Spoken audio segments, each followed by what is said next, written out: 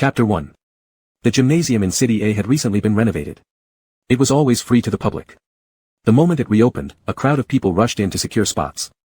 The basketball court was always a popular place, you needed to book it in advance. Due to this long renovation pause, reservations were already booked up 3 months ahead. Li Yan had been watching for quite some time. There was a new face among the group of boys playing basketball, apparently a newcomer. This basketball team belonged to C University and had repeatedly won championships in several intercollegiate leagues, making them an almost unbeatable force. The newly arrived member played fiercely, allowing the opposing team only 3 goals near the end of the game and preventing the other side from experiencing the humiliation of a shutout. Sounds of sneakers screeching against the floor, the thudding of the basketball bouncing, and the swishing of the ball through the hoop filled the air. When the game ended, every player from the university's basketball team was drenched in sweat.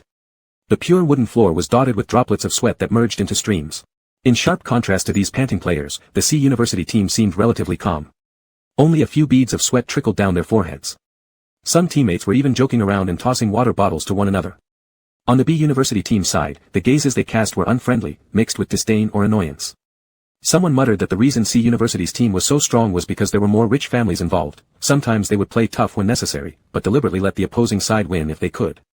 However, anyone with clear eyes could see that, while this might be true for some teams, C University's basketball team undeniably possessed impressive talent. Still, it was undeniable that C University's basketball team had significantly more funding than other teams. A few disgruntled members turned and walked away, muttering under their breath. Among the spectators, a few Omega spectators came down and started wiping sweat off those alphas and handing them water. If not for the fact everyone was wearing blocking patches, the pheromones released after the alpha athlete's exertion might have made the stadium unbearable. Du Lin nudged Lin Sheng with his elbow and nodded toward the stands where Li Yan was sitting. That guy over there has been looking at you the whole time. Lin Sheng glanced in that direction, seeing a black-haired man with a wheatish complexion who looked slim but had bright eyes. In truth, if Du Lin hadn't pointed him out specifically, this man was someone extremely unremarkable, someone easily lost in a crowd and almost invisible. What about him? Lin Sheng asked indifferently as he turned back. This person is a regular visitor to the basketball court, Du Lin added with a smile, sharing what he perceived as something unusual. Even during cold winter days when the ground froze, he still showed up. If the games aren't good, he doesn't care and often falls asleep on the stands. Du Lin looked again at the man, judging him as very ordinary, likely not an alpha, but possibly a beta since his build wasn't as slim as most Omegas. Du Lin continued, it's because you're playing well today that he's focusing on you. I don't care whether he thinks I'm good or not, said Lin Sheng expressionlessly, urging, hurry up and change, Auntie has called several times already. By the time they finished showering and changing clothes, the basketball court was practically deserted since the closing time of the gymnasium was approaching. As Du Lin and the others exited, they noticed that man still sitting in the 4th row, staring blankly at the basketball court. Li Yan jogged the last part of his way home, having suddenly remembered that today was Lu Lanning's return day. He got home at 7:35 p.m., 5 minutes later than his scheduled arrival. Standing by the door, Li Yan saw the butler preparing dinner in the living room. With a shred of hope, he quietly asked, has she returned? The butler didn't reply, just casting a glance upward. On the 2nd floor corridor facing the dining table in the living room stood Lu Lanning, who had just come out of her bedroom. She appeared to have just taken a shower, with damp hair sticking to her forehead, and even though she had changed into a set of light gray cotton pajamas, her gloomy expression gave her a stern air. The butler immediately sensed Li Yan stiffening up. His lips tightened as he briefly glanced at Lu Lanning before lowering his gaze. Lu Lanning, watching from upstairs at the world revealed as Li Yan lowered his head, couldn't help but give a derisive laugh. By the time she descended the stairs, the butler tactfully excused himself. There was a scraping sound, squeak, as Lu Lanning pulled out a chair, her tone devoid of emotion. What are you standing around for? Sit down and eat. Relief swept over Li Yan as he realized that she wouldn't hold his tardiness against him. He pulled out the chair and sat down. After eating a couple of bites, he heard Lu Lanning ask again, where did you go today? Li Yan hastily swallowed the mouthful of food and replied, I went to watch a basketball game. Lu Lanning sniffed with disdain, you go every day. Do they let you play with them? Li Yan lowered his eyelids slightly and ate in silence. Fortunately, Lu Lanning didn't dwell on this topic for long. After finishing her meal quickly, she served Li Yan a bowl of soup, telling him to drink it all. Li Yan was already full, but since Lu Lanning had served it, he didn't dare not to drink it. That evening in the bedroom, Li Yan had been in the bathroom for almost an hour, taking his sweet time to wash. By 10:30, he finally emerged slowly, hoping that after her trip Lu Lanning would be too tired and perhaps already asleep. But as soon as he came out, Lu Lanning, half reclining at the head of the bed, was watching him with a mocking smile. After all these years, when will you amount to anything? She had removed her blocking patch, and the room was filled with a citrus fragrance. Li Yan sniffed. Being a beta, he wasn't very sensitive to pheromones, but living together with Lu Lanning over the years, her excessive marking had caused him to develop some sensitivity to her pheromones. Chapter 2. Li Yan's body moved stiffly and slowly as he approached Lu Luning. As soon as he neared the edge of the bed, Lu Luning pulled him up with a swift motion.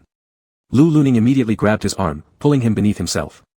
His hand slid inside the loose pajama bottoms, gliding across Li Yan's waist and upward to his chest, all while touching the skin underneath. He buried his face into Li Yan's neck and took in a breath, noticing that the scent from their last encounter had almost faded. This realization filled him with discontent, and he hastily yanked down Li Yan's sleep pants. But this time, it went on for much longer, until Li Yan barely retained any consciousness. In the end, all he could feel was Lu Luning lifting him up and placing him into warm water. Li Yan didn't wake up until 11 in the morning the next day. By then, Lu Luning was already gone from the house. He was extremely busy with work, having only taken over the Lu family business for a few years. Rumors even suggested that part of the power still hadn't been handed over by Lu Anling. Li Yan felt some soreness in his body as he ate lunch alone at the long dining table, with the butler standing beside him serving dishes. After finishing lunch, he left despite his body not being fully recovered. He simply couldn't bear staying in that house anymore, especially since Lu Luning had returned. As spring transitioned into summer, the afternoon sun shone brightly, reminding him of midsummer heat. On a pedestrian street corner in the West City area, he spotted Old Yu. Old Yu sat cross-legged under a tree, wearing two extra tattered clothes Li Yan had never seen before, each adorned with at least 3 mismatched patches of fabric. The bowl in front of him now had not 1 but 2 chips, yet it contained a fair amount of coins. With his eyes closed, Old Yu leaned back against the large tree behind him, resting a dirty stick vertically on his shoulder. Li Yan walked closer quietly and knelt down slowly. Then, he reached towards the bowl in front of Old Yu. Just as his fingers touched the 2 coins at the bottom, the stick came down hard, striking his hand. Ow, weren't you sleeping? Li Yan massaged his stinging hand.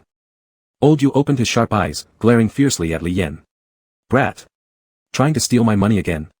He barked, his grizzled beard quivering, raising the cane as if readying another strike. Li Yan dodged slightly, furrowing his brow. You're cheating.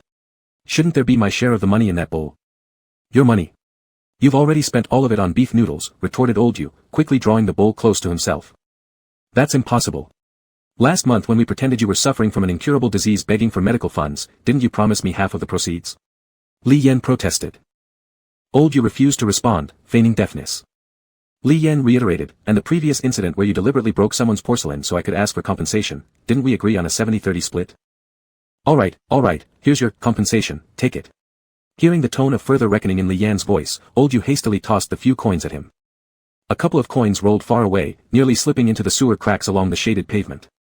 Li Yan retrieved them one by one, gently blowing off the dust. The sun hung high in the sky. After careful observation, Li Yan finally found a convenience store among numerous milk tea shops. At first, he picked up a 4-yuan mineral water bottle, reconsidered, then exchanged it for 2 2-yuan bottles instead. However, just as he walked back to the street corner, the figure of Old Yu beneath the tree was nowhere to be seen. Looking around, he noticed a crowd gathered in the middle of the road. Li Yan thought worriedly, not again. On his way closer, through gaps in the crowd, he caught sight of the familiar stick resembling a paddle used by Old Yu. Li Yan nearly lost his breath from the unexpected scene and rushed into the gathering without identifying the vehicle involved. Without seeing what caused it, he shouted 3 times toward the ground where Old Yu lay groaning, Father! Father! Father! Chapter 3. Dad! What's wrong with you? Wake up! Li Yan rushed to Old Yu who was lying on the ground. Just as he shouted, a person got out of the black Porsche in front of him. A female Omega, no more than 18 or 19 years old, with fair skin and great beauty. When she saw the situation in front of her car, she frowned slightly, but even when anxious, her sweet voice sounded like coquetry, Brother! You guys better get out quickly. We hit someone. Du Lin got out from the back seat, first saying, I already told you not to drive, but you insisted on trying. As Du Lin looked down, he realized it was that regular guest at the gym. Observing Old Yu on the ground, groaning faintly, half-closed eyes, quite a distance away from his car's hood, and considering the previous distance could not possibly knock this old man down, there was likely someone pretending to be hurt for profit. Old Yu gave Li Yan a glance, and Li Yan immediately said while looking up, How do you drive your car? Look what you did to my dad. While speaking, Li Yan also noticed Du Lin, contemplating how Old Yu managed to encounter such a big target. Glancing into the car, there were still others seated, apparently rushing somewhere important. Normally, they would definitely give money to settle the matter without wasting valuable time. Thinking about all this, Li Yan continued, You must quickly take my dad to the hospital for a full set of examinations, he can't even stand. If anything happens, we can't afford to waste time. At this remark, the young lady was clearly displeased, We're running late. I'll call an ambulance, just tell me the amount, and we'll pay. Upon hearing this, Old Yu's moans of pain grew louder, seemingly delighted. Not impossible, seeing that you indeed have urgent matters, 2,000 yuan to us, and I'll take my father to the hospital. That won't delay your affairs anymore. The young lady snorted disdainfully upon hearing this. 2,000 yuan wasn't worth wasting their time over, reaching to grab her wallet from the driver's seat. Wait, so you're saying we hit you? Du Lin stopped his sister from taking the wallet. Our car has a dashcam. It'll show whether the old man fell by himself or if our car touched him. Let's check, isn't that clear? Old Yu's groans suddenly diminished, half-lidded eyes blinking at Li Yan. Li Yan grew anxious and then retreated. 2,000 is too much. Can we settle for 800 at least? The old man is injured this way, at least enough for an X-ray and medicine, right? At this moment, the younger sister realized something and exclaimed, oh. Yes, we do have a dashcam. I wondered why the old man just crossed in front of me and collapsed, even rolling down in front of my car, acting so convincingly. It was obviously a scammer. Du Lin observed Li Yan still hugging the elderly man, playing the part of a dutiful son, arms folded. Enough, don't waste time here. Help him up, we need to go now, other cars will soon pass by, and you really should have some sense of morality. Li Yan gritted his teeth and persisted, that's unacceptable. My dad can't stand up now, and you need to hand over at least 800 yuan. Reasonably speaking, these rich second-generation individuals shouldn't care about hundreds or dozens of yuan. Why were they being particular today? Compared to several hundred yuan, shouldn't their time be more valuable? True enough, the female Omega, upon witnessing this shameless expression, displayed contempt on her face and pulled out a stack of money from her wallet, about to throw it at them and send them packing. However, one arm blocked her action. Lin Xing had stepped out of the car, his gaze lingering momentarily on Li Yan before furrowing his eyebrows slightly. His face then showed a somewhat odd expression. He finally spoke, fine, it was hit after all, let's call an ambulance, and they'll conduct a medical checkup. We'll cover the medical expenses. Sister Lin, Xiao Hao and the rest are waiting for us at the vineyard. The Omega evidently felt dissatisfied and surprised by Lin Xing's decision. Besides, they're obviously scammers. Why bother checking on these rascals? Lin Xing's gaze fell onto Old Yu and then moved to his lower leg. Isn't he bleeding from an injury? Check it urgently. Li Yan noticed, sure enough, Old Yu had a small wound on his calf, but the blood flowing out had already clotted. Under the high-pressure alpha gaze of this superior-level alpha, Old Yu's body trembled slightly, and he secretly pinched Li Yan's thigh. Li Yan promptly responded, no need, we don't want to waste your precious time. Glancing at Old Yu's bleeding calf, which might have been scratched against the license plate, thinking it couldn't possibly bleed for nothing, he took another step back. If really nothing else works, 500 should suffice. After Lin Xing heard this, he directly turned around and told Du Lin, let's go, take them to the clinic ahead. Du Lin paused, looking at Lin Xing in confusion, trying to decipher the meaning behind his actions. Lin Xing was definitely someone who disliked trouble more than they did, so he wouldn't do anything unnecessary. Ugh, that old man is so dirty, how can we let them into our car? Li Yan saw their reluctant expression and realized it would be unfortunate if they really took him somewhere to teach him a lesson. Just don't bother, if it's really impossible, then you guys just leave first. Li Yan helped Old Yu up and retrieved his cane, both were about to leave. Du Lin looked at Lin Xing, seeing he had no intention of stopping them, and remained silent as everyone returned to the car, this time with Du Lin driving. Lu Jianing returned to the Lu family residence in the evening. Lu Anling was reading old newspapers on the sofa at home, and Min Lingyu came out with freshly baked cookies. Seeing Lu Jianing return, she smiled warmly and urged him to try some. Min Lingyu wasn't Lu Jianing's biological mother but was someone Lu Anling remarried later. She was a petite and gentle Omega, and her relationship with Lu Jianing wasn't too bad. However, Lu Jianing wasn't overly close to her either. Overall, they maintained an acceptable relationship. As expected, Lu Jianing gave her face by tasting one under her hopeful gaze. It was a bit sweet, but indeed quite delicious when he took a bite. The dinner was mostly prepared according to Lu Jianing's taste. Halfway through the meal, Lu Anling suddenly said, the Omega from the Song family is nearing marriageable age. Mr. Song mentioned this matter to me not long ago. Find time this weekend to meet with him. Lu Jianing almost immediately rejected the idea without even pausing in his motions of picking food. No. Lu Anling, clearly displeased, asked, no. How old are you? I'm not asking you to marry right away, just start getting to know each other.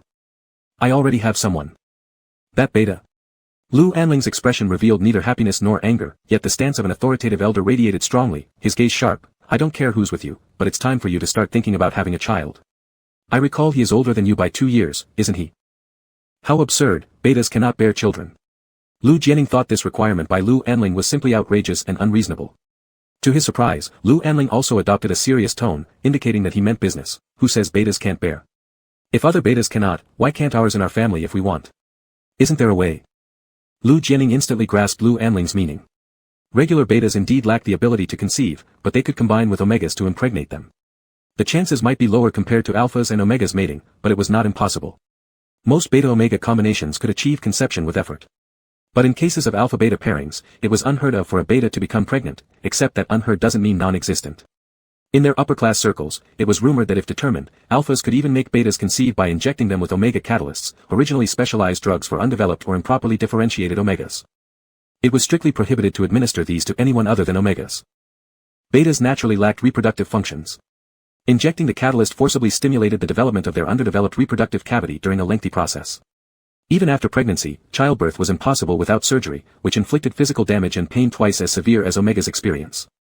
Lu Jianing slammed down his chopsticks and laughed bitterly. You specifically called me back home just to talk about this? He will turn 29 this year. The longer we wait, the harder it gets for conception. Don't think about it, his health condition won't allow it. Mentioning this, Lu Jianing's tone turned firmer. Lu Anling stood his ground unyieldingly and showed no mercy towards his only son. Is his poor health what makes you finally care now? Didn't I hear rumors of all those tactics you used on him back then? Lu Jianing seemed struck where it hurt most, his expression turning rigid as his lips tightened. That was in the past, besides, it was his own fault for not listening. Lu Anling paid no attention to these stubborn remarks. Anyway, it's none of my concern. If you're unwilling to have him give birth, go ahead and meet with the Song family this weekend, you decide for yourself. Don't make me nag you anymore, you won't like it when I interfere. After saying these words, he stood up, his back cold and unyielding, giving Lu Jianing no room for negotiation. Lu Jianing stood up abruptly as well, almost wanting to throw up the few bites he had eaten earlier. His drive home was dangerously near speeding limits. The meal ended in discomfort and silence. Upon returning home, Lu Jianing saw Li Yan feeding the cats again through the railing of their fence. The black and white stray cat, fattened by Li Yan's care over the years, looked anything but homeless, bearing more signs of overnutrition. Li Yan squatted there, his back partially visible, revealing a sliver of his waist from behind, where one could see his slender spine. There were also marks left from Lu Jianing's grip during their encounter 2 nights ago. Lu Jianing gazed at his silhouette. Li Yan was turning 29 this year, and after his birthday later this year, he'd be 30. Yet Li Yan appeared unchanged from when they had first met when he was 22. Chapter 4. Li Yan calculated the days, they had already done it yesterday, so there wouldn't be anything today. He felt a sigh of relief in his heart, and when Lu Lining called him back into the room, he did not hesitate in his movements. After taking a shower and lying down on the bed, he felt a bit tired.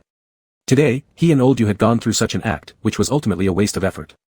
When Lu Lining came out, she saw Li Yan lying on his side, seemingly lost in thought, fiddling with the bedside lamp. Designed by Lu Su, it was small and exquisite, looking like a valuable piece of art. This bedside lamp was brought back by Lu Lining from Europe last year. He actually hated sleeping with any light on, and used to prefer dark curtains to completely block out the light. But now, every night, at least one bedside lamp would remain lit in the master bedroom. When Li Yan heard Lu Lining step out of the bathroom, he snapped out of his reverie, withdrawing his hand that was fiddling with the tassels of the bedside lamp under the thin blanket. Lu Lining still carried a faint scent of orange, and reached out to embrace Li Yan who was facing away from her. Lu Lining didn't speak, and Li Yan certainly wouldn't take the initiative to say anything either. Besides, Li Yan was somewhat tired today, as he hadn't rested well the previous night and now lying in bed, his waist and legs still ached.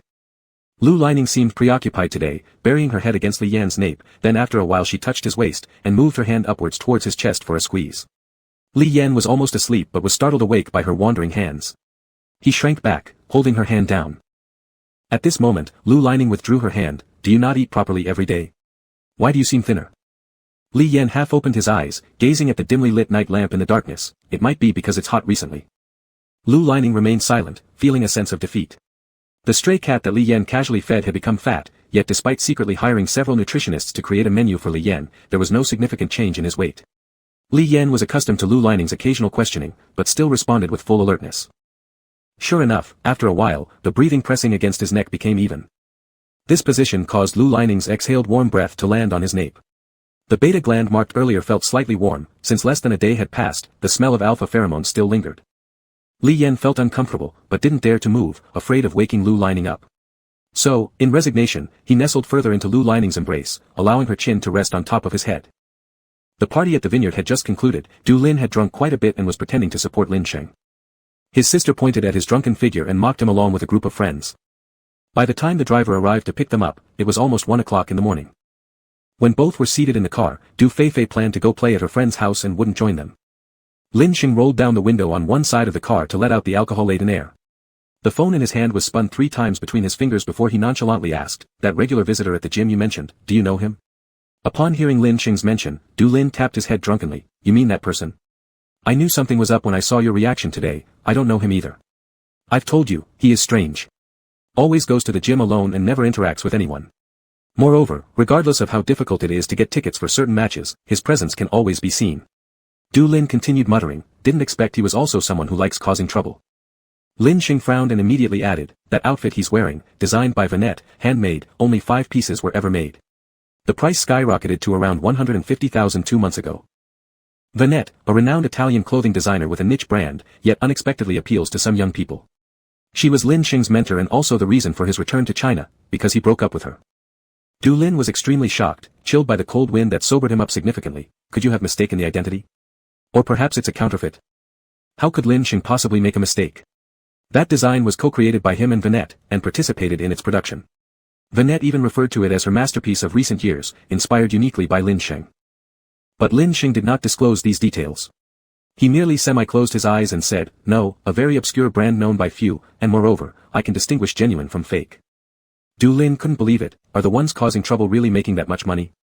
Better not mention it. As soon as Du Lin raised this topic, Lin Xing's complexion changed multiple times. Yes, this man wore their masterpiece on the streets and acted arrogantly. As for the piece he originally owned, it had been thrown away in Vanette's apartment building when he stormed back half a year ago. Lin Xing remarked, how interesting, wearing a 150,000 yuan suit and knocking over a 2,000 yuan porcelain. By this point, Du Lin was also intrigued, but City A isn't that big. Someone of his age in the social circle here should at least have heard of him. Could he be an illegitimate child of some rich family? As a beta, maybe he wasn't valued and not taken back.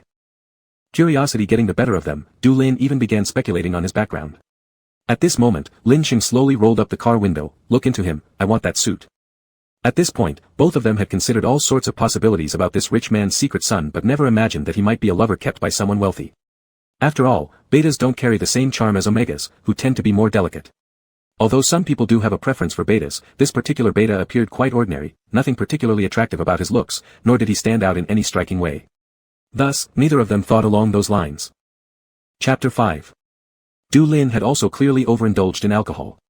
When he heard Lin Xing mention that clothing item, it took him a moment to respond. After a brief pause, he said teasingly, you really like that piece of clothing, huh? Whoever wears it, you'll still want it. Lin Xing took a deep breath and retorted, would it be so bad if I bought it just to burn it? Du Lin put on an expression as if he'd suddenly realized something. The original price of 5 items was already inflated to 150,000 yuan. If you burned one, wouldn't the remaining pieces become even more valuable? You're really too kind to your ex-girlfriend. Even now, you're still boosting her work's value. Lin Xing could bear it no longer. If not for Du Lin's drunken state, he might have already kicked him out of the car. Calming down, he gritted out 2 words through clenched teeth, shut up. Li Yan avoided going back to the gymnasium after that day, fearing he might bump into them again. He spent a week hanging around the streets with Old Yu, utterly bored. On a rainy day, he eventually went to the gym, using Old Yu's tattered umbrella. Since it was Monday afternoon, a workday, the gymnasium was rather quiet. Typically, people only flooded in during weekends or Friday evenings. Li Yan found his usual spot in the 4th row. The basketball court looked empty but was brightly lit, the lights making the floor shine brilliantly. Li Yan stared at the court for a while, the rain outside gradually growing heavier. Slowly, he reclined on the seat, closing his eyes. Lu Ning had kept him awake all night tossing and turning, but he woke up early in the morning. As soon as he woke, he started gently poking his eyelids, believing his movements were light enough not to disturb him. Just as Li Yan's drowsiness returned and he was about to drift off to sleep, there came a loud bang, the sound of a basketball hitting the floor. Startled, Li Yan opened his eyes, glanced around briefly, and quickly lay back down, pretending he wasn't there. It turned out to be none other than that guy from the other day, who had claimed he wanted to bring him and Old Yu to the clinic. This time, however, the man was alone, having come by himself on such a gloomy, rainy day. He looked upset, judging from how aggressively and erratically he was bouncing the ball. Li Yan silently decided to pretend he didn't exist, hoping the other man would finish playing soon and leave. About an hour and a half passed. Li Yan barely dared to shift his position, his entire body felt numb from staying still. Finally, he heard the footsteps fading away. Li Yan guessed the man must have gone to the locker room to rinse off and was probably about to leave. About 10 minutes later, more footsteps echoed, getting fainter and fainter. Li Yan allowed himself a small sigh of relief when... plop! The dull thud of something heavy falling to the ground was followed by a muffled groan of pain, SSSS. The man had fallen. He seemed to try to get up but fell again. The gymnasium was eerily silent except for the sound of the rain outside and the man's labored breathing. Li Yan could no longer pretend he wasn't there. Rising slowly, he peeked around cautiously and saw that it was Old Yu's old, broken umbrella which had tripped the man up. One of its jagged spokes had somehow pierced the man's lower leg, creating a bleeding wound. It was unclear exactly how this had happened. What had this man done to offend old Yu? Seeing blood streaming from his leg, Li Yan hurriedly stood up, rushing over anxiously. Are you all right? The man grimaced in pain, sweat pouring down his forehead. He looked at the small broken umbrella lying next to him. Its frame was cracked, rust-covered steel protruding dangerously. His gaze shifted to Li Yan's face. Though his expression was cold, his voice was soft. Have you been here all along? Li Yan managed a strained smile. I didn't want to disturb you. Do you own this umbrella? Asked Lin Xing curtly. Li Yan frantically shook his head. No, no. Not mine. If only the two of us are here and it isn't yours, then does it belong to me? Lin Xing's anger flared internally. Did this person really think he was that easy to fool? Li Yan, realizing he was cornered, changed the subject. Your injury looks serious. Let me help you stand up. We need to go to the hospital. Lin Xing did not respond but also did not resist when Li Yan helped him up. Once standing, Li Yan suggested, quick, call your friend. It's pouring heavily right now. My phone is powered off. Go to the underground parking lot and bring my car up. Lin Xing tossed his keys to Li Yan from his pocket. Can you drive? After catching the keys, Li Yan nodded and helped Lin Xing sit nearby before sprinting to the garage. Li Yan drove Lin Xing's car to the main entrance of the gymnasium. However, since the main entrance was still a distance away from the indoor area, he braved the rain once more, returning to assist Lin Xing, supporting his arm across his shoulder. With his other hand, he held the umbrella. Lin Xing frowned, his complexion pale white, likely due to the pain.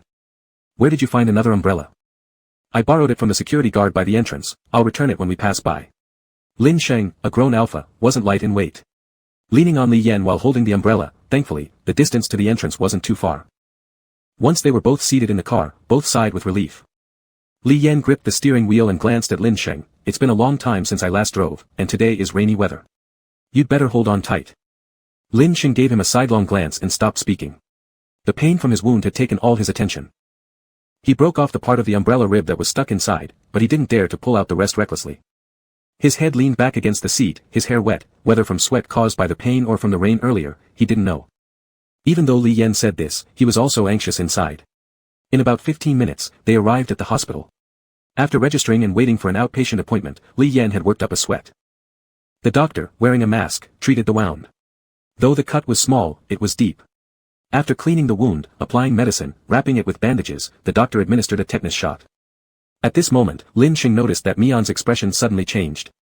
His pupils contracted sharply, and his whole body tensed, a subtle change, yet sudden. Lin Xing shifted his gaze to the doctor's needle tip.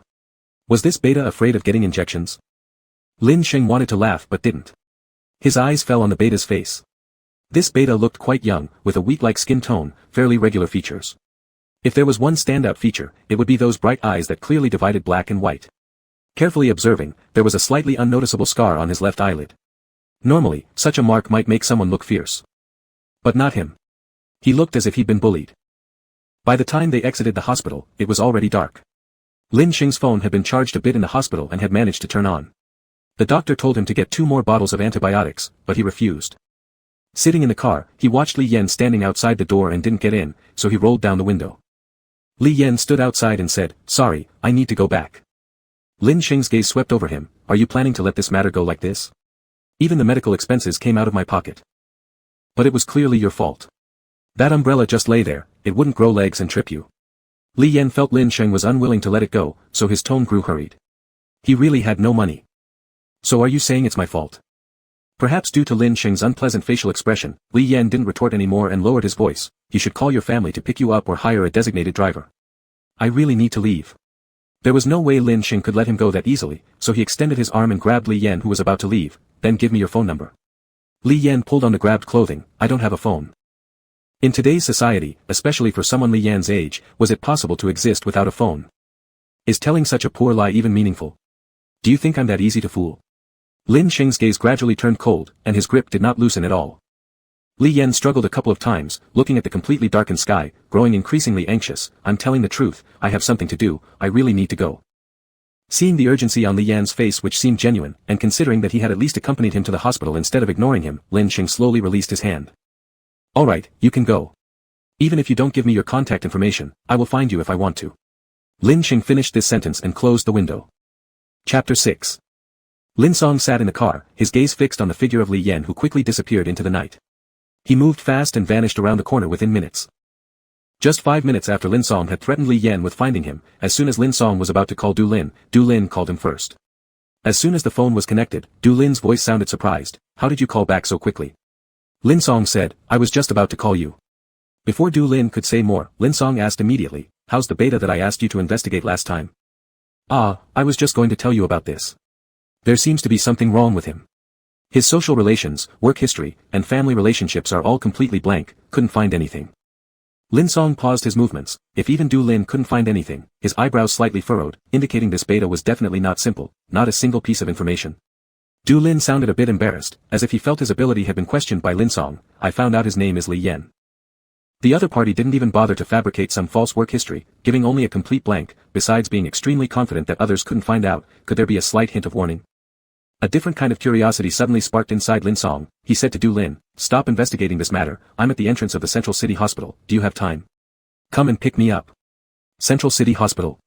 Du Lin began shouting again, what's wrong, are you sick or injured? Don't ask, you'll know when you get here.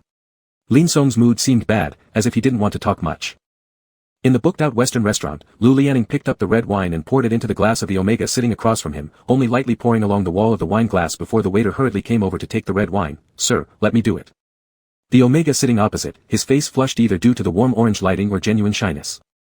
The Omega looked barely over 20 years old, with rosy lips and white teeth, delicate wrists that appeared as if they would leave an indentation with just a little force. Song Wan. Lu Lianing's voice was somewhat low, sounding very deep and pleasant in the spacious restaurant. The Omega nodded quickly, yes. He was arranged by his father to meet this Alpha this weekend. At first he was quite resistant. He had heard that since the Lu family group fell into this person's hands, the leader acted ruthlessly. Several veterans who helped his father establish the company were expelled under various pretexts, showing no mercy. If he treated these people like this, what more could one expect for his competitors? Song Wan secretly observed the handsome Alpha opposite. He looked so handsome that it exceeded imagination. There was also a familiar feeling, as if he had seen him somewhere. The Alpha across from him had sharp brows and eyes, a high nose bridge, slightly upturned lips, and jawline contours that were exceptionally superior. He seemed gentle, unlike someone with a bad temper. Lu Lianing carefully cut the steak on his plate, then sent each piece into his own mouth, finding the taste quite good. When there was time, he could bring Li Yan here to eat. But then again, he thought Li Yan might not cut the steak well, so he'd probably have to help him. While he was thinking, he was suddenly interrupted by the person opposite. Mr. Lu, Song Wan, his face flushed, gathered his courage and lifted the wine glass. Lu Lianing picked up his wine glass without expression and clinked it with Song Ruan's. I haven't been to this restaurant yet, the food here is pretty good. Lu Lianing smiled kindly, curving his lips into an arc that made Song Ruan's heart beat faster, if you like it. This was their first meeting. Song Wan was shy, so they didn't chat much in the restaurant, but the meal progressed, consuming a fair amount. After finishing the steak, Lu Lianing glanced at the time and put down the knife and fork. Song Wan ate slowly, and most of his food remained. Lu Lianing adjusted to a slightly more relaxed posture, then lifted his eyes to examine Song Wan. How old are you this year? You look young. Song Wan also raised his head to meet Lu Lianing's gaze, then lowered it again in panic. Not young anymore, I'm 23 this year. Lu Lianing did not continue this topic, instead pushing the side dishes closer to Song Wan. Try this one, this flavor is also nice. Since Lu Lianing finished eating early, Song Wan didn't want to appear too slow or gluttonous, so he quickly put down his utensils as well.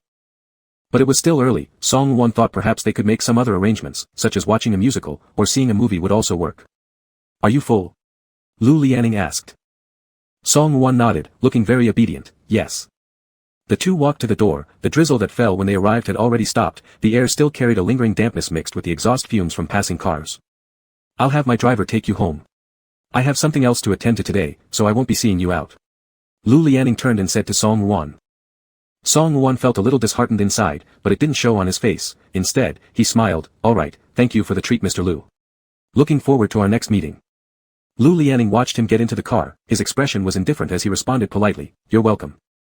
When Li Yan returned home, having rushed, he just managed to make it before 7:30 p.m. He had thought for sure he'd be late tonight, but perhaps due to the overcast weather, the night fell earlier. Lu Lianing wasn't at home, and Li Yan found dinner far more relaxing without him around. He fed the cats after eating, just as he always did. After getting cat fur all over his hands, he went back to the bedroom to shower. He hadn't even finished rinsing off the grape-scented body wash when someone squeezed in. Soon, muffled moans started echoing through the bathroom, the rich orange aroma seeping through the slightly ajar door, completely overpowering the scent of the shower gel. Chapter 7. Li Yan was scolded by old Yu with a barrage of insults. Afterwards, he took an umbrella from his home. This umbrella was pitch black all over, had large ribs, and appeared to be far superior in quality to Old Yu's old umbrella. Old Yu grabbed the big black umbrella as if ready to strike him, but Li Yan dodged backward and said, "Your old umbrella leaks rain when used. You should thank me for getting you a new one. The quality of this umbrella is hundreds of times better than your old one." Old Yu fumed, "You don't know anything, brat. That umbrella has accompanied me for almost 20 years, I have feelings for it. How could they be the same?" "What? 20 years? It must be older than me." "Older than you, so what? I just value old things." With that, Old Yu swung the big black umbrella in the air with a loud slap. "Ouch, alright. I won't eat beef noodles this month. That will be my compensation fee, okay?" Li Yan retreated to the wall corner, waving his hands as if conceding defeat. Only then did Old Yu pull back, scrutinizing the big black umbrella Li Yan brought over carefully. As Li Yan approached, Old Yu still managed to wear an expression as if grieving deeply for his beloved umbrella. Seeing no way around it, Li Yan squatted by the roadside, sighed at the coins in Old Yu's broken bowl, then got up and left. Old Yu looked at his despondent back, glanced at the high-quality big black umbrella beside him, looking sturdier than his walking stick, and suddenly felt a little guilty. Just as he wanted to call out to stop Li Yan, a passerby coincidentally lamented, "This month went by really fast. It's already over." Realizing it was the last day of the month, Old Yu thought, "Not eating beef noodles this month, are we supposed to wait until tomorrow to eat? What a little rascal." After that rain, there were several more drizzles, but as soon as the rain stopped, the weather changed immediately, signaling that summer had truly passed. In the gymnasium, Li Yan sneezed and sniffed his nose. Originally, he had been somewhat worried about running into them again, but now he felt it wasn't entirely his fault that someone got their leg injured by the umbrella rib. He also delivered the injured person to the hospital in the rain. Moreover, considering that the person's leg had been hurt, it shouldn't have healed so quickly for them to be playing basketball in the gym already. It had only been a little over a week. Reality proved that Li Yan underestimated the recovery ability of alphas. As soon as he entered the basketball court, he saw Du Lin's group playing enthusiastically. But no other teams were present, indicating they were conducting team training. Choosing to conduct the training not in the university basketball court but in the city gymnasium, Li Yan stood at the entrance, noticing that those people only glanced at him once before focusing on the game. So, he relaxed, found his usual seat in the fourth row, and sat down. Just as he sat down, Lin Sheng, standing behind the players furthest from him, suddenly threw the basketball directly at Li Yan. Li Yan was startled inside, hurriedly stretching out his hand to catch it. If the ball hit his face, with this level of impact, his whole face would swell up. Fortunately, he barely caught it. The teammates were caught off guard by Lin Sheng's move, including Du Lin, who paused for a moment and then assumed he knew Lin Sheng's intention. Glaring fiercely, he turned his gaze toward Li Yan, who had dumbfoundedly caught the basketball with both hands and stood motionless. "So it was you who injured Lin Sheng's leg?" Du Lin stepped closer. Seeing it was someone who had offended Lin Sheng and happened to be a beta, everyone decided to intimidate Li Yan. How dare someone bother Brother Lin? That bean sprout. The beta actually has guts. Other spectators in the gymnasium watching this group of mighty-looking alphas moving toward the poor beta didn't dare utter a word or intervene. Moreover, those alphas clearly appeared wealthy or influential. Li Yan stared blankly as they moved towards him, trembling and saying, "Misunderstanding. What to do? Should he apologize and retreat? Would that work? Or escape? But they were alphas. How could he outrun them? When Li Yan was at a loss, not knowing whether to stand ground or flee, Lin Sheng, standing far away, slowly opened his mouth as if having seen enough fun.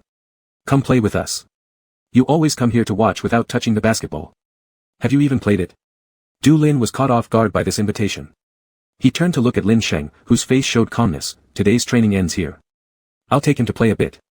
Immediately realizing the plan, Du Lin presumed Lin Sheng wanted to use this occasion to discuss that piece of clothing involving emotional memories with his ex-girlfriend privately. So Du Lin loudly rallied the confused teammates to switch the venue and invited everyone to relax somewhere else. Once everyone had left, Li Yan still stood there, holding the ball with both hands, looking at Lin Sheng. Lin Sheng said, "Come on, why are you standing there like an idiot? I'll give you free coaching today."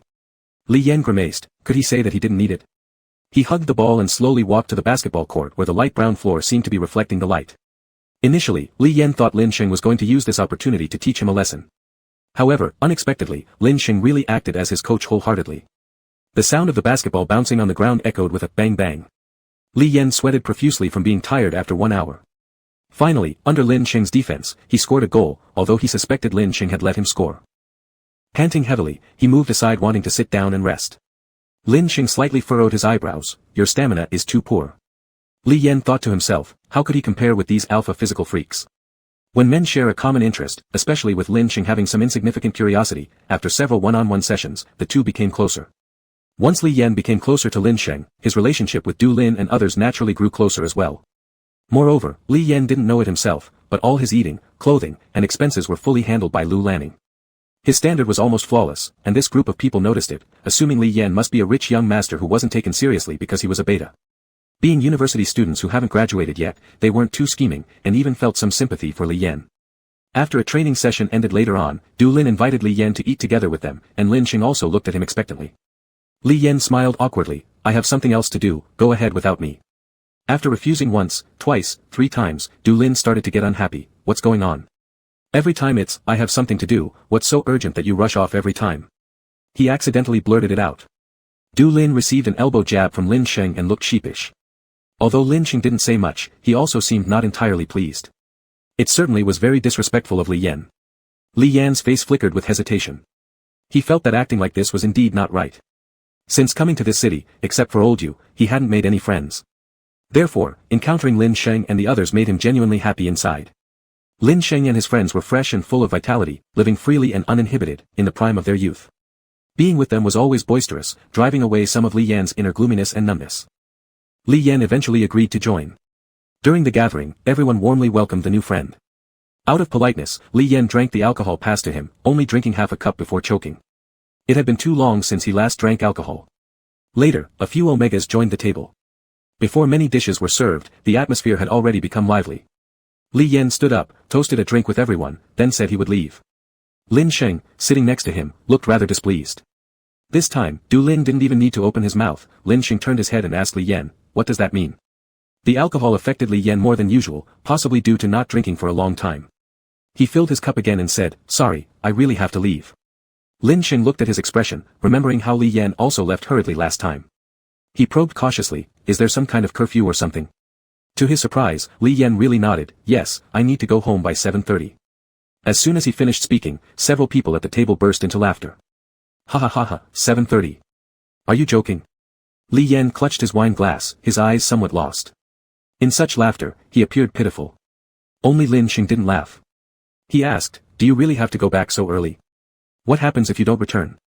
Li Yan's eyelashes trembled as he answered, it used to be 8 o'clock, but after I was late once, it was moved up to 7:30. If I'm late again, it'll be advanced to 7 o'clock.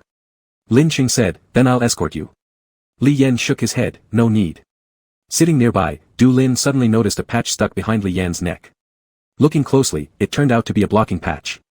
Feeling irritated by Li Yan's lack of respect, as Lin Sheng had given him chances multiple times, Du Lin reached out impulsively to tear off Li Yan's blocking patch, a beta sticking a blocking patch, pretending to be an alpha. Li Yan immediately reacted like a cat whose tail had been stepped on, instantly covering it with his hand. But he couldn't prevent the pheromone scent from seeping out from the partially peeled blocking patch. For a moment, the scene fell silent, as if someone had hit the pause button. Alpha pheromones have mutual exclusivity. Therefore, even though the scent escaped for just an instant, the faces of several alphas changed drastically. A beta marked. Moreover, from the moment Du Lin tore off the blocking patch until Li Yan quickly covered it, it was just an instant. Even in that short time, such a concentrated amount of pheromones could escape. And since beta marking is impossible to be fully completed, any temporary mark wouldn't last as long as with omega marking. This marking must have happened recently, and the other party had injected a tremendous amount of pheromones into Li Yan despite his inability to be fully marked as a beta. Li Yan stood up in a flustered manner, almost rushing out of the door without properly bidding goodbye. Someone tried to ease the awkward situation by saying, ah, no wonder you were in such a hurry to go home. There's someone waiting for you, keeping a tight watch on you. Haha. There were omegas still present in the room, so everyone quickly opened the windows and turned up the air conditioning. Du Lin still looked somewhat stunned as he stared at Lin Sheng, how. Lin Sheng also got up at this point, not giving Du Lin a chance to finish his sentence, then went out the door. After Lin Sheng went outside, all he saw was a small shadow of Li Yan around the street corner. He rushed forward and grabbed Li Yan's arm, I'll send you back, you're drunk. Li Yan's face showed some redness, but he still stubbornly claimed, I'm not. Lin Sheng pulled out his phone and said, it's 7:15 already, there's no way you can make it back in time. Let me send you back, it might still work out. Hearing this statement struck Li Yan in a painful place, you drank alcohol too, how can you send me? Lin Sheng replied, I've called for a designated driver, they'll be here soon. The two sat inside the car and no one spoke for a while. Li Yan roughly gave the general direction and then remained silent. Finally, Lin Sheng broke the silence first, so you have an alpha? That's not unusual, these days many alphas and betas are together. By now, Li Yan had calmed down and realized he overreacted. He pressed his forehead against the cold windowpane and watched the stream of lights flashing past outside the car window. He quietly muttered, I was just in a rush, afraid to be late. Is he really keeping such a close eye on you? He must love you a lot. Lin Sheng half closed his eyes, gazing at the back of Li Yan's head. Li Yan stayed quiet for a while, feeling that he may have gotten quite tipsy tonight and said things he shouldn't have. 5 minutes later, Li Yan spoke up, you can drop me off here. Lin Sheng smirked slightly at the corner of his lips. The lighting in the car was dim, making his smile seem devoid of warmth. Are you afraid he will see? Li Yan's response was directly opening the car door. As he stepped out of the car, he politely thanked Lin Sheng and closed the door behind him. Not even after taking a few steps did he look up and notice Lu Lanning's car pulling back. The Porsche passed the Bentley as they almost grazed each other. In the rearview mirror, Lin Sheng saw the black Bentley driver's side door opening. Li Yan lowered his head and climbed into the car. The atmosphere inside the car was heavy. Li Yan tried to reduce his presence, shrinking into a corner. Lu Lanning had yet to say anything, nor did he have any expressions on his face, but through years of intuition developed living alongside Lu Lanning, Li Yan could clearly sense Lu Lanning's displeasure. And it was a deep displeasure. Li Yan felt very unlucky inside, never imagining that right before reaching his doorstep, he would bump into Lu Lanning coming back. Lu Lanning rarely came back this early. There used to be nights where he returned only after Li Yan had already fallen asleep. The car stopped. Lu Lanning got out first, and though hesitant, Li Yan eventually had to follow suit, trailing behind Lu Lanning as they entered the house. Just as they walked into the living room, Lu Lanning took off his suit jacket and threw it casually onto the sofa, then glanced at the butler. The butler immediately led the maids away. Li Yan stood rigid like a pillar by the entrance to the living room, staring at the floor beneath his feet. Lu Lanning stretched his hand out and adjusted his tie, unbuttoning 2 buttons. Then he turned to look at Li Yan and said, come here. His voice didn't fluctuate much, but Li Yan could sense a chill within it. Lu Lanning was undoubtedly furious, and he couldn't even wait to reach the bedroom to let loose his anger. Li Yan moved his feet toward Lu Lanning. Just as he reached a distance where Lu Lanning could touch him, he was yanked closer, standing in front of Lu Lanning's legs. Whose car did you get off just now? Lu Lanning sat on the sofa while Li Yan stood in front of him. Though technically at a lower position, his commanding aura created a sense of looking down from above. Li Yan lowered his head, tightening his fingers, resembling a misbehaving child being punished. A friend. Li Yan kept his eyes on the ground, avoiding Lu Lanning's gaze. Take a look, it was this very same attitude. Lu Lanning observed him. Whenever Li Yan's eyes dropped like this, he looked particularly submissive, combined with his plain face, appearing somewhat dull and honest, as if incapable of lying. But Lu Lanning knew his true nature well. A sigh escaped from his nose followed by a mocking laugh. Drinking alcohol, pretty happy with your new friend, huh? Li Yan stood there, silent, his body trembling slightly. What are you nervous about? I didn't say I would restrict your socializing, did I? Lu Lanning chuckled lightly and continued to ask, how did you meet him? Tell me. This meant he planned to interrogate Li Yan before passing judgment. Li Yan couldn't tell him it was because of a staged accident. He stammered awkwardly in response, he injured his leg, I happened to see it, and I took him, to the hospital. Then we got to know each other. Lu Lanning's smile deepened, oh, so you're such a good Samaritan. He extended his hand into Li Yan's clothes, since I'm unhappy now, you should think about how to help me cheer up. Just as his hand reached Li Yan's waist, Li Yan immediately stepped back half a step, catching Lu Lanning's hand through his clothing. The red flush from drinking had completely subsided from his face, and he quickly reminded Lu Lanning, yesterday. We already did it yesterday. Lu Lanning kept his hand inside Li Yan's clothing, not using any force but allowing Li Yan to press against it through the fabric. Oh. So what if we already did it yesterday? Lu Lanning's gaze grew darker, his tone colder, I gave you 1 day to rest, right?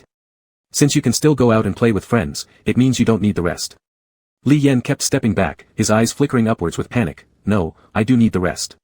My butt still hurts. The retreat only infuriated Lu Lanning further. In one swift motion, he grabbed Li Yan's clothes and pulled him back, his eyes cold yet filled with desire. He lowered his voice, then fine, take off your pants. Let me check which part is painful. After sending 3 messages to his cousin, Lin Sheng waited for 20 minutes before receiving a call. He was smoking on the balcony when the phone rang. He lit a cigarette and answered with one hand, Big brother, did you find out about the person I asked you to look into? Little Sheng, this person, I suggest you stay as far away from him as possible, Lin Zai's voice came through. There was some noise in the background, indicating that he moved a few steps before his voice became clearer. Why? That person was brought back many years ago by the current head of the Lu family. There seemed to be some unresolved conflicts between them. After he brought him back, he never let him out again. Later, it was rumored that the man was driven insane and could barely speak coherently before being released. Lin Zai paused, sounding somewhat uncertain. If you think Lu Lanning values this person greatly, he's never taken him anywhere. Therefore, a lot of people in the inner circle have never seen the one called Li Yan and don't even recognize him. If you think he doesn't value him at all, the control over this person has been extremely tight, with no information leaking out. It's almost impossible to find anything. It indeed wasn't easy to uncover anything. What Lin Zhe said only explained why there was so little information. As for Li Yan's family background, social connections, and the grudge tied to Lu Lanning, they remained entirely unknown. Lin Xing's cigarette had burned halfway through, its ash falling onto his slippers, leaving a charred mark. His movements froze as the whole cigarette burned down without him taking a single puff. Chapter 8. That night, Li Yan didn't escape being scolded by Lu Luning until 3 o'clock in the morning, when Li Yan's voice was almost lost and only then did Lu Luning stop. As a result, Li Yan, who had a slight cold already, played basketball with Lin Xing in the afternoon and broke out into a sweat, drank some alcohol in the evening, and then was tormented by Lu Luning, so by the time the sky began to brighten slightly, he had developed a fever. Li Yan couldn't even open his eyes. Lu Luning felt the burning skin of the person in his arms and irritably threw off the blanket. He attributed this to the recent temperature drop, combined with Li Yan's failure to wear appropriate clothing when going outside. It was nearly 5 o'clock in the morning when Lu Luning rummaged through the cabinets looking for antipyretics at home but could not find them after searching for a long while. Luckily, his somewhat loud movements woke up the housekeeper. This also woke several other servants, who started pouring water or wetting towels. Li Yan might have been utterly exhausted, or truly unwell, as he did not wake up throughout all of this, yet every breath he exhaled was hot. His face was an unhealthy red flush, covered in fine perspiration. The servant exchanged the towel. Lu Luning came in with the medicine, half lifting Li Yan up, his expression stern. The surrounding servants hardly dared to breathe. Lu Luning roughly shook Li Yan a couple of times. Li Yan furrowed his brows, his face was flushed from the fever. Lu Luning's gaze lingered briefly on the light scar on Li Yan's eyelid before reaching for the cup, calling out Li Yan's name a few times. Li Yan, drenched in cold sweat, alternated between feeling cold and hot, laboriously opening his eyes to see Lu Luning's grave expression. Not quite clear-headed, he assumed Lu Luning was still upset and tried to apologize before Lu Luning shoved 2 bitter pills into his mouth. Seeing how Li Yan winced due to bitterness and seemed like wanting to throw it up, Lu Luning held the cup to his lips, saying, "You're not allowed to spit it out. Don't you know you have a fever?" Li Yan's eyelashes fluttered slightly, showing a confused awareness, and Lu Luning laid him back down. After changing the towel 3 times for Li Yan, his body temperature went down a bit. Li Yan fell into deep sleep once again. The servants all withdrew, and Lu Luning lifted the covers to lie next to Li Yan again. Dawn's faint light was already shining into the room. He closed his eyes for a moment, then opened them again shortly after, reaching out to touch Li Yan's forehead and tucking in the cover corner Li Yan had kicked away. At 6:30, Lu Luning went downstairs. The housekeeper who originally was passing along today's menu to the cooking staff saw Lu Luning come down and approached. "There is no need to prepare anything else for him. Let him sleep, and deliver a bowl of pumpkin porridge upstairs when he wakes." The housekeeper replied, "Yes," and glanced at Lu Luning's expression, asking, "It's still early, master, would you like to rest a bit longer?" The housekeeper was sent by Lu Anling when Lu Luning first arrived in City A. He had been managing things at home since Lu Luning was a child in the old Lu family residence. It wasn't an exaggeration to say that the housekeeper watched Lu Luning grow up, differing from other servants in the household. After pausing for a moment, Lu Luning continued, "Hasn't he been in a good mood lately?" The "he" spoken here clearly referred to someone specific. The housekeeper did not answer directly but responded, "3 days ago, he watered all the flowers in the greenhouse and added a can of cat food to the cat's dry food." After being silent for a moment, Lu Luning spoke up again, "I'm not saying he shouldn't make friends, but I have to check their background thoroughly. What if they have ulterior motives?" After Lin Xing hung up the phone with Lin Zhe, he lit another cigarette on the balcony and only went inside after finishing it. Though he didn't smoke heavily, he disliked the smell of smoke and thus pulled the glass window of the balcony compartment shut upon entering. Lu Luning sounded familiar, as though he'd heard it somewhere before. But he thought he hadn't had any opportunity to encounter this particular Lu Luning of the Lu family, since he'd been abroad these past years. Then where did this strange sense of familiarity stem from? Lin Xing walked to the living room, poured himself a glass of ice water, and managed to subdue the frustration building in his chest a little. Ever since returning to the country, he had moved out of his family home and settled into an apartment not far from University C. Lying on his bed with his eyes open, staring at the ceiling, he recalled Li Yan's nervous appearance earlier in the day. What sort of grudge could it be? Li Yan was such a person, seemingly good-tempered and honest. He liked basketball but never actually came down to play. If Lin Xing hadn't thrown him the ball, he probably would have just remained sitting in the corner of the audience stands forever. No cell phone. No money. And a curfew requiring him to return home by 7 in the evening. Li Yan woke up around 2:30 in the afternoon, feeling much more energized. A bowl of warm pumpkin porridge was brought by a servant, which was a bit too hot, so he slowly consumed it over half an hour.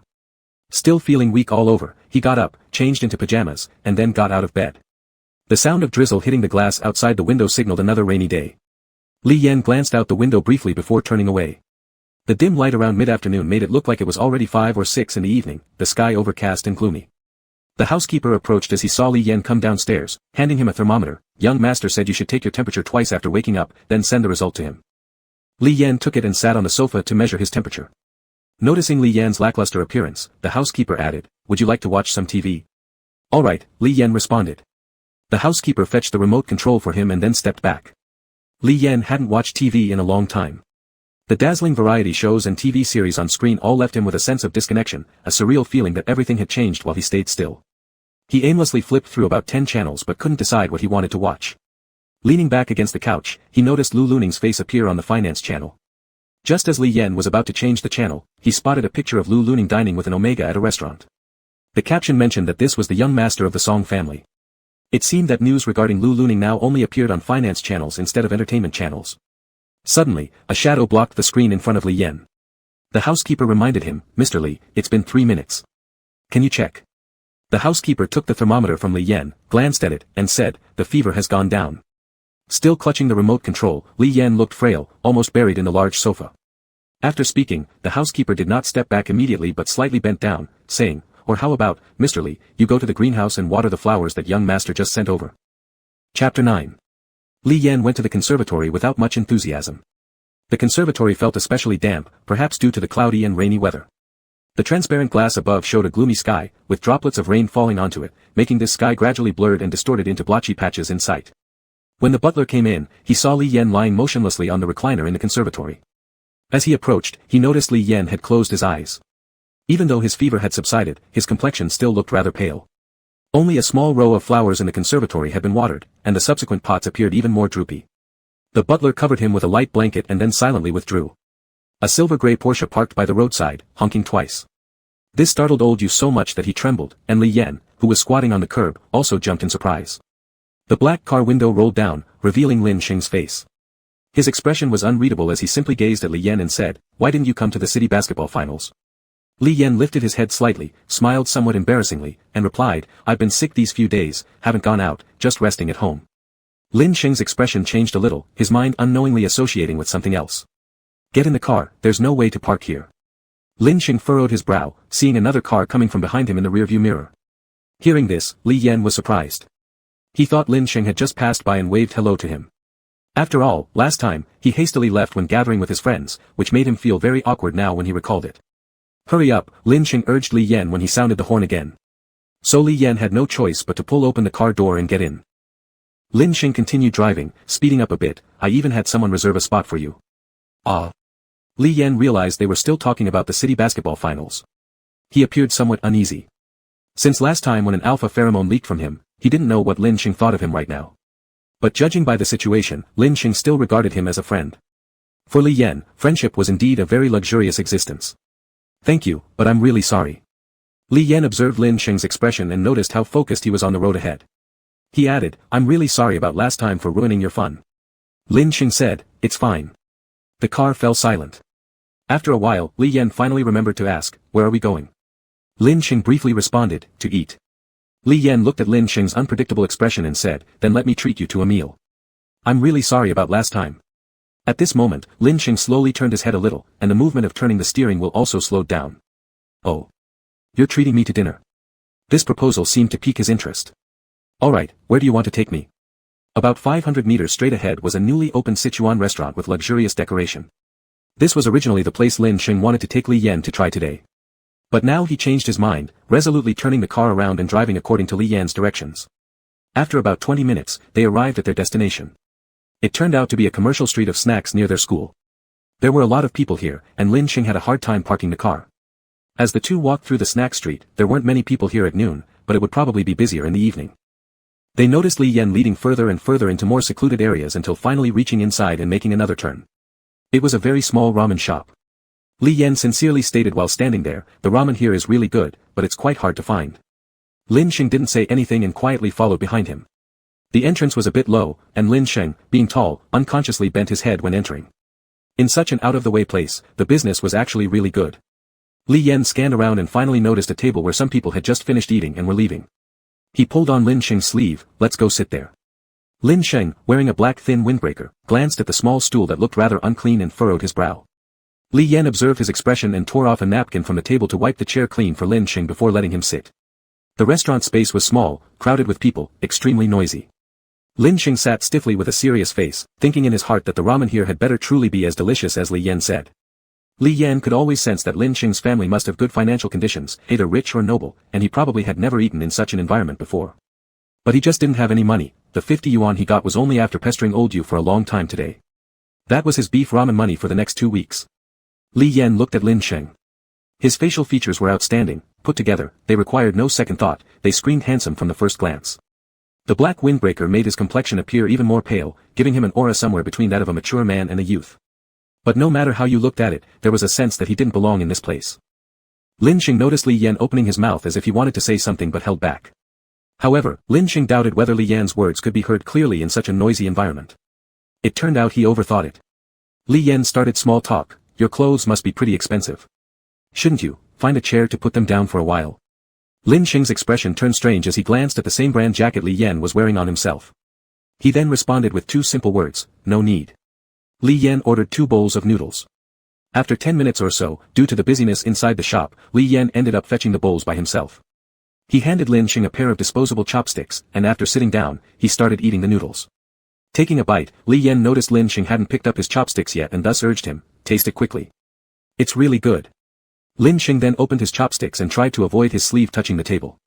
The flavor was indeed decent, softening the seriousness of his expression slightly. Halfway through the meal, Lin Xing paused with his chopsticks hanging in mid-air and sized up Li Yan before tentatively asking, what are you doing these days, Li Yan? Almost choking on the noodles, Li Yan turned away to cough softly twice, then turned back towards Lin Xing with his head almost buried in the bowl. I'm not doing anything. Lin Xing continued, you're at an age where you've got hands and feet. You can't keep bumping into beggars on the street forever. Li Yan felt both guilty and relieved. He raised his head slightly, embarrassment written all over his face, but I don't know how to do anything. I'll introduce you to a job. Lin Xing looked at him, the hotel my family runs is short of staff. Would you like to help out? That. My ID card got lost a while ago. No problem. You're just there to help, not a formal employee, but the salary will still be paid. Lin Xing considered his phrasing carefully. The time. I need to be finished by 7:30 in the evening. The schedule is flexible, and the pay will be based on the hours you work. After finishing his sentence, Lin Xing's phone vibrated slightly. He took it out and saw a news notification. It was about Lu Jiatingning from the Lu Group and Song Ruan from the Song family getting engaged. When rumors about Lu Jiatingning and Song Ruan were buzzing around, Li Yan shouted loudly in this humble little noodle shop, boss. 2 chicken claws, 1 plate of broad beans, and 2 bottles of beer. Chapter 10. As soon as Lu Lianing entered the bedroom door, she saw Li Yan squatting on the floor, opening the lowest drawer of the bedside table, and then pulled out a black phone. After pulling it out, Li Yan held it with his hand and blew off the non-existent dust on it, then found the charger to plug it in. Seeing the charging icon displayed on the screen, he looked like he relaxed a bit, and placed it on the bedside table. This was the phone that Lu Lianing gave him when she initially allowed him to go out. There was only one contact on it, Lu Lianing.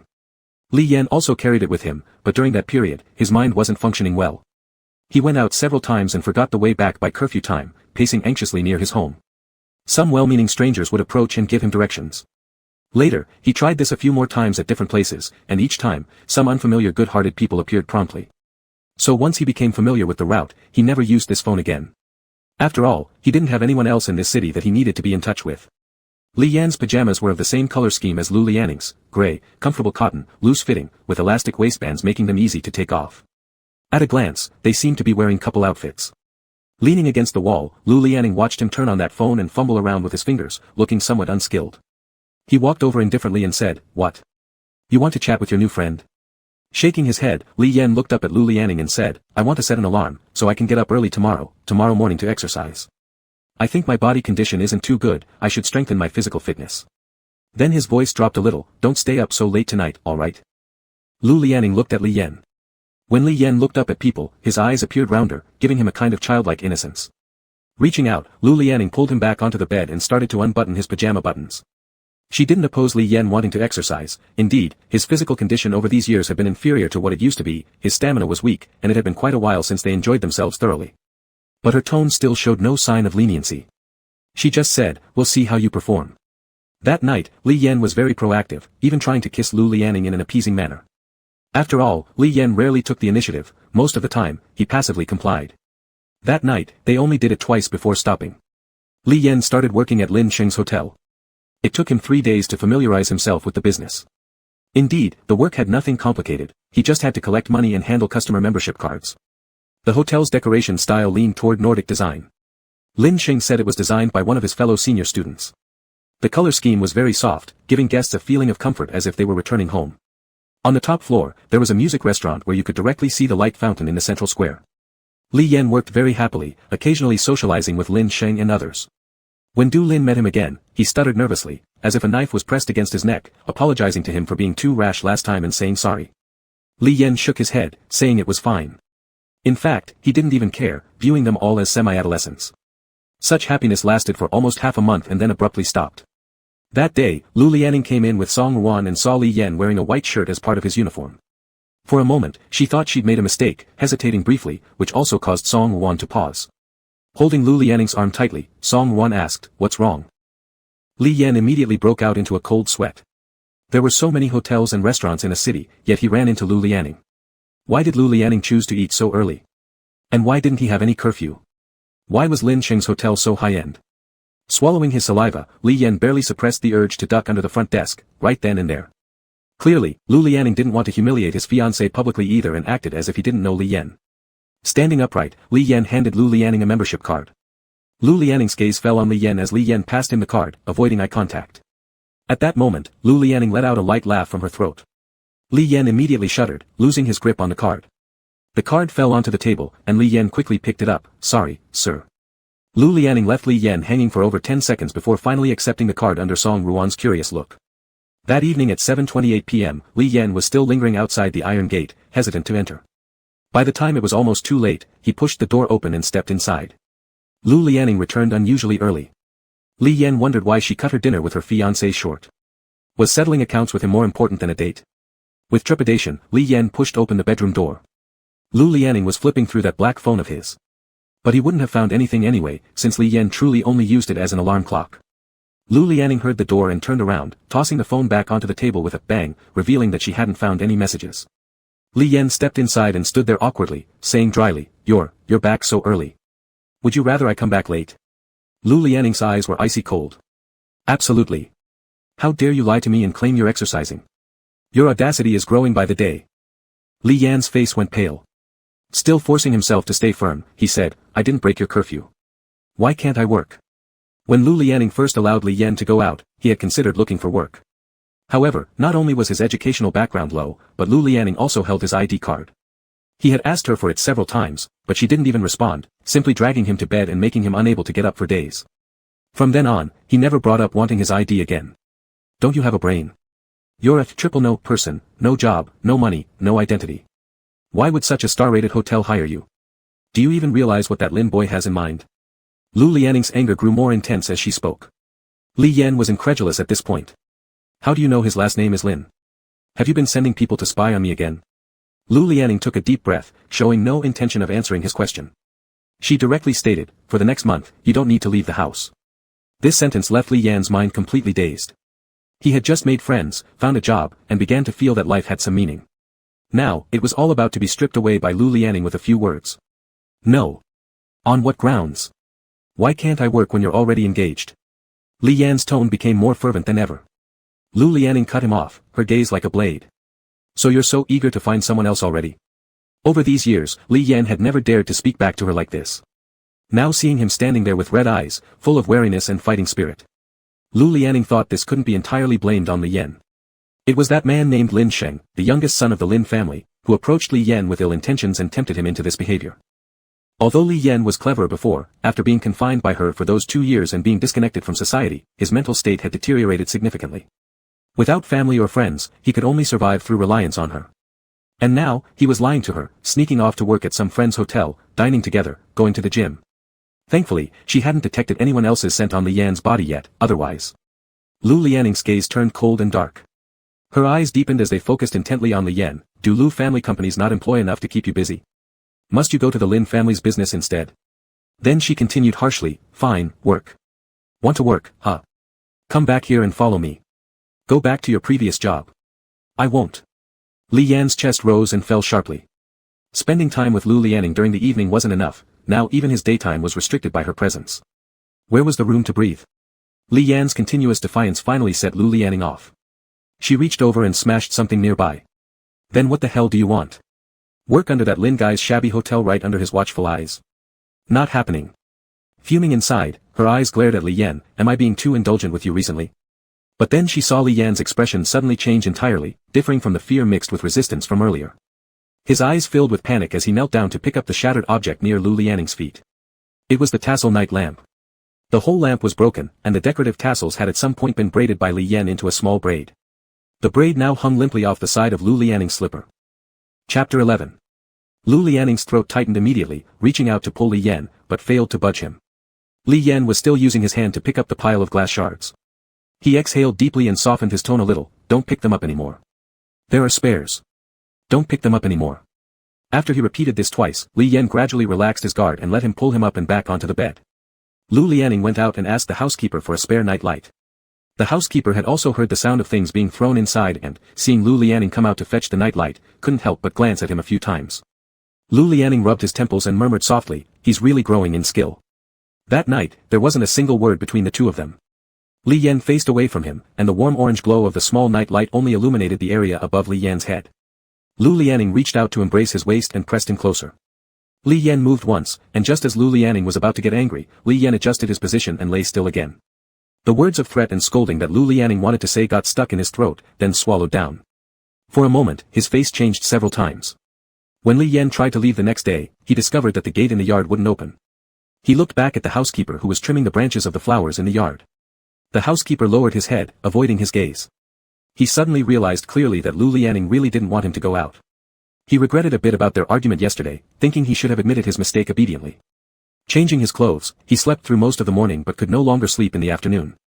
He wanted to play with Fatmi, but Fatmi seemed to be nowhere around. When Lu Lianing returned home that evening, Li Yan showed good repentance, doing anything asked on the bed, but when he finally asked if he could go out tomorrow, Lu Lianing still refused.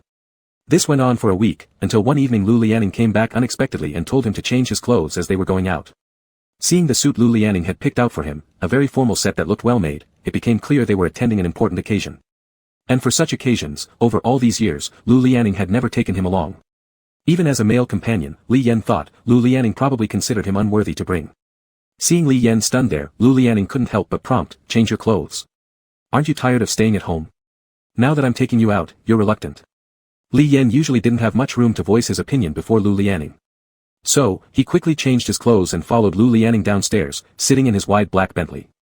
The car drove for about 40 minutes before they arrived at their destination. It was a winery. It looked very low-key from the outside, decorated with dry wood on the signboard. Once inside, it turned out to be surprisingly large. Cars weren't allowed inside, so the driver took the car to the underground garage, while Li Yan followed behind Lu Lianing. Walking 2 steps, he was pulled aside somewhat unsatisfactorily by Lu Lianing. Are you a bodyguard? To prevent Li Yan from walking behind him, he held his hand. They walked for more than 10 minutes before reaching the main hall of the banquet. Li Yan saw some people showing invitation cards to the door attendants, meaning that those with invitation cards could enter. But Lu Lianing did not need one, he simply dragged Li Yan in directly. Once inside, the lights blazed like daylight. Practically everyone from the upper echelons of a city had gathered here, including a few famous stars often seen on TV.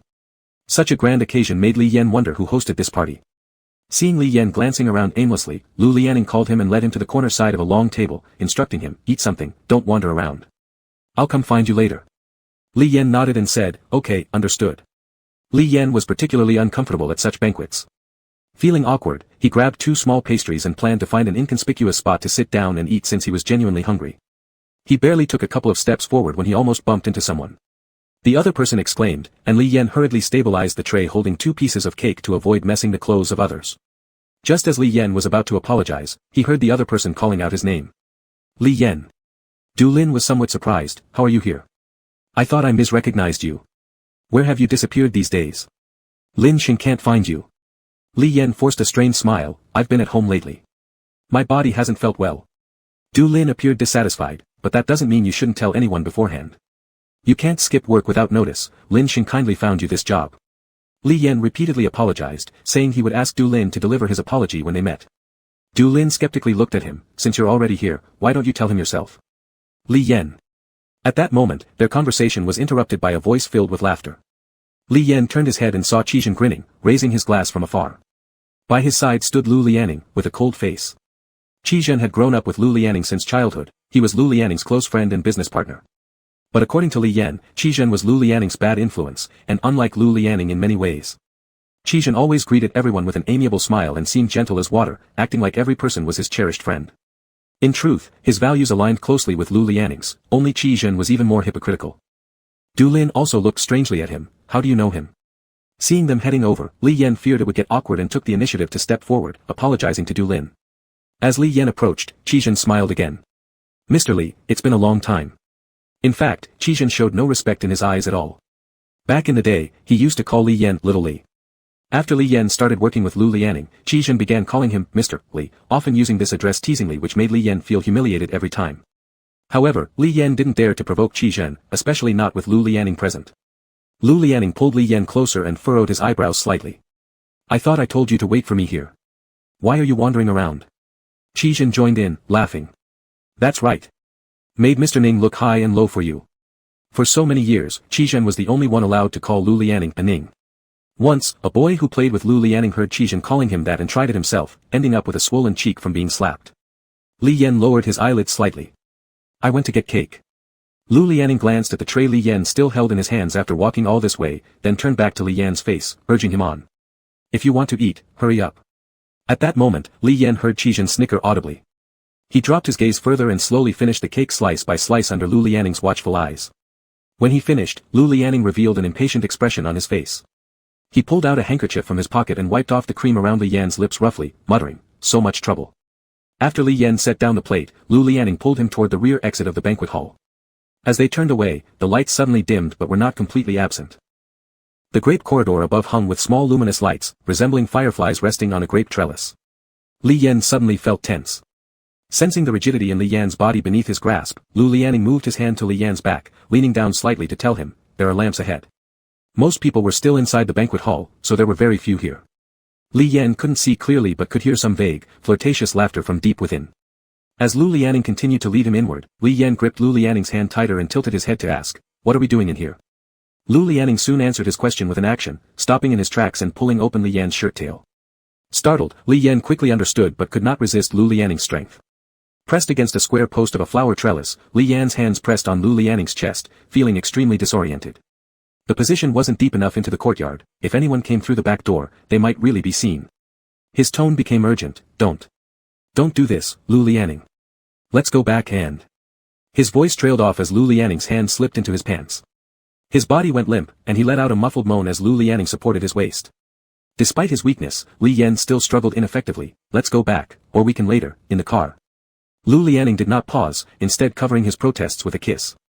Their lips locked, Lu Lianing's tongue pushed into his mouth. Li Yan's mouth couldn't close as his head fell back onto the frame behind him. His chest heaved sharply, Li Yan's breathing grew uneven before Lu Lianing finally withdrew slightly to let him breathe. Lu Lianing's thigh pressed firmly between Li Yan's legs, holding him steady despite his slackened posture. Lu Lianing gripped his shoulders, biting softly the collar of Li Yan's shirt, exposing half of his neck. A waft of high-level alpha pheromones dispersed among the grape trellises. At the center of the banquet, Lin Sheng, the guest of honor, had just finished delivering his speech when someone tapped his shoulder. It was Qi Zhen's smiling face. Is he a friend of yours? He's also here for your birthday banquet, but seems too shy amidst such a crowd. He's waiting for you in the backyard, saying he prepared a birthday gift for you. Lin Sheng looked at Qi Zhen's smiling yet inscrutable face and calmly replied, are you his friend? Qi Zhen eagerly confirmed, absolutely, I've known him for many years. Really? He hasn't mentioned you much, Lin Sheng said lightly with a faint smirk, turning to walk away. Qi Zhen didn't seem to mind his unfriendly response and instead showed a look of interest as if he was expecting something entertaining. Lin Sheng had actually heard Du Lin talking about bumping into Li Yan before he went on stage, but he couldn't find Li Yan anywhere. This person who disappeared for over half a month without a word. From the distance at the grape trellis, Lin Sheng saw two entwined figures. The air carried a faint scent of orange blossom, similar to the aroma that had released when Li Yan's isolating patch was torn off by Du Lin last time. Lin Sheng looked at the distant silhouettes and realized what the gift truly meant. Li Yan also heard the footsteps at this moment. Glancing over sharply, under the dim light, he met Lin Sheng's direct gaze. The heat stirred up by Lu Lianing quickly turned cold. He blankly stared at Lin Sheng, realizing his disheveled state was being fully exposed to him. Lu Lianing soon noticed his abnormality, following his line of sight towards Lin Sheng, seemingly achieving his goal as his grip loosened on Li Yan. It only dawned on Li Yan now why Lu Lianing suddenly decided to bring him out today. So this is how it is. Are we done? Li Yan's voice came out hoarse and dry. Lu Lianing frowned, his objective reached, not wanting to push Li Yan further here, and gradually pulled away to let Li Yan compose himself. Li Yan slowly adjusted his loose pants, reaching for the buttons of his shirt. But his hands were trembling so violently that after trying twice, he still couldn't fasten them. Seeing this, Lu Lianing pulled down his hand to help him, stopping just in time as the phrase, idiot, almost left his mouth. Instead, he was shocked by the icy temperature in his palm. How come you're so cold? Lu Lianing asked and quickly helped him put his coat back on. Throughout this process, Li Yan remained motionless, like a lifeless puppet. When Lu Lianing raised his face, he caught the mixture of humiliation, sorrow, and anger in his eyes, emotions he hadn't seen in Li Yan for a very long time. And this time, all of it was because of a man named Lin Sheng. Lu Lianing's expression darkened. After straightening Li Yan's clothes, he led Li Yan outwards. However, they found that Lin Sheng was still standing there, showing no intention of leaving. Carrying Li Yan past him with a chilling tone, Lu Lianing warned, for the sake of Mr. Lin's friendship, I won't press charges against you this time. Don't foolishly approach Li Yan again, this is your final warning. But right as Lu Lianing was pulling Li Yan toward the banquet's back entrance, Lin Sheng suddenly spoke, that won't be the last time. Lu Lianing immediately turned back with a sharp voice, what did you say?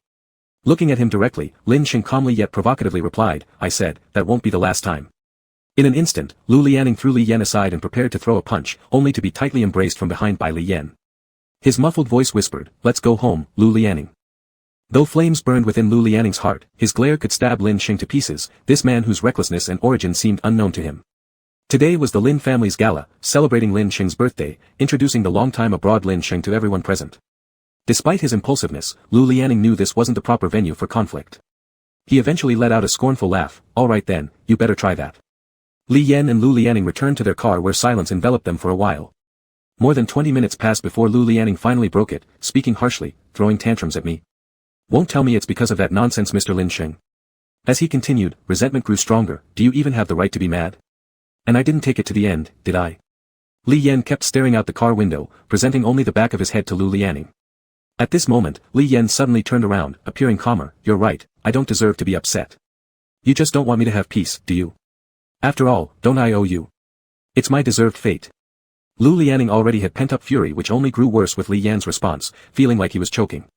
Through clenched teeth, he forced out, if you know you owe me, that's good enough. Chapter 12. In a residential area of H City, 5 years ago.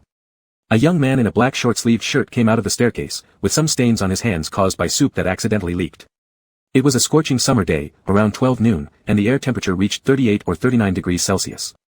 His short-sleeved shirt had sweat marks. He had very short hair, shaved to an inch length, with sunburnt dark skin. There were some visible muscle lines on his arms. He stood at the entrance of the community looking somewhat lost. He searched back and forth many times but failed to find the electric scooter he used to deliver meals just moments before. After about half an hour, he looked at the tilted security camera at the entrance of the community. It was covered with spider webs, this was a relatively old neighborhood. His phone started ringing, he guessed it was the boss calling, since the distance from the restaurant where he worked to this community wasn't more than 10 minutes by scooter. Yet he had already been delayed for over 40 minutes. He eventually picked up the call, possibly because of throat dryness making his voice a little low and raspy, hello, boss. The other side shouted impatiently with a poor attitude. After hesitating for a moment, he finally blurted out, boss, I think someone has stolen my scooter. The shouting became even louder from the other side. He could do nothing but move the phone slightly further away. In such high temperature, the noisy voices hammered at his eardrums, and his head began buzzing. In the end, he got fired. He had just worked in this restaurant for 3 months, washing dishes, cleaning plates, delivering food, and serving meals there. The boss finally deducted a month's salary as compensation for the damaged electric scooter. He returned to his rented room, which was in a rather remote location. During rainy days, water would sometimes overflow in the corners of the walls, but at least the roof didn't leak, otherwise, his bed would have suffered damage. A single bed basically constituted all the furniture in his rented room. Other daily necessities like buckets, pots, pans, quick heating tools, etc., were piled up in one corner of the wall. Lying down on his bed with a bamboo mat, the light above was dim, and the fan was barely working, emitting some creaking noises. The summer night was better than the daytime but not by much. After showering twice with cold water, the sticky heat on his body gradually subsided, and he fell into a drowsy sleep lying on the bamboo mat. The next morning, when he woke up to wash himself, he encountered the migrant worker living nearby. The migrant worker, who looked around 40 or 50 years old, warmly greeted him, oh, Xiahe, how come you're up so early today? Xiahe was not originally called Xiahe, which translates as Little Black. He had told people here his real name, but after spending a summer delivering meals outside and getting tanned, someone started calling him Xiahe, and everyone else in this area followed suit. Although Xiahe's skin was darkened, his eyes made him appear spirited, clearly demarcated between black and white, looking very sincere. Xiahe said, "I've been fired. I lost the boss's electric scooter." The elder brother among the migrant workers took off the towel on his shoulder to wipe his face, then turned and said to Xiahe, "Hey, don't worry. Why don't you start selling shoe polish with my sister-in-law? She works at the mall and sells it to customers. She's earned quite a bit this month, more than me." Xiahe's eyes lit up slightly. "Really? Would I lie to you? Come over to our place and take a look. All the shoe polish is there. If you think it's worth it, you can start by taking some to sell. Later, once you find a job, you can still sell shoe polish after work, it's flexible." After training for only 20 minutes, Xiahe went out with a batch of shoe polish. Roaming around busy areas for the entire morning, at first, he felt too shy, remembering what the sister-in-law had said, to make a sale, you need to put your embarrassment aside. After several rounds of psychological preparation, he finally managed to sell 3 bottles of shoe polish in the afternoon. Then he decided to look for a new job while carrying a load of shoe polish. Gu Chen had accompanied Fei shopping in the mall for 1.5 hours. Although the mall was well air-conditioned, he stayed up half the previous night dealing with an article that Lu Lining caused trouble with, showing evident dark circles under his eyes now. Finally unable to hold on, he said, "Sister Fei, I'll sit over there for a while. When you're done trying on clothes, let me know and charge them to my card." Fei saw his tired appearance and no longer made things difficult for him. Taking his card, she gestured for him to leave. Gu Chen found a spot with fewer people, a fake giant tree beside a row of sofas, and sat down. Taking out his phone to reply to a few messages, he blinked his tired eyes and thought he needed a break desperately. Particularly so after seeing that Lu Lining had driven away the third assistant he found for her. Looking like he preferred not to be bothered anymore, he turned off his phone. Suddenly, he felt as though someone had pressed on his foot. He looked down and saw a young man kneeling halfway while squeezing shoe polish onto his pair of Italian handmade leather shoes. Gu Chen frowned and withdrew his foot. "What are you doing?" The young man looked up, showing his teeth in a bright smile. Hey, those teeth were so white they gleamed, perhaps even more prominent against his unusually dark skin. "Sir, let me shine your shoes for free, no charge. If you like the result, could you buy 1 bottle? Now buy 1 get 1 free. Only 10 yuan for 2 bottles. With that, he began enthusiastically polishing the shoes. Before Gu Chen could politely decline, the young man with the dark skin had already smeared the shoe polish over his shoes using the cloth. Sighing, Gu Chen let him proceed and even extended his other foot for him to work on. Still kneeling, the young man examined the second shoe that was extended toward him and said, "Sir, look, the shoe that has been polished looks much better than the one that hasn't, see how shiny it is." Gu Chen glanced at his shoes, and indeed, they gleamed as if coated with lard. "I'm actually a college student trying to make ends meet through hard work, sir, would you consider buying a bottle?" Gu Chen sized him up from his sunburnt face to his knees pressed against the ground and asked, "Do you only do this? How much can you earn?" "Not much, I also carry goods in other places. After delivering the goods, I come here to sell shoe polish. Are you really a university student? Would you be interested in a job offer?" Gu Chen looked at his knees that remained firmly on the ground and then at his pants that had faded from washing. Xiahe raised his head and asked, "How much will you pay?" Gu Chen smiled, "Why don't you ask what the job is first?" After pondering briefly, he responded, "At least 3 times what you're making now, but there's a contract, and you have to commit for at least a year." Gu Chen took Xiahe to Lu Lining's place, bought him a new set of clothes, and then invited him out for a meal. Xiahe ate voraciously while examining his new outfit.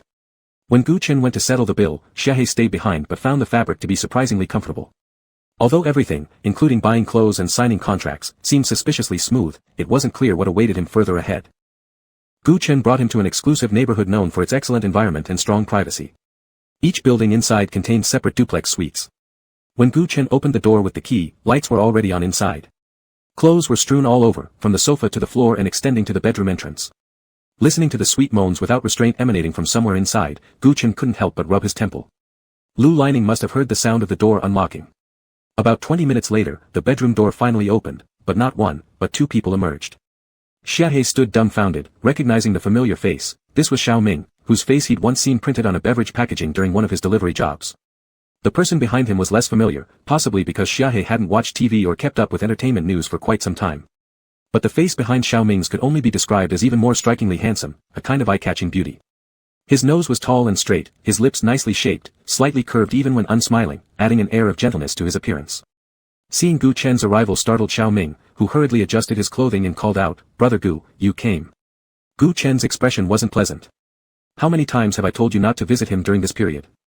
I've spent days dealing with all his negative news coverage, and you still run to him? What if you got photographed one day? Are you looking for more trouble?" Xiao Ming had a baby-faced look with wavy hair and playfully pouted to Gu Chen, "Forgive me just this once, I missed him so much." Gu Chen wasn't persuaded by his antics. He threw him his clothes and ordered him to get dressed and leave immediately. Smirking, Xiaoming quickly slipped on his clothes and left, glancing curiously at Xia He standing there in a daze before leaving due to Gu Chen's stern glare. At this point, Lu Lining, who had been silent all along, picked up a glass of iced water from the table and after gulping down most of it, turned his gaze towards Gu Chen sitting there and then at Xia He. Following his gaze, Gu Chen said, "I've found you a new assistant, you need to behave yourself." Lu Lining's eyes rested on Xia He, and he asked Gu Chen, "What's going on? Is this our African brother?" Chapter 13. If Gu Chen on that day could have foreseen all the grudges and entanglements between them later, he would surely buy 2 bottles of Xia He's shoe polish that day and let him leave instead of bringing him to Lu Lianing. However, fate's threads are always unseen and intangible, tripping people up and dragging them forward. Lu Lianing was hard to please. This realization became particularly clear during the week Xia He had been working as her assistant. Just like at this moment, at 2:30 a.m., Xia He ran around in the 3rd Street of Xiqing district and finally bought spicy crayfish from a night market for Lu Lianing. He held the crayfish, although it was already autumn and the wind blowing felt cool, he was still sweating profusely. Standing in front of the door of where Lu Lianing lived, he pressed the doorbell 3 times but no one came to open the door. Xia He took out his phone to call, but there was still no answer. The message Lu Lianing sent to him asking him to buy crayfish was at 1:30 a.m. Xia He saw that the light inside was still on. After hesitating for a moment, he rang the doorbell again. Lu Lianing was sleeping with his head covered in bed, and was awakened by this persistent doorbell. His phone had been thrown under the bed at some point and was on silent mode, with the screen lighting up for a while before going dark again. With a face full of irritation, he violently pulled off the quilt, completely forgetting about sending a text message to Xia He telling him to buy crayfish, and angrily put on slippers to go open the door. His hair was sticking out in several unruly places due to just waking up, and with his frowning expression looking quite irritable, he opened the door and saw the new, somewhat clumsy assistant that Gu Chen had found for him. "You've got problems. Do you know what time it is now?" In Xia He's hand was the bag of spicy crayfish, with some oil stains even stuck on his hand. Facing the irritated look on Lu Lianing's face, he unconsciously clenched his hands and then mustered the courage to say, but you said you wanted to eat crayfish, so I went to buy it." After hearing this, Lu Lianing seemed to slightly recall something. His gaze dropped, landing on the takeout plastic box held in Xia He's hand. It smelled of spicy crayfish. Lu Lianing restrained his temper somewhat and turned inward. "Then what are you waiting for? Come in already. It's already this late, you're too slow." There was no trace of remorse for yelling at Xia He earlier.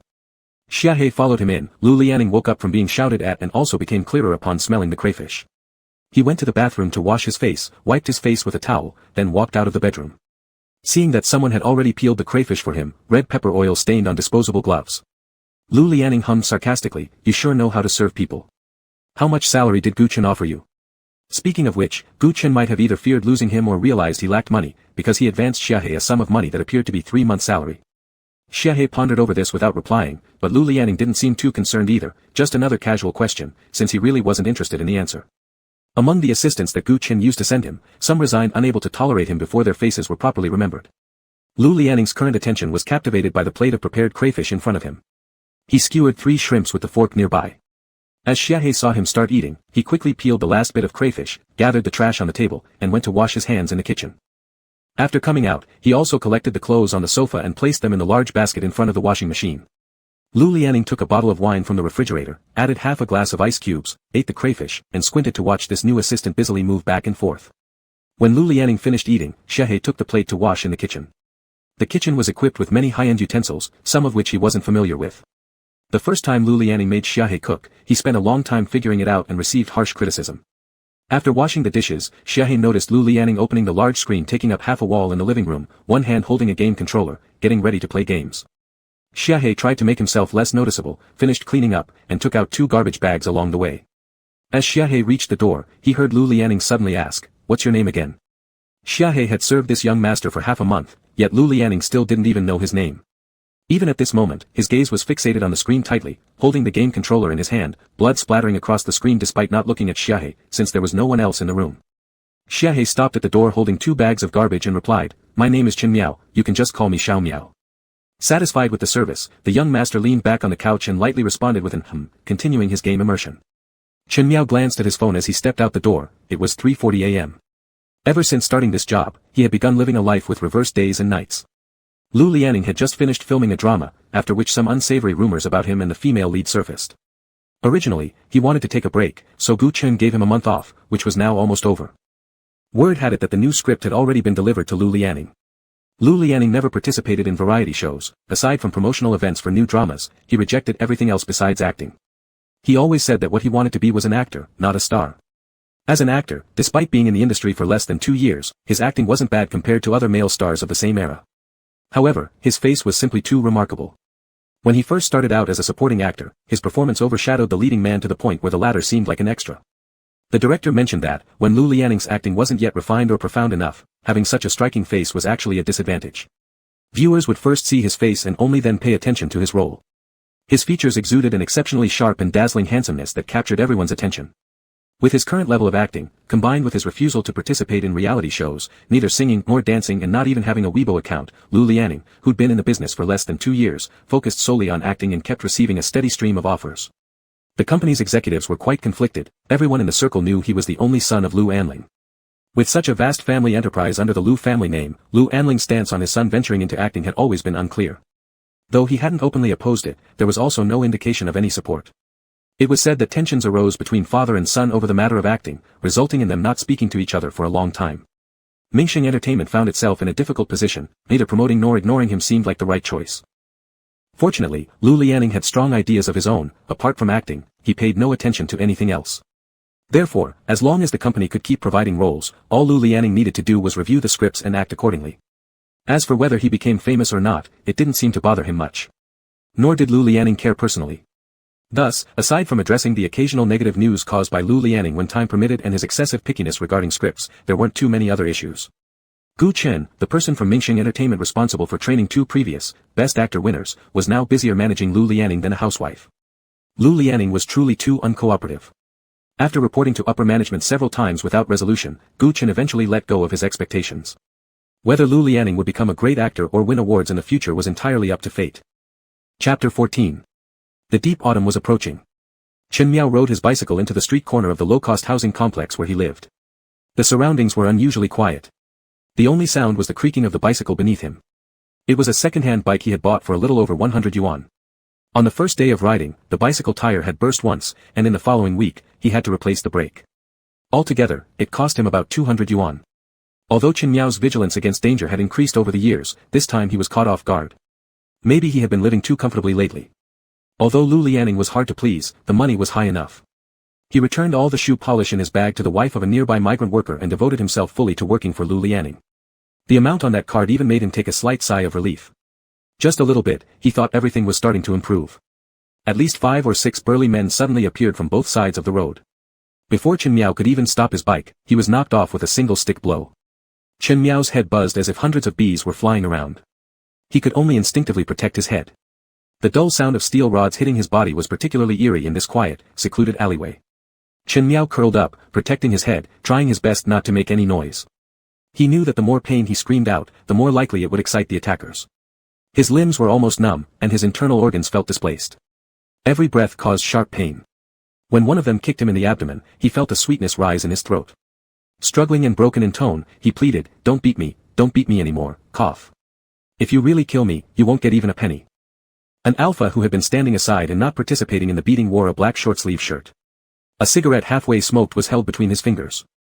At this moment, he finally spoke softly, that's enough. The group stopped their actions, dispersing slightly. That man slowly walked over. Chen Miao's vision was blurred, but he could see hazy shadows and the red light flickering in the darkness. He lifted his foot and nudged Chen Miao, who lay lifelessly like a corpse, run. Do you think we couldn't find you even if you ran here? Chen Miao emitted a suppressed gasp of pain. Even though this man's strength was much lighter than the previous ones, it still stirred the wounds on his body. Chen Miao struggled to say, not wanting to run, I just want to come to the big city, where there are more earning opportunities. He coughed lightly and panted, also, so I can pay you back faster. After hearing this, the man found Chen Miao's explanation amusing. He squatted down and grabbed Chen Miao by the hair, blowing smoke into his face, I don't care about your excuses. You need to know that we can find you wherever you go. We'll give you another 3 months. If you still haven't paid by then, don't blame us for being merciless. The sound of dragging steel sticks faded away at the side of Chen Miao's ear. He blinked, and the semi-functional street lamp in front of him went out completely. He lay there, nearly devoid of feeling in his limbs. Chen Miao took 3 days off, claiming that he wasn't feeling well. Lu Lianning directly ignored this message. Before the 3 days were up, on the night after the second day, Chen Miao received a message from Lu Lianning. It told him to buy a box of condoms and deliver them. At 3 p.m., the sky outside was covered with dark clouds. The air was heavy, and the daylight dim. However, because of the autumn season, the wind carried a chill. Most of Chen Miao's injuries were on his body. Since he had clutched his head tightly, his face only had some scratches. His skin was darker, so they weren't very noticeable. Now he was more experienced. Compared to the first time he was caught and brutally beaten, which left him bedridden for a week, he had now learned better how to minimize bodily damage when attacked. He went to a convenience store and bought a box of condoms, then proceeded to Lu Lianing's house. Upon entering, he saw Lu Lianing kissing Xiao Ming. Xiao Ming's entire body was relaxed in Lu Lianing's arms, his clothes already half undone. His delicate, pale spine was directly in Chen Miao's line of sight. Lu Lianing, hearing the noise, opened his eyes and looked at him briefly. His hand reached inside Xiao Ming's clothes and did something that made Xiao Ming let out a sound of moan that blushed many faces. Chen Miao quickly handed over the condom, preparing to retreat. But before the door closed, the box of condoms was thrown at his feet. You bought the wrong size. A sticky floral fragrance spread through the air. Chen Miao sniffed, noticing that Xiao Ming's nape didn't have a barrier patch on. With moist eyes, he hugged Lu Lianing's neck. Big brother Lu, don't use it, come in directly. He approached, softly kissing Lu Lianing's cheeks in an adoring manner. Lu Lianing seemed unaffected by his pheromones, possibly due to his higher pheromone grade. However, Lu Lianing chuckled upon hearing this and pushed Xiao Ming away, saying, forget it, use your mouth then. By the time that fool runs out to buy another one, I'll have lost my mood anyway. Xiao Ming's heart sank at the ambiguous chuckle, but he quickly obeyed Lu Lianing, kneeling meekly between his legs. At this moment, Chen Miao backed out, closing the door tightly. Then Lu Lianing called again, did I tell you to go? Make dinner. The room was filled with an increasingly sweet and sultry atmosphere as Lu Lianing narrowed his eyes, realizing that Xiao Ming's rutting season was approaching. Xiao Ming had been with him for nearly half a year now, which seemed like quite a long time. Chen Miao stood by the doorway, feeling the cold wind, as the alluring sights inside were shut off from view. Bruises covered his legs in black and blue patches, some areas even swollen. He hesitated about whether to squat down, fearing the pain of standing back up. He could only silently pray that Lu Lianing would hurry. Apparently, Lu Lianing didn't hear his silent plea, for when Chen Miao's legs were almost numb, he finally opened the door to let him back in. When Chen Miao returned, Lu Lianing looked somewhat more relaxed after releasing his earlier frustration, not questioning Chen Miao's inefficiency. Chen Miao was a decent cook, having put a lot of effort into mastering dishes to suit Lu Lianing's picky palate. Seeing that Xiao Ming was still there, Chen Miao prepared his meal as well. He did not join them at the dining table but cleaned the floor around the sofa instead, tidying up the coffee table that had become messy again during his absence. To lighten the tense atmosphere, Xiao Ming deliberately started a conversation. Your new assistant sure knows how to cook, this fish is pretty amazing. Lu Lianing didn't touch the fish, glancing at Chen Miao momentarily before quickly returning his gaze. Usually, when Chen Miao cooked this dish, he would carefully remove the bones for Lu Lianing, but today he clearly had no intention of doing so. Lu Lianing replied nonchalantly, of course, among the few people recommended by Gu Chen, he's the only one who knows how to serve properly. Lu Lianing was generally satisfied with Chen Miao. He spoke little and worked efficiently, though he sometimes appeared a bit dull, making things easier on both sides. Xiao Ming continued to chatter aimlessly, trying to start several conversations, while Lu Lianing largely ignored him and asked Chen Miao to open 2 bottles of wine. After a while, Lu Lianing handed Xiao Ming a card, his tone calm. You've been with me for nearly half a year, next month I'm going to shoot a new movie, and won't be back in H City for some time. You don't need to come anymore, we'll get in touch once I have time to return. Xiao Ming's smile gradually turned forced. The promise of reconnecting when there was time was merely a polite phrase to spare him some embarrassment. But Xiao Ming was prepared for this result. It wasn't unexpected, just a matter of when. Among the apprentices and juniors he knew, those who stayed with Lu Lianing for over 3 months were considered to have lasted long. Xiao Ming himself had already done quite well.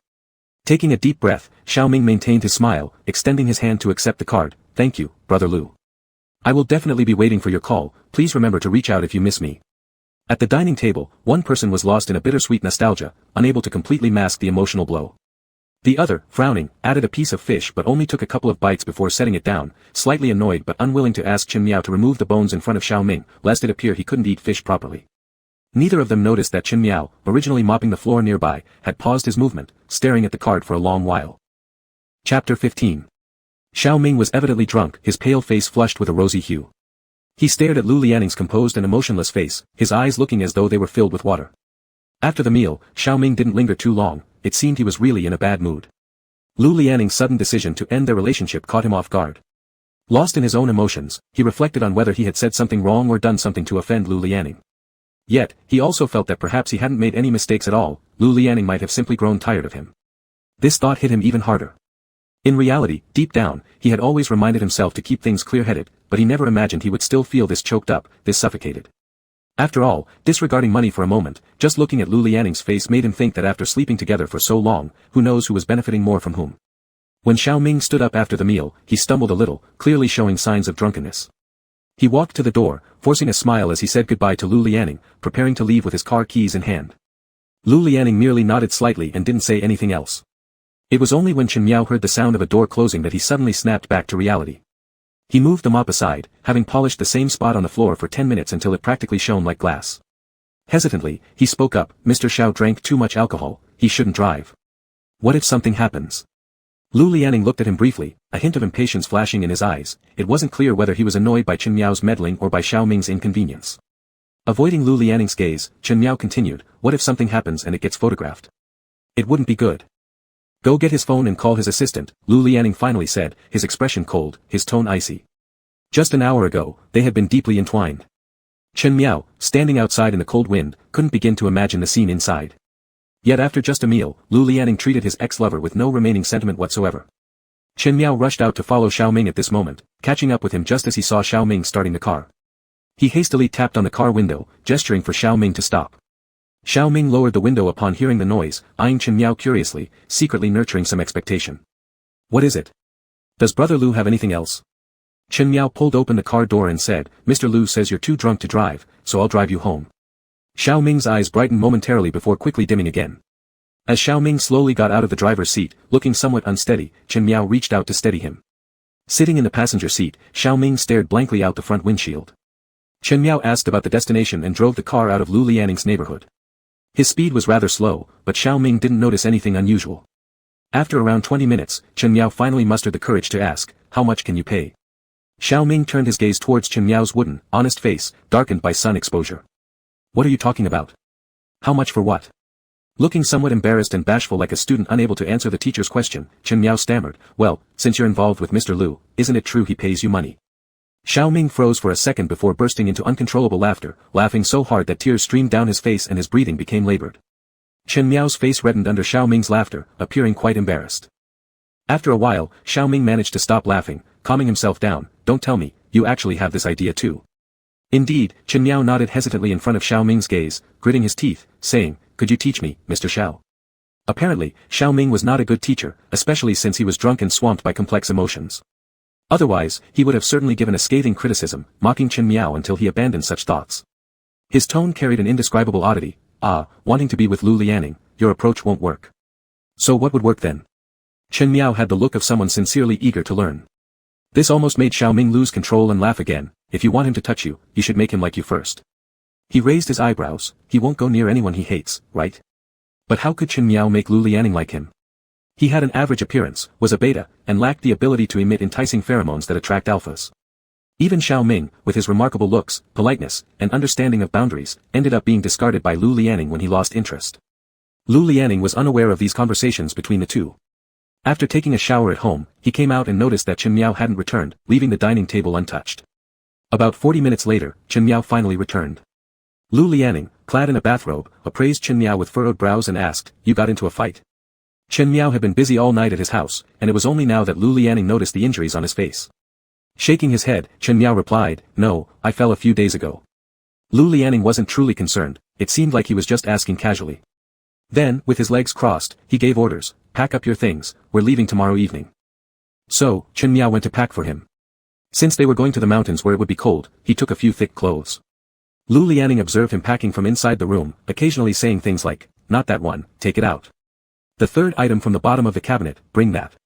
Don't bring those shoes. In the end, Chen Miao packed 2 large suitcases for him. The next day, Chen Miao had a backpack on and was pushing the 2 luggage cases with both hands. Behind his back, though, he only had an old shoe polish box's worth of items. Lu Lianning wore sunglasses and a mask, and deep into the night, he took him to the airport. Lu Lianning noticed that Chen Miao had become more skilled at attending to people recently, much more meticulous. He didn't need to say anything anymore, just a glance was enough for Chen Miao to know what he wanted. It's not that he wasn't dedicated to his work before, but recently he had become even more considerate. He spent more time under Lu Lianning's gaze, and Lu Lianning hadn't noticed at first. Until gradually, Chen Miao stopped calling him Mr. Lu so formally. He started calling him Brother Lu, just like Xiao Ming did. Chapter 16. The conditions in the mountainous area were a bit tough, and Chen Miao could clearly feel that it was much colder inside the mountains than outside. The director of this ancient wind immortal drama loved shooting on location. This scenic spot was selected after much consideration. This big IP ancient wind immortal drama had its original author as the screenwriter. Yi He, who had just won Best New Actor award, was cast as the male lead, while Lu Lianing was the second male lead. Originally, Gu Chen had competed with the director for the role of the male lead, but since Yi He had just won an award, his acting was acknowledged, and his popularity was at its peak. However, the negative materials caused by Lu Lianing were more than Gu Chen could handle, and considering comprehensively, the director thought Yi He's image suited the male lead better. Lu Lianing was very annoyed because of this matter, but he did not want to give up this opportunity. Such a big IP drama, even before shooting began, fans of the original work had already started to build momentum. Yi He was recently very famous, possessing so much traffic and being under the guidance of director Ren Qi, known for quality assurance. Lu Lianing eventually couldn't bring himself to give up. He could feel that if he gave up at this moment, countless people would rush to snatch this role. Moreover, the male secondary character's part actually took up quite a lot of screen time, almost equivalent to dual leading male roles. Chen Miao held a new smartphone and was quickly browsing through information related to Fu Yu. There seemed to be a layer of fog in the air that wouldn't dissipate in the morning in the mountains. It was already late autumn, and Chen Miao put on a thick sweatshirt but still felt a bit cold when standing outside. He looked into the distance and saw Lu Lianing walking out from the white mist of the bamboo forest wearing a white robe. With a very light makeup look, Lu Lianing originally had good looks. Even though they were only a few steps away, one always felt a sense of remoteness as if unable to approach him. That cold and noble demeanor, even Ren Qi, who was picky, couldn't find any fault with it now. In the show, Yi He played the role of a very innocent and carefree young man from an exceptionally privileged family, spoiled by his parents. However, starting at some point, his parents began showing worried expressions on their faces, despite trying not to express them in front of him. Nevertheless, he still perceptibly sensed something amiss.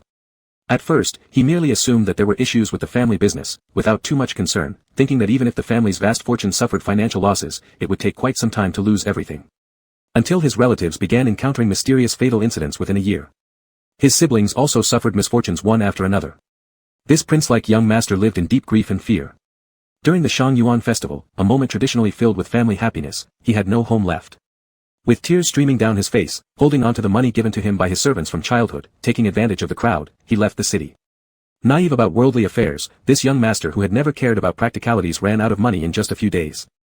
Hunger forced him to fight over steamed buns like street beggars. Being weaker and younger, he was beaten up severely for encroaching on their territory.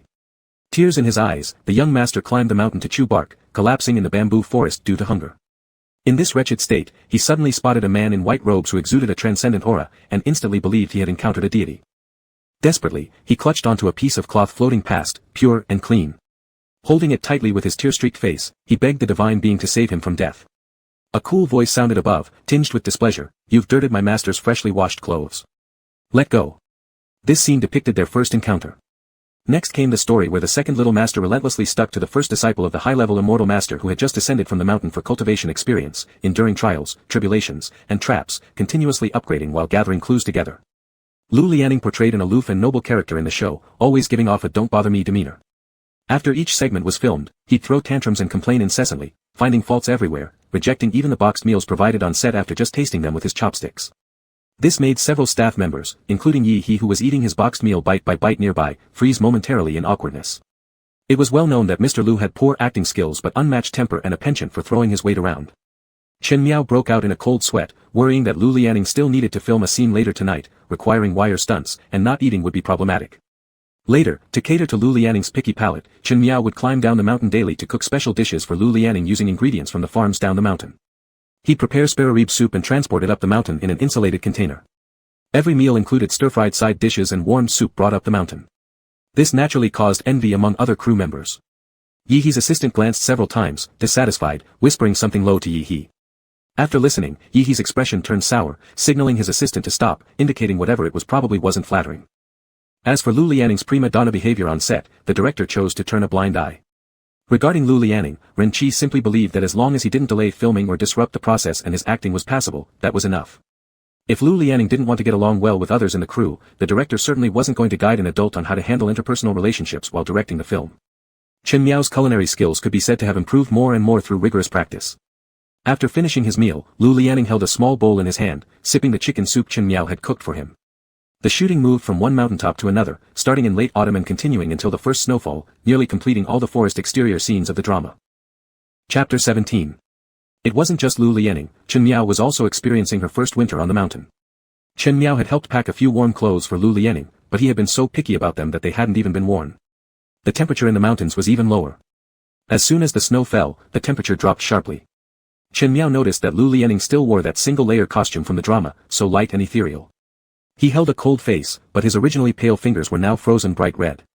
Chen Miao had prepared 2 hand warmers, charging them while waiting until after Lu Lianing's scene finished to quickly offer them to him. Lu Lianing looked at the colorful patterned hand warmer. Perhaps because of the severe cold, his face turned slightly blue without even any complaints, only casting a slightly disdainful glance at Chen Miao before sticking both hands inside. Chen Miao then draped a thick cotton coat over him. After being wrapped up for a short moment, it didn't have time to warm up before Lu Lianing wanted to take it off again. The warmth that had just been gained was once again lost to the icy air. With each opening of the coat, the cold grew more intense. Ren Qi hurried the schedule recently due to fears of heavy snow later which might block the mountain pass. The outdoor shooting scenes were approaching the end, and these days everything needed to be rushed. Though irritable offset, Lu Lianing focused entirely on his role without many troubles, one could say, quite professional. Chen Miao was almost splitting himself into halves trying to keep up with everything. Due to snowy roads making it slippery, his speed slowed. When returning, he saw that the 2 cheap hand warmers he'd bought exploded, burning the power plug black, releasing an unpleasant smell. The other one hadn't exploded yet, but when touched, it felt completely cold, no charging whatsoever. From this state, if it managed to charge, it would likely explode too. The tent set up here was far from today's filming location. Stepping deeply into the snow-covered path, Chen Miao made his way there. Upon arrival, he spotted Lu Lianing all alone, wrapped in a thick black down jacket, leaning against a dead tree, arms crossed around himself. A layer of frost clung to his eyelashes, and his lips had lost color. Lu Lianing had never mixed well with the crew for a long time, always showing that arrogant look on his face. Aside from respecting the director's face, he didn't bother to greet others upon seeing them. Chen Miao observed how the rest of the team shared a joyful time eating roasted sweet potatoes together. Ye Ho sat right in the middle. He broke open a roasted sweet potato, revealing its orange core emitting inviting steaming heat.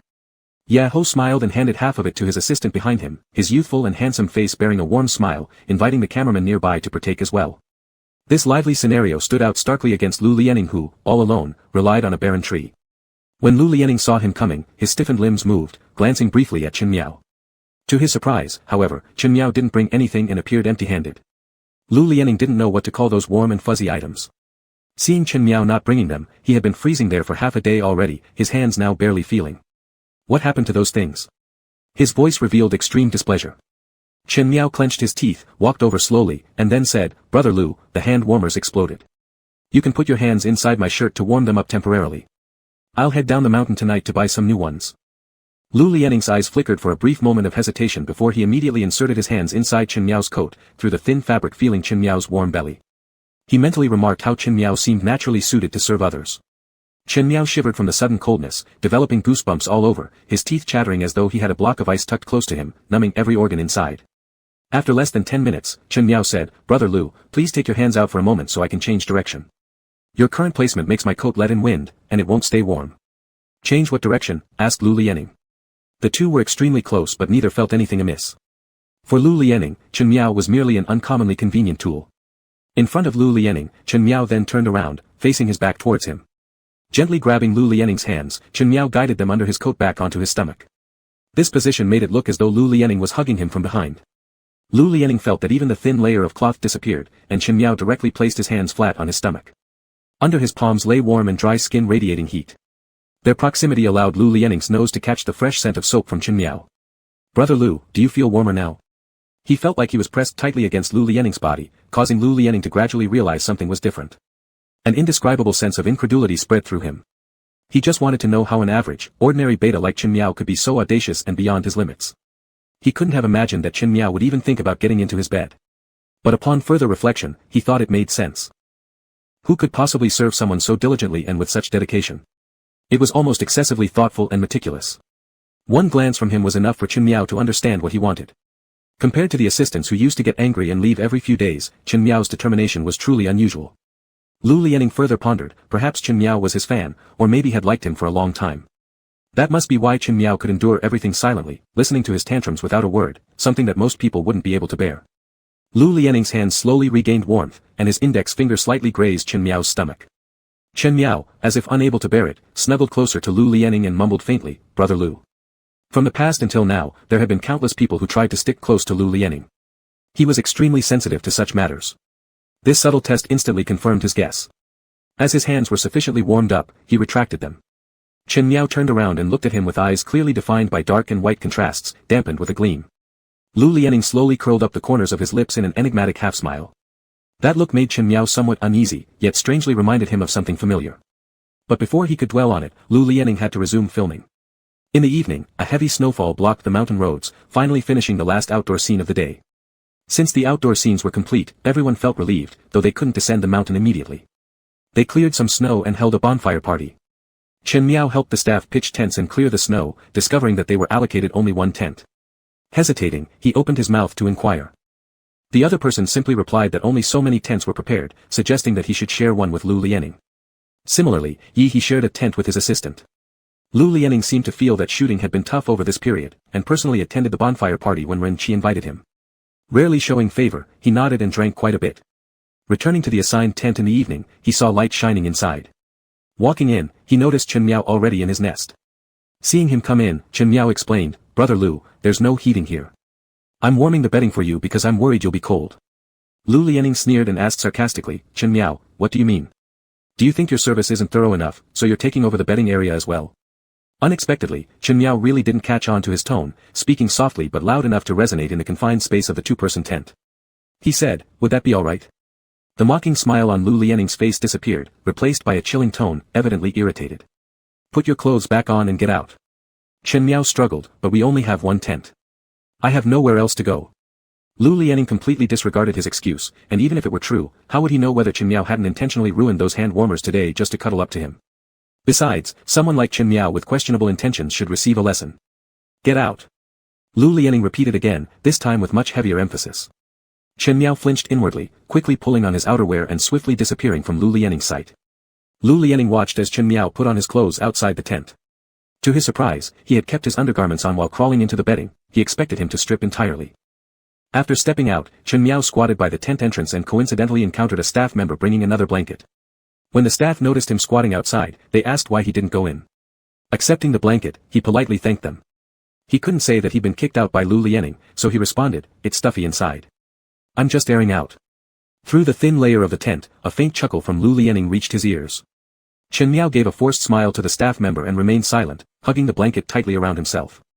Wrapping the blanket around him, he sat at the tent entrance, staring at the dwindling embers of the bonfire.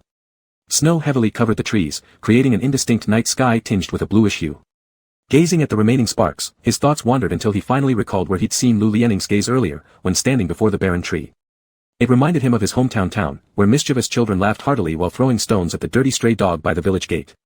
That was a natural, untainted malice, innocent yet cruel. Chapter 18. If it were only pure disgust, or merely interest, then things wouldn't be too bad. But it was precisely this mix of disgust with some unknown interest and curiosity that made Lu Lianing really surprised that Chen Miao would have such thoughts towards him. The signal in the mountain area wasn't very good. He scrolled through his phone, sometimes experiencing some lag. During these moments he would lift his eyelids to look at Chen Miao's shadow outside the tent like a small hill. He thought that sooner or later, Chen Miao would definitely come asking for help. After all, the night temperature in the mountains couldn't be easily endured without a windproof and warm tent. Indeed, Chen Miao was freezing outside the tent. He tightly wrapped himself in the quilt, curling into a ball and even covered his head, but still felt cold. That omnipresent chill spread from the ground, from the cold winds, and from the air itself, eroding him. His legs were almost completely numb, causing an unbearable stinging pain. He was too focused on resisting the agony of the cold to hear the approaching footsteps of two people. Not until his quilt was gently tapped twice did he notice. Chen Miao thought it was Lu Lianing. So he moved his stiff arm to pull the quilt away. However, it turned out to be Yi He and his assistant. The young-looking assistant smiled mockingly upon seeing Chen Miao. It really is you. How did the trusted lieutenant of Mr. Lu manage this? We heard someone say you were outside the tent, but we didn't believe it." Thinking that person must have been the one who brought him the quilt earlier, Chen Miao listened as Yi He gave his assistant an elbow nudge to stop him. Then Yi He bent down and asked Chen Miao, "Do you want to go to our tent? It might be a bit cramped, but it's better than being out here." He touched the surface of Chen Miao's quilt, which had been wetted by some broken snowflakes blown by the wind. "You'll definitely get frozen sick like this," he concluded. After saying that, he casually glanced at the tent behind Chen Miao. At such a close distance, it was impossible for Lu Lianing not to hear. Yet there was no sound from inside the tent. Now, Lu Lianing wasn't staring at his phone with poor signal anymore. Instead, he watched as the small hill slowly grew taller. Actually, he didn't quite believe that Chen Miao would dare follow Yi He. There had been some tension between him and Yi He even before filming began due to the roles of male lead and secondary male role. But then, he actually heard Chen Miao remain silent for a moment and say, "All right, thank you." The small hill gradually rose higher and slowly disappeared. It was the receding footsteps of 3 people, along with the chattering of the noisy assistant. "Hey, do you snore when you sleep? Don't disturb us. You can only sleep closest to the edge, you know that. Why are you so dark? Did you use to dig coal?" Finally, everything became quiet. Lu Lining's face darkened completely within the tent. Chen Miao's development not following his predictions made him extremely dissatisfied. In the end, he threw his phone somewhere far away as a gesture of frustration, crawled into the sleeping bag, and closed his eyes. The next morning, to avoid some unnecessary awkwardness, Chen Miao woke up very early. If others saw him coming out of Yi He's tent despite being Lu Lining's assistant, it would surely create more unnecessary trouble. When he woke up, Yi He and his assistant were still asleep. He quietly slipped out, the sky not yet bright. Maybe because of the snowfall, everything was covered in white. The weak light from the sky illuminated the distant snow, making it appear radiant. Lu Lining was the last to wake among them. Only after hearing the sounds of people outside packing luggage did he drowsily emerge from the tent. His face showed no expression. Chen Miao approached, calling somewhat uneasily, "Big brother Lu, I." Before Chen Miao could finish, Lu Lining walked past him as if he hadn't seen him at all, ignoring him completely as if he were nothing more than a non-existent shadow. Chen Miao opened his mouth but ultimately said nothing, following behind Lu Lining. The breakfast prepared by the film crew had gone entirely cold, and no one dared to call Lu Lining up anyway. Some had already left ahead of time. The director arranged for someone to escort them to the airport. Since Chen Miao got up so early with nothing else to do, he followed the routine of going down the mountain to prepare food for Lu Lining. Most of the snow on the mountain road had been cleared by a logging team, making it easier for Chen Miao to descend. But when Chen Miao held out the thermos container to Lu Lining with both hands, Lu Lining still refused to take it, his face cold. Chen Miao nervously extended his arms again, prompting Lu Lining to furrow his brows and push him away harshly. "Are you annoying me? You." The thermos lid wasn't secured tightly because previously, Chen Miao had always opened it in advance and handed it to Lu Lining, sparing him the trouble of opening it himself. The scalding hot chicken soup spilled all over the ground, and the cold air was filled with the aroma of food. Lu Lining's shout was somewhat high-pitched, paired with the sound of the thermos hitting the ground, leaving an eerie silence around them. Chen Miao stood there for a moment, unsure what to do with his hands. At this moment, a gentle voice suddenly came, "What's in the bottom layer? Can I have a taste?" The 3-layered thermos only spilled the chicken soup, while the main course and stir-fried dishes in the other 2 layers remained untouched. Only the chicken soup that had been cooked to tender perfection was completely wasted on the ground, but a few pieces still retained their savory flavor. As Chen Miao's eyes began to shift from embarrassment and uncertainty about how to placate Lu Lining's anger to a hint of confusion, he heard Yi He's voice again, as if just noticing something with excitement. "Ah, so you made something for me too. I didn't see it earlier. I've craved your cooking for so long, Chen Miao. Why did you only cater to our young master Lu? Such great cooking should be shared with everyone." Smiling warmly, Yi He reached out to take the food handed over by his assistant, who had already dished it out into a bowl. A delicate yellow layer of oil floated atop the soup, with chopped green onions sprinkled on top, and beside it, the bowl of sautéed mushrooms and shredded pork smelled absolutely mouth-watering. Chen Miao looked at the male lead of the unfinished drama, whose smile appeared sincere, radiating happiness. His eyes gazed at Chen Miao with familiarity, as if truly grateful that he prepared food for him today. Indeed, Chen Miao had prepared a portion for Yi He to thank him for allowing him to spend the night in his tent last night. He had carefully placed it in a conspicuous position inside Yi He's tent, ensuring he would see it the moment he woke up. How could Yi He only discover it now? And why precisely at this late hour, when Lu Lining had finally woken up, did he happen to notice it? Chen Miao's thoughts were interrupted by a dull thud, followed by something crashing against the tree trunk behind him. It dislodged the accumulated snow on the branch, which then scattered noisily to the ground. Lu Lining had kicked the thermos directly toward the tree.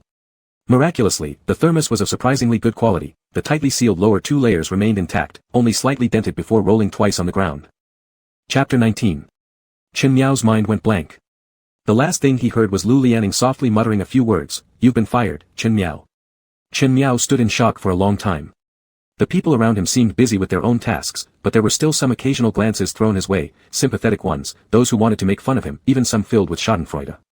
But without exception, no one dared to come over and comfort him, just as no one dared to mock him outright. No one liked to get casually involved in matters concerning Lu Lining. Chen Miao eventually returned with the last group of staff from the production team. Without Lu Lianing's approval, no one else dared to take the initiative to let him ride in her car. It took Chen Miao 4 or 5 hours after Lu Lianing's return to H City to arrive. Inside, Chen Miao was quite anxious. He didn't know how things had ended up like this. He paced around his shabby rental apartment aimlessly like a headless fly, then checked the balance on his card. Suddenly, it felt like a heavy stone had pressed down on his chest. Though the conditions in the mountainous area had been tough, he had been far more at ease than in H City. The creditors wouldn't have been able to chase him all the way to such a remote mountainous region. But now that he was back, and Chen Miao lay on his worn-out bed, cradling his head, and ultimately decided to go find Lu Lianing. He had already accepted 3 months' salary from Gu Chen. If he lost this job now, would he have to pay that money back? But he couldn't possibly repay it now. There was only slightly over 500 yuan left in his card. It was for his food expenses. And if he couldn't continue working for Lu Lianing, what would he do? Go back to delivering meals at the restaurant, or sell shoe polish at the mall? That wouldn't be enough, not nearly enough. Chen Miao didn't sleep well at all that night. As soon as dawn broke faintly the next morning, he got up. Winter had arrived, and he tightened his somewhat worn cotton coat before heading to Lu Lianing's house. At this hour, Lu Lianing must surely still be asleep, so he squatted by the door to wait. When the sky became brighter, Chen Miao began knocking on the door, but no one responded. He pressed the doorbell a few times stubbornly. Finally, his persistence paid off as a heavy thud echoed against the door ahead of him, the sound of something being thrown against it before hitting the ground, breaking into pieces audibly even through the closed door, followed by an extremely irate, "Get lost." Chen Miao slowly withdrew his hand. Since Lu Lianing hadn't finished filming yet, she would definitely need to leave in the morning. However, much to his surprise, it wasn't until past 10 o'clock in the morning when Lu Lianing finally opened the door. His hair was disheveled, and holding car keys, he glanced not once at Chen Miao crouching at the door as he headed straight for the garage. Chen Miao stood at the door and watched his car speed out of sight, without leaving him even a chance to say a word. Lu Lianing was severely late that day, which caused Ren Qi to unleash a round of pointed scolding on the set. Lu Lianing was even more annoyed, and they had to reshoot several scenes that day, concluding late into the night. When he returned, Chen Miao was already gone. Looking at the empty entrance, he thought that Chen Miao's attitude of apologizing clearly lacked sincerity. Meanwhile, Chen Miao was sitting in Gu Chen's car receiving a lecture from him. Gu Chen answered a call when his phone rang, his expression sour. After about 10 minutes, his anger subsided somewhat. When he looked at Chen Miao's pitiful state, his tone softened slightly. Using both kindness and authority, he handed Chen Miao a key. "These are the keys to Lu Lianing's home. You know what you should do tomorrow, right? If he's late again tomorrow, or if Director Ren calls me again, you're really going to lose your job. I know Lu Lianing has a bad temper and is hard to please, but isn't the salary I gave you much higher than that of others in the same industry?" Chen Miao nodded. Gu Chen continued, "As long as he completes his work properly, just follow along with everything else." Chen Miao replied, "I've always been following his lead anyway. So why does following him irritate him so much?" This was the first time Gu Chen had heard that Lu Lianing was planning to fire his assistant rather than the assistant being unable to endure and quitting. It sounded quite novel now, sparking his curiosity. Chen Miao suddenly fell strangely silent, as if realizing the core issue under Gu Chen's questioning. At this moment, Gu Chen's mobile phone rang again. He looked at Chen Miao for a while, who hadn't uttered a single word, feeling impatient, so he waved him to get out of the car while answering the call with his other hand. That morning, Lu Lianing had woken up very early due to the noise. As soon as he opened his eyes, he could hear sounds coming from the living room.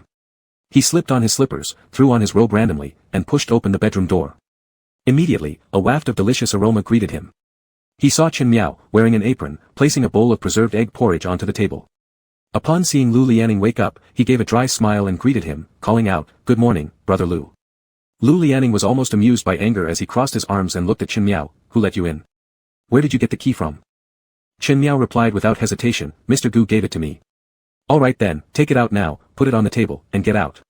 Chen Miao rubbed the flour off his apron and said, "Brother Lu, we have to hurry, we can't be late again today." "Are you deaf? I already made myself crystal clear, I fired you." Taking a few strides forward, Lu Lianing grabbed Chen Miao by the collar and tore off his apron before shoving him toward the door. A beta like Chen Miao would naturally stand no chance against an alpha like Lu Lianing when it came to physical strength. He was pushed all the way to the entrance, where Lu Lianing flung open the door with one hand while attempting to toss him out with the other. At the last moment, Chen Miao clutched onto the door that Lu Lianing was about to close, forcing half of his body back inside as he urgently pleaded, "I'm sorry, brother Lu. I won't dare warm your bed anymore. Just, give me one more chance, please." Lu Lianing paused mid-motion, looking over Chen Miao's face which seemed both resolute and slightly sorrowful, as if he had given up something significant. Then, in a tone devoid of any clear emotion, he asked, "Really?" Clutching the door with both hands and shaking his head vigorously, Chen Miao answered, "Yes, really. No more warming the bed." Chapter 20. Chen Miao and Lu Lianing could be considered to have barely reconciled. What does this "barely" mean?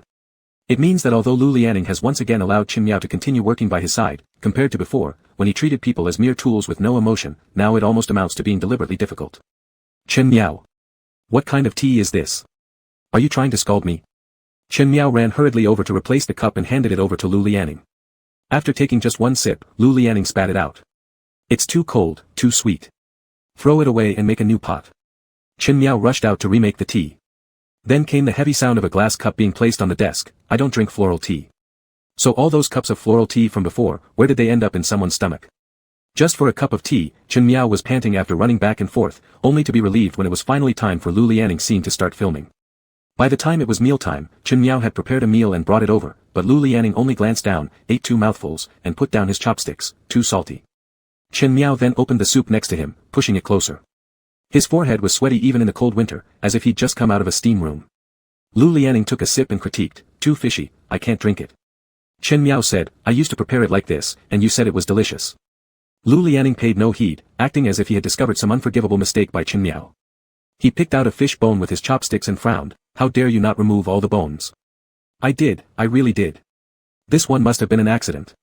Chen Miao frantically explained, bending over. How am I supposed to know whether it was an accident or on purpose? Lu Lianing arched an eyebrow and tossed the bone back into the bowl. I don't feel like eating fish anymore. Go and cook me some chicken pieces. Such continuous nitpicking went on for about a week, and Chen Miao had lost several pounds. Even in the cold winter, he was wearing an old black cotton coat, with his wrists showing very thin inside. That day ended late, and Lu Lianing didn't finish until almost 12 o'clock. He looked out from the rest room and didn't see any sign of Chen Miao.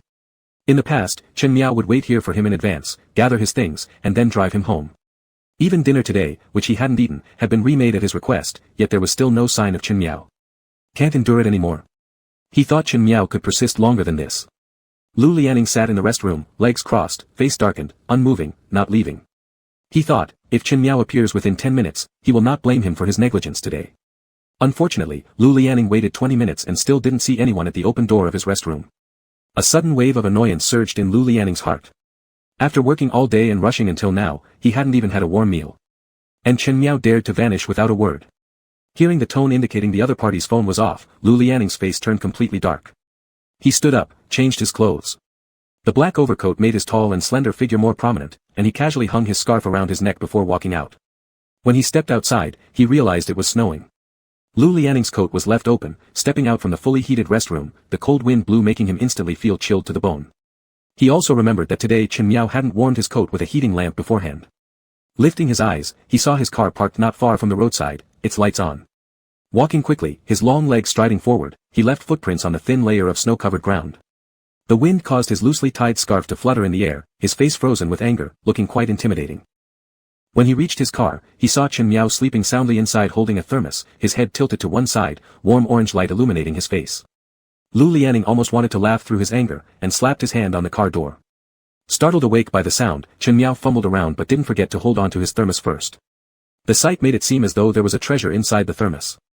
Upon closer inspection, Lu Lianing noticed the bottom damage marks, similar to those from the last time he kicked it into a tree and rolled down. The dented area had been somehow patched out again. Lu Lianing didn't know what to say now, while Chen Miao no longer showed a trace of drowsiness, his distinctively clear large eyes looking cautiously upward at Lu Lianing. Lu Lianing's voice deepened, do you know what time it is? You were supposed to prepare dinner for me, but instead, you prepared me a midnight snack. Chen Miao apologized repeatedly and hastily opened the thermos bucket, are you hungry? You should eat now, it's still hot. Lu Lianing took it over, and sure enough, the congee inside was steaming hot. This thermos bucket had excellent quality. Lu Lianing said again, I was diligently shooting here in the cold, thirsty and tired, with no one to pass me tea. And you were hiding here, sleeping with the heater on. Sorry, brother Lu, it won't happen again. I really am sorry. I didn't mean to. Chen Miao hurried to admit his fault, it's just.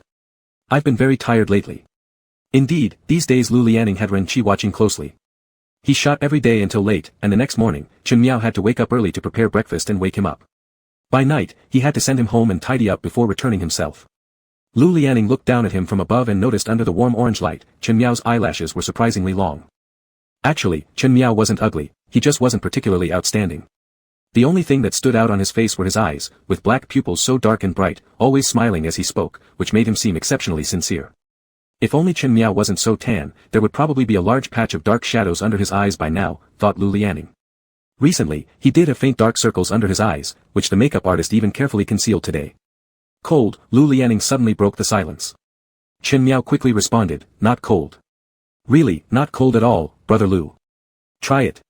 If he went back now to reheat for Lu Lianing, he might as well stay awake all night and directly wait for dawn to prepare breakfast. Chen Miao hadn't had a good sleep for many days. He pleaded with his eyes toward Lu Lianing. Under this gaze, Lu Lianing slowly said, I said my hands are cold. Chen Miao hesitated, repeating, cold hands. His brain, newly awakened from sleep, seemed slow. Oh, your hands are cold. After saying this twice, he finally got out of the car, turned the heater higher, and started rummaging through the back seat for the hand warmer he bought. But Lu Lianing stopped him. I want warmth right now. Hugging the fluffy, colorful hand warmer, Chen Miao silently prayed that Lu Lianing wouldn't make things harder for him anymore. He lowered his voice a little. Brother Lu, please wait, 10 minutes will do. It'll be quick. Lu Lianing directly grabbed the fluff ball in his arms, intending to throw it out but decided against it, knowing that Chen Miao would shamelessly run to retrieve it anyway. So, he tossed the thing into the back seat, feeling inwardly that a blockhead like Chen Miao dared to fantasize about climbing into his bed. I said I want warmth right now. Can't you understand? Lu Lianing furrowed his brows and yanked Chen Miao's clothes to pull him closer, then shoved his freezing hands onto Chen Miao's warm belly without warning. Chen Miao shivered from the cold, pulled back, but after catching a glance at Lu Lianing, he quickly moved closer again. Small snowflakes fell in the thickening night, the surroundings dark except for the glowing headlights illuminating the otherwise vague fine snow. Chen Miao vaguely recalled that Lu Lianing never insisted on eating meals cooked by him initially. In the past, Lu Lianing often sent him out to buy food from various places. But ever since he began cooking for Lu Lianing, the latter rarely asked him to fetch anything else anymore. Mostly, he demanded that Chen Miao make what he liked. As for keeping his hands warm, Chen Miao wondered if he would have to keep doing this throughout winter. Being cold like this was uncomfortable. He thought that if the hand warmer wasn't so poor in quality, none of this awkwardness would have started. Lu Lianing watched Chen Miao drift off, expecting that like last time, he would entirely press close. Instead, Chen Miao remained standing there, his expression dazed as if lost in thought. The icy chill was unbearable for Chen Miao. In his heart, he thought that if the hand warmer was better, they wouldn't be in this predicament now. Chapter 21. It was awfully late tonight, and Lu Lianing was truly hungry. She ate the food made by Chen Miao while sitting in the car. Chen Miao sat in the car, with everything around dim except for their lit headlights which illuminated a white expanse of snow ahead. The snowflakes falling from the sky seemed larger than before. There was absolute quietness as the car was filled with faint aroma of cooked food. The heating inside the car was set too high. After feeling suffocated, Lu Lianing slightly lowered the car window. Sitting at the driver's seat, Chen Miao could hear the sound of the windshield wipers rubbing against the front car window. A layer of thin snow would be wiped away only to be covered up again with a new layer shortly after. When Lu Lianing was nearly finished eating, Chen Miao tidied up the thermos and drove Lu Lianing home. Chen Miao drove very steadily. The snow fell increasingly heavier along the way until Lu Lianing finally rolled up the car window. By the time they got home, it was almost 1 o'clock in the morning. Lu Lianing went back home to change her shoes, walked inside further, and when she returned with a glass of hot water, she found that Chen Miao was still there in the living room. She raised an eyebrow and asked, "Is there something wrong?" After hesitating for a second, Chen Miao said, "Brother Lu, can I sleep on the sofa here for a night? It's snowing heavily outside. I want to cook you breakfast in the morning, and it's already this late." Lu Lianing placed the half-drunk hot water onto the table with a neutral expression on her face. Staying over isn't completely unacceptable, but do you know what you should or shouldn't do? Chen Miao nodded consecutively. I know. With that, Lu Lianing didn't say anything else and stood up to go back into her bedroom. The bedroom door wasn't shut tightly. Chen Miao heard some splashing sounds coming from inside, indicating that Lu Lianing was showering. Chen Miao pulled the curtains in the living room closed, blocking out the vast snowy scene outside. The indoor temperature was 26 degrees Celsius. Chen Miao laid down on the sofa, which was wide and soft, much more comfortable than his own old bed. As Chen Miao was about to drift off into sleep, something was suddenly thrown towards him. He looked over to see a light blanket had been tossed onto him, then he glanced at Lu Lianing's bedroom door. It had already been tightly shut. Following this, the sound of a lock being turned echoed. It seemed extremely unnecessary, as if Chen Miao was actually planning on sneaking into her room during the night. Chen Miao gave a bitter smile, then tightened his coat, curling up quietly on the sofa without moving. This could perhaps be the most comfortable sleep Chen Miao had since winter began. His rented apartment was too cold and damp, his only thin quilt often felt icy and never warmed up when he touched it. He frequently woke up in the middle of the night frozen, feeling coolness all over his body upon awakening. Lu Lianing abnormally woke up early, having already been awake for almost 20 minutes before Chen Miao came to knock on her door. Chen Miao was still in the kitchen, setting dishes on the dining table. Lu Lianing came out after washing up and just saw 2 fried eggs placed on the table by Chen Miao. They were shaped like hearts, with the egg yolk right in the center. The surrounding whites had a hint of slight charred yellow, emanating a tempting fragrance. Lu Lianing looked at Chen Miao opposite her, used the fork to tear the heart-shaped egg apart in the middle, resembling a broken heart, then used the fork to stab it and put it into her mouth. Chen Miao, like a stubborn fool, was still thinking of doing these useless little antics. Chen Miao thought that since she broke the heart-shaped fried egg apart thoroughly before eating it, she might not like it, so he rarely cooked fried eggs for Lu Lianing afterward. As year-end approached, and because the actors were quite diligent, progress was fast. Ren Chi kept urging them, and it was already nearly reaching the end. Thus, the film crew was working overtime day and night. With all-nighter work, directly led to an increase in the number of times Chen Miao stayed over at Lu Lianing's place. Maybe due to Chen Miao's first well-behaved behavior, Lu Lianing didn't have much to say regarding him sleeping in the living room. She even became accustomed to seeing the neatly folded blue small thin blanket on her sofa every morning before leaving. Chen Miao's hair grew long, and he disappeared for a while at noon. By afternoon, when Lu Lianing saw him again, his hair had been shorn short, almost hugging his scalp. She frowned at him and asked, "Who cut your hair for you?" Now, Chen Miao's round face made his big eyes stand out prominently. His dark complexion and extremely short hair made him look somewhat chubby and boyish. Upon hearing her question, he seemed a bit embarrassed, and patted his head. "I did it myself." Lu Lianing let out a somewhat sarcastic laugh. "You have such skills." Chen Miao found it troublesome to go get a haircut, so he directly shaved it all off with a razor. In this way, he could save himself the expense of going to a barber shop. This was, indeed, his main purpose: convenience, saving money, and getting things done easily. Perhaps because during these days Chen Miao lodged at Lu Lianing's place and hadn't attempted anything improper, Lu Lianing finally stopped picking on him every other day or deliberately making trouble for him. During the period Chen Miao interacted with her, he gradually figured out some aspects of her temperaments. Before Lu Lianing could say more, it was already her scene. In the grand finale, the male lead's rival blocked a sword meant for the male protagonist. On his white shirt appeared 2 drops of fresh red blood which spread out. It resembled a bright red flower petal falling on the white robe. The male protagonist held him close, trembling hands, red eyes, and a single tear fell onto his face. He repeatedly called his name. The pale youth with red tears from the male protagonist on his face, still said in a rather disdainful tone, "You're too noisy, don't delay here. Go." The male wiped his tears fiercely, carrying blood and tears alone, gripping the sword towards the final antagonist. Then came the moment when the male protagonist fought decisively against the villain. And that was where Lu Lianing's part ended. On the night when filming wrapped up, the atmosphere was lively. Even Lu Lianing, who normally didn't fit into any group, was made to drink alcohol at the wrap party. Perhaps relieved that they had finally finished shooting, Lu Lianing didn't refuse those smiling faces offering him drinks. Late into the night, Lu Lianing's cheeks were flushed, unclear if it was from excessive drinking or heat. When Chen Miao was called over, he saw Yi He bending down near Lu Lianing, whispering something. His body was leaning very close, as if he intended to support Lu Lianing, but Lu Lianing showed no restraint with his impatience, pushing him away directly. It seemed with considerable strength, Yi He stumbled backward. And just then, he caught sight of Chen Miao standing awkwardly by the door. Following his gaze, Lu Lianing looked over and seeing Chen Miao, approached him. "What are you lingering around for?" Lu Lianing completely ignored Yi He. Feeling very embarrassed, Chen Miao greeted and followed Lu Lianing outside. Even the director was quite drunk this time, while the assistant director arranged drivers and assistants to send the drunken people home. Although Lu Lianing's face turned slightly red, his naturally fair skin made it hard to tell if he was truly tipsy. After all, she seemed normal and walked as usual, showing less chatter than before. She walked coldly with Chen Miao following. Unexpectedly, as soon as Chen Miao and Lu Lianing stepped out of the group's line of sight, Lu Lianing leaned toward Chen Miao. Quickly realizing this, Chen Miao supported her, placing one arm on his shoulders. Lu Lianing, wearing a black hat and a long brown checkered coat, had a pale complexion, her head resting on Chen Miao's shoulder. They were so close that Chen Miao could smell the alcohol on her breath. As they walked, Lu Lianing half closed her eyes and muttered, "It's hot." Then began unbuttoning her coat. Chen Miao quickly stopped her hand, realizing she was really drunk, spoke gently, "Take it off when we get back. We'll be home in a moment." Suddenly, before they even reached the underground garage and just at the entrance, Lu Lianing became alert as if awakened by something. Quickly, she took off her hat and put it on Chen Miao's head. Startled, Chen Miao lifted his head blankly. What? There was someone secretly taking photos.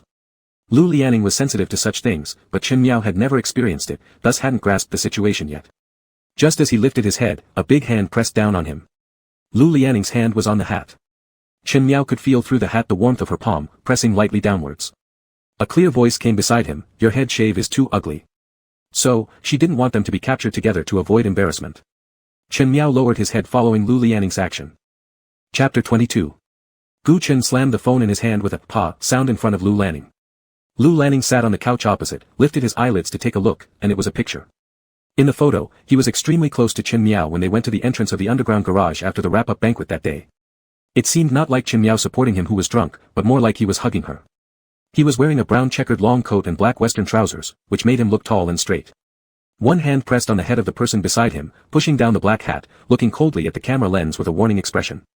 The person beside him dressed in a black down jacket could only be captured as having a sharp chin. She was half a head shorter than the imposing Lu Lianing, looking thin. Dressed in black clothes, she looked like an unnoticeable shadow next to Lu Lianing. Lu Lanning scrolled down the phone twice and saw comments saying, "Wow, this Mr. Lu has changed someone again. Look at that gaze, really boyfriend material overflow. Too handsome, I can't take it, I'm on site, it's that cap, Mr. Lu's palm is very warm. Who exactly is this? These are the pictures after the wrap-up banquet. Could it be someone from the same crew? This is too messy, changing people like changing clothes." Lu Lanning pushed the phone back to Gu Chen, who glanced at him. This might as well not be covered up. Even if Chen Miao is photographed, it's quite normal for an assistant to send their drunk boss home. This covering up instead makes people think there's something. Lu Lanning replied with a completely indifferent tone, "You said it, I was drunk." Gu Chen was extremely annoyed by his attitude of evading responsibility. "Do you think your reputation is good now?" He retrieved the phone, unsure whether it was sarcasm or what. "You used to beat up paparazzi who snuck shots of you when you were drunk. Why did you help cover up this little assistant this time? You helping her cover up might as well cover up your own face. The picture is so clear that it's hard to say it's not you. Even if you explain that it's your assistant, would anyone believe it now? What is there for assistants to be afraid of being photographed together?" Lu Lanning became impatient with his nagging, stood up directly, and said, "I'm sleepy." Gu Chen finally stormed out, angry, and didn't help suppress the spread of this picture this time, letting the picture fly all over the internet. After finishing this drama, Lu Lanning coincided with the end of the year. Gu Chen did not arrange any new work for him. On New Year's Eve night, Lu Lanning returned from outside by car. Fireworks blossomed in the night sky, and everywhere was a harmonious and lively scene. He played games in the room, turning the game sound effects up very loud, as if doing so could cover the cheerful sounds elsewhere. When he heard noises downstairs, he thought he had mistaken them, but when he opened the door, he really saw Chen Miao standing in his living room holding 2 garbage bags. The moment their eyes met, Chen Miao reacted first and quickly moved towards the door with the black garbage bag in her hand, saying, "Brother Lu, I'm leaving. I just came to clean up the garbage." Chen Miao didn't expect that on New Year's Eve, Lu Lanning had no work and was still here alone. In her understanding, Lu Lanning should go home and celebrate the new year with his family. "Hold on." Lu Lanning immediately stopped her. Chen Miao had to stop her figure that had already reached the door but still dared not turn around and face Lu Lanning, with her back turned to him. This tiny self-deceptive struggle couldn't make her avoid anything really. Lu Nianhuan took a few steps closer, then grabbed the Chen Miao facing away from him, sweeping her up and down with an oppressive gaze. Then, as if confirming something, he spoke, "Stealing my clothes to wear." Chen Miao was startled by these words and shook her head repeatedly. "No, no, you gave it to me and told me to throw it away." It was a very thick down jacket. Lu Lanning, accustomed to being free-spirited, didn't even want to wear such thick clothes in winter, saying it made him look bloated. After wearing it twice, he tossed it to Chen Miao to deal with. Chen Miao wouldn't dare to discard such good clothing, yet fully understood Lu Nianhuan's temperament. So she never dared to wear it in front of Lu Lanning, taking it home secretly to press under her thin quilt at night. She originally thought Lu Lanning would have left on New Year's Eve, but unexpectedly, she was caught red-handed. Lu Lanning was evidently very displeased. "I told you to throw it away, not to wear it yourself." These words were truly hurtful, implying that he'd rather throw it away than give it to her. Lu Lanning thought Chen Miao was excessively stingy. Gu Chen was certainly not stingy, he had been paying Chen Miao for many months, yet she was always dressed in a few old rags. At first, he really didn't care about that coat. But when he saw Chen Miao wearing a piece of clothing he had once worn, something felt strangely off in his mind. On Chen Miao, the coat looked excessively large, even covering his butt entirely. A mischievous urge to tease suddenly spread through Lu Lanning's mind. He locked eyes with Chen Miao, who looked flustered and evasive, saying, "Then how do you deal with my used underwear when you clean my room? Could it be you're stealing those to wear as well?" Chen Miao's face turned bright red immediately, and his panic made him stammer, "No. I really haven't. Do you think I'll believe you just like that? Let me check." As he said this, he actually went for Chen Miao's pants, trying to pull them down. Chen Miao was so frightened that he nearly dropped the garbage bag, holding onto his waistband for dear life. "I haven't. I've washed all of them for you." "What?" This time, Lu Lanning was genuinely shocked by Chen Miao's response. "In the laundry room on the balcony, if you don't believe me, go take a look." Chen Miao struggled under Lu Lanning's hand and managed to pull up his half-dropped pants. Lu Lanning really did head over to the laundry room on the balcony. He had never washed his own clothes, everything was always taken care of by someone else. Of course, he had no reason to ever visit the laundry room either. When he stepped inside, the fresh scent of lavender detergent wafted through the air. Hanging neatly on the drying rack were 3 pairs of Lu Lanning's worn underwear, black, white, and gray. Chen Miao quickly jogged over, crouching halfway beside a nearby storage rack. He pulled open a drawer and displayed its contents. "I've washed all the others and stored them here." Lu Lanning asked, "You used the washing machine?" Chen Miao shook his head and replied, "No, I washed these by hand." Then added, "Only the regular clothes went into the washing machine." Lu Lanning stared at the 3 pairs of underwear fluttering in the breeze, listening to Chen Miao's earnest replies. His own face started to flush, though he didn't realize it himself. Feeling somewhat embarrassed and furious, he cursed, "Chen Miao. Are you fucking mentally ill or something? He then warned again, better tuck away any dirty thoughts you have about me. Chapter 23. On New Year's Eve, Lu Lining didn't manage to finish a single game. Cross-legged on the living room floor, his thoughts were restless. The sound effects of the game were so loud, yet he could still hear Chen Miao chopping vegetables. It was driving him crazy. When those bloody red words, "Game Over," appeared again on the screen, he lost all patience and quit the game directly. As soon as the game exited, the giant screen began airing the Spring Festival Gala broadcasted by every channel. A harmonious and festive red filled the screen, the host was reciting the New Year's greetings. Lu Lining turned around and saw Chen Miao coming out with a soup basin, with some accidentally splashed flour on his apron. His hand, originally intending to turn off the TV, paused, and he directly got up and sat at the dining table. Chen Miao quickly returned to the kitchen and took 2 bowls, serving Lu Lining a full bowl and placing it in front of him. The white porcelain soup basin was full of floating dumplings with big round bellies, but this time, Lu Lining unusually refrained from making any critical comments. A large dance performance started on the screen in the living room, while the two silently ate their dumplings. There was a strange atmosphere, both lonely and bustling. Lu Lining's eyes once again unconsciously drifted toward Chen Miao's face. Inwardly, he thought that this ordinary-looking beta indeed had skillful means. He was only 22, yet this man was attempting to create an illusion of family warmth to confuse him. How could such an illusion possibly deceive him? With disdain in his heart, he raised his empty bowl that had been completely cleaned of dumplings and ordered another bowl. Although the soup basin was closer to Lu Lining and right in front of his eyes, he still insisted on having Chen Miao serve him. Chen Miao didn't say much, resignedly serving him another full bowl. After finishing the meal, bored, Lu Lining dragged Chen Miao into playing games with him. Chen Miao didn't know how to play and kept losing several rounds to Lu Lining before Lu Lining finally seemed to have improved his mood. It was very late when Chen Miao cautiously reached for his clothes hanging by the door, afraid of being discovered by Lu Lining. However, just as he picked them up and turned around, he saw Lu Lining staring at him. Chen Miao awkwardly smiled, then slowly put down the thick down jacket. "Brother Lu, I won't take it. If you're not comfortable, just let me throw it away." He wore a thin sweater underneath, its cuffs slightly fraying, and bent down to pick up 2 bags of garbage heading towards the door. But after taking just a few steps, he was stopped by Lu Lining. He stood up and threw the quilted jacket at Chen Miao. "Never again. Are you trying to catch a cold tomorrow like a good miner?" Chen Miao hastily caught it with both hands, put it back on, and showed a bright-toothed smile. "Thank you, Brother Lu." Lu Lining waved his hand impatiently. "Get lost already." Chen Miao walked to the main door, throwing the garbage into the big trash bin. Then, hands in his pocket, he walked toward his shabby rented place. Halfway through, his phone buzzed in his pocket. Taking it out, he saw a message from Lu Lining reminding him not to forget cooking the next day. Since Lu Lining did not participate in activities other than drills, occasionally running promotions for his drama during good moods, after the holiday, Chen Miao followed him to a few places. During that time, Lu Lining didn't take on new scripts, and Gu Chen rarely contacted him. Yet, the monthly salary was always paid on time. In mid-May, they began promoting Floating Jade. The event drew many Yi fans. Standing together on stage, Lu Lining answered the host's questions with a casual demeanor. When the event concluded in the evening, Chen Miao waited in the dressing room for Lu Lining. At the sound of the door opening, he looked up, expecting to see Lu Lining but instead found Yi He. Yi He hadn't skipped many variety shows or outdoor events lately, he seemed somewhat thinner. Many fans online pitted him and urged the company to reduce his activity schedule, allowing him to rest for a period. Chen Miao really didn't have much affection for this man, though Yi He indeed possessed good looks and a polished manner of interacting with people. But ever since the last time, it had been hard for him to feel any liking for Yi He. No matter how approachable he seemed on the surface, wearing an ever-present amiable smile. Chen Miao straightened his body a little more and said, "Brother Lu hasn't returned yet." After hearing this, Yi He chuckled softly. "I'm not here for him, Chen Miao, I'm looking for you." Rarely did Yi He remember someone else's name, Chen Miao wasn't sure what Yi He was getting at. "Is there something you want with me?" Yi He's smile deepened. "After tasting your cooking the last time, I couldn't stop thinking about it. Lu Lining is notoriously difficult to please within the industry. Why don't you come over to me, little Miao?" So now he was little Miao. Chen Miao was startled, instinctively feeling that there was something off about Yi He.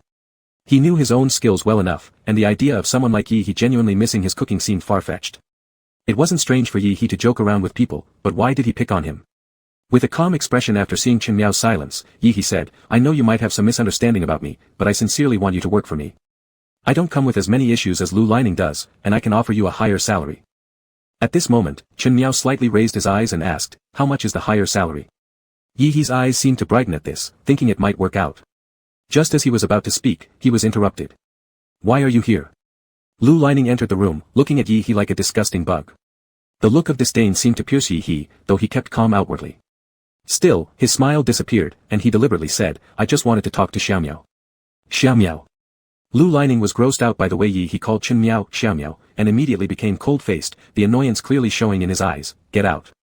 This up-and-coming movie emperor, who had been very popular both on stage and within the circle, walked out silently without saying a word after being treated so ruthlessly by Lu Lining. Yet, the force with which he closed the door behind him was not small. As soon as the door closed, Lu Lining pulled off his neatly tied tie, then walked towards Chen Miao, who stood up from the sofa like a truant student caught by the principal. Why did you let him call you Xiao Miao? I didn't allow him to call me Xiao Miao, Chen Miao replied seriously. Then why did he call you that? Did you have secret contact with him? Chen Miao shook his head. No. Lu Lining still scanned Chen Miao with an unfriendly gaze, adding, better not be. Chen Miao felt as if those eyes were piercing, like prey stared down by a hunting hawk, and quickly explained, not at all. I didn't know how he came in suddenly. Lu Lining suddenly remembered what happened last time, and his expression grew even darker, as if deciding to bring up old grudges. Why did you go to his tent when he called you last time? But last time, brother Lu, you didn't want to sleep together with me. Didn't I make you sleep separately because you're too promiscuous and licentious? You went to his tent whenever he called you. Chen Miao couldn't figure out why Lu Lining brought this up again, and his scalp tingled. Ashamed by Lu Lining's wording, his face turned red as he stuttered, I didn't. Lu Lining completely lost himself in accusations. Looking at Lu Lining's increasingly ferocious gaze, Chen Miao wondered whether he was going to bring up the meal from last time again. Sure enough, Lu Lining spoke again, and why did you deliver breakfast to him like a beggar? Are you bored? I pay your salary, why are you making food for others? You obviously don't have enough work to do. Why didn't his assistant go instead of you? And Xiao Miao, how disgusting. Just these few sentences repeated over and over in accusation, Lu Lining emotionally shaking Chen Miao by the shoulders, questioning, don't you find it disgusting? You like it when he calls you that? He not only accused but demanded agreement from Chen Miao. Chen Miao was almost collapsing under the pressure, breaking out in a cold sweat, nodding repeatedly like a chicken pecking grains, disgusting, utterly disgusting. Chapter 24. Chen Miao sat in the driver's seat, Lu Lining walked around to the passenger side. Chen Miao started the car, and the black Porsche drove into the night. Chen Miao felt a little uncomfortable. Lu Lining didn't sit in the back seat anymore but instead took the front passenger seat, supervising his driving as if to make sure he was doing it right. Lu Lining had such a strong presence that Chen Miao found himself sitting up straight, like a primary school student trying hard to impress their teacher on the first day of class. When they arrived at the hotel where Lu Lining was staying, Chen Miao pulled Lu Lining's suitcase behind him. Even though it was already late at night and nearly deserted, Lu Lining still covered his face completely, leaving no gaps. They were about to promote Floating Jade over the next few days, and they would have an early flight to another city tomorrow. Lu Lining's distaste for Yi He had been growing daily lately. Before, although he disliked him inside, he wouldn't make Yi He too uncomfortable outwardly. Now, however, he didn't hide his aversion towards the man at all. The next morning, Lu Lining woke up after Chen Miao knocked on the door. Irritated by being woken up, Lu Lining glumly got into the car. Lu Lining handed over the buns and soy milk he'd bought, but Lu only reached out to take the bun. So Chen Miao held the soy milk with one hand and tried to help by inserting the straw with the other hand before passing it over, and only then did Lu Lining take it. The driver in front couldn't help but glance a few more times in the rearview mirror upon seeing this, until Lu Lining caught his eye and the driver quickly returned his gaze to the road ahead. He thought inwardly, Lu Lining truly acted like a young master who expected everything to be handed to him on a silver platter. As Lu Lining ate breakfast halfway through, he looked sideways at Chen Miao and said sarcastically, how come you keep wearing the same few pieces of clothing? Has Gu Chen not given you your salary? Chen Miao glanced down at his dark blue jeans that had been washed to almost white and stayed silent. Lu Lining bit into his straw. TCH, it's like we've been abusing you or something. Fortunately, Lu Lining didn't dwell on the subject any longer, just muttering these two sentences before letting it go. This was the final promotional event for Floating Jade. After this, since Lu Lining hadn't accepted a new script, there should be some rest time coming up. Thinking about this, Chen Miao felt he could finally catch his breath. Since this was the last promotional event, there were especially many people attending, and almost half of them were Lu Lining's fans. They screamed against Yi He's supporters, trying to overpower each other. Lu Lining didn't participate in reality shows, singing or dancing performances. He refused even high-paying New Year's Eve invites, rejecting them outright despite their generous offers. There wasn't much interaction between him and his fans either. As he'd entered the industry only recently, his acting skills were still under scrutiny, and combined with the scandals that surrounded him, his fan base wasn't large to begin with. In the previous cities, other lead actors had garnered more attention from fans, yet here, the situation seemed somewhat unusual. Chen Miao, however, remained oblivious to these details, rushing around helping backstage. It wasn't until near the end of the event that Chen Miao heard a chorus of screams. The fans were collectively shouting, Lu Lining, happy birthday. Only then did Chen Miao realize that today was Lu Lining's birthday. He checked the date on his phone and added it to his notes. Since it was both the final promotion and Lu Lining's birthday celebration, the atmosphere was particularly vibrant. The emotions of the fans ran high, and additional security personnel had to step in to maintain order. When it ended, it was already dark outside. The host reminded the fans to return home safely, and each of the main actors delivered a few farewell words. That evening, the director and a few lead actors celebrated Lu Lanning's birthday. In the glittering banquet hall, a cake was rolled out that was even taller by 2 layers compared to the one presented during the event earlier in the day. From afar, Chen Miao watched as Lu Lanning shone brightly among the group of celebrities known for their striking looks and fine figures. Lu Lanning's attractiveness was straightforward, having nothing to do with subtlety or elegance. It was simply a bold kind of beauty that struck one at first sight, powerful, naked, and overwhelming. Seeming to sense Chen Miao's gaze, Lu Lanning tilted his head slightly toward Chen Miao. Upon noticing this, Chen Miao inexplicably stepped backward. When he looked again, Lu Lanning had already stopped looking at him, as if what had happened a moment ago was just his imagination. Chen Miao walked out of the banquet hall intending to use the restroom, when in the corridor, a man dressed in light clothing and obviously drunk collided with him, spilling red wine all over him. Chen Miao let out a low exclamation and steadied him. As the man raised his face, it turned out to be Yi He. Chen Miao stood by the wash basin in the restroom with Yi He. Chen Miao used a wet wipe to help Yi He clean off the stains, and the burgundy red stains had dyed half of his shirt. The way he was cleaning now wouldn't really get rid of the stains entirely. Chen Miao turned on the faucet, washing the red wine off his hands. As he looked up at the mirror, he saw Yi He watching him through the reflection. Annoying and persistent like a ghost. These 4 words popped into Chen Miao's mind. It seemed Yi He didn't even realize that improper intentions was written all over his face. He cleared his throat and said, "Mr. Yi, I apologize, but it was actually you who bumped into me first earlier." Yi He didn't pick up on this point. He instead smiled warmly, maybe because of how much he'd already drunk. His face flushed slightly red, making his pale complexion look even more appealing. "I didn't say you ran into me, so don't be so nervous, Xiao Miao. How's the thing I told you last time? Have you considered it?" How could there be anything to consider? The 2 words, disgusting, Lu Lanning kept ranting about repeatedly resurfaced in Chen Miao's mind. "I think I'm pretty content working for Brother Lu," Chen Miao politely declined, "and anyway, Mr. Yi doesn't lack assistance, so please stop finding me." Yi He wasn't upset after being refused. It was as if he'd expected it. Very suddenly, he informed Chen Miao, "Do you know I was actually Lu Lanning's first love? Only later I made some mistakes, we broke up, and he wouldn't forgive me. I'm seeking your help just because I want you to lend me a hand." Chen Miao froze momentarily before wondering why he would tell him this, and also, what help could he possibly offer? "I can't even get close to Lu Lanning's bed yet. So it turns out, all along, you're my competitor." Chen Miao sized up his competitor from head to toe via the mirror, starting from the hair strand to the tip of his chin. Suddenly feeling defeated, he thought back to Xiao Ming and compared himself to Yi He again. In the end, his gaze landed on his own little blackened face in the mirror, deciding perhaps he should withdraw from this competition altogether. So climbing onto Lu Lanning's bed requires this kind of standard, huh? A wave of dizziness washed over him, only to be jolted back by Yi He's voice. "I know right now he seems quite repulsed by me, but haven't you heard the phrase hatred born of love?" Yi He continued to throw an olive branch, "Help me, and I won't let you down." Chen Miao shook his head firmly, believing that Yi He was greatly overestimating the role or status he held in Lu Lanning's eyes. He wasn't even someone who could make an influence in this situation. If only he had already climbed into Lu Lanning's bed, then perhaps he could try whispering into his ear. But first, he needed to touch the pillow next to Lu Lanning. That was difficult, at least for now. Yi He's expression started to darken, and with such an alpha demeanor, he truly came off as endearing. "Can you do me a favor and go get my clothes from my car? There are so many people outside, I can't walk out looking like this."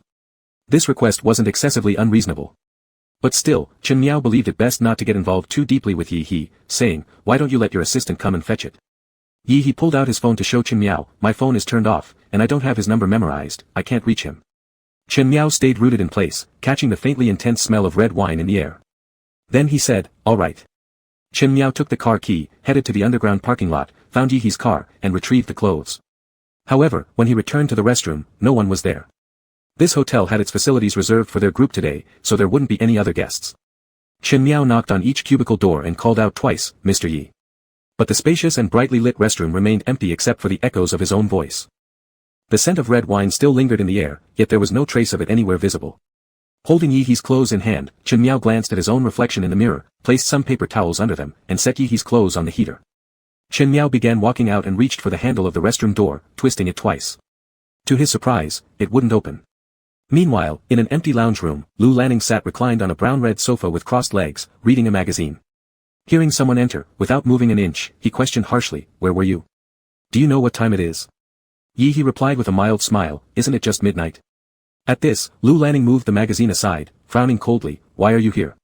Where's Chen Miao?" Yi He slowly peeled off a partially torn strip of alcohol-soaked gauze in his hand, and an overwhelming scent of red wine immediately surged forward. Lu Lanning slowly rose from the sofa, his face darkening terrifyingly. Where's Chen Miao? Frustrated, Yi He retorted sarcastically, who knew you'd wait up so late for him here, Master Lu? Is it childhood neglect or inability to take care of yourself that requires having someone around you 24 hours a day? Chapter 25. A strong wave of omega pheromones hit the air. In the closed-off rest hall, Lu Jingning frowned deeply as he was enveloped by the scent. Yi He slowly approached him, gradually removing his own clothes. The clothes fell gently onto the thick, soft fur carpet with barely a sound. His face flushed red, and his long, pale legs stepped onto the rug, making him look like a drunken but obedient cat. Lu Jingning watched him step closer, as that familiar scent from long ago wrapped around him once more. However, due to his naturally high pheromone resistance and the use of a barrier patch, he wouldn't fall uncontrollably in heat just from catching a whiff of omega pheromones like some low-ranking alphas. When Yi He reached beside him, wrapping his arms around Lu Jingning's neck, tilting his face up towards his lips for a kiss, he thought that Lu Jingning had silently agreed. But unexpectedly, when his hand touched the barrier patch at the back of Lu Jingning's neck, it was quickly pressed firmly on the swollen, sensitive glands at the back of his neck. This area was extremely delicate and could not withstand such pressure. Instantly, Yi He went limp, letting out a cry before clamping his mouth shut. Lu Jingning roughly dragged him forward, dragging him all the way to the window where he pushed the window open and shoved Yi He partially out the window. Yi He struggled and screamed desperately, Lu Jingning. Are you crazy? Let me go. Lu Jingning replied without any emotion, let you go. Wasn't it just now that you kept forcing yourself upon me? As the cold wind blew through, the rich wine-scented pheromones dispersed into the night. Lu Jingning pressed himself against Yi He, gripping the back of his head tightly and leaning close to his ear. His voice deep and gravelly, he asked, do you think they'll catch you if I throw you down like this? The wine-scented pheromones recklessly wafted from the window upstairs. Some alphas on the street couldn't help but sniff and glance toward the window, though it was too dark and far away to see clearly. However, thanks to an alpha's heightened sensitivity to omega pheromones, they were still able to determine the location of this wine-scented omega relatively quickly. Terrified, Yi He noticed a few alphas gathering nearby and yelled frantically, let me go. Lu Jingning, don't go too far. Lu Jingning snorted coldly, too far. I've told you not to bother me again. Why can't you stop? Do you think I'm too lenient? No one would consider Lu Jingning a lenient person, except perhaps Yi He, who felt special because he had been Lu Jingning's first love. It turned out that even in dealing with their past relationship, Lu Jingning showed no mercy. The connection between them was cut clean and sharp, with absolutely no lingering ties. Breathing heavily, tears began streaming down Yi He's face. Let me go, I won't disturb you anymore, release me, release me. They'll see my face. At last, Lu Jingning let go, and Yi He slid down onto the carpet, his face tear-streaked. This pitiful state of plum blossoms with dew made him look both pathetic and weak, trembling from fear and the cold, completely naked. Struggling, he picked up his clothes from the floor, hastily dressing himself while staggering toward the door. As he finally managed to grab the doorknob, the door suddenly opened from the outside. A pair of tear-filled, emotionally turbulent eyes met another pair that were strikingly clear and transparent. Chen Miao's body was still covered with some unknown gray smudges, and there was a rip in his shirt. Seeing Yi He said, I couldn't find you earlier, someone said you were here. Then, with both hands holding a fresh, clean piece of clothing, he handed it to Yi He. Noticing that Yi He was no longer wearing the wine-stained shirt, he curiously asked, did you change your clothes already? Yi He immediately snatched the new clothing and forcefully pushed past Chen Miao, hurrying off. Chen Miao paused for a moment and then quickly sensed an unpleasant gaze fixed on him. Just now, Yi He had blocked the doorway so Chen Miao hadn't realized Lu Jingning was inside. Now, things started dawning on him belatedly. With a cold expression, Lu Jingning asked, where have you been? Confused and unsure how to explain, Chen Miao fumbled, thinking that Lu Jingning must have seen or heard something. How was he supposed to bluff his way through? It's just. Yi Sir spilled wine, and then, his assistant wasn't around, so he asked me to help. Before Chen Miao could finish his sentence, Lu Jingning interrupted him, do you remember what day it is today? Startled, Chen Miao quickly blurted out, Big Brother Lu, happy birthday. Lu Jingning nearly burst with frustration at this utterly insincere wish, walking over and asking, check the time yourself. And you're wishing me happy birthday? The fuck, it's already past. As Lu Jingning moved closer to Chen Miao, he looked at him with sudden disbelief. A moment later, he pulled Chen Miao nearer, lightly sniffing his scent. The scent of Yi He's pheromones. It was strong, not the kind that lingers after a mere brush past. They had been alone together for a while, and it wasn't brief. Did something happen? Recalling Yi He's behavior in the lounge earlier, he swore under his breath and glared at Chen Miao as if ready to devour him. Chen Miao trembled nervously, looking at Lu Jingning, unsure what he had done wrong again. In the end, Lu Jingning said nothing. Seething with anger inside, he shoved Chen Miao aside and stormed off. Chen Miao didn't even manage to enter the room, pushed twice by the two men from within, almost retreating back into the corridor. Watching Lu Jingning's fierce figure disappear down the hallway, he hurriedly trotted behind, murmuring apologies. Lu Jingning paid no heed, maintaining a cold expression as he strode away. Once they reached the underground garage, he opened the car door and got in without allowing Chen Miao to follow. Chen Miao clung to the window and asked, "Why?" While making a call to summon the driver, Lu Jingning slightly raised his eyelids, filled with concealed coldness. "Can't you smell the stink on yourself?" Chapter 26. Chen Miao was fired again. He looked up at the sky, which had been gloomy all day, threatening rain. The air wasn't too suffocating yet. He waited for 2.5 hours at a bakery on the street corner until the owner finally came out of the baking room. She was a female beta, her face wearing an apologetic smile. "Sorry, sir, today the staff took leave, so it's a bit busy. What do you need?" This shop actually had a small storefront, but its business had always been good. Chen Miao gazed at the cakes displayed in the showcase from the first to the 5th row, then his eyes fell on the price list. He seemed hesitant. The owner was very considerate at this point, as if understanding something, and asked the customer who had waited for such a long time, "Are you looking to order a birthday cake? If you're in a rush, I already have one prepared here," but the customer suddenly said they couldn't come to pick it up. "If you need it, sir, I can sell it to you at a discount." Chen Miao immediately agreed, saying, "Okay, may I see what the cake looks like?" The owner smiled gently and said, "Of course." She carried out a 12-inch cake from the inner room, covered with pearls, with a beautiful little princess standing in the middle of the cake. The main color was blue cream. The layered dress of the little princess occupied most of the cake. With her chin raised, she appeared very noble and elegant. The owner said, this was originally ordered by a regular customer for her daughter's birthday. Chen Miao stared at the cake for a long time. The owner thought he might ask about the price first, but unexpectedly, after hesitating for a while, Chen Miao asked, "Can the little princess on this cake be replaced with a little prince?" After Chen Miao left the bakery carrying the cake, the wind chime by the door suddenly jingled. He tilted his head and looked at the sky. Finally, a drop of water landed on his forehead. He put the cake under the eaves, then stood in the increasingly dense rain, letting the rain soak his clothes and hair. The owner watched that peculiar customer from inside, hesitated for a moment, then went out to give him an umbrella. Unexpectedly, he refused and only requested that the gift box of the cake be changed to a transparent plastic cover, perhaps fearing that the rain would ruin it. Chen Miao walked through the rain with the cake, heading toward Lu Laning's house. The rain grew heavier and heavier. By the time he arrived at Lu Laning's doorstep, he was completely drenched. He pressed the doorbell 3 times, and although the lights were on inside, no one came to open the door. After about an hour of waiting, with Chen Miao persistently ringing the doorbell, Lu Laning finally seemed unable to bear it any longer, yanking the door open. His hair was disheveled, as if he had just crawled out of bed, but that did not affect his handsomeness in the least. Lu Laning looked at the soaking wet Chen Miao, then glanced at the torrential rain pouring outside. The rain truly began to fall at this moment. He couldn't help but scoff, a ploy of feigning injury. Chen Miao was seen through instantly. He wiped the rainwater off his face with his hand, reached out to hold onto the doorframe, seemingly fearing that Lu Laning might slam the door shut in front of him again. "Brother Lu, I'm sorry." He was like a dog discarded by its owner during the rainy season, wretched and ragged, not even daring to call out loud.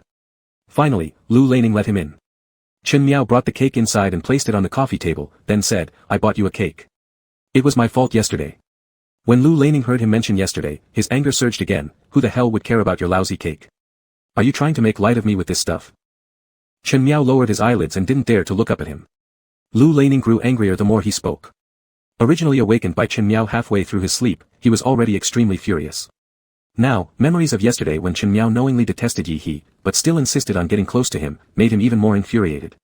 He glared at Chen Miao and said, "You know it's your fault, don't you? You forgot my birthday entirely and ran off to give Yi He some useless clothes. With so many staff following him around, why should you be the one delivering them to him? Are you my assistant or his?" Seeing Chen Miao remain silent, Lu Laning felt his resentment grow further. Without thinking, he picked up an ornament nearby and smashed it on the floor in front of Chen Miao. "Are you deaf, or are you mute?" Chen Miao jumped back 2 steps, startled.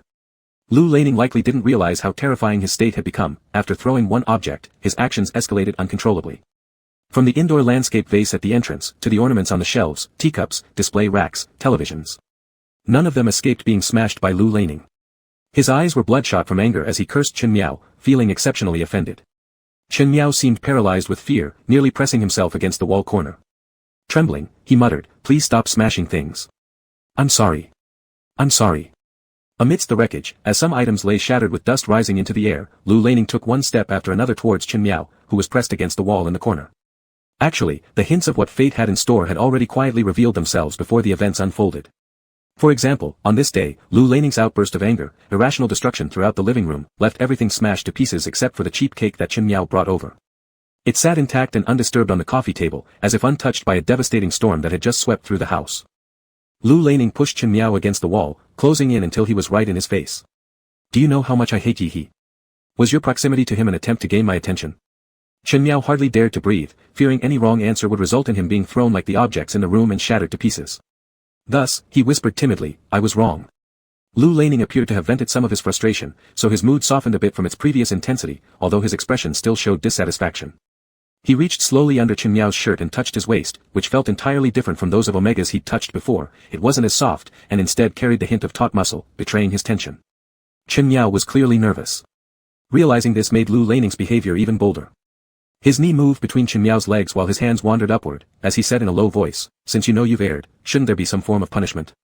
Chen Miao submitted entirely to his touch, behaving obediently, gazing at Lu Laning without breaking eye contact. If Lu Laning glanced up slightly, he could easily see his own reflection in those eyes. This realization made Lu Laning chuckle, but wait, I almost forgot. For you, this is actually more of a reward, isn't it? With that, he leaned closer until his lips were brushing against Chen Miao's. Just before the kiss, Chen Miao tilted his head upwards politely and softly murmured, thank you, brother Lu.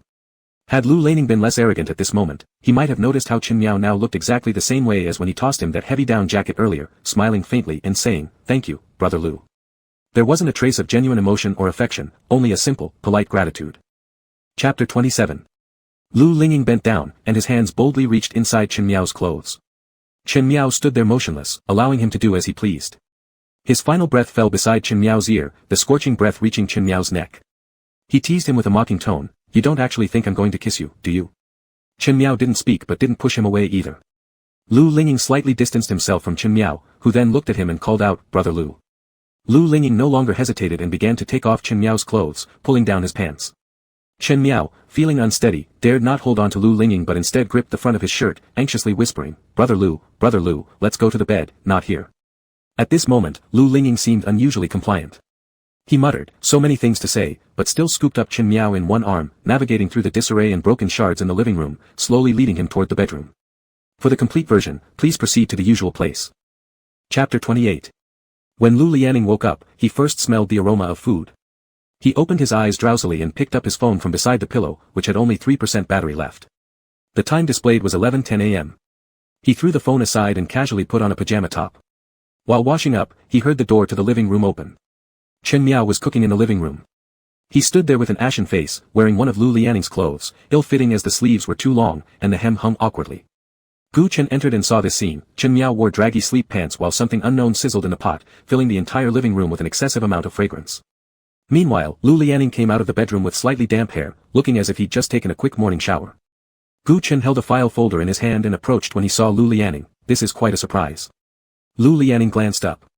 Gu Chen usually didn't say such things lightly, so it piqued his curiosity. What exactly is so mysterious? Lu Lianing took the sealed file. Gu Chen glanced at Chen Miao's back as he cooked in the kitchen, then shifted his gaze back to Lu Lianing, Ren Qi's senior disciple, Yu Jing's next movie. Although both Yu Jing and Ren Qi are directors, Yu Jing is different from Ren Qi. Yu Jing is very individualistic and self-centered, comes from a wealthy family, and has an extraordinary aesthetic sense for cinematic works. He doesn't make TV series. If Ren Qi would occasionally use actors who brought their own capital into a project for investors or to make some money, Yu Jing seems exceptionally aloof, unaffected by worldly matters. For him, making movies is a way of artistic expression. Sometimes, the scripts he selects appeal to a niche audience that doesn't resonate well, leading to theaters having less than 10 viewers when his films premiere due to chaotic visuals and obscure dialogue. Yet, he also boldly adapted a mystery film, surpassing commercial films of its time, and won several awards. Ren Qi said the reason why Yu Jing can be so pure and unrestrained is because of the confidence provided by his background. Box office takings aren't within Yu Jing's consideration, what matters most is whether he can achieve his unique vision happily. Moreover, he doesn't need to worry about losses as he could cover costs himself, even without external investment, since he has plenty of money anyway. He once mentioned this. 3 years ago during an interview program, Ren Qi smiled faintly and shook his head, eventually saying that although Yu Jing could do as he pleased, he couldn't, since he still had to earn a living. So, for someone like Yu Jing choosing actors, the concept of actors bringing their own funds is non-existent, it's purely based on talent. Lu Lianing opened the sealed document to reveal a script, quickly skimming through and finding that it wasn't complete. But it revealed some unclear parts, and Lu Lianing looked at Gu Chen, saying, this is an art film. Gu Chen's expression changed slightly, and he took the script to flip through it. The male lead was a wandering painter. It really is. Gu Chen placed the script aside. I didn't get the news at first either. Ren Qi contacted me and asked me to pass it on to you. This Ren Qi sure is awkward. Even though he hadn't given Gu Chen any good face in the shooting location before. With crossed hands, Lu Lianing rested them over his knees, not yet speaking when he suddenly noticed Gu Chen's odd, rather unpleasant expression. Following Gu Chen's gaze, Lu Lianing realized Chen Miao was coming out with a fish dish. Chen Miao wore Lu Lianing's clothes with a wide collar exposing heavy bite marks. Even someone as dense as Chen Miao couldn't ignore such glances, so he looked up and called out, "Mr. Gu."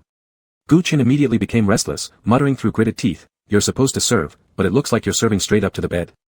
Lu Lianing frowned and looked back at Chen Miao, clearly dissatisfied with how revealing his clothes were. "Who told you to wear my clothes?" Chen Miao replied, "My clothes got soaked in the rain yesterday. I washed them this morning, but they're not dry yet." Lu Lianing said, "Why don't you adjust your clothing properly? Why must you act this way? Button up the last button remaining." Chen Miao muttered, "Oh," standing by the dining table as he fastened the buttons. The living room was filled with the aroma of food. In the room, these two people carried obvious signs of their recent passion and showed no intention to conceal it, ignoring Gu Chen completely. Gu Chen nearly went blind with anger. He could never have imagined that Chen Miao, who appeared so old-fashioned and naive, could end up in Lu Lianing's bed. Moreover, all of Lu Lianing's previous lovers had been entirely different types compared to Chen Miao, who was incredibly ordinary. And now this Chen Miao was in Lu Lianing's house, wearing Lu Lianing's clothes and cooking for him. It seemed like everything between them was natural and well-practiced. Perhaps he had underestimated Chen Miao before. Chen Miao hadn't been by Lu Lianing's side for more than a little over a year. Lunch was eaten at Lu Lianing's home, during which Chen Miao prepared an additional dish. In the morning, a housekeeper came by to tidy up the living room and stocked the fridge with fresh ingredients. Gu Chen looked around carefully and noticed that quite a few items were missing from the living room. All the precious ornaments from before were gone without a trace. He didn't speculate further on this, but his gaze upon Chen Miao grew increasingly peculiar. After the meal, Chen Miao retrieved yesterday's cake from the fridge, slicing it into pieces. After tasting just a small bite, Lu Lianing showed extreme disdain. "This is far too sweet and cheap. What kind of inferior cream did you buy, Chen Miao? Can't you get something better?" With these words, he plucked the plastic little prince figurine off the cake, muttering, "I hope the paint doesn't peel off onto the cake." Chen Miao quietly ate the cake, thinking it tasted pretty good himself. As Lu Lianing became even more critical than usual, Chen Miao silently continued eating, lost in thought. Lu Lianing wasn't suited for roles like the little prince or princess, he rather resembled the wicked queen in Snow White, beautiful yet exacting and cruel. Chapter 29. When Chen Miao came out of Lu Lianing's house, it was already close to an hour since Gu Chen had left. He did not expect that he would still meet Gu Chen at the intersection. Gu Chen was sitting in the driver's seat, with his car parked beside a power pole on the roadside. A dog happened by and lifted its leg to urinate against the pole. Panting heavily on his old bicycle, Chen Miao finally caught up, unaware that Gu Chen was deliberately waiting for him. Chen Miao smiled broadly, revealing white teeth, and even greeted him. However, Gu Chen called him over. As Chen Miao got into the car, Gu Chen lit a cigarette and completely lowered the window which had been only halfway down. He wasted no time beating around the bush. Why is there so much missing from Lu Lianing's living room? Chen Miao's emotion was unclear. After remaining silent for a while, he whispered, "He threw a tantrum, broke them all. And he didn't have time this morning to replace them." Throwing a tantrum? Gu Chen chuckled with an ambiguous expression. "Did you make him do that?" Chen Miao's lips gradually tightened. Gu Chen continued, "Back then, I never realized you had such a knack. Do you know how hard Xiaoming tried to crawl onto his bed?" He gently tapped the ash off the window ledge, letting the ashes drift down along the side of his car. He has been together with Lu Lianing since high school. After entering the entertainment circle, he thought he couldn't get good resources from Lu Lianing, so he slept with a director. This was discovered by Lu Lianing, hence why Lu Lianing now utterly despises him. This statement came suddenly and wasn't entirely clear. Chen Miao wasn't particularly curious about Yi. Every encounter with him had been unpleasant, but this still made Chen Miao a little puzzled. Why would following Lu Lianing result in a lack of resources? Chen Miao asked as he raised his eyebrows. Gu Chen glanced at him, his eyes filled with complicated emotions. Not everyone can be like Lu Lianing. Even without promoting or recording variety shows, besides acting, he does nothing else and yet keeps receiving scripts continuously. Lu Lianing has the backing of the Lu family, and even though the current head of the Lu family pays no attention to him, he is different. The attitude of Lu Lianing's company towards higher-ups is unclear, uncertain whether to promote or suppress. It doesn't seem wise which way father or son should go, and it goes without saying that Yi cannot obtain any resources through Lu Lianing. Yi is a purpose-driven person with ambition, and indeed, he has been quite successful later on. Over the years, many have flocked to Lu Lianing's side, even without resources, at least they could earn a significant amount of money. Lu Lianing still has a lot of money. He pressed the tail end of the cigarette into a small box inside the car, then looked at Chen Miao and said, "I don't care what your intentions are, but if you're thinking of taking a shortcut, you've already crawled into his bed. I won't say much more, but if not, let me advise you to stay clear-headed." That tone was akin to patient exhortation, mixed with complex looks, making Chen Miao somewhat confused as he listened to these admonishing words. By the time he returned to his own low-rent apartment, it was already dark outside. He casually cooked some plain broth noodles and gulped them down. When he sat down, his butt hurt terribly, so he stood up again. But his movement was too abrupt, causing him to grimace in pain. Then when it was time to sleep and he took off his pants, he noticed blood on his trousers. Chen Miao got up from the bed, changed his underwear, and, to save electricity, didn't even turn on the light. In front of the oil-stained window, he washed his pants on the washboard in a red plastic basin. As he raised his head, he could see half a moon. The moonlight shone through the window. He bent over and applied soap to the 2 small bloodstains on his pants. After bending over and scrubbing twice, his bottom started hurting again, so accompanied by the sound of sigh from drawing breath, the sound of clothes rubbing against the washboard echoed in the night. He thought that perhaps the pain would subside in the morning, guessing that riding the bicycle home must have aggravated it. Chen Miao's mind wandered, recalling all the things Gu Chen had said to him today. He felt that such a painstaking ordeal somehow seemed like a shortcut. He'd rather endure being repeatedly tested and cooked 10 times under Lu Lianning's repeated nitpicking than suffer this kind of misfortune. At the same moment, Lu Lianning tossed and turned twice on his big bed, reminiscing about last night. Suddenly feeling parched, he gulped down a glass of cold water, which alleviated his thirst somewhat. He had about a 10-day vacation planned, deciding to take a holiday at a private European island resort. He contemplated accepting Yu Jing's movie offer, realizing that he needed to relax properly before filming commenced because once the camera starts rolling, he would be incredibly busy with no time to spare. He pondered, who should he bring? Previously, he used to always bring Xiao Ming, but now after such a long time, he hadn't even considered finding anyone new. He recalled Chen Miao, the suppressed gasps from the previous night, and the breakfast he prepared that very morning. In the end, it was Chen Miao, a beta with thick skin, who after being roughed up all night, could still get up the next day to cook. Those omegas often cooed adorably in pain after sleeping with him and snuggled in his arms, refusing to get up. He placed the water cup on the table and thus decided on Chen Miao, it would be convenient. Chen Miao went to Europe with Lu Lianning, and their entwined figures were left on the beach, the deck, by the large floor-to-ceiling windows, and on the sand. Lu Lianning claimed he disliked how dark Chen Miao was, so he slathered all the sunscreen he brought onto him. With just a few touches, things took on a different flavor. They used up 3 or 4 bottles of lubricant while the bottle of sunscreen was not even finished. Chapter 30. Chen Miao came over with a cut-open coconut, heading toward the beach. Lu Lianning had just returned from surfing. Drenched, water ran down the muscles that rose on his pale skin as he walked up to Chen Miao, shook his head, and splashed water all over Chen Miao. It was only then that he noticed the coconut in Chen Miao's hand. A round hole was cut at the top of the spherical coconut, covered by the piece taken out, looking like a little cap, with a plastic straw sticking into it. Lu Lianning didn't reach out to take it, instead, Chen Miao raised it slightly. Lu Lianning lowered his head and took a sip. Suddenly, a click sound was heard. Lu Lianning first thought it was a paparazzo, but how could this remote private island have such visitors who acted so brazenly? Upon looking over, they saw an old man with grayish beard but energetic demeanor smiling kindly at Lu Lianning and waving him over. Lu Lianning approached, and the old man showed him the photo he had just taken. The photo displayed a pair of lovers. The two were standing very close to each other, one holding a coconut while the other with wet face bent down to drink the coconut juice.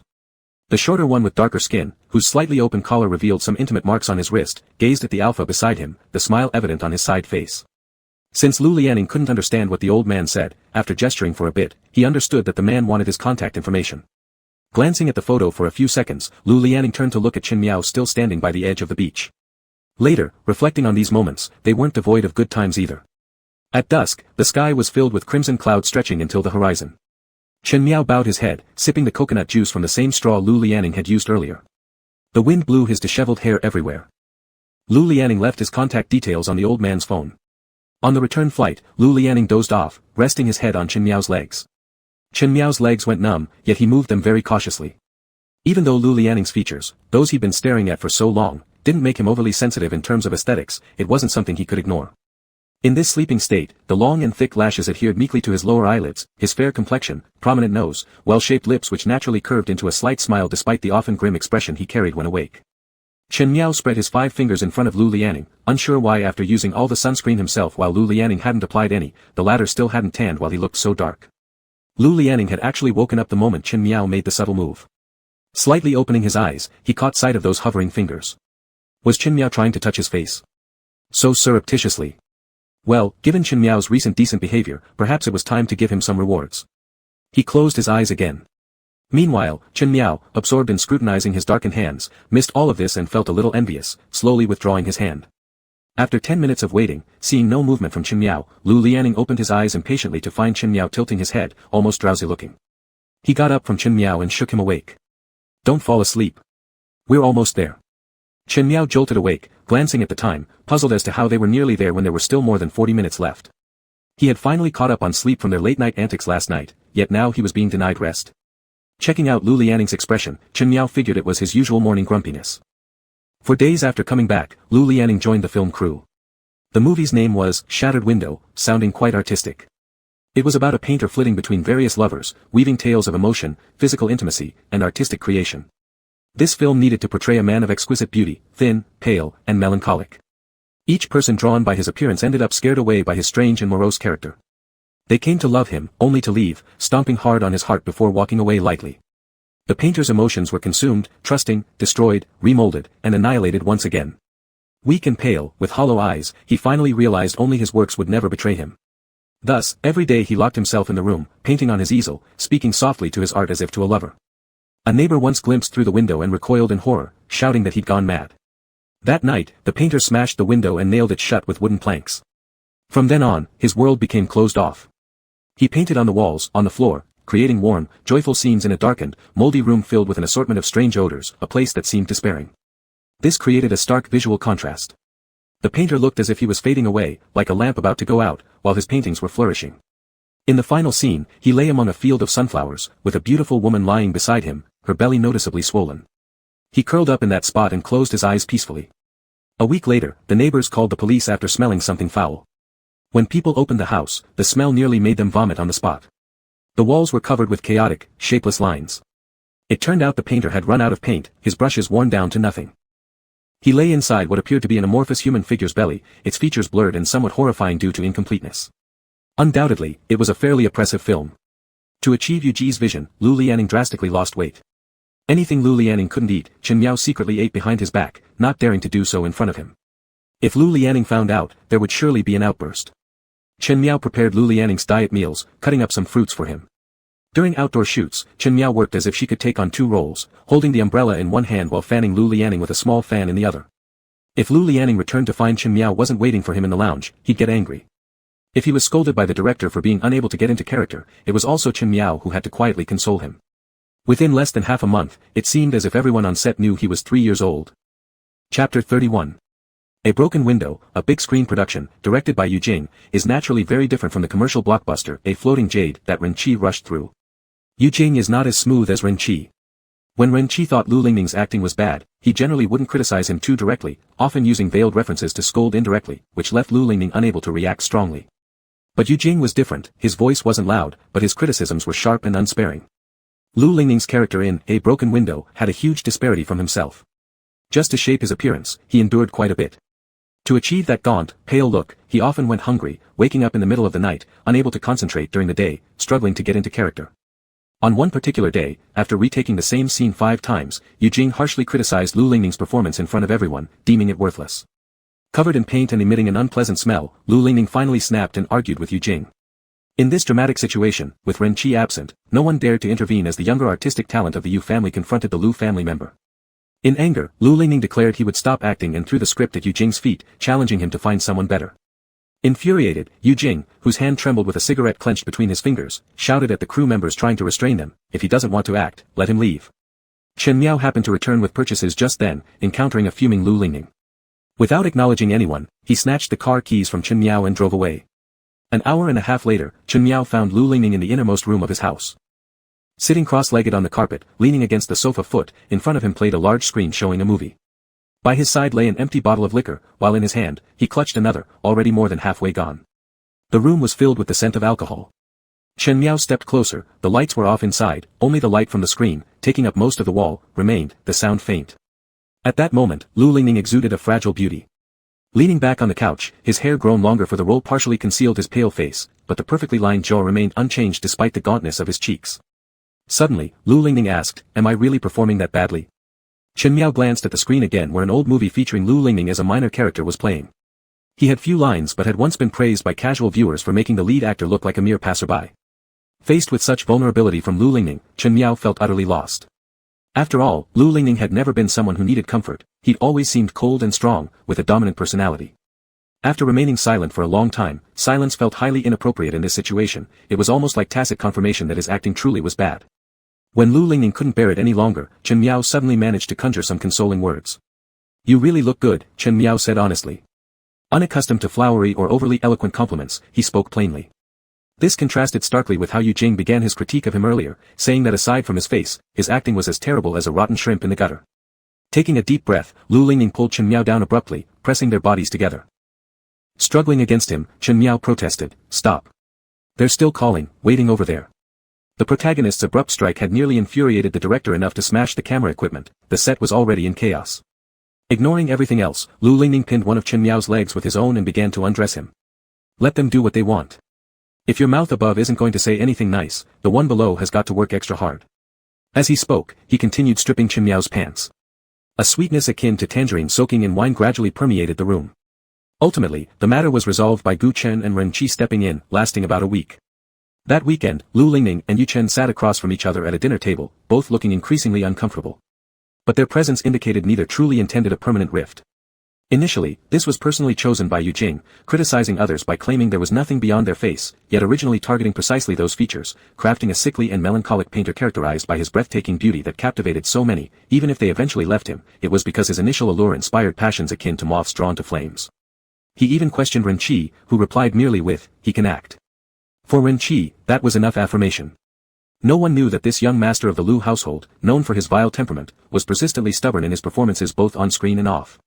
This piece of footage actually depicted Lu Lingning interpreting the scene according to his own understanding, but Yu Jing initially dismissed it, forcing several takes without agreement. Thus evaluated, Yu Jing remarked Lu Lingning's poor temper matched his equally obstinate attitude both in acting and in life. Although the meal was tasteless, the next day Lu Lingning returned to the film set. The two didn't argue again about that scene, but it wasn't resolved either, it was simply put on hold as they moved on to shoot other parts of the movie. Chen Miao drove him to the filming location, and after Lu Lingning got out of the car, Chen Miao parked in the underground garage. It was around noon when Lu Lingning asked him to buy some coffee. The weather was overcast but not raining, so Chen Miao didn't bring an umbrella, forcing him to hurry up with his errand. As fate would have it, upon returning, he bumped into Xiao Ming in the same place, dressed in ancient costume with an overly tight waistband that made him look like a noble young master from some prestigious family. Chen Miao noticed Xiao Ming had an expression of hesitation and saw him pull out a cup of coffee from his bag and offer it as a treat, saying, "Thank you." Xiao Ming looked at Chen Miao even more bewildered. He'd actually caught some rumors but hadn't really believed them. They ended up sitting down at a small diner where Xiao Ming found the coffee too bitter and ordered a glass of juice instead. Chen Miao simply asked for a glass of plain water, thanked Xiao Ming first, which took Xiao Ming a few moments to realize what he meant. It turned out he was thanking Xiao Ming for the guidance back then, though now looking back, that couldn't be called any real guidance, it was nothing more than drunken nonsense. He never expected Chen Miao to be so ambitious, climbing straight onto Lu Lingning's bed despite being beta and having such a plain-looking face. Xiao Ming showed an awkward half-smile, muttering, "You're welcome," his mind clearly elsewhere. Then he faintly heard Chen Miao mutter something softly under his breath, eyes fixed on him anxiously. Xiao Ming pulled his thoughts back together and asked, "What did you say? Can you speak up a bit? I can't hear clearly." Chen Miao only spoke a little louder this time, just enough for Xiao Ming to hear clearly. He asked, "Why hasn't he paid yet?" A bolt of lightning struck inside Xiao Ming, and he stared in shock at Chen Miao's unassuming face that appeared calm and disinterested. Hardly believing, Xiao Ming reiterated, "Are you asking why you slept with Lu Lingning but he hasn't given you money?" He felt compelled to confirm this. Chen Miao glanced around nervously, then nodded hesitantly, saying, "Yeah, I remember back then, he gave it to you." Ha ha ha ha. Xiao Ming's inner world trembled violently while his frozen smile betrayed his outward demeanor. Of course Lu Lingning was not the type to stiff someone who sleeps with him, the people who'd been with him knew well he was always very generous.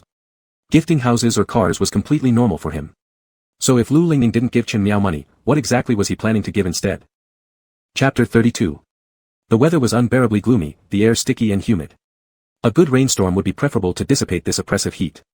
Xiao Ming found it hard to believe deep in his heart, somewhat reluctant to ask, what about the house and car, or other aspects? Chen Miao seemed to rack his brains for a while before hesitantly replying, it seems that my salary went up by 2,000 yuan. Before Xiao Ming could respond, Chen Miao had already fallen into a kind of sadness as if being paid only 2,000 yuan per month. They sat awkwardly and silently together for quite a long time. The expressions on Xiao Ming's face changed several times. He didn't understand why he had lost to someone like Chen Miao. In the end, a flicker crossed his eyes, his voice softened a bit, and he leaned forward, his expression looking genuinely concerned for Chen Miao. "Big brother Lu, you know how busy he is with work and how people of high status forget things easily. Why don't you subtly remind him?" Xiao Ming's gentle voice echoed softly in the muggy, humid air. Chen Miao found it very embarrassing, this. How should I bring it up? You can hint around, just mention it once in a while. You wouldn't want all your hard work to go unrewarded, right? After all, I know Big Brother Lou especially likes giving something special in bed, isn't that so? Chen Miao nodded in strong agreement, looking at Xiao Ming with a hint of admiration.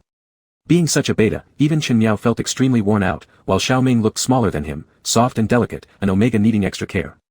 This was Chen Miao's consistent view. As soon as Chen Miao solemnly nodded, Xiao Ming's complexion turned sour. He placed his juice cup heavily on the table and walked away.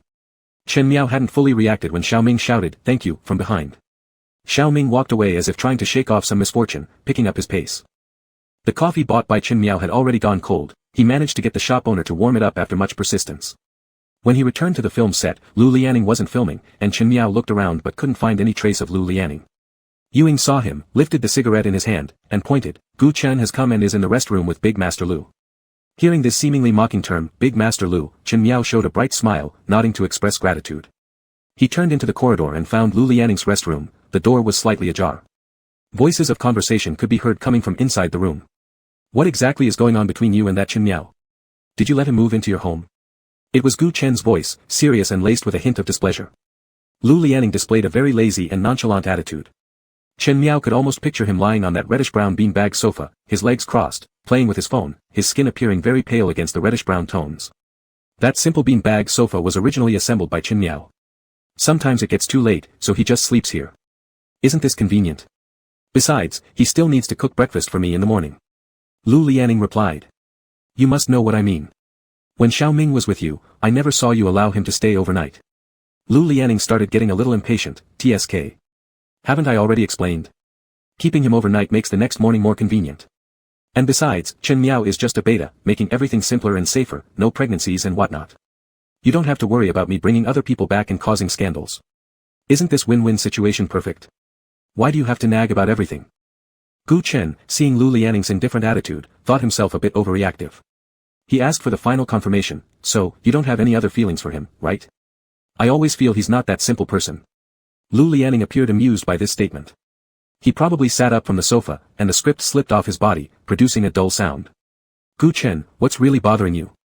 Is it just sexual satisfaction, worth worrying about? Do you think it's better if I follow my old ways and bring Omegas back home? Gu Chen's expression darkened momentarily, and he didn't say anything further. Trying to change the topic, he suddenly glanced toward the shadow outside the doorway illuminated by the light. Who's there? Gu Chen questioned loudly. Chen Miao showed no signs of panic upon being discovered.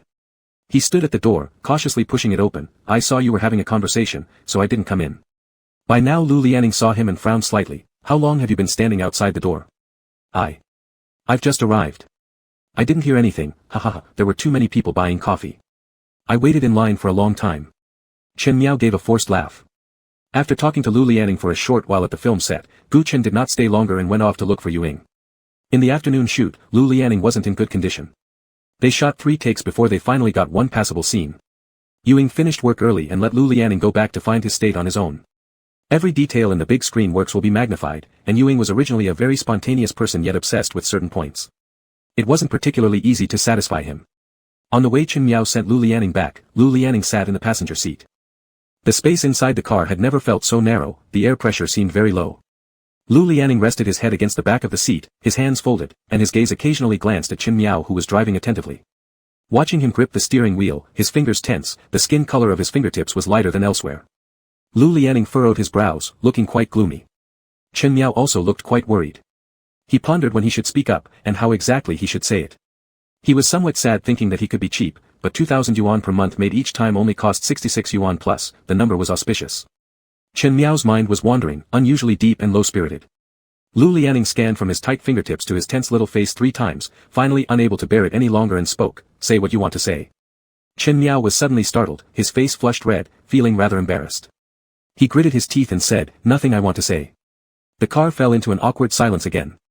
Not until they were almost home did Lu Lianing finally burst out, his face alternated between green and purple. What do you want to say? Stop sulking like this. What I said today was deliberately for Gu Chen, who told you to eavesdrop. Saying this sentence that sounded like an explanation but not really, it was as if Lu Lianing lost half his life. As soon as the car stopped, he quickly slammed the door and got out. Chapter 33. Chen Miao didn't understand why Lu Lianing was being so moody for no reason that night, but he wasn't surprised. That's just how Lu Lianing always was, randomly sulking and then inexplicably getting better on his own. He thought about this as he handed a towel to Lu Lianing through the bathroom door, only to be abruptly pulled inside. He'll feel better soon. Lu Lianing had lost a lot of weight recently, especially during the later stages of filming. His sudden weight loss seemed to have weakened his immune system. As summer turned into early autumn, Lu Lianing, who hadn't caught a cold in years, fell ill. His cheeks were sunken, and Chen Miao, holding a cup, prepared some medicine for him. Lu Lianing smelled it, wrinkled his face, and pushed it away. Chen Miao insisted gently, "Drink it, it might help. You won't feel good if you don't." Lu Lianing's prominent nose was reddened from tissues, and his voice, heavy with nasal congestion, carried little authority. "It smells awful. And you told me yesterday it was sweet, why did you lie?" Chen Miao said, "I didn't lie. It is a bit sweet. Don't you believe me? Try again. Are you treating me like a 3-year-old? Lu Lianing snapped, feeling irritated, his head heavy and his mouth bitter. Eugene sat beside the assistant director and chuckled at their situation. The assistant director glanced at Eugene's expression, clearly unimpressed. This Mr. Lu sure has an inflated ego. What's he showing off? Is he proud because he has an assistant or something?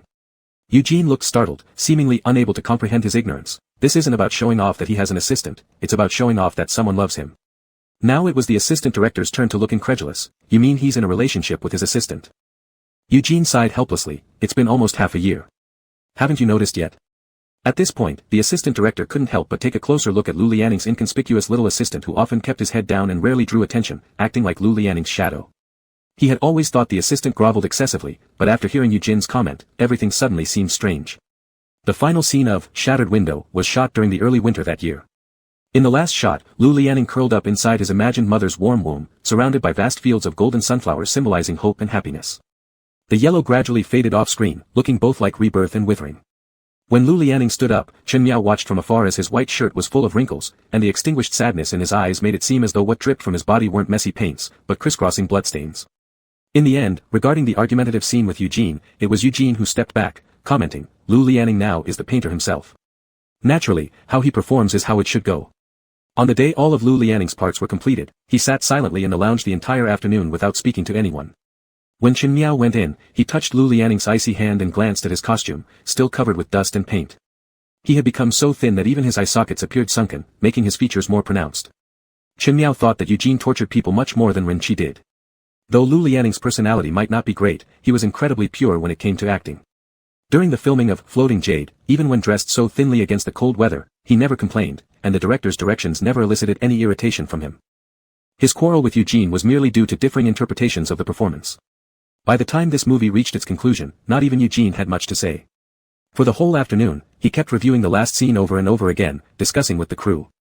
Chen Miao looked at Lu Lianing, who sat silently without saying a word, and suddenly remembered the pot at home set aside for stewing soup for Lu Lianing. It had almost gathered dust.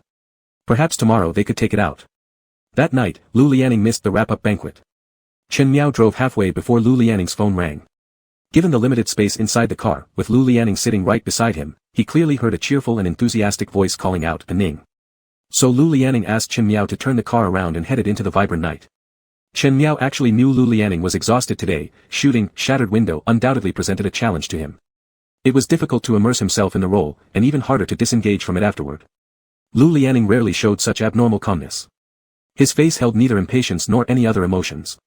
Suddenly, Chen Miao said, "Should we go home?"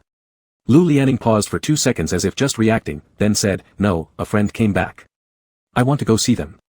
What kind of friend was important enough to make him miss the wrap-up banquet? The car stopped at a very secluded entrance, which even looked somewhat broken, not knowing if the rust stains were deliberately made.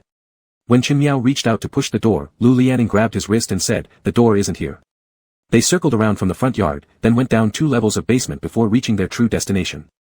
Lu Lianing handed a mask to Chen Miao, putting one on himself with one hand before pulling Chen Miao in. Chen Miao had never experienced such a scene before. Inside, apart from the masked individuals dressed appropriately, there were also some Omegas who were wearing almost nothing. They were uniformly pure and pretty, adorned with fluffy rabbit ears and little tails.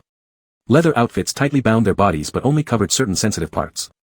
Lu Lianing led Chen Miao forward, entering into a viewing platform booth on the 2nd floor where everyone's face lit up with surprise and excitement upon seeing them. "It's rare for young Master Lu to grace us with his presence." "Really? Do you think he can be seen just because you want to? He's already a big star." Lu Kai laughed as he pulled out a stool for Lu Lianing while shifting his gaze to Chen Miao standing behind Lu Lianing, his eyes flashing briefly with astonishment, quickly concealed. "It seems that our young Master Lu brought someone along today." Qijin specially prepared a gift for you today, saying that since your shoot is done, let you relax well. But Lu Lianing had no intention of introducing Qin Miao much more, simply taking his seat at the position pulled by Lu Kai, with Qin Miao following to stand behind him. Without responding to Lu Kai, he instead asked, "Where's Qijin? Did he come back and immediately resume his old business?" "You have no idea. Do you know what price Qijin charges now per public session?" Lu Kai signaled a number to Lu Lianing. Lu Lianing cursed softly, "Shit." A few people chuckled. Lu Lianing picked up the wine poured in front of him and drank a small sip, when suddenly there was a burst of commotion inside. In the grand hall on the ground floor, it was bright as day.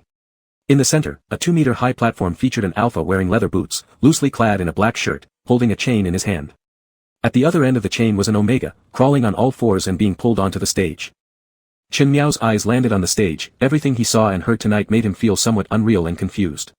He didn't know what public adjustment meant, nor did he understand why the precious omega, who should be cherished, had to pretend to be a dog on stage, even being whipped with a leather whip. Qin Miao was so absorbed in watching that he was suddenly pinched on the thigh. "Don't look." Lu Lianing suddenly warned harshly. Qin Miao seemed somewhat embarrassed, lowering his head to respond with an "oh." Qijin came down after performing just the opening act. He must have been very popular here because there was a roar of cheers and confetti and fireworks as he left the stage, creating a very atmosphere. Qijin wore a mask that only covered half his face, removing it directly as he entered the booth, smiling and squinting his eyes. "Ah Ning, long time no see." That was the first time Qin Miao met Qijin, the person who later became the biggest instigator of ill will between him and Lu Lianing. They eventually changed venues because Lu Lianing disliked that place and finally chose a nearby bar. Inside the lighting was dim and flirtatious. After a few drinks, everyone was hugging different omegas, and some were even holding two. Qin Miao sat there uncomfortably, imagining himself as an emotionless object. By midnight, Qijin came out from the dance floor with most of his clothes ripped off, laughing and seeing Lu Lianing seemingly drunk, slowly falling into the arms of the less conspicuous young man beside him. The young man adjusted his posture, allowing him to rest comfortably on his leg. Then suddenly placed his palm over Lu Lianing's tightly closed eyes. A beam of dark red, ambiguous light swept across his hand. It turned out to be shielding Lu Lianing's eyes from the light. Qijin's smile gradually faded, and despite later many people's astonishment as to why Lu Lianing would get tangled up with someone as inconspicuous as Qin Miao, who would disappear in a crowd, Qijin never found it surprising. Someone like Lu Lianing would fall for Qin Miao, who took care of him down to every hair strand. That was far too normal. Chapter 34. That day, it was perhaps because Lu Lijing had drunk too much, or maybe because he hadn't been able to break free from the state of mind after just finishing a shoot. He appeared extremely out of sorts. With his eyes tightly closed, he rested his head on Qin Miao's lap. Qin Miao glanced at the time. It was already 12:40 a.m. Besides, he and Lu Lijing's friends were meeting for the first time, not particularly familiar with them, while Lu Lijing was in such a state, making it quite difficult for him. Qin Miao endured until 1 a.m. but could no longer stand it. The air inside the bar felt suffocating, the lighting chaotic, unbearable. Lu Lijing seemed dead asleep, unresponsive despite Qin Miao calling out to him multiple times. In the end, Qin Miao decided to speak to the person sitting in the middle. He would take Lu Lijing home first, though he still didn't know the person's name. However, he knew Lu Lijing had missed the wrap-up party today due to this person. He half-supported Lu Lijing upright. Alpha males aren't light, even if he had lost some weight during the shoot. "Excuse me. I'm taking him home. He's drunk." Qin Miao's voice became broken and unclear amidst the chaotic sound effects of the bar. Even with the distance so close, Qijin caught the scent of pheromones coming off Qin Miao, distinctly belonging to Lu Lijing. He placed down the wine glass that still held its dregs, eyebrows arching slightly as amusement sparkled in his eyes. "Hello, we haven't introduced yet. I'm Qijin, childhood friend of Ah Ning." So, Qin Miao also politely extended his hand, his expression solemn as if they weren't in a dimly lit, ambiguous, and disordered bar but rather at some important event draped in red carpet for a significant introduction, shaking hands. It was indeed a very polite exchange, their hands touched briefly before releasing. What Qin Miao didn't see was that Qijin was staring intently at his back as he half-supported Lu Lijing out, not letting his gaze leave until their figures disappeared through the bar's entrance before Qijin slowly drew his sight back. Lu Lijing was placed on the back seat by Qin Miao, who drove exceedingly slow yet steady. Lu Lijing usually wouldn't get drunk that easily, but today, it was unclear why, possibly because of being exhausted from shooting and unable to let go of the emotional toll. As Qin Miao thought about this, Lu Lijing woke up around the next turn. He realized he was lying half along on the back seat, his head almost tilting under the seat. Meanwhile, Qin Miao was focused ahead, gripping the steering wheel without sparing him a glance. Grasping onto the backrest of Qin Miao's seat, he called out to him, startling Qin Miao quite a bit. "You're awake." Qin Miao couldn't help but feel exasperated internally, finding it amusing how he couldn't wake Lu Lijing up amidst all the noise at the bar, yet here in the car, where the streets were quiet and empty, he awakened himself, having made Qin Miao drag him all the way to the car, so heavy. Without a word, Lu Lijing stayed silent, the vehicle continuing steadily, slower than usual. Once they reached home, Chen Miao cooked a sobering soup for Lu Lijing, who sat dazedly on the couch. Lu Lijing gazed as Chen Miao approached with a bowl. He lifted his eyes toward him and asked, "You say people admire painters because the painters are good-looking, thus they approach them and treat them kindly." He didn't reach for the soup, continuing to ask Chen Miao, "Then what about you? Why are you like this?" Chen Miao hesitated for a moment then said, "Because you pay me a salary." Lu Lijing didn't favor this answer, feeling that Chen Miao was evading the question. "But every assistant I've ever hired, I've paid them a salary, and none of them have treated me as well as you do." Lu Lijing was strangely patient that day, his tone calm. It was only then that Chen Miao realized how truly intoxicated Lu Lijing was. Relaxing his guard slightly towards a drunkard, he squatted halfway and offered the spoon of sobering soup to Lu Lijing's lips, saying, "Of course, it's because I'm greedier than all of them. I want more." Lu Lijing's eyes brightened. Clearly, his interpretation of more differed from Chen Miao's. He tilted his chin upward slightly, seated in the sofa but maintaining an air of superiority. "Since you know you're greedy, shouldn't you try harder?" Chen Miao nodded obediently, leaned forward, and kissed Lu Lijing's chin, replying with a placating tone, "Yes, I'll work harder." By year-end, Shattered Windows was confirmed for release, bringing another peak period of high heat for Lu Lijing following Floating Jade. Ren Shi and Ewing had once discussed together after the filming of Shattered Windows ended. At that time, Ewing showed Ren Shi the final cut of the footage, and their casual chat led to Ren Shi suddenly realizing that one of the investors was Xinglin Group. Xinglin Group? Ren Shi frowned suddenly, then turned to ask, "Isn't that the company controlled by the Lu family?" Ewing was nonchalantly holding a cigarette that he hadn't even lit, as Ren Shi didn't like the smell of smoke. Given Ren Shi's rare break from his busy schedule to visit, Ewing decided he should be mindful. "Ah, yeah, I thought you knew. Didn't you tell me before that Lu Ning could act?" "I overthought it. I said Lu Ning could act because I originally believed he had some talent, and he worked hard too. In this industry, he could do nothing else but focus on acting. Isn't that quite similar to you? I figured you two would get along, so I mentioned it." Ewing frowned slightly at this evaluation and then returned to the previous topic, continuing, "But isn't the Lu family's attitude rather ambiguous? They say they don't support it, yet they secretly sponsor their future young masters' movie projects." Ren Shi shook his head with a smile. That person from the Lu family is not easy to deal with. At that time, neither of them gave it much thought. It wasn't until later that they realized how complex the situation with the Lu family truly was. They eventually began to suspect that Lu Ning's later behavioral tendencies were likely inherited. Chapter 35. Chen Miao, dressed in pajamas and wearing an apron, was cooking in the kitchen. Ever since Lu Lining finished shooting Shattered Window, Chen Miao had been going out of his way to cook meals for Lu Lining. Their dinners always featured 4 dishes and a soup at the very least. Now, Chen Miao was far more competent than he used to be, simmering soup on one side while stir-frying dishes on the other. Lu Lining emerged from the bedroom lazily stretching at midday and saw Chen Miao bustling about. He felt famished, so he casually sat down at the dining table playing with his phone while waiting. It seemed like Chen Miao was determined to replenish every ounce of weight that had been lost by Lu Lining. Suddenly, Chen Miao's phone rang in the kitchen. With both hands busy ladling the soup, he left it ringing. After finishing, Chen Miao took out his phone. Seeing the number on the screen, his pupils contracted sharply, and he quickly ended the call. He shoved the phone back into his pocket, but as soon as the call ended, it started ringing again. He silenced the sound, letting the vibrations continue relentlessly inside his pocket. Finally, Chen Miao pushed open the kitchen door, his hand clutching the phone deep in his pocket. His steps were uneasy as he entered the bathroom. Passing by Lu Lining, Lu glanced up absent-mindedly before refocusing on today's trending topics. Even without a Weibo account, Lu would rarely surf online, yet during his idle time, he noticed his name atop the trends. In the bathroom, Chen Miao turned on the faucet and locked the door securely. Then he cautiously retrieved the phone and pressed the answer button. He deliberately lowered his voice. "Didn't I tell you not to call me? Why don't you send a text if you have something to say?" The other side seemed equally agitated, responding intermittently for a moment. Chen Miao froze, his expression suddenly blank, followed by disbelief tinged with joy. "Are you saying, you found a donor? Is that what this means? Am I hearing this right?" At that very moment, Lu Lining's voice interrupted from outside the door. "Chen Miao. What are you doing in there?" Chen Miao was already edgy and unstable. That single shout caused him to drop the phone onto the floor. With the phone already low on battery, after these successive calls, it hit the ground and promptly went dark. Chen Miao hastily picked it up, shoved it into his pocket, and rushed back out. "What's wrong? Can't you smell it? There's a burnt odor." Lu Lining frowned. "What have you been doing? Is the food ready or did you forget to turn off the stove?" Chen Miao hurried to the kitchen where, indeed, one dish had burned. He swiftly turned off the heat and discarded the unrecognizable, blackened contents of the pot. Through the glass, he could see Lu Lining still seated at the dining table, legs crossed, patiently waiting. Thus, Chen Miao brought out the prepared dishes.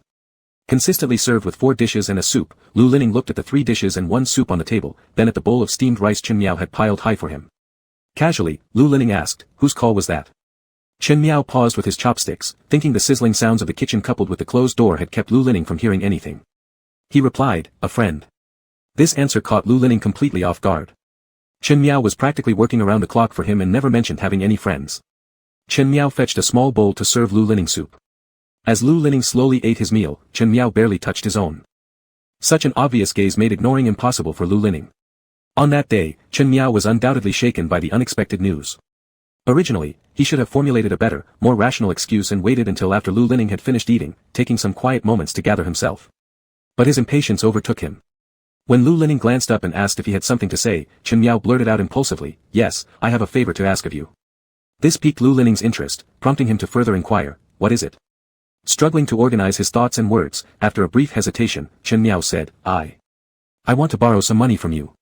Lu Lining observed Chen Miao. The pajamas Chen Miao wore were his old ones, the changed outfits long washed out. Despite paying wages comparable or exceeding those within their industry, Chen Miao continued to live frugally. Previously, Lu Lining assumed it was due to Chen Miao being habitually tight-fisted and chose not to comment much beyond occasional complaints. Yet now, this assumption didn't seem accurate. "Why do you need to borrow money?" Lu Lining put down his chopsticks entirely, as if preparing to listen carefully to Chen Miao's reasons. Chen Miao deliberately avoided eye contact, glancing at Lu Lining's pale fingers resting on the table. His finger was tapping the surface in an irregular rhythm. "How much do you need to borrow?" Chen Miao's voice was soft, lacking confidence as though he feared Lu Lining might refuse him. 3 million. Lu Lining clearly looked equally surprised, his gaze sweeping over Chen Miao's slender wrist and then landing on the tense face of Chen Miao. This was the same Chen Miao who cut his own hair to save money and now had patches of greenish stubble showing, yet he had just asked to borrow 3 million yuan. Still maintaining a calm tone, Lu Lining inquired, "Why do you need to borrow 3 million? He recalled that earlier phone call which caused one less dish on today's dinner table. Is it your friend who needs to borrow it? He strongly suspected that Chen Miao had been scammed by someone. However, it seemed that Chen Miao was unwilling to divulge anything about his friend, appearing nervous as he shook his head and replied, "No, it's not." With a hint of urgency, actually I used to gamble, and I lost a lot. It was clear, he not only had some secrets but also was so flustered that he couldn't come up with a plausible lie. Lu Lining's tone softened slightly as he suddenly smiled while looking at Chen Miao. "How come I never noticed before that you were a gambler?" Chapter 36. The film, Shattered Window, won an award abroad, and Yuyin didn't appear very surprised. After all, this wasn't the first international movie award he had received. But for Lu Lining, this was not something that could be easily overlooked. As a result, the internet was flooded with overwhelming amounts of information about Lu Lining, praises for his acting, his looks, comparisons with other young stars, making it extraordinarily lively. For a time, the topic of Lu Lining remained highly popular. Gu Chen had thought this was a good phenomenon, as Lu Lining, who had previously neither been too hot nor too cold, seemed finally ready to rise in fame. On this day, a promotional event had just ended when Chen Miao drove Lu Lining home. As soon as they turned into that street, there was a flash of camera lights, and Lu Lining's face instantly changed as he muttered a curse. Chen Miao quickly reacted by turning back around, but cars from behind continued to follow them, truly brazen behavior. With a slight press on the gas pedal, Chen Miao took 3 streets to finally shake off those people. The expression on Lu Lining's face beside him had already turned extremely sour. At a red light intersection, Chen Miao quietly asked, "Where should we go? Back, should we return? What nonsense. Someone has already found out, who knows how many paparazzi are squatting at the gate." Lu Lining was incredibly irritable. "Then, where should we go?" Just then, the last second of the red light passed. He heard Lu Lining clearly answer, "Let's go to your place." Chen Miao almost lost control of the steering wheel. "What?" Lu Lining repeated patiently for once, "To your house. Don't you understand?" Chen Miao's alleyway was impossible to drive Lu Lining's car into, and it took him a long while to find a place to park. This area was a mix of people, and he worried endlessly lest Lu Lining's car got scratched overnight or woke up tomorrow missing 2 wheels. Lu Lining didn't seem to notice, able only to see the dimness ahead. Every so often, there would be one dim streetlight for quite a distance. The buildings here were very old style, broken and low. Among some houses that had already been torn down, their crumbling bricks and tiles lay scattered, yet these short, old houses stubbornly persisted amidst this wasteland. After parking the car, Lu Lining followed Chen Miao out of the vehicle. Due to the darkness, he was compelled to take out his phone for light. After walking a short distance, Lu Lining suddenly tripped, bumping into Chen Miao. Chen Miao then turned around and held his hand, seeing Lu Lining's stunning face even under the dusky evening sky. Behind him stood an extremely decrepit and darkened building, the distant lamps flickering on and off intermittently. He stood there distinctly incongruous, yet undeniably vividly imprinted in Chen Miao's mind. Just standing here, even a random shot of Lu Lining would be beautiful like a painting.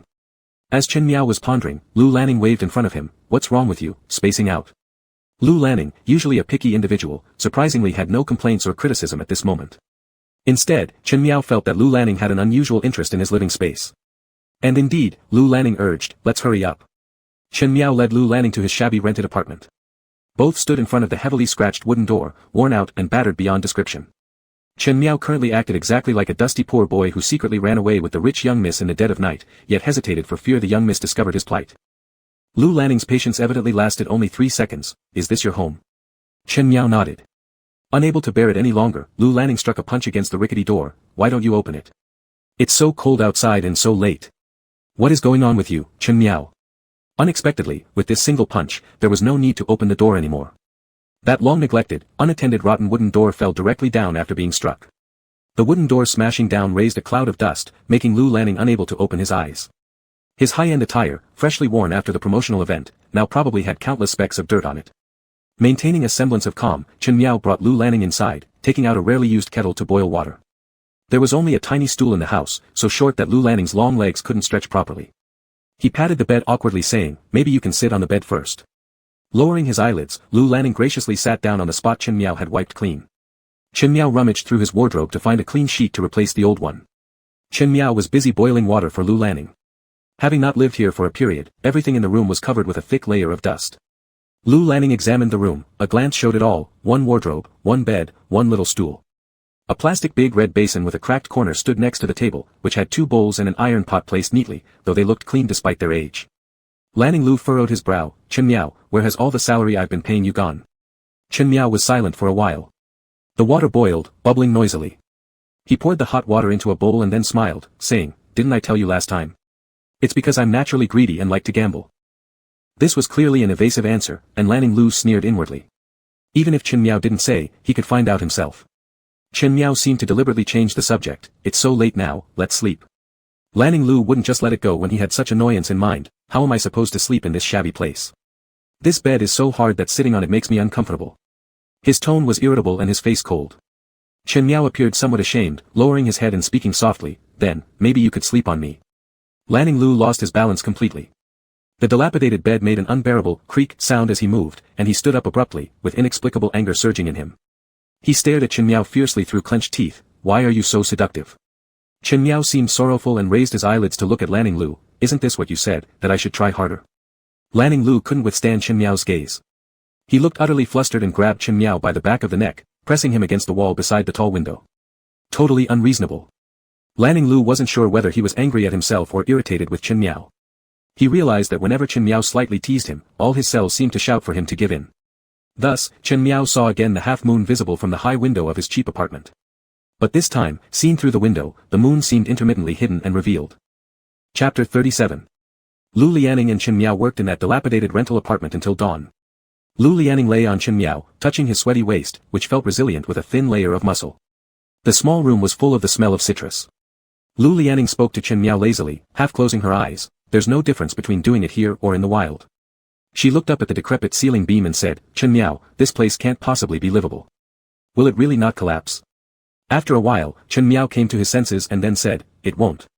He thought for a moment and said, but it leaks a little when it rains. I have to use an umbrella indoors to sleep. For some reason, Lu Lianing pictured Chen Miao pitifully holding an umbrella in bed, looking somewhat silly. Isn't my place more comfortable? In all fairness, deep down Chen Miao thought he slept the best at Lu Lianing's place, specifically on the sofa. The times they ended up rolling onto the bed together were rare. After this fleeting thought passed through his mind, it reminded Chen Miao of something. He asked, Big brother Lu, when will you lend me money? Lu Lianing was somewhat unhappy being talked about money at such a tender moment. Can you say something else? Chen Miao paused and then said, then what should we talk about? With their bodies pressed together, lying there amidst pheromones that had yet to dissipate mixed with the damp moldy air in the house creating a special sweet and sour scent. Lu Lianing's expression cooled as she began pushing Chen Miao away and getting dressed. Never mind. As Lu Lianing buttoned up, she said to Chen Miao, if you want me to lend you money, you better tell me everything that's going on clearly. After saying this, she picked up the car keys, intending to leave dramatically by slamming the door. But then she realized there wasn't even a door left anymore. Lu Lianing stepped over the broken door and muttered under her breath. Thinking why she'd come to this terrible place. From that day onward, Chen Miao did not appear in front of Lu Lianing again. Lu Lianing sat in the company office with legs crossed. Gu Chen's expression seemed somewhat gloomy. He took out his phone and handed it to Lu Lianing. You take a look yourself. Lu Lianing casually swiped a few times and showed no concern, looking quite disdainful. How much has been made recently? Is the company willing to buy me hot searches? Gu Chen's expression was odd. Looking at Lu Lianing's seemingly unaware demeanor, he said, the company didn't buy them. What? This time Lu Lianing also began to feel something was off. With just 2 weeks until the Yulin Cup Film Festival award ceremony, Lu Lianing's popularity vote was consistently in first place, even showing a steep data gap compared to second place. Moreover, such explosive hot searches had already continued for so long, making everything feel slightly unsettling to Gu Chen. Especially since the company hadn't spent any money on buying hot searches or marketing for Lu Lianing. This became even more suspicious. Some random passers-by had started cursing Lu Lianing. Looking for attention, buying hot searches. Don't want to see but keep brushing into it every 2 or 3 days. Almost sick of it. If someone can't be popular, stop forcing it. Never seen anyone dominate the hot search rankings like this. What a big move. After scrolling through these comments, Lu Lianing's expression also changed. Exchanging glances with Gu Chen, both harbored some negative speculations in their minds. Of course, without such promotion, Lu Lianing also attracted many appearance fans, leading to intense arguments against those who hated her online. The entire comments section was chaotic, with promotional accounts showering praise for Lu Lianing's looks and acting skills. Has anyone checked who's doing these moves? Asked Lu Lianing. Gu Chen shook his head, didn't pay attention at first, thought it was just regular marketing accounts seeking attention. After winning the award from Broken Window, you were already highly discussed, but never expected it would continue to escalate until now. Use some money to push the hot searches down, said Lu Lianing, feeling irritable. Generally, no one would dare do this blatantly if they wanted to provoke him. Those paparazzi and marketing accounts spreading his scandal only eat their meals, they wouldn't be targeting him so directly like this. Lu Lianing tapped her fingers lightly on the desk and then said, first, check who's behind all this. She reached for her laptop and took out a bank card, tapping numbers on the computer. By the way, how did you know Qin Miao before? Suddenly, a drip sound notification played, showing on the screen that the account had been frozen. Lu Lianing furrowed her brow tightly and tried another card. Gu Chen stood by the window smoking, turned around, and replied, at the mall, he sells shoe polish. Drip, another sound notification came, followed by trying the third card, the fourth card. Lu Lianing suddenly exhaled and said, there's no need to investigate anymore. I think I know who it is. After letting out that breath, his face did not show any sign of relief. Gu Chen stood up and walked forward, noticing that Lu Lianing's screen was paused on the transfer page. Can't transfer the money. 3 million yuan, to whom? You said you figured out who's behind all this? 3 consecutive questions were asked, but Lu Lianing remained silent without answering any of them, sitting there for a long time in silence. Meanwhile, Chen Miao was in the hospital, standing in the farthest corner of the elevator with an insulated bucket in his hand. He wore a black mask and cap, completely wrapped up. The elevator stopped at the 16th floor. Chen Miao walked in, and at the last bed inside the room, lay a frail Omega. Wearing a knitted hat, which Chen Miao had recently made by hand and asked the hired nurse to deliver. The Omega's cheeks had an unhealthy pale glow, but it was still clear that he was very beautiful, delicate eyebrows slightly furrowed, light in color. Upon seeing it was Chen Miao, his eyes widened, showing much surprise. How did you manage to come? I told Sister Lingling many times to ask you to come, but you never came. The Omega sat up, extending thin wrists from the striped patient gown, wrapping them around Chen Miao's arm. Chen Miao pushed him away. Stop messing around, Xiao Yu. He took off his mask and then pulled the curtain nearby to shield them, opened the insulated bucket, and immediately the aroma of food filled the ward. Chen Yu praised, your cooking skills are getting better and better. My sister used to really love the meals you made for her. One time, I spilled a little, and she scolded me for a long time. Chen Miao didn't seem particularly cheerful, raising his gaze with a calm expression, he said, do you know? There's a donor matching with you now. I just spoke with your attending physician. Since you're quite young, there's a high chance of recovery if you undergo surgery. Chen Yu looked at Chen Miao, holding the meal Chen Miao had prepared, continuously praising how fragrant it was, yet he hadn't taken a single bite. What about the surgery fees? What if we don't have the money for the surgery fees? Chen Miao stood up and adjusted the blanket covering him higher, saying, you don't need to worry about the surgery fees, I'll figure out a way. You just focus on getting well, you will recover.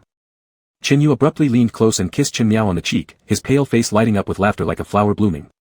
When Chen Yu smiled, he looked even more like his sister, momentarily stunning Chen Miao. Chen Yu said, thank you, Brother Yen. For a moment after being touched, Chen Miao looked at Chen Yu and said, actually, you don't have to act this way. You don't need to try so hard to please me, nor do you have to constantly mention your sister. I promised her I would save you, and I won't leave you behind. Chen Yu's smile froze, then gradually faded. Although he wasn't naturally a very smiley person, when he smiled, he looked more similar to his sister, so he felt compelled to behave this way in front of Chen Miao. Chen Miao put his mask back on, adjusted his hat, and turned around, telling Chen Yu, if you don't want to eat, just put it aside. There's some left in the bucket for Lingling. After the deliberately crafted smile on the boy sitting on the bed disappeared, whether due to the pain caused by the illness, even when his face showed no emotion, there was still a sense of gloom. He watched Chen Miao leave the ward in haste, coming and going hurriedly as if he were a shadow that couldn't be seen in the light. His lips curled into a scornful arc, and he poured the soup in his hand into the trash can beside him. There were quite a few people at the elevator entrance, and Chen Miao waited for a long time before finally catching one. When it reached the 10th floor, the elevator stopped, part of the people got off, and a few others boarded. Qizhen noticed the person in the corner who was fully wrapped up from head to toe as soon as he stepped into the elevator. He deliberately approached the person. In a very enthusiastic tone, he said, "Is that Chen Miao? Are you also visiting someone?" Chapter 38. Lu Lining and Gu Chen sat in the car, moving very slowly on this congested road. Ahead, a large crowd had gathered, and an ambulance was speeding through with sirens blaring. Chen Miao squeezed out of the crowd. The coat he was wearing when he entered was now gone, leaving him in only a thin undershirt. It turned out that an Omega had suddenly gone into heat on the street, causing chaos on Jingdao Street. Relevant personnel were trying to clear the area. Gu Chen suddenly said in an ambiguous tone, "He's quite compassionate." Following his gaze, Lu Lining saw the Omega who had been given suppressants being helped onto the ambulance, covered by a black coat which belonged to Chen Miao. Chen Miao had quietly disappeared around the corner without a word. Lu Lining let out a contemptuous snort from her nose, refraining from making any comments. After the Omega was taken away by the ambulance, the street was quickly cleared. Gu Chen turned the steering wheel and slowly asked, "A TV station has invited you to be the main act at their New Year's Eve gala." Lu Lining rejected the offer without hesitation and complained to Gu Chen, "What's wrong with you? Don't you know I don't accept these invitations?" Gu Chen remained silent for a moment before saying, "Don't you need money?" "When did I ever?" Lu Lining suddenly remembered the 3 million yuan transfer that didn't go through, and after that day, she hadn't seen any trace of Chen Miao despite him taking a few days off. Today, they accidentally ran into him offering help to the Omega on the street in heat. Lu Lining felt annoyed. Why didn't he care about his own boss with all this excessive compassion? When the car arrived at the company, Lu Lining suddenly asked, "What's going to be performed at the New Year's Eve gala?" Chen Miao was stopped while riding his old bicycle almost home. A black Bentley pulled up, and 4 men in black suits stepped out. Their faces expressionless, their tone devoid of emotion. "Are you Mr. Li Yan?" Chen Miao's pupils contracted as he tightened his grip on the handlebars. "You've got the wrong person." The 4 private Alpha bodyguards didn't seem fazed. "Mr. Li, please get in the car." Chen Miao hesitated for a moment, then parked his bicycle against the wall and locked it with a chain he retrieved from the basket. The grandeur of this situation clearly didn't match the usual debt collectors. As Chen Miao sat inside, several thoughts flickered through his mind. The car stopped at a private estate. Once inside, there was a vast expanse of green grass and endless low artificial hills. Entering further, stepping into an elevator, up until this point, Chen Miao hadn't encountered anyone except the group of private bodyguards. At the door of the innermost room, one guard knocked. "The person is here." The person inside opened the door. Chen Miao walked in, and the bodyguard closed the door behind him and exited. Looking up, Chen Miao saw an Alpha, dressed casually in loungewear, sitting there holding a cup of steaming tea. Chen Miao needed no hesitation. This was surely related to Lu Lining's family. Their facial features strongly resembled some of Lu Lining's traits. The man made no gestures or expressions towards Chen Miao, only saying one sentence, "Mr. Li Yan, right? Let's have a chat." Seeming impatient, the other cut straight to the point for the self-introduction. "I am Lu Lining's father. I've called you today to discuss matters concerning him." Lu Lining's father. Despite his apparent youth, Chen Miao carefully assessed the genetics within Lu Lining's family. Lu Lining's striking features were evidently owed largely to her father. Chen Miao already had some idea of what this meeting's purpose might be, probably giving him a few million to stay far away from his son. "You are recently around Lu Lining." It was a statement rather than a question. The voice wasn't loud, but showed no airs or haughty demeanor either. To be honest, the gaze resting upon Chen Miao was actually overly cold and detached. It was as if Chen Miao sitting there was just an object like a table or a chair. He wouldn't disrespect tables or chairs nor lose his temper at them, but he also held no substantial feelings or attitudes towards them, because it wasn't necessary. This differed greatly from Lu Lining. "This time I've summoned you because Lu Lining, at this age, remains reckless and immature, forcing me to set aside my busy schedule just to discipline my child, which is rather embarrassing." Lu Anling's lips curled slightly upwards, but no hint of amusement could be detected in those cold eyes. Chen Miao was somewhat lacking in confidence. "In fact, I think Lu Lining and I don't really count as being together." If that was the case, then what was the significance of leaving or not, and since you already know my name, you must have investigated my situation. Lu Anling interrupted Chen Miao's self-assumed cleverness. "I didn't mean for you to leave him. A plaything in bed wouldn't be you if it wasn't someone else. I'm not so strict as to deprive him of even a bit of fun." He glanced at Chen Miao's ordinary face. A beta could climb into Lu Lining's bed and stay there for so long, which meant he had some extraordinary skills. "I need you to persuade him to come back. He is my only son and should return to do something proper," said Lu Anling as he pushed a check toward Chen Miao. "Do something proper?"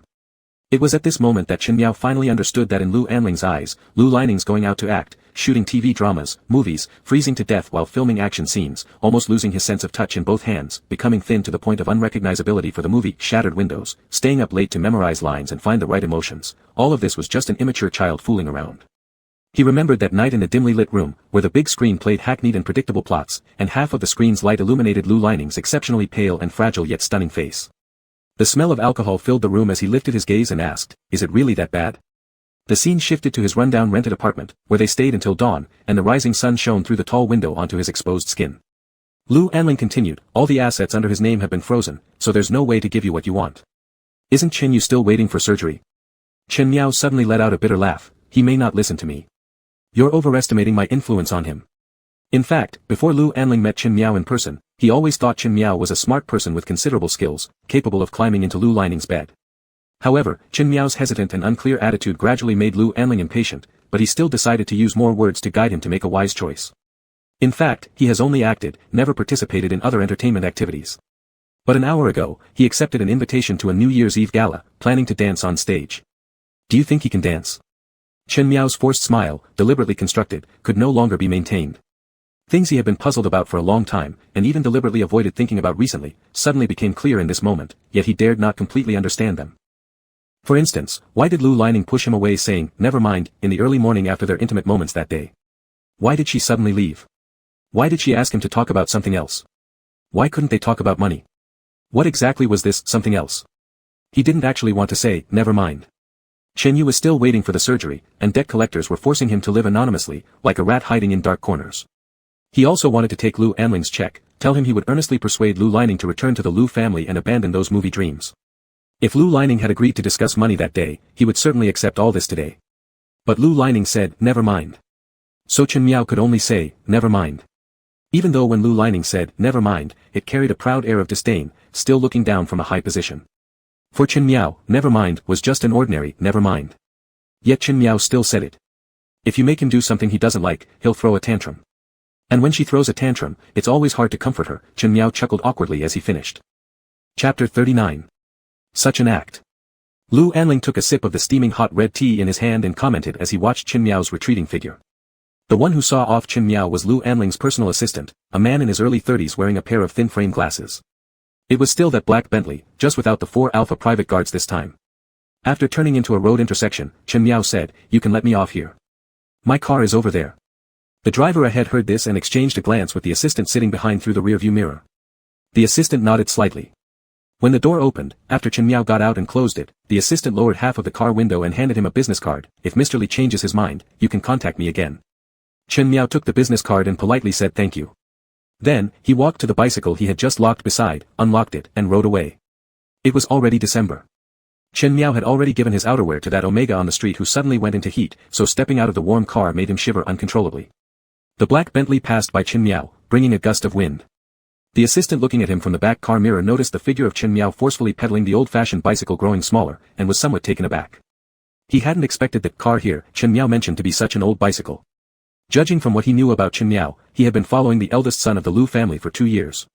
Moreover, his assets were only frozen recently, within this past month. Given that he was their bedmate, considering the many years of conduct by Lu Lining, wouldn't it be rather too harsh? He began to suspect whether something might have been misunderstood. At 11 p.m., Chen Miao was woken up by a phone call. Lu Lining's voice sounded incredibly upset. "Chen Miao. What do you mean by the message you sent me?" Startled awake, Chen Miao swallowed and said, "It simply means I am resigning. I thought I made myself very clear." "Resign? Why?" "Just because you asked me to borrow 3 million yuan and I didn't lend it to you." Lu Lining almost gritted out those words through clenched teeth. Chen Miao said, "That's not it. It's just that I no longer have the energy. You could have Guchen find another assistant for you." Lu Lining seemed as if he was losing his temper.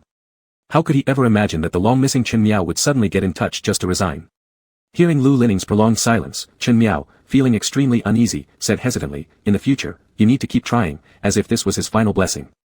Lu Lining rudely replied with just one word, "Fuck off." And then hung up the phone.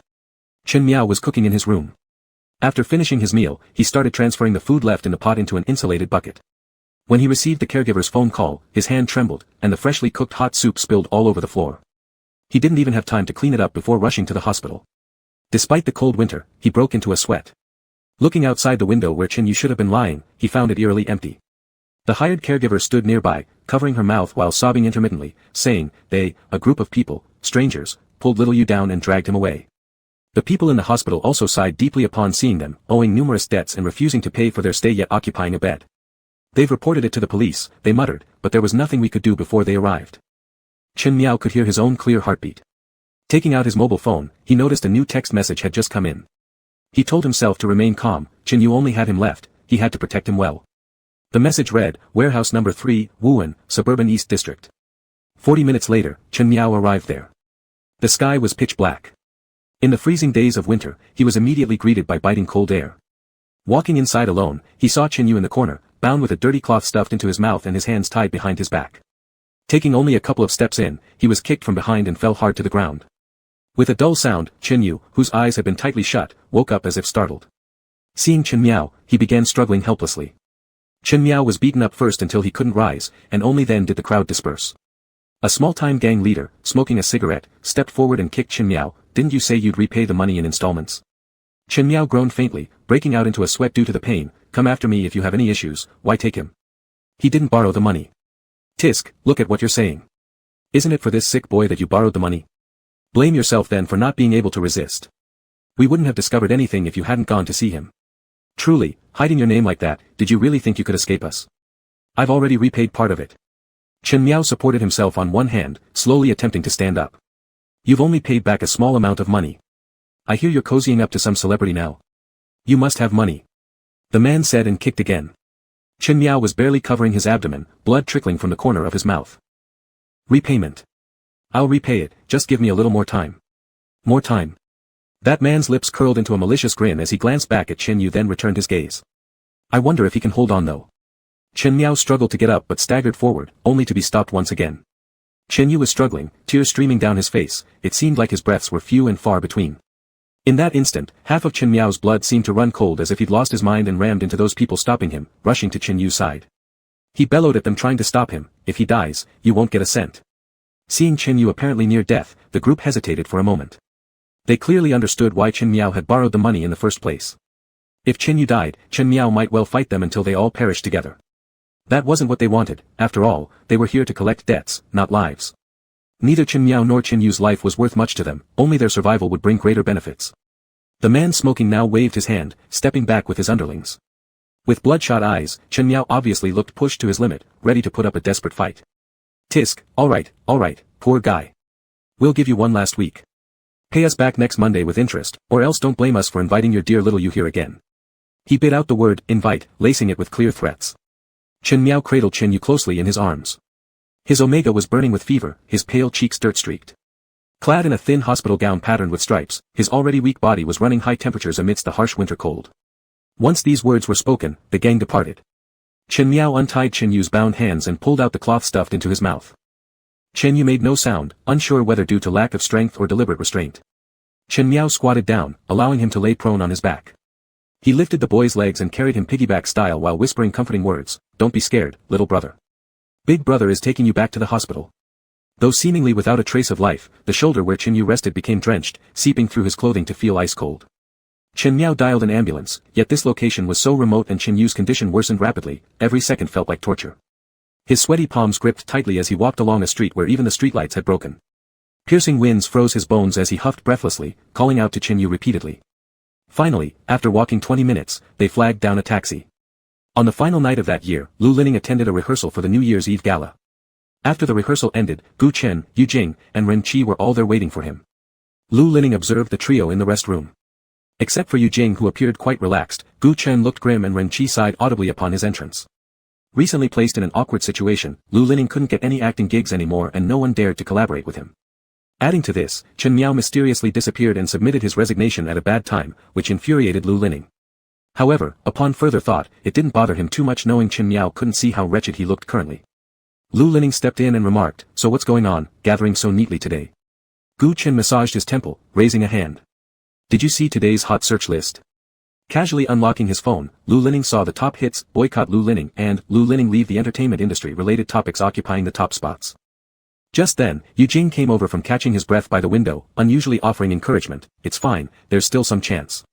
There's also the Yulin Cup Award ceremony this year, the Best Actor award will probably go to you. Eugene wasn't being unreasonable. By the end of Shattered Windows, even he was speechless. Lu Lining himself couldn't emerge from character for a long time. Moreover, Shattered Windows, winning awards at international film festivals certainly deserved recognition. Lu Lining browsed the trending topics for a while, calmly closing his phone. He neither cursed nor lost his temper. Ren Qi, unlike Eugene's optimistic naivety, asked directly, will they interfere with the Yulin Cup Awards? No one could definitively say how far Lu Anling's reach extended. However, Lu Lining shook his head and replied clearly, no. After the three of them heard the response and turned their gaze to him, Lu Lining continued, based on my understanding of him for many years, he would prefer me to win the award, then pull me down from the heights, making me watch myself about to succeed, only a step away, before he personally destroys it. His expression gradually grew colder. He's always been like that since we were kids. I once had a puppy that I liked, but he didn't. When I brought the dog home, he didn't stop me. Once I had developed a deeper bond with the dog, he had someone take it away from me. He said it would leave a deeper impression this way. Eugene could not agree with such an educational approach and couldn't imagine how Lu Lining had grown up under his father's devastation over all these years. If Lu Lining was correct, then the recent trending topics and investments in movies were merely Lu Anling first lifting him up higher to prepare for a greater fall. The trio suddenly fell into silence, and on that day they ate a meal together.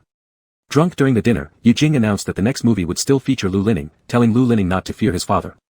Ren Qi mocked him for being naive. Gu Chen just kept drinking glass after glass, silent without speaking. They spent 2 years together, not too long yet not too short. In the end, he said, actually, we've already been very lucky. Lu Lining didn't argue back, it was indeed enough luck. Lu Anling still allowed him 2 more years out there to shoot the films he wanted to make. He was different from Eugene after all. Eugene was well protected, he had older brothers above him and a mother who loved and indulged him as the youngest son. And none of those things did Lu Lining have. Lu Anling had only one son, himself, and carried the weight of inheriting a vast family enterprise, so Lu Lining bore responsibilities and paths he must follow. Could he truly fight his father to the death? The thought crossed his mind, but leaving the Lu family with his limited abilities made the prospect rather laughable. All Lu Anling needed to do was raise a finger and cut off his means of survival. With no money, no major companies in the industry would dare defy Lu Anling by signing him. And this was probably just the beginning. Meanwhile, Chen Miao made a phone call to Qizhen that night. Is it true what you said last time, 1 million yuan per night? Chen Miao shivered outside the hospital gates, where a few snowflakes began drifting down. A delighted laugh seemed to echo through the phone from Qizhen. 3 nights equal 3 million, right? Could you advance part of it? Chen Miao asked further. Qizhen responded, of course, but you can't run away halfway through.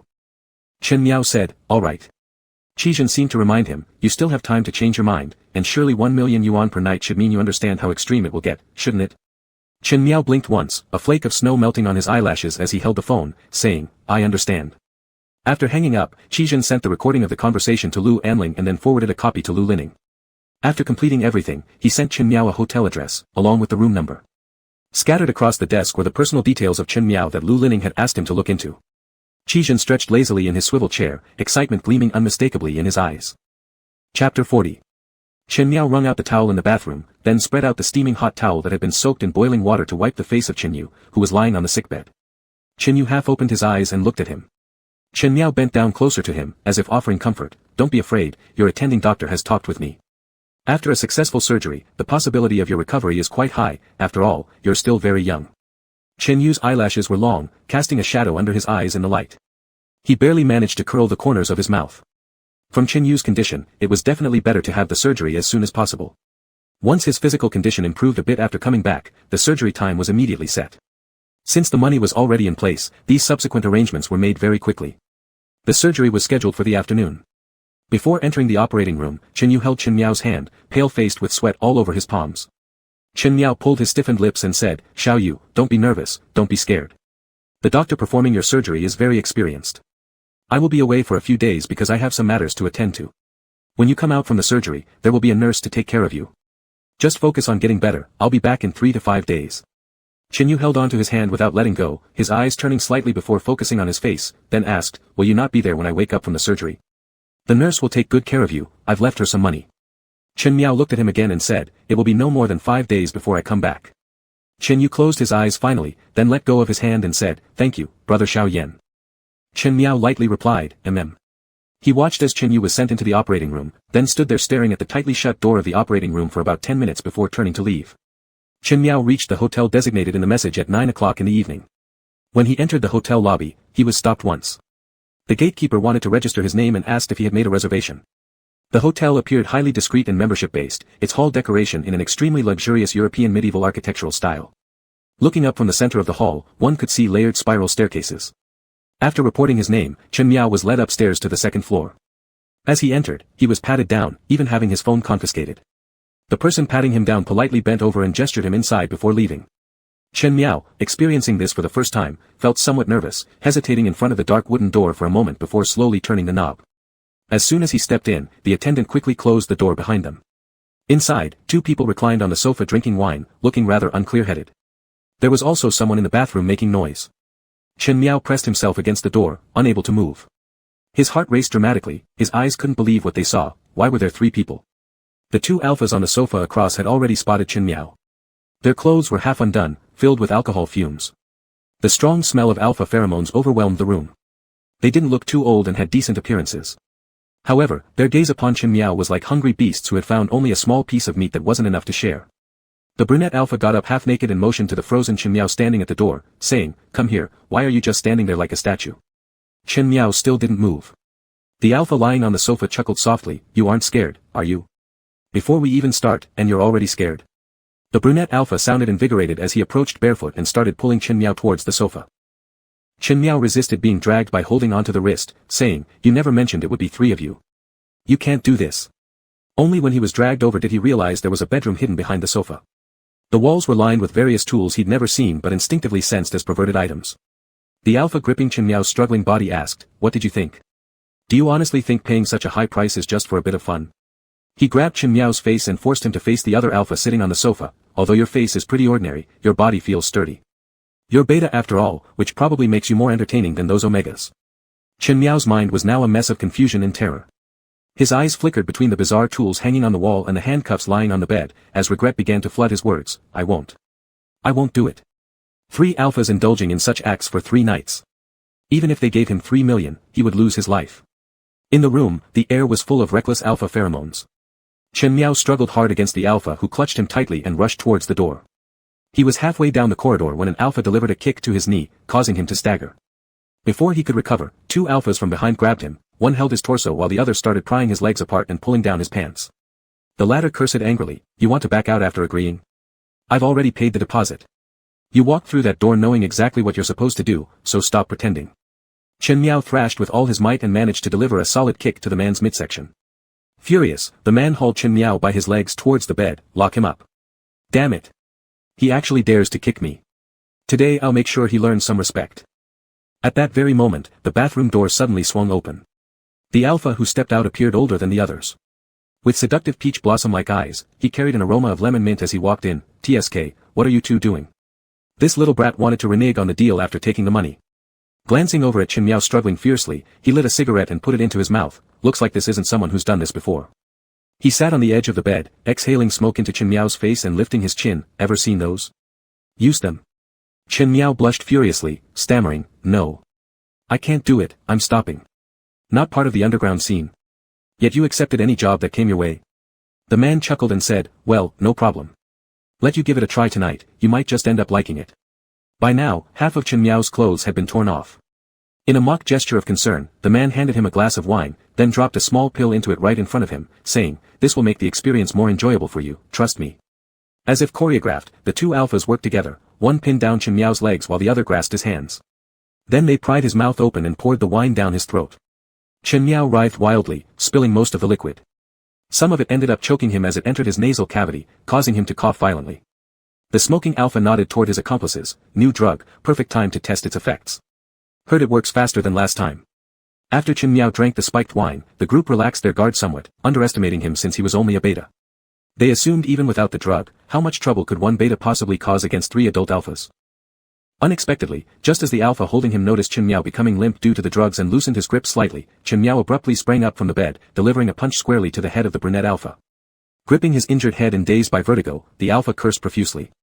Seizing the opportunity, Chen Miao acted like a frantic calf, grabbing anything nearby and swinging it madly while clawing his way forward. Cups and vases were hurled recklessly toward them, clearing a path to the door. Twisting the knob, he bolted out into the corridor. The shouting alphas chased after him with chaotic footsteps. Approaching the lobby, security guards dressed in uniforms also rushed toward the noise. With his blurred vision, Chen Miao couldn't distinguish directions anymore. As he stumbled into the hall, his foot caught on something and he crashed to the ground. Lu Anling entered with Lu Ning behind her, flanked by 8 private bodyguards in black suits. Lu Ning's face remained expressionless, wearing a well-tailored silver-gray suit that accentuated his tall and lean figure. His neatly combed hair looked impeccable, as though he'd just stepped out from a grand social event. Chen Miao's blurry gaze fell upon a pair of black leather shoes beside him. Lifting his head slightly, though his vision was distorted, he could clearly perceive the cold disdain in Lu Ning's haughty eyes above. The entire lobby suddenly went dead silent, as if someone had pressed the pause button. Muffled explosions outside shattered the silence, fireworks lighting up the night sky one after another. Lu Anling tossed a set of keys to Lu Ning, who caught them easily. They were for the penthouse suite in the hotel. Lu Anling suddenly said, "Ning, hope you have a happy new year." She smiled confidently, her voice filled with anticipation. "Don't stay out too late, remember to come home." Chapter 41. Lu Lianing dragged an already barely conscious Chen Miao into the private room on the top floor, where the river view was breathtaking through the floor-to-ceiling windows. The dazzling fireworks lit up half of the night sky, reflecting off the shimmering river surface. Chen Miao had been tormented by the drug's effects, his face flushed red. He could only stay upright with Lu Lianing's support, otherwise he would have fallen to the ground. After entering, a cup of ice water splashed onto his face, slightly bringing him back to consciousness. With damp hair and a dazed look, he stared at Lu Lianing's emotionless face, then rasped out a "thank you" after a moment. "Thanks, brother Lu." The lights in the room were dim orange. Lu Lianing said, "What are you thanking me for?" Some water had been inhaled into Chen Miao's nose, choking him as he rubbed it. The drugs were too potent. That cup of cold water only allowed him to regain enough rationality for a brief exchange but couldn't suppress the surging flames within him. Lu Lianing stepped closer to him, lifting his wet head with his hand. "Shouldn't you blame me for ruining your good deal? 3 alphas. 3 million, such a great deal, why did you walk away? Were you playing hard to get?" In Chen Miao's blurred vision, Lu Lianing's silhouette seemed to glow. He couldn't see clearly, only watching his mouth move repeatedly, uttering words he struggled to digest. 3 million. This reminded him of something. Yes, 3 million, he still needed 3 million. What had he done this time? And once again, he had ruined everything. But hadn't he always messed things up? Messed up, messed up, messed up. These words continuously echoed in his foggy brain. What should he do? What could he possibly do now? How could Qin Yu manage? As soon as the name, Qin Yu, came to mind, it seemed to press some switch inside his body.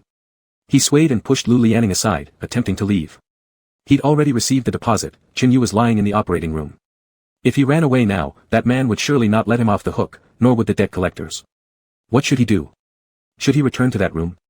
The idea was immediately rejected by Chen Miao. No, he couldn't go back. If he did, he really would lose his life. Then, should he run away with Qin Yu? Could her body handle it? Would there be time to transfer hospitals overnight? Which city should they go to next?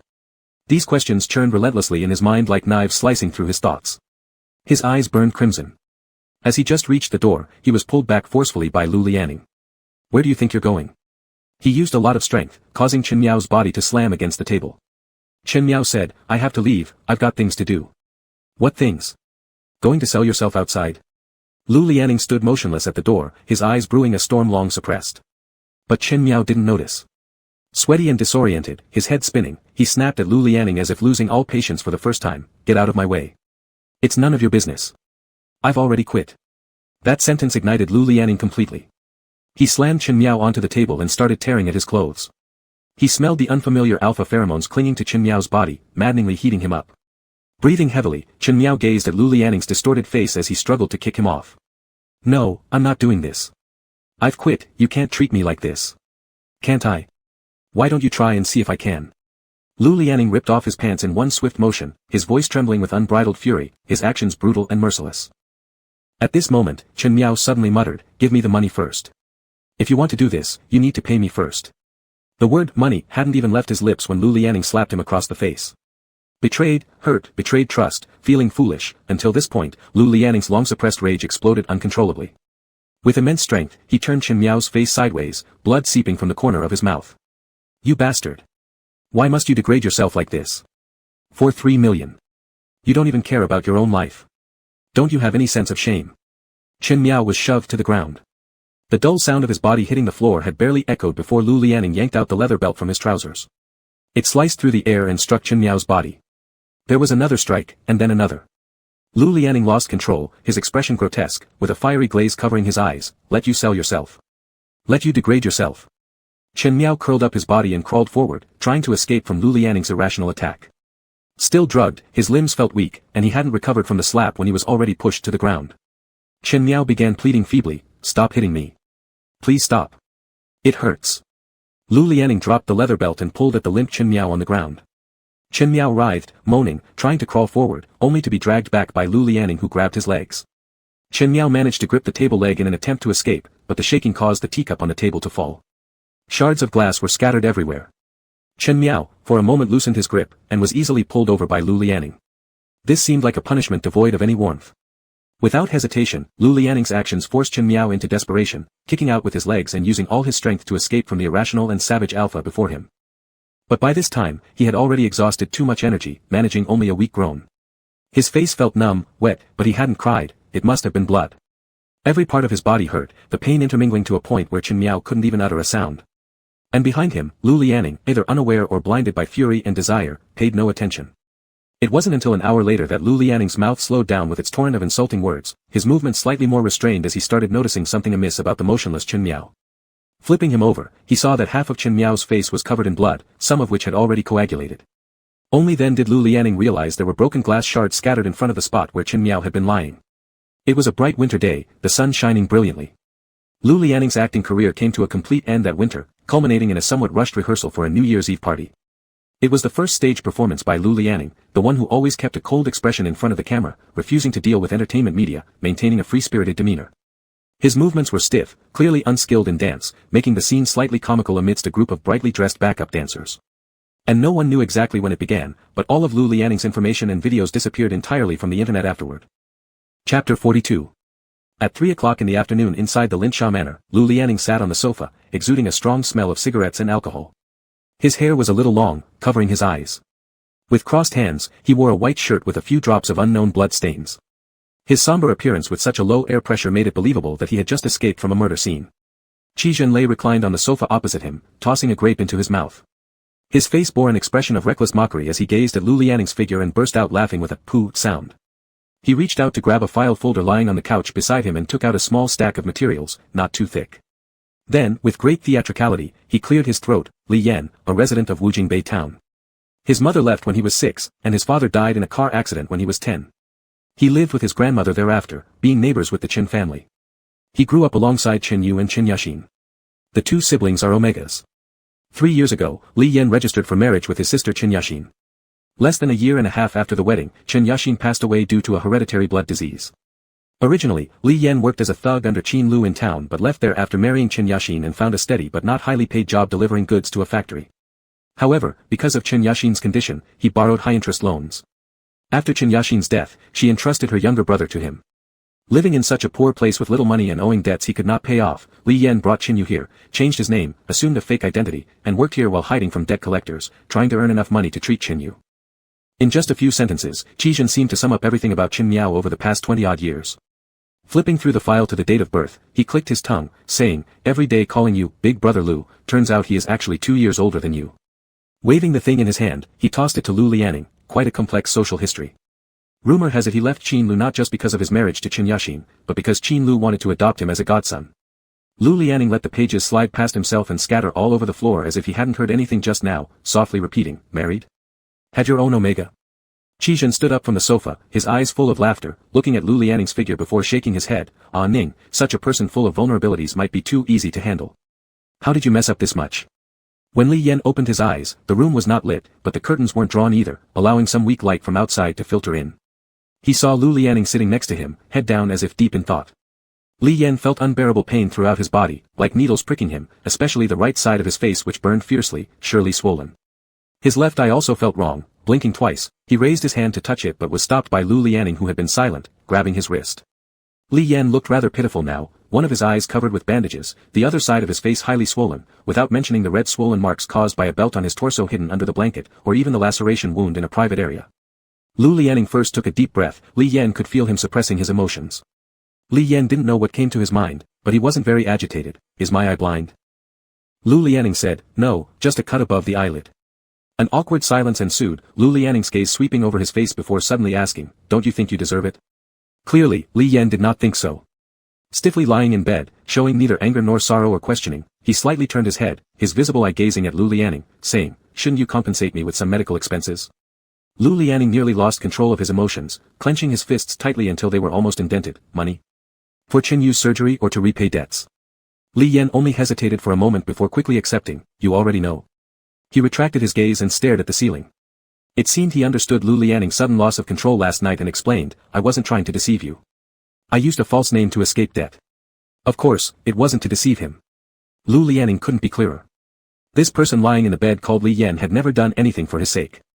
Whether it was lying or scheming, those meticulous attentions, the warm meals, the compliance and flattery during intimate moments, all of it was merely because Li Yan needed money. Because of an omega named Chen Yashin, his deceased wife's final plea or request, Li Yan had stooped to such lengths. Lu Lianing stared at Li Yan with an intensity that bordered on hatred, his voice trembling with indignation at the truth. "You should really go act. You truly are an outstanding actor." All those supposed clumsy steps rushing towards him were nothing but Li Yan's stumbles caused by life, not because Lu Lianing was anything special, just because he happened to be there. In fact, Li Yan didn't discriminate. No matter who it was, as long as they could catch him, he would probably have flung himself into their arms. Take that night's 1 million yuan offer for example, earning far more than what Li Yan got from serving him here. No wonder why he resigned. And his deceased wife, who he would treat so well just based on a single word, this meticulously thoughtful and considerate wife. If she were still alive, Li Yan wouldn't even know how much further he'd indulged that omega. Would he bring her meals to the bedside? Would he pick out the fish bones every time he made fish? Would he let her warm her hands on his stomach during winter? Would he do all these things originally thought to be exclusive between them? Lu Lianing almost drowned in a surge of overwhelming jealousy rising from within. Did they exchange wedding rings? Was his body once soaked with the pheromones of that omega? He couldn't suppress his urge any longer, grabbing Li Yan's collar with anger, glaring furiously and roaring irrationally, "If that Chen Yashin really loved you, she shouldn't have entrusted her younger brother to you before she died. What can you do? A beta who didn't even finish high school. How can you save his life?" It was clear that Li Yan could not tolerate even a hint of negative comments against Chen Yashin. He reached for the hand that pulled his collar, yelling, "What do you know? What does any of this have to do with you? I already told you I've resigned." Lu Lianing looked at his bandaged eye and gritted his teeth, "Your eyes must both be blind. Can't you come to your senses?" Li Yan retorted, "Who exactly is the one not coming to their senses?" Lu Lianing paused mid-motion, seeing his own distorted, enraged face reflected in the one exposed, still bright and clear eye of Li Yan. Yes, who exactly wasn't coming to their senses? He gazed at Li Yan's half-swollen face with bruised corners of the mouth inflicted by his own slaps, slowly releasing his grip. Li Yan observed Lu Lianing's appearance. He was breathing heavily, looking at him as if Li Yan had done something exceedingly atrocious. "All right, I don't need your medical expenses." Li Yan said as such, then evaded those piercing eyes.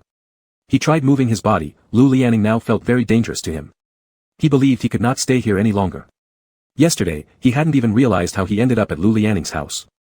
Even though he had deceived Lu Lianing, after being beaten out of sheer frustration, if Lu thought he deserved it, well then, so be it. But Chen Yu had just undergone surgery last night, he had to make a call to check on his condition. And since he had received the deposit Qi Zhen had transferred, he wasn't sure if he might find him again after the mess he caused last night. Be it Lu Lianing or this city, Li Yan suddenly became keenly aware that he should quickly leave. But Lu Lianing suddenly let out a chilling laugh. The violent aura around him gradually subsided, and his gaze upon Li Yan slowly returned to an utterly cold and indifferent calmness, impervious to weapons and freezing enough to cause goosebumps. That's quite unfortunate. Unfortunate about what? A sense of fear surged within Li Yan. Reaching out toward Lu Lianing's receding figure, ignoring the pain, he struggled to get out of bed. But he fell hard onto the ground, letting out another cry, calling Lu Lianing's name. Yet Lu Lianing walked away without looking back and closed the door behind him. Chapter 43. It had definitely been more than 5 days. Chen Yu was sure of it. He'd already made countless calls to Li Yan's phone, but it remained off. Today was probably the 7th day. It had been a week without any news from Li Yan. But Li Yan had left a lot of money for the nurse. Chen Yu, sitting in his wheelchair, was still physically weak, yet due to the particularly bright sunlight today, he seemed to be in much better spirits. In the hospital's lush green garden, Chen Yu rested his chin on his elbow, gazing at a child running around in the distance. The child held a balloon, and ahead, his mother extended her hands with a smile, urging him to slow down. At that moment, a tall and slender alpha suddenly entered through the side entrance. Wearing sunglasses that obscured half his face, the visible portion revealed a perfect jawline and sensually curved lips. Behind this imposing alpha were 2 private security guards dressed in black suits.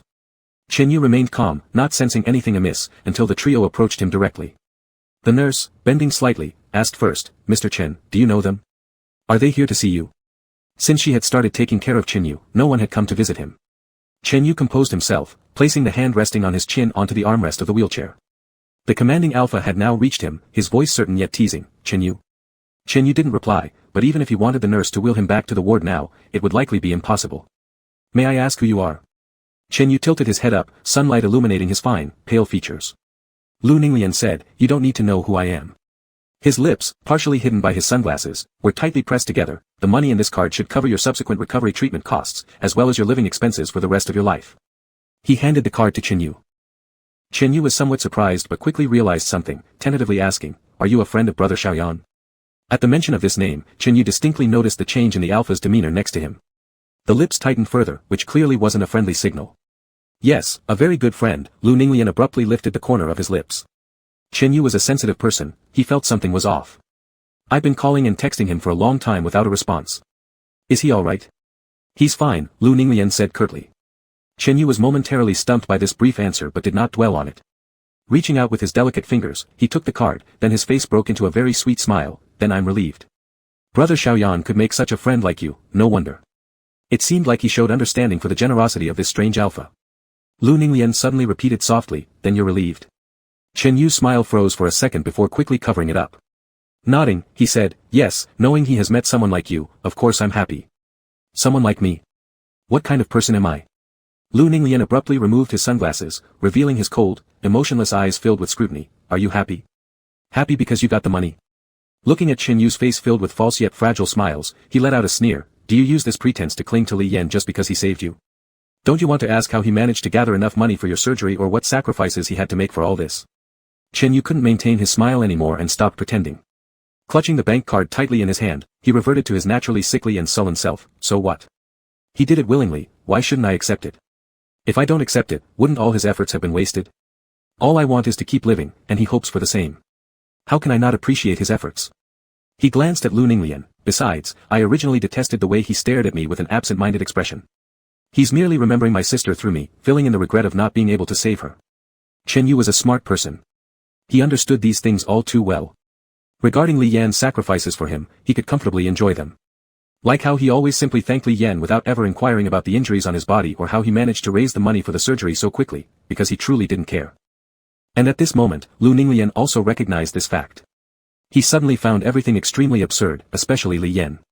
Then, he looked at Chinyu's face, devoid of any remorse and no more false concern, and said, "He sold himself to me, so he got this much money." Chinyu paused for a moment, then looked at Lu Ninglian and grinned. "That's pretty good. You seem rich enough, so Brother Xiaoyan will be fine from now on." "No," he refused.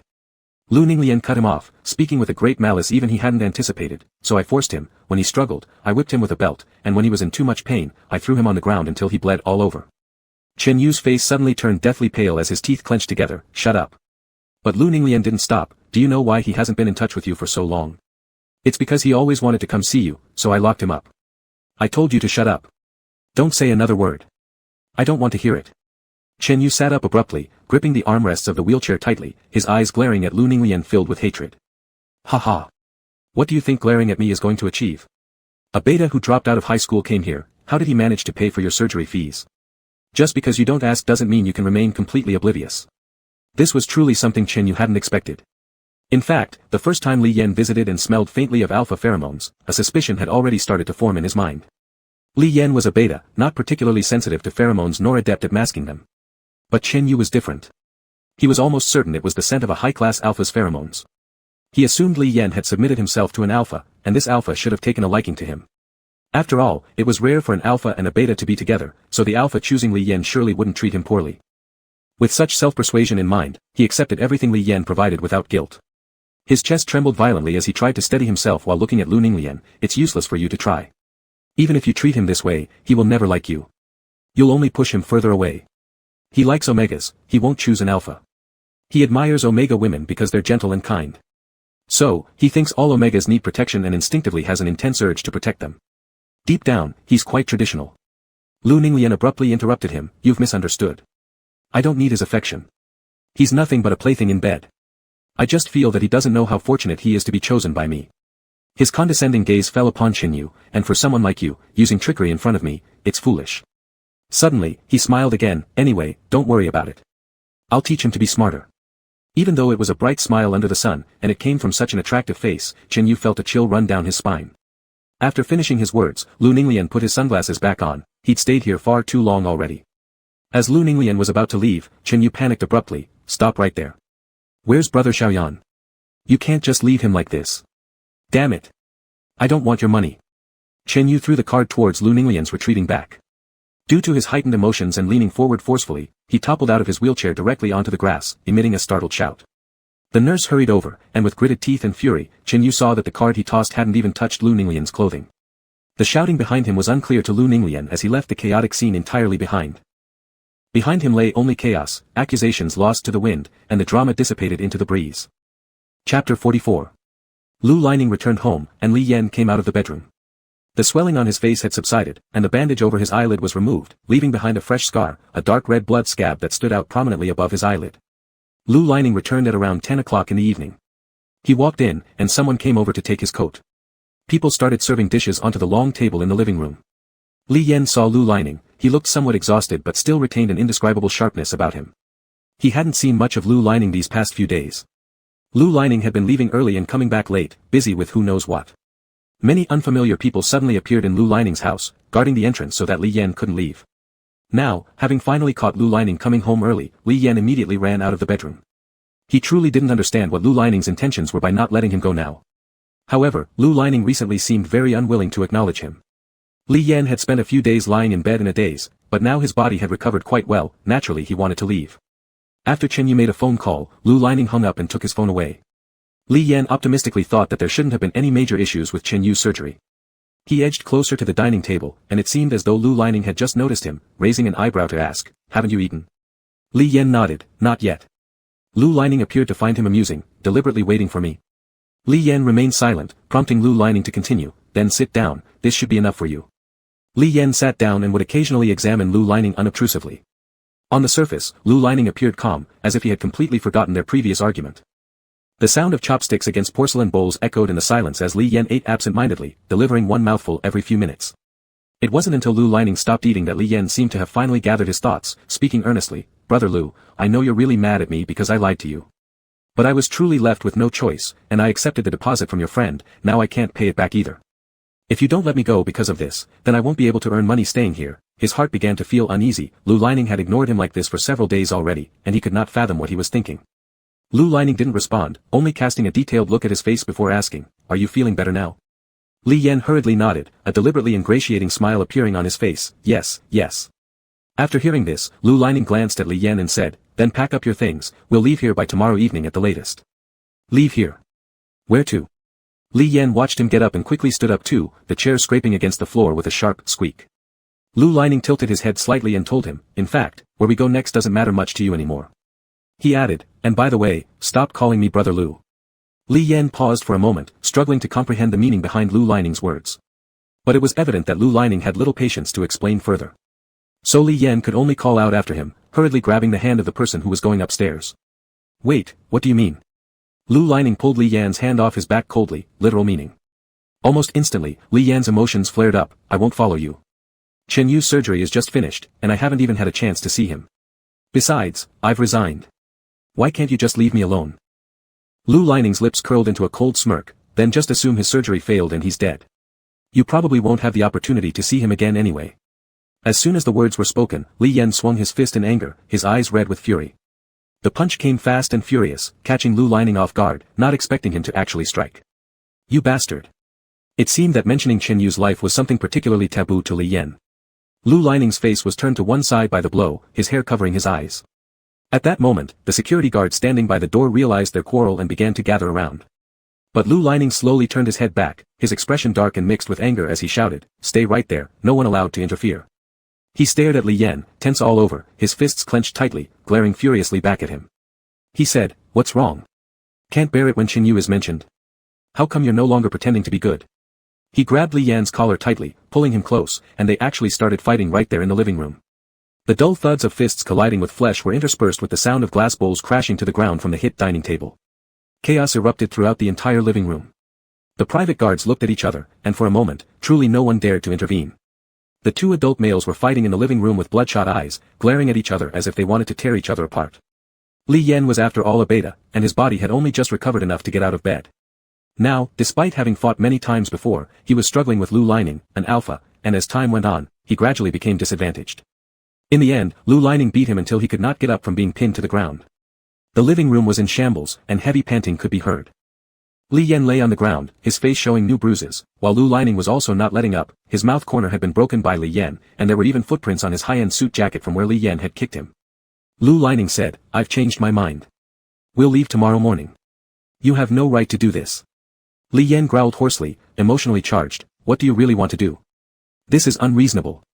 His body began to struggle, and Lu Lining restrained him, saying, "Li Yan, you've completely exhausted my patience." Early the next morning, Li Yan was injected with a sedative by several people who held him down. Li Yan resisted fiercely. Lu Lining stood aside with folded arms watching silently as Li Yan's stiffened body slowly went limp. Only then did Lu Lining step forward, pick him up, and carry him to the car. As they left the city, Lu Lining did not look back. In the car, Li Yan lay lifelessly on his shoulder, his originally unremarkable face now even more battered looking. Lu Lining stared at him for a while, wondering how it was possible that yesterday Li Yan seemed to have hit harder, yet his own face didn't swell as much as Li Yan's did. He shifted Li Yan's head slightly, placing it on his lap so that the swollen side faced outward and wouldn't press against anything. At 2 p.m., they arrived in City A. Almost immediately upon arrival, Lu Anling called him to arrange for the butler of the old residence to come over. Lu Lining carried Li Yan into the house. The group of people assigned by Lu Anling all respectfully bowed their heads, and without asking any probing questions, greeted politely before standing silently by. He laid Li Yan down on the bed in the bedroom. Everything in the room looked both brand new and familiar. It was clear someone had meticulously kept it clean and orderly. He walked to the window and looked out, noticing that a new artificial ancient forest had been built at some point. Ancient trees formed shaded paths, dotted here and there with small pavilions. Initially, he felt somewhat reluctant and hurried about returning here. But when he turned around and saw Li Yan lying obediently on the bed, he suddenly didn't feel that way anymore. In City H, there was a Chen Yu at the central hospital whom Li Yan deeply cared about, which was why Li Yan had been so anxious to go out. But things were different here. There was no one Li Yan knew in this place. He was unfamiliar with the surroundings, and even if he were let out, what could he possibly do? This was City A, where the Lu family could cover the sky with one hand. Most of the Lu family's main businesses were concentrated here. Initially, he had not planned to let Li Yan out. However, since this was City A, if Li Yan could be a little more compliant, it wasn't entirely impossible to give him a longer leash. When Li Yan woke up, it was dinner time. He opened his eyes and found himself in an entirely unfamiliar room surrounded by strangers. If it weren't for seeing Lu Lining's face, he would almost have thought he hadn't fallen asleep at all. He felt an intense pain in his neck, almost unbearable. It shouldn't hurt this much, he knew. This was likely due to psychological factors. When he was very young, he got a fever and his grandmother took him to see a barefoot doctor in the town. Due to his constant struggling or perhaps the doctor's lack of skill, the needle broke inside during his first injection. His cries reached the skies, accompanied by his grandmother softly coaxing, "It doesn't hurt, it doesn't hurt." His arm was cut open to retrieve the broken needle, bleeding all the while. Ever since then, Li Yan couldn't bear needles. The sight of a needle made him quiver inside. And he had no idea how many needles he would endure under Lu Lining's hands in the days to come. After waking up, Li Yan neither caused a commotion nor made a fuss, but he skipped dinner. Lu Lining considered his passive resistance beneath notice. It was their first day here, so he didn't count it against him. There would be plenty of time to deal with him later. That night, however, Lu Lining woke up to find Li Yan standing over his bed, holding a fruit knife pressed against his throat. He seemed tense, his hands shaking as if he were the one being threatened by a blade at a fatal spot. "You make those people at the gate go away. I want to leave here. Don't push me." Li Yan's eyes, clearly contrasting in the dark, gleamed with light as he gripped the knife handle tightly, breathing heavily in his tension, trying more to convince himself of his resolve. He pushed the knife forward slightly, saying, "Get up. Make them open the door." Chapter 45. Inside the Lu family's villa courtyard, the entire courtyard was brightly lit. In the cold, piercing wind, Lu Jingning was only wearing a thin nightgown, his throat pressed by Li Yan's knife blade, dragged from the living room to the yard. The bodyguards nearby didn't dare to approach. Li Yan still firmly held the knife in his hand, his body tense. "Tell them to move further away." He glanced forward at the gate which was still tightly shut. "Make them open the door now. And get me a car," Li Yan said. However, Lu Jingning made no attempt to speak. The Alpha private bodyguards surrounding were intently watching, the atmosphere extremely strained. Li Yan suddenly began to lose patience, touching the knife lightly against Lu Jingning's throat, causing blood beads to quickly form. "Don't make me do this." He was holding Lu Jingning hostage from behind, so he couldn't see the expression on his face at that moment. All that could be heard was his voice like an ice spike in the cold wind. "Exactly who is pushing whom? If you truly intend to kill me, then go ahead and do it. Lu Jingning stood there, blood from the wound on his neck staining his collar, as if it weren't him who was injured or under threat of life. I'll see whose fool will dare to open the door for him today. His eyes were icy, sweeping over the circle of bodyguards already sweating with tension. Li Yan took a deep breath, but his grip on the knife started to falter. He hadn't expected Lu Jingning to take such a hardline attitude, but there must still be a chance. This group here would surely prioritize Lu Jingning's safety, they wouldn't really disregard his life just for the sake of his command. If something actually happened to Lu Jingning, Lu Anling wouldn't let them off the hook either. With the current power still lying in the hands of Lu Anling, their direct employer still being him, after some consideration, one of the private bodyguards stepped forward and said to Li Yan, "Sir, please don't get agitated. You can state your demands." He gave a gesture to those guarding the entrance, and the iron gate slowly began to open. Li Yan's eyes brightened, exhaling a sigh of relief, pushing Lu Jingning toward the direction of the opening gate. But Lu Jingning was extraordinarily uncooperative, his voice carrying restrained anger. "Didn't I say not to open this door? Master Lu." Amidst the argument, the tense atmosphere becoming more chaotic, just as Li Yan was about to say something near the open gate, he suddenly felt a sharp pain in his shoulder, followed by a rapid numbing sensation spreading down. Bad, these two words flashed through Li Yan's mind before his body collapsed, completely unable to hold on to the fruit knife drenched in his sweat. With a clatter, the fruit knife fell to the ground, emitting a crisp sound, and Lu Jingning acted swiftly, delivering a powerful elbow strike to Li Yan's abdomen. Li Yan was paralyzed all over, utterly powerless, and was effortlessly thrown off by Lu Jingning, staggering to fall to the ground. A group of people quickly rushed forward. Amidst the chaos of footsteps, Li Yan lay sideways on the ground, looking up to see from the window of the second floor's room, a middle-aged man around 40-something retracting what seemed to be a hunting weapon into his hands. This was the butler Lu Anling had sent over just that day. Li Yan had not even had the chance to meet him. As he was pressed to the ground, Lu Jingning roughly grabbed his hair from behind. Meeting Li Yan's eyes, filled with hatred and fury, he said almost through gritted teeth, his voice low, "You truly exceed my expectations, you're reckless beyond reason." Qi Zhen was spinning in his office chair several times before finally hearing sounds outside. Lu Jingning rudely burst into the room without knocking. Qi Zhen looked up somewhat disgruntled, "You're quite late." As soon as he lifted his head, he saw the bruised face of Lu Jingning. Looking downward, he noticed the bandage wrapped around his neck. Qi Zhen was shocked beyond measure. He hadn't thought anyone would dare touch Lu Jingning's handsome face, which resembled a piece of art. Looking again at the bandage around his neck, it was almost unbelievable. As far as Qi Zhen knew, Lu Jingning had just returned to H City yesterday. Hadn't heard a single word, Qi Zhen might have doubted if he had been kidnapped. What has caused such a mess? Qi Zhen clicked his tongue disapprovingly. Lu Jingning sat on the sofa in his study rather impolitely and spoke to Qi Zhen with a very calm yet serious tone. After bringing Li Yan back, he was not obedient.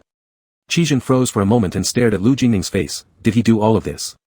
Lu Jingning remained silent, offering no response. Qi Zhen realized the answer and suddenly laughed aloud, clutching his stomach laughing until tears nearly welled up. "And Ning, are you out of your mind? That beta was already in your palm and still managed to give you a bloody prick." Lu Jingning was infuriated by his laughter. "Shut up. Are you done laughing yet?"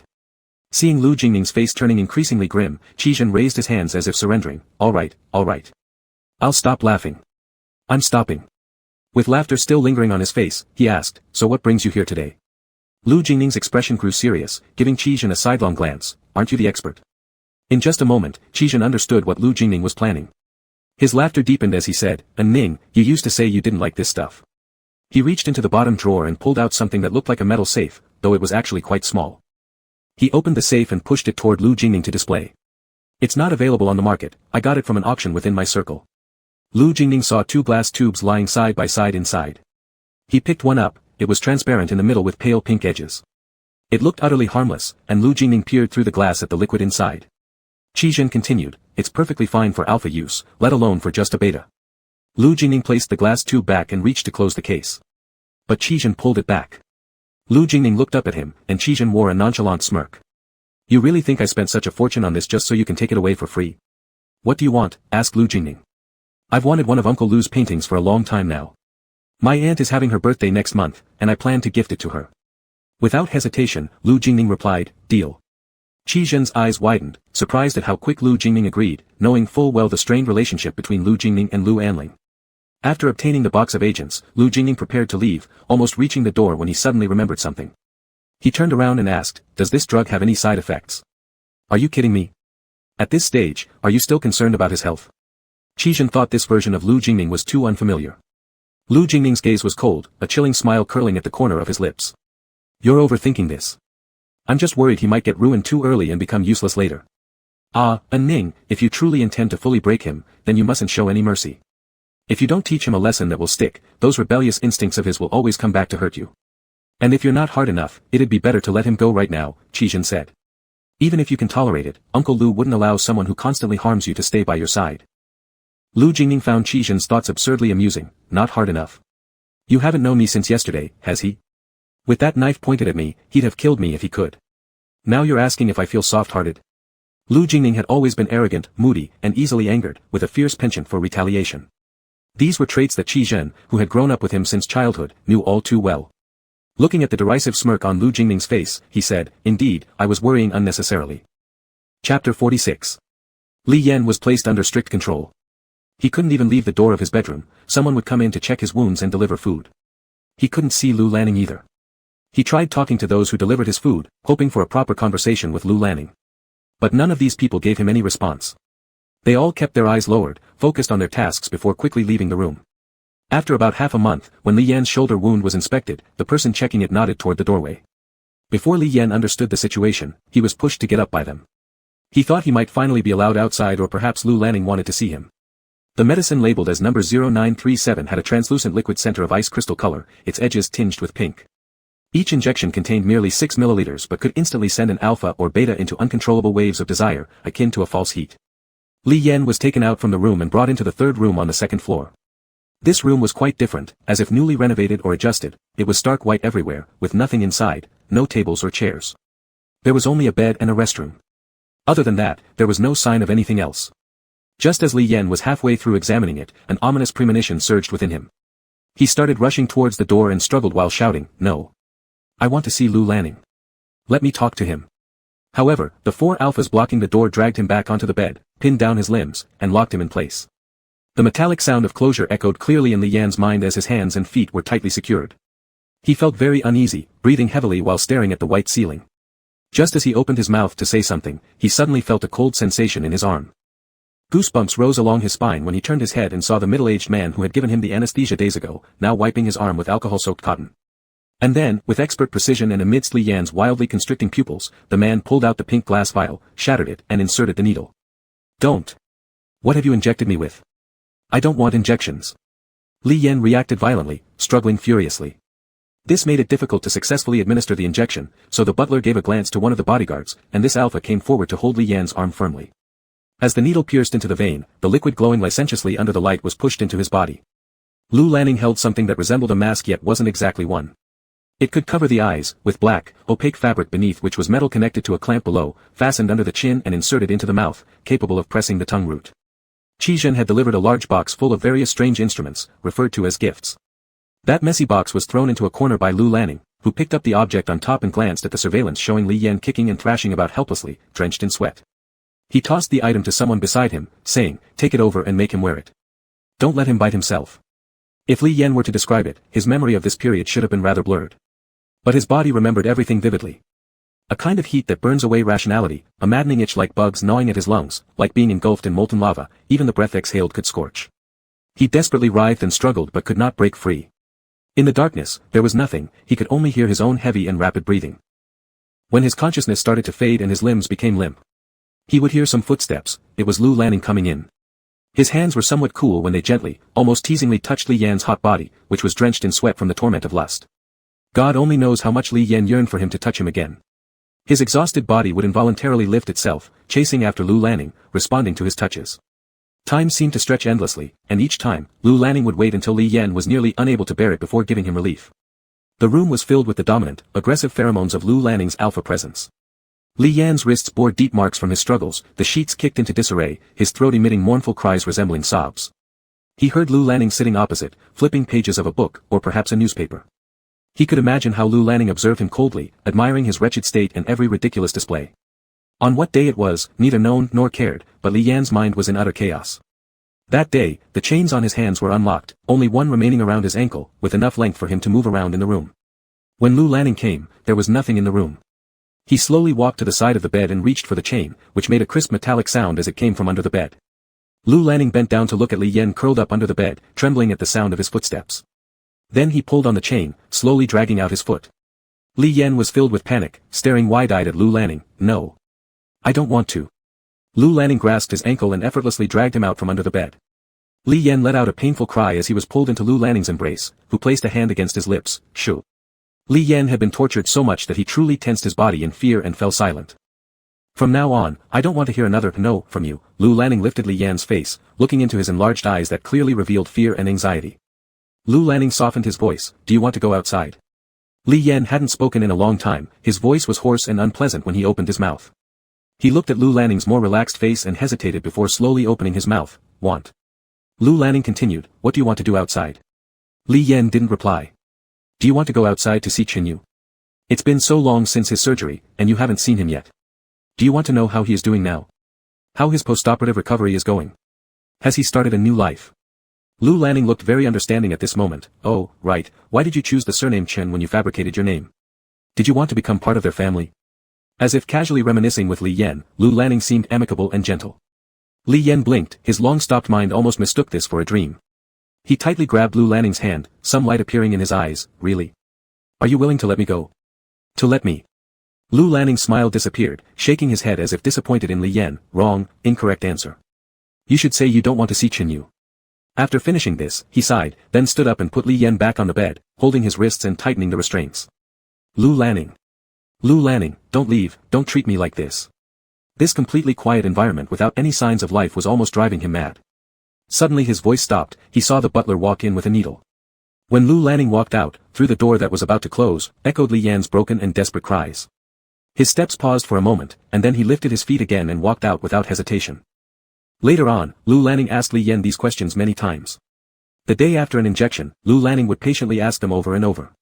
If Li Yan answered incorrectly, he would be subjected to a new round of punishment. Li Yan's moments of brightness were very brief, most of the time when Lu Lanning wasn't around, he would have his eyes covered. Gradually, he began to look forward to Lu Lanning's arrival, though his body couldn't help but instinctively fear him. It was a very contradictory psychology. Li Yan's mistakes were gradually corrected. Lu Lanning obtained 20 injections from Qi Zhen. By the 17th one, Li Yan obviously could no longer endure it. When Lu Lanning tried to leave him during one of those instances, he desperately cried out for him not to go. So Lu Lanning asked him again, do you want to go out? Li Yan struggled to respond anxiously, no. I don't want to. Do you want to see Qinyu? This was a familiar question to Li Yan. In a blink of an eye, tears ran down his cheeks. I don't want to see Qinyu. Even though his brain wasn't reacting fast enough, his body still remembered clearly how to seek advantage and avoid harm. Will you obey from now on? Li Yan lowered his head, gripping Lu Lanning's clothes tightly and gasping with difficulty, obey. Finally, Lu Lanning said, apologize to me. Li Yan froze. This was a new question, and he suddenly looked up at Lu Lanning. Lu Lanning heard no response, seeming to lose patience, and abruptly repeated, raising his voice, Li Yan, apologize to me. After about 3 seconds, just as Lu Lanning rose to leave, Li Yan's voice trembled, as if he had just understood this new question. Sorry. Li Yan clung to him, his broken voice croaking out. Thus, Lu Lanning finally seemed satisfied. 34 days, 17 injections. Li Yan finally came out of that door, cradled in Lu Lanning's arms, half of his face buried in Lu Lanning's chest. A black leather band remained on his left ankle, and multiple old and new injection marks were visible on his arms sticking out from the wide sleeves of his pajamas. Chapter 47. Lu Lianing didn't notice anything wrong during the first night after he took Li Yan out of that room. He placed him in the bedroom and returned home quite late that evening. Li Yan curled up in the blanket, his eyelids drooping lazily, lacking energy. After Lu Lianing finished his shower, he turned off the light. Unexpectedly, as soon as he lifted the blanket, Li Yan edged closer to him, breathing rapidly, a bit nervous, yet making no sound. Lu Lianing reached out to touch him, but he dodged. Still, his body was touching Lu Lianing's. Lu Lianing had spent the whole day working outside, already feeling rather annoyed. He couldn't endure Li Yan's fidgeting. All his initial thoughts of sympathy for Li Yan, letting him rest after coming out from that room, disappeared. Impatiently, Lu Lianing pulled Li Yan under him, looking for, fucking. In the darkness, Li Yan tightly clenched his lips, emitting a muffled groan from his throat, enduring Lu Lianing's rough actions with his eyes wide open. The next morning, Lu Lianing woke up to see Li Yan's hair getting longer, covering his eyes, disheveled. Lying sideways in bed, Lu Lianing brushed it aside twice, not knowing what else was displeasing to him. He woke Li Yan, pulling him into the bathroom. Awakened abruptly from his sleep, Li Yan was dragged to the bathroom, where he opened his eyes and looked at the white tiles, mistakenly thinking he was back in that room, struggling to resist entering. However, Li Yan's strength was no match for Lu Lianing, and in panic, he was pressed against the sink. Be still. Lu Lianing warned him in a low voice. As Li Yan raised his eyes, he saw his own reflection in the mirror, his skin slightly darker, cheeks gaunt, marks of intimacy all over his neck, along with deep bite marks. His hair covered his eyes, and through the pitch-black messy strands, his vacant yet frightened pupils were exposed. Lu Lianing picked up a clipper from the nearby shelf and began shaving closely to Li Yan's scalp. The texture of the somewhat coarse hair slid past Li Yan's cheeks, neck, and fell onto his bare foot. Lu Lianing seemed to enjoy this task immensely. He performed it meticulously, even though he had just let Li Yan rest at 4 o'clock in the morning, now merely 7, having slept only 3 hours. Yet, he acted very patient, appearing highly interested. Satisfied with Li Yan's bald head, showing the faint bluish tint beneath the skin, he asked while looking at Li Yan's reflection in the mirror, "Do you think it looks good?" Actually, Li Yan hadn't been sleeping well for a long time. He couldn't sleep peacefully in the dark, harboring an overly neurotic fear of Lu Lianing. His mind entered a state where he couldn't think properly. Even when Lu Lianing was near him, just restraining himself from trembling was difficult enough. Let alone conversing with Lu Lianing. Li Yan could only widen his eyes and watch Lu Lianing's mouth opening and closing in the mirror. He wasn't sure if severe lack of sleep made him unable to hear Lu Lianing's voice or whether his overly strained nerves prevented him from understanding what Lu Lianing was saying. Frustrated by the prolonged silence, Lu Lianing frowned. "Speak." Li Yan seemed terrified of Lu Lianing's frowning expression, which often meant dissatisfaction and imminent anger. Looking at Lu Lianing's face in the mirror, already turning grave, Li Yan anxiously responded, "I'm sorry." "It's not that sentence," said Lu Lianing. Li Yan was familiar with this phrase and could recognize it based on Lu Lianing's lip movements. Almost reflexively, he gave another answer, staring nervously at Lu Lianing's face in the mirror, stammering, I don't want to see Qin Yu." Lu Lianing suddenly fell silent, gazing at Li Yan's reflection still glaring anxiously in the mirror. A sudden lump formed in his heart. The dark bruising under his eyes couldn't be hidden by his complexion, suggesting he was in poor mental condition. Normally, Li Yan wouldn't look directly at him like this. Often, his eyes would avoid contact. Thus, Lu Lianing decided to be lenient, showing great mercy by no longer pressing Li Yan, placing his hand over Li Yan's eyes. "Are you sleepy?" To his surprise, Li Yan stepped back suddenly, reacting like a startled bird, eyes full of fear. He started whispering again, repeating, I don't want to see Qin Yu." "Shut up." Lu Lianing roared suddenly, his eyes brimming with emotion. He glared at Li Yan, staring at the bald head he shaved earlier. "You're ugly anyway, but now your brain is broken too." Lu Lianing hadn't taken it seriously then, assuming Li Yan was tired and confused from not resting well. The next night, Lu Lianing returned home even later, around 2:30 a.m. Surprisingly, upon entering, he found the bedroom light still on. After a quick shower, he turned off the light and slipped into bed. But unexpectedly, Li Yan was awake. He must have rested during the day, his mental state had improved significantly. Suddenly sitting up, he grabbed Lu Lianing's arm with some urgency in his tone but still very cautious. "Could you not turn off the light?" Lu Lianing had been drinking quite a bit that evening and spent the whole night diplomatically dealing with business partners introduced by Lu Anling. He was already in a foul mood, so when Li Yan decided to confront him while he was sleeping, he didn't appreciate it. In a cold voice, Lu Lianing snapped, "Don't give me trouble after just coming out for 2 days. Are you telling me you're tired of being locked up? How am I supposed to sleep with the lights on?" Thus, Li Yan tightly shut his mouth. It was as if he feared saying another wrong word. Lu Lianing reached out and yanked Li Yan, who was half sitting down, back onto the bed, pressing him roughly into the covers. "Go to sleep." But in the middle of the night, when Lu Lianing woke up thirsty, he realized there was an empty space beside him. Li Yan wasn't in bed in the dead of night. Where could he have gone? It couldn't be that he would dare to run away now. As Lu Lianing sat up, ready to lose his temper, he noticed a faint light glowing through the glass door of the bathroom inside the bedroom. He walked over and twisted the doorknob. He discovered that Li Yan was actually sleeping with his head resting on the toilet lid. His legs were curled up, revealing his bald head which had been shaved unevenly by Lu Lianing. It looked somewhat funny and pitiful at the same time. The pajamas he wore were still the ones from that day, made of thin cotton. They were buttoned up to the very top. Frowning deeply, Lu Lianing extended his hand and found him ice cold upon contact. He couldn't understand how someone could fall asleep like this. Shaking Li Yan awake, his tone was harsh. "Stop playing these useless tricks in front of me."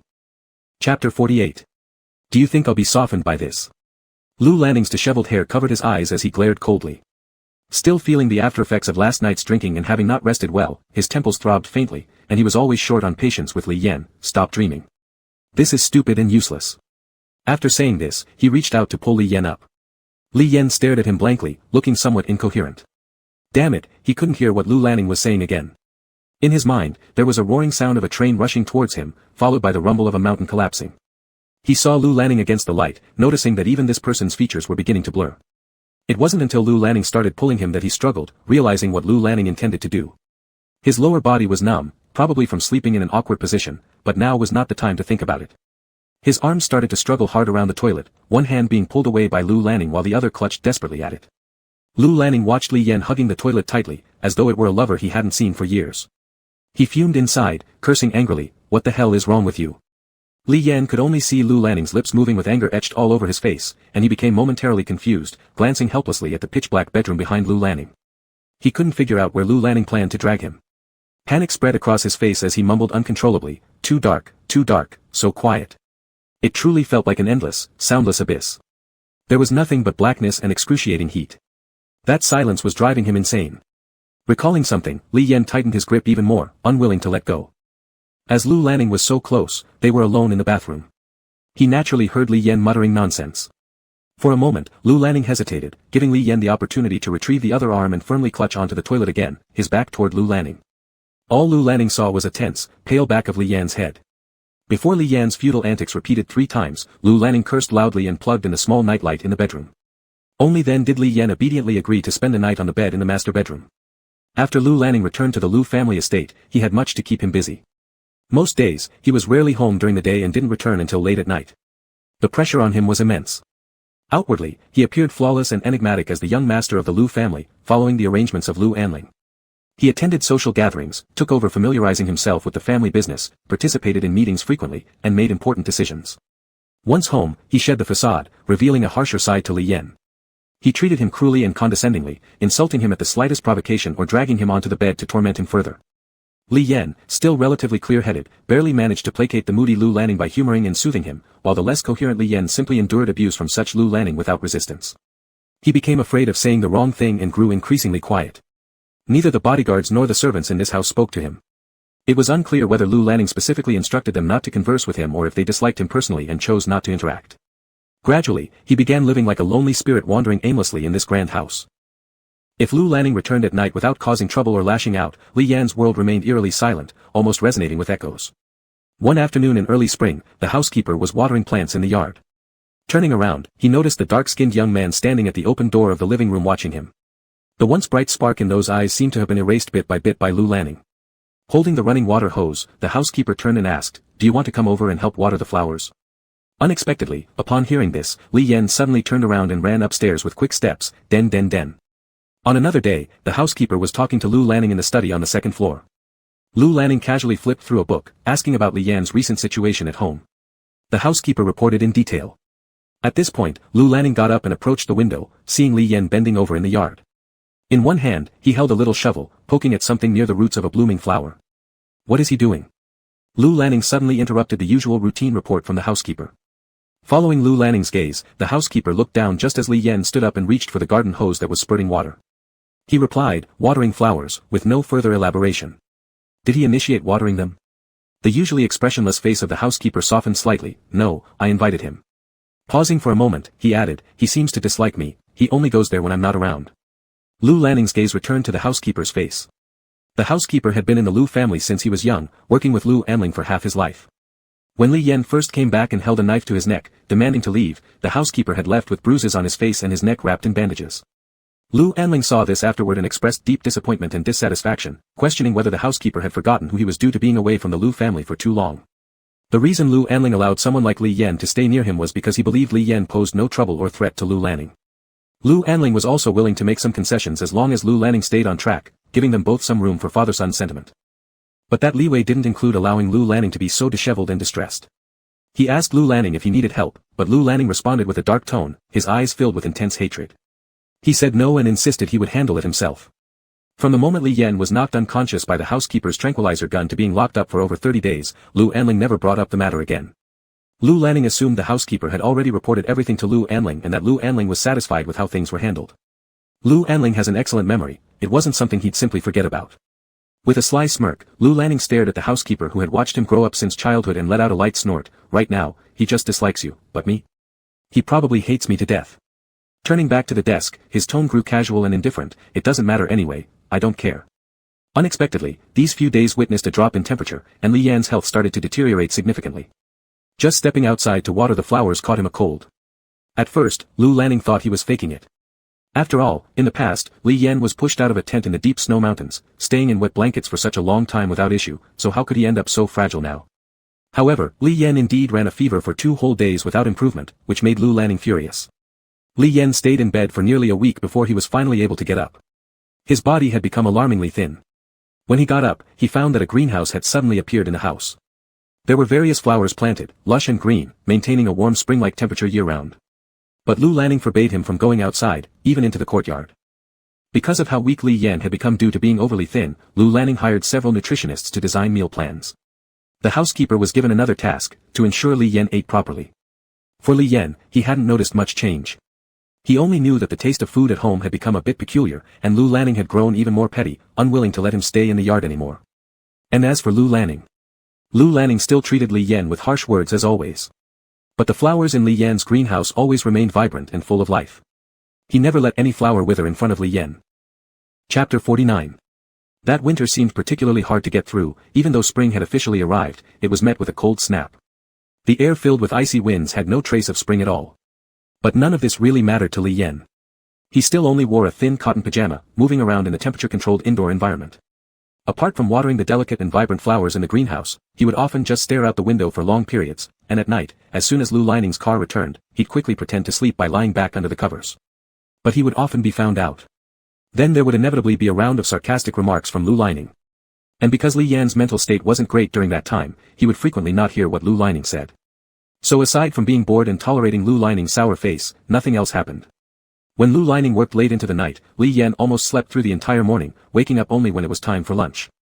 Lu Lanning rarely came home for lunch, so he often ate alone, with the housekeeper standing nearby. If he didn't eat enough, the housekeeper would remind him to eat more, saying that they would report it to Lu Lanning. Li Yan actually didn't believe it. Lu Lanning was so busy now, with a crowd of people waiting to give him important reports. When did he have the spare time to care about such trivial matters? Besides, Li Yan looked at the housekeeper's expressionless face and remembered the injections he gave him, and also the tranquilizer shot aimed at him on the second floor when he was almost able to escape. So Li Yan walked away very cheerfully. After 3 consecutive times, when Lu Lanning returned that evening, he scolded Li Yan thoroughly. Pinning him against the glass window, he whispered harshly for half the night.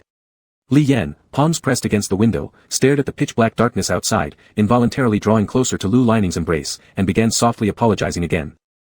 Lu Lanning threatened to lock him back in that room if it ever happened again. This method never failed. Because Li Yan's fear of that room was almost palpable. There were 2 staircases leading down the hallway on the second floor. Each time he went downstairs, rather than taking the nearest staircase, he would walk further to the end of the hallway just to avoid passing by the door of that room. Thus, eating became something Li Yan needed to take seriously. Unexpectedly, after doing so, Li Yan actually gained some weight. He was no longer as frail as when he was first taken out of the room, a figure who could be blown away by the wind. After the spring of that year passed, early summer followed closely, and the weather warmed up. Li Yan's health improved a bit too. The flowers in the courtyard were blooming beautifully, and Lu Lanning stopped restricting his movements outdoors. Until one evening, when Lu Lanning returned home and saw that on top of the bedside cabinet in the master bedroom, there were several flowers that had been carefully trimmed, placed inside a transparent glass vase. Even in the lingering scent of mandarin oranges in the bedroom, a faint floral fragrance now mingled. Perhaps feeling tired from trimming many flower branches in the afternoon, Li Yan's face was lit up by the night lamp, his eyes were tightly closed, his breathing steady, sound asleep. Look at him, sleeping sweetly accompanied by the floral scent. As if to avoid giving Li Yan happiness, Lu Lanning took the flowers from Li Yan's bedside and moved them to his own study. However, when Lu Lanning pushed open the door to his study, he discovered that his desk already had a similarly arranged bouquet. Such Li Yan could not exactly be described as the delicate flower that Lu Lanning kept at home. He resembled a crooked weed grown within Lu Lanning's home. Though the leaves appeared to have withered halfway and were broken beyond repair, a closer look revealed that the veins were still connected. Whenever Lu Lanning let down his guard, it seemed Li Yan sprouted again. After that arrangement of flowers which seemed to be Li Yan's gesture of reconciliation, their relationship seemed to ease slightly. Li Yan appeared completely obedient. As time went by and his days spent living with the Lu family extended, Lu Lanning gradually relaxed some restrictions on him. Roughly a year and a half after coming back with Lu Lanning, he was allowed to go outside. And he strictly followed Lu Lanning's rules, returning according to the agreed-upon time. Then, in the 3rd month, Li Yan ran away. Chapter 50. It was almost as soon as Li Yan had just left the border of City A when Lu Lianing received a call. This happened during an important internal meeting of the senior management of the Lu family. Lu Anling was seated at the center of the main position, with Lu Lianing sitting beside him. The mobile phone kept vibrating. Lu Lianing declined the call twice, and on the 3rd ring, under Lu Anling's slightly furrowed brow, Lu Lianing went out to answer it. The call came from Lin Cheng, someone Lu Lianing had arranged to secretly follow Li Yan over the past period. He said he had lost track of Li Yan, and it was already 9:40 p.m. Li Yan had not returned to the Lu residence. Lu Lianning's face darkened instantly. He clenched his mobile phone tightly, feeling that Li Yan was the epitome of someone who forgets their injuries too quickly. He did not return to the meeting room but stood by the floor-to-ceiling windows in the corridor of the highest level of the Lu building, looking down at the flickering lights below. 3 hours later, Lu Lianning's mobile phone received the latest information about Li Yan. After all, this was City A, where the Lu family could manipulate things with ease, a place entrenched in aristocratic influence and generational foundations. If Lu Lianning didn't care, then it wouldn't matter much, but as soon as he revealed even the slightest hint of direction, countless people rushed to serve him. Standing by the window for hours, gazing outside, Lu Lianning seemed calm again. From afar, anyone would think he was appreciating some scenic beauty. With a nonchalant tone, he told the person on the other end of the phone to let Li Yan go. Lin Qing perhaps hesitated for a moment, but given that Lu Lianning's intentions were uncertain from the start, there was no premature action taken or alarm raised. Leaning against the wall, Lu Lianning adjusted his cuffs and slowly said, "I'm curious to see where he thinks he can run." Li Yan was, after all, still a little naive. Or perhaps from the beginning, he misjudged the real Lu Lianning. And after having part of his idealism cut away and leaving behind his dreams of acting, Lu Anling took the lead in guiding him while simultaneously assimilating him into their world.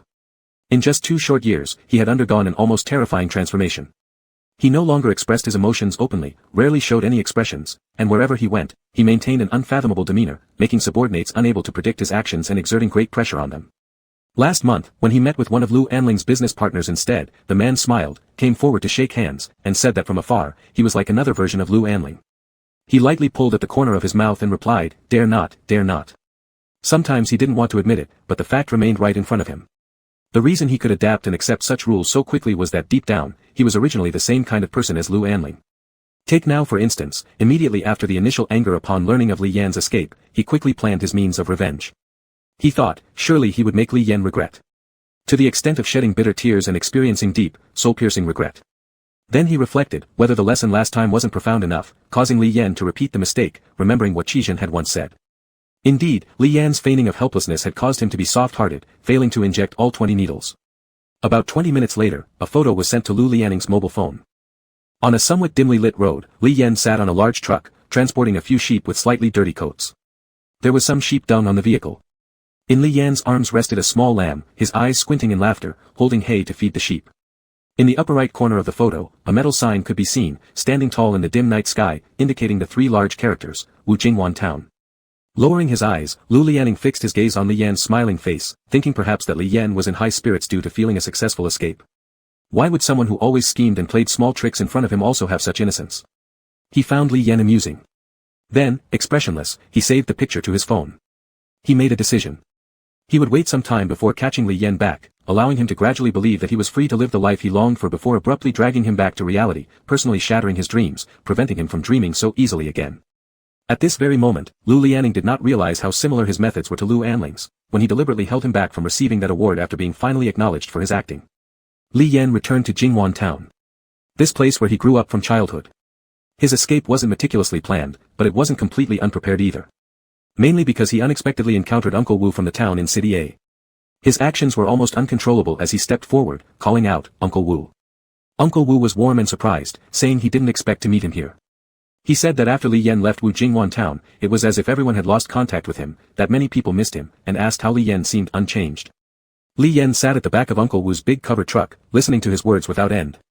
He responded while also reminding him not to look back while driving. If an escape was possible, it would be better. If not, even returning for a fleeting moment would be worth it. Li Yan watched the thick smoke trailing behind from the tail of the truck, heard the loud noise from the engine beneath him, and in the open-air cart reeking of sheep dung, he revealed a relaxed smile that had not graced his face in what felt like ages. Over the years, Wu Jingwan Town had changed significantly. Especially his neighbor, the Chen family, what looked like their suddenly erected 3-story Western-style building now stood out as the most eye-catching presence on the street. Standing before his own short and old house, Li Yan paused for a while, then stepped forward and pushed the door open. The door creaked in a sound so aged and strained, and a rush of dust greeted him upon entry. He spent an hour tidying up the bed. In the bedside cabinet were some old items, toys from his childhood, photos taken with Qin Yu and Qin Yaxin, and a picture taken with his grandmother. A candle lit when entering blew askew by the wind, casting uneven shadows on the wall. That night, Li Yan was in a very agitated state. He flipped through old photo albums until midnight before rubbing his eyes and falling into a deep sleep. During this time, Li Yan visited his grandmother's grave and murmured much conversation to her. He paid a visit to the Chen family. Now, only Mr. Chen remained. When Li Yan went over to knock on the door, it was unexpectedly opened by an Omega.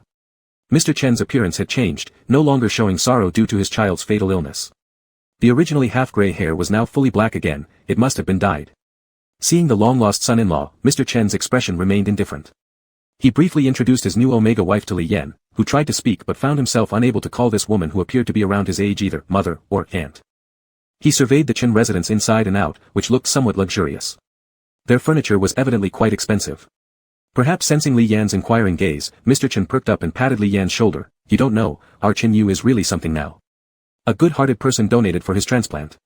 Then he went to school, won lots of scholarships, money he couldn't spend all, invested in small businesses, made a huge fortune.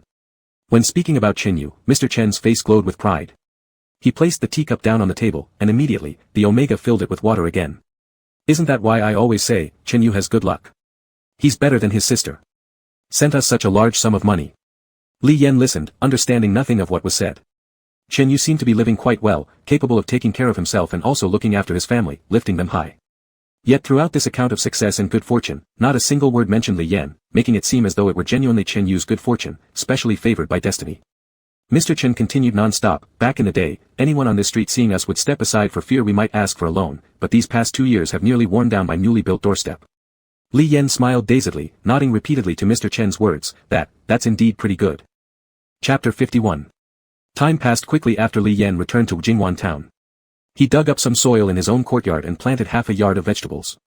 It seemed like 3 months had passed in a flash, and Li Yan often heard the sound of drinking parties from the neighboring Chen family. Those friends of Mr. Chen who hadn't been in touch for many years had suddenly reappeared. In those years when Mr. Chen went everywhere asking for loans but was unable to get any, calls to them were mostly unanswered. On that evening, Li Yan bought 2 bottles of ergoto from the supermarket and went to drink at Chen Yashin's grave.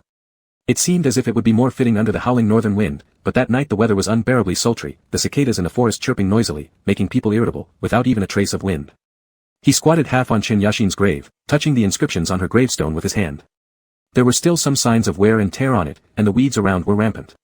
It seemed that only after he drank 1.5 bottles of liquor did he have the courage to speak, choking a bit, coughing a few times, and fixing his blurred eyesight on the carved Chen Yashin, which showed a serene smile within the small square. I've brought Chen Yu back. He let out a sigh, but his face didn't show the slightest relief. I've done everything I promised you. Everyone is doing pretty well. Li Yan forced a smile, an awkward one. His speech was stuttering and hesitant, so am I. He leaned in a little closer, whispering secretly to Chen Yashin like a child, and you? Are you no longer in pain? In this barren, uninhabited deep forest, aside from Li Yan, there should not be a second person coming to this dense forest in the middle of the night. But Li Yan still heard a very clear and abrupt sound. Amidst the noisy cicada chirps, there was the crisp sound of someone stepping on a broken branch. Li Yan turned around instantly, but in the distant depth of the forest, the leaves rustled, and that group of noisy cicadas seemed to be calling even louder. He slowly turned back again. Actually, his heart wasn't afraid. If it was really Chen Yashin, whether she was a ghost or not, he thought he would embrace her. But Li Yan's expectation ended in disappointment. After staring stubbornly for a while, there was nothing there. A week later, Lu Qing knew Li Yan had returned to the town, clamoring to let Li Yan treat him to a meal, saying that after all these years of brotherhood, Li Yan went to the big city for so long without leaving a trace, and it was indeed very discourteous. When Li Yan arrived, it turned out that it wasn't just Lu Qing, almost all the brothers who had good relationships under Qin Lao Luya's employ back then were also there. Li Yan stood there blankly for a while, staring at Lu Qing before blurting out, with so many people, I can't afford it. Several people started cursing, and bottles of white wine and beer were continuously placed on the table. Li Yan got quite drunk. At the end of the banquet, Lu Qing patted Li Yan's shoulder and asked if he wanted to come back. Li Yan, drunk, slumped on the table. The glaring white light from the restaurant's private room lamp cast diffused light deep into his pupils, and Lu Qing's bearded face constantly wavered before his eyes. Li Yan actually heard what he was saying, but it took a while to process it. Just as he was about to decline, a sudden memory came to mind, the crisp sound of the broken branch. A flash of lightning struck, and in that instant, he formed a hypothesis. Perhaps that night, he shouldn't have imagined that it was the deceased Chen Yashin coming to see him, because it might not be that simple. Since his return this time, he hasn't looked for work either. Now it seems Mr. Chen somewhat looks down on him. He gave Li Yan a few hundred yuan, and started frequently summoning him around. That night, Li Yan spent the whole night making a decision and then used 20 minutes to pack his luggage. This way wouldn't work forever. He couldn't go without working. Going back to Qinyi isn't the best choice, but it's the last resort. After all, if it really was Lu Lining's people following him that day, what should he do? Run away to the next place? But where could he run to? Almost all of his family and friends are here. Sometimes, humans are indeed greedy. When he escaped back, he thought that even if he only returned to take a glance before being caught again, it would be worth it. But after returning, he found himself wanting to stay forever. Before, when he worked under Chin 6, people said he was a thug. In reality, he was merely supervising things. After all, Chin 6 is almost like a local kingpin. Usually, no one dared to cause trouble for his businesses. After dropping out of school, Li Yan followed him.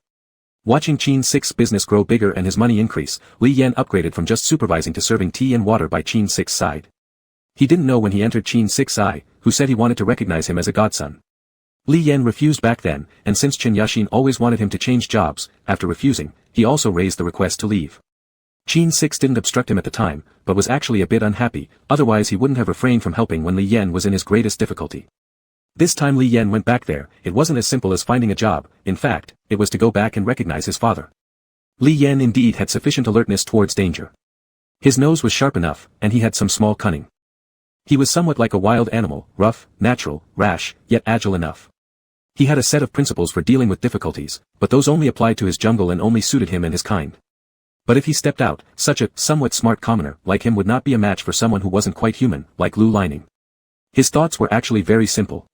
When there was no retreat left, he chose to seek Qin Lu's protection because in his eyes, Qin Lu was an especially righteous, very capable figure, rich and resourceful. When Li Yan dropped out of school at a young age, he almost idolized Qin Lu, or else he wouldn't have gone straight to Qin Lu's place to work after leaving school. The reason why Lu Lining treated him so recklessly was simply because the cost of bullying Li Yan was too low, which made him act as he pleased. But if he returned to Qin Lu, things would change. If bullying Li Yan became troublesome, Lu Lining might learn to weigh his options and then give up. What Li Yan didn't expect was that the all-powerful figure in his eyes, the man with means and boldness who everyone called Qin Lu when he walked on the street. Lu Lining casually threw aside the information about Qin Lu handed over by his assistant in his office at Lu Family Enterprises and commented on the elder who was almost 20 years older than him with a faint tone, a petty businessman.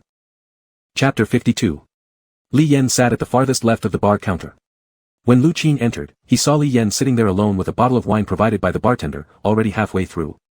He walked over, greeted the bartender briefly, and received a similar bottle of wine from the bartender, who called him Brother Lu. It was still early, the bar hadn't filled up yet, and there were fewer people. The newly arrived singer on the stage in front was tuning his equipment. Lu Qin sat down next to him, lightly clinking his wine bottle against Li Yan's. The glass collision produced a crisp sound. Li Yan turned back to look at him as Lu Qin joked, "What's wrong? Upset?" Li Yan shook his head, denying it, "No. Tisk, it's just because you found an old man to recognize as your dad. Look how happy Uncle Qin was yesterday. The red envelope was so thick that Brother Yan might not have been able to hold it. From which eye did you see him being happy?" Li Yan couldn't help but laugh at Lu Qin's exaggerated account. He may not show it on his face, but inside, he's very happy. Lu Qin said assertively, giving Li Yan a slap on the shoulder, "Let's go, there's still plenty of time before the bar fills up tonight. Let's first have some noodles and then grab a few kebabs." Li Yan immediately put down the wine bottle and asked, "Which noodle shop? Is Uncle Wu's place still open?" "Look at what you're saying. Still open. They've opened 3 branches." Lu Qin pulled him outwards. Li Yan returned to those carefree days of freedom, hanging out with his brothers, drenched in cigarette and alcohol smells, drinking, playing cards, smoking. When drunk, they would simply sleep in the shop as most properties around here belonged to the Qin family. After midnight, located at the intersection between F District and Wujingbei Town, the area remained lively, resembling a small entertainment center. In recent years, Wujingbei Town had undergone significant development, much of it owed to Qin Lu's efforts. With the support of F City, where land is extremely valuable, many commercial investments were brought in. By 3 or 4 a.m., Lu Qin and his group invited Li Yan for some late-night snacks again. Li Yan glanced at the time and mentioned they should probably start eating breakfast instead. The group, energized, insisted on playing cards even after finishing their meal. Li Yan appeared straightforward, but his card skills were remarkable. After hours of card games until 8 in the morning, he won a table full of loose change, laughing with a mouthful of white teeth. Until the end of this summer, Li Yan had experienced a long-lost period of ease and uninhibited joy. That day marked the first autumn rain, accompanied by strong winds, drizzling continuously. There was a sudden drop in temperature, the air tinged with coolness. As evening fell, amidst the desolate wind, several luxurious black cars drove into Wujingbei Town. There were about a dozen of them. The wheels splashed mud, some of it landing on the car bodies. Lu Nianlian opened the door. From each sleek black car emerged numerous private bodyguards holding umbrellas and waiting for him in the rain. Looking forward past the large black umbrellas, he saw small buildings faintly lit by scattered lights. Just as he was about to get out of the car, noticing the mud spots on the leg and shoe of the bodyguard next to him, he withdrew his foot once again. The houses with scattered lights were not small at all. In fact, they were close to 400 or 500 square meters courtyard villas, the current residence of Qin Lu. Lu Ning's car stopped here. Qi Zhen, Lin Cheng, and Lin Jie had already arrived. Seeing Lu Ning's grand entrance arriving late, Qi Zhen couldn't help but chuckle as he walked up and tapped on Lu Ning's car window while the bodyguard held the umbrella for him. The raindrops cascaded heavily onto the umbrella. What's going on here? Are you here to catch a beta, or to raid someone's house with all this commotion? Lu Ning lowered the car window and looked at Lin Cheng, saying, "You guys start first." Lin Cheng, receiving this command, pulled out his phone and made a call. Qi Zhen listened closely, interest lighting up his face, clearly excited. "Oh, so we really are here to raid a house. Aining, why didn't you notify me beforehand?" Qi Zhen was almost dancing with joy and followed Lin Cheng without delay. Before leaving, he curiously questioned why Lu Ning was still in the car. Ignoring him, Lu Ning quickly followed Lin Cheng toward the targeted shops. The incidents that unfolded that night became a topic that lingered for years during tea-time conversations in Wujingbei town. The locally dominant Qin family had dozens of their stores smashed in one night. Of course, with so many people under the Qin family's command, they weren't easy targets. They fought back fiercely against the unfamiliar private security guards who suddenly invaded. However, compared to the highly trained private bodyguards hired by the Lu family at great expense, this group was at a clear disadvantage. Things escalated, blood was drawn, wine bottles, marble countertops, and crystal chandeliers were all completely destroyed. An expensive wine rack suffered total devastation. 3 hours later, Lu Lianing finally stepped out of his extremely valuable car, placing his foot on a long black velvet carpet. Several private bodyguards surrounded him with large black umbrellas shielding above his legs, as if forming an impenetrable barrier around Lu Lianing while escorting him into the main gate of the Qin household. Qin Lu had already received news and didn't allow his servants to block Lu Lianing anymore. He was also curious about the identity of this unfriendly yet audacious visitor. As Lu Lianing entered the Qin residence, the living room was already filled with people. Many were shirtless or showing off tattoos, glaring at Lu Lianing with clear anger. It appeared that this house had more than one entrance. Otherwise, it would have been impossible for Lu Lianing's car to park outside the main door without causing these people any delay in coming inside. The man seated at the head position must be Qin Lu, the famous figure they all heard about. Lu Lianing stopped walking upon entering the living room, fixing his gaze on Qin Lu. His expression slightly changed. Indeed, Qin Lu looked far younger than expected, only 45 but appeared much younger. Qin Lu sat on a pear-blossom carved wooden chair in the main seat, sipping tea from time to time. He radiated an elegant and refined temperament, not showing a trace of banditry or criminal aura. This was vastly different from what Lu Lianing imagined when he first learned about Qin Lu's background through the brief introduction he read. Qi Zhen entered, bringing with him the damp scent of rain, splashing a few muddy footprints onto Qin's shiny floorboards with a pattering sound. The atmosphere should have been tense, yet Qi Zhen acted as if he was completely oblivious. He wiped his face, full of excitement, and reached out to pat Lu Lianing, only to see Lu Lianing furrowing his brows and stepping away. Startled, Qi Zhen looked over Lu Lianing thoroughly from head to toe. It turned out that Lu Lianing was immaculately tidy and impeccably dressed, beyond reproach. He wore a long wool coat, which highlighted his tall, straight figure. On his feet were handmade leather shoes, spotlessly clean.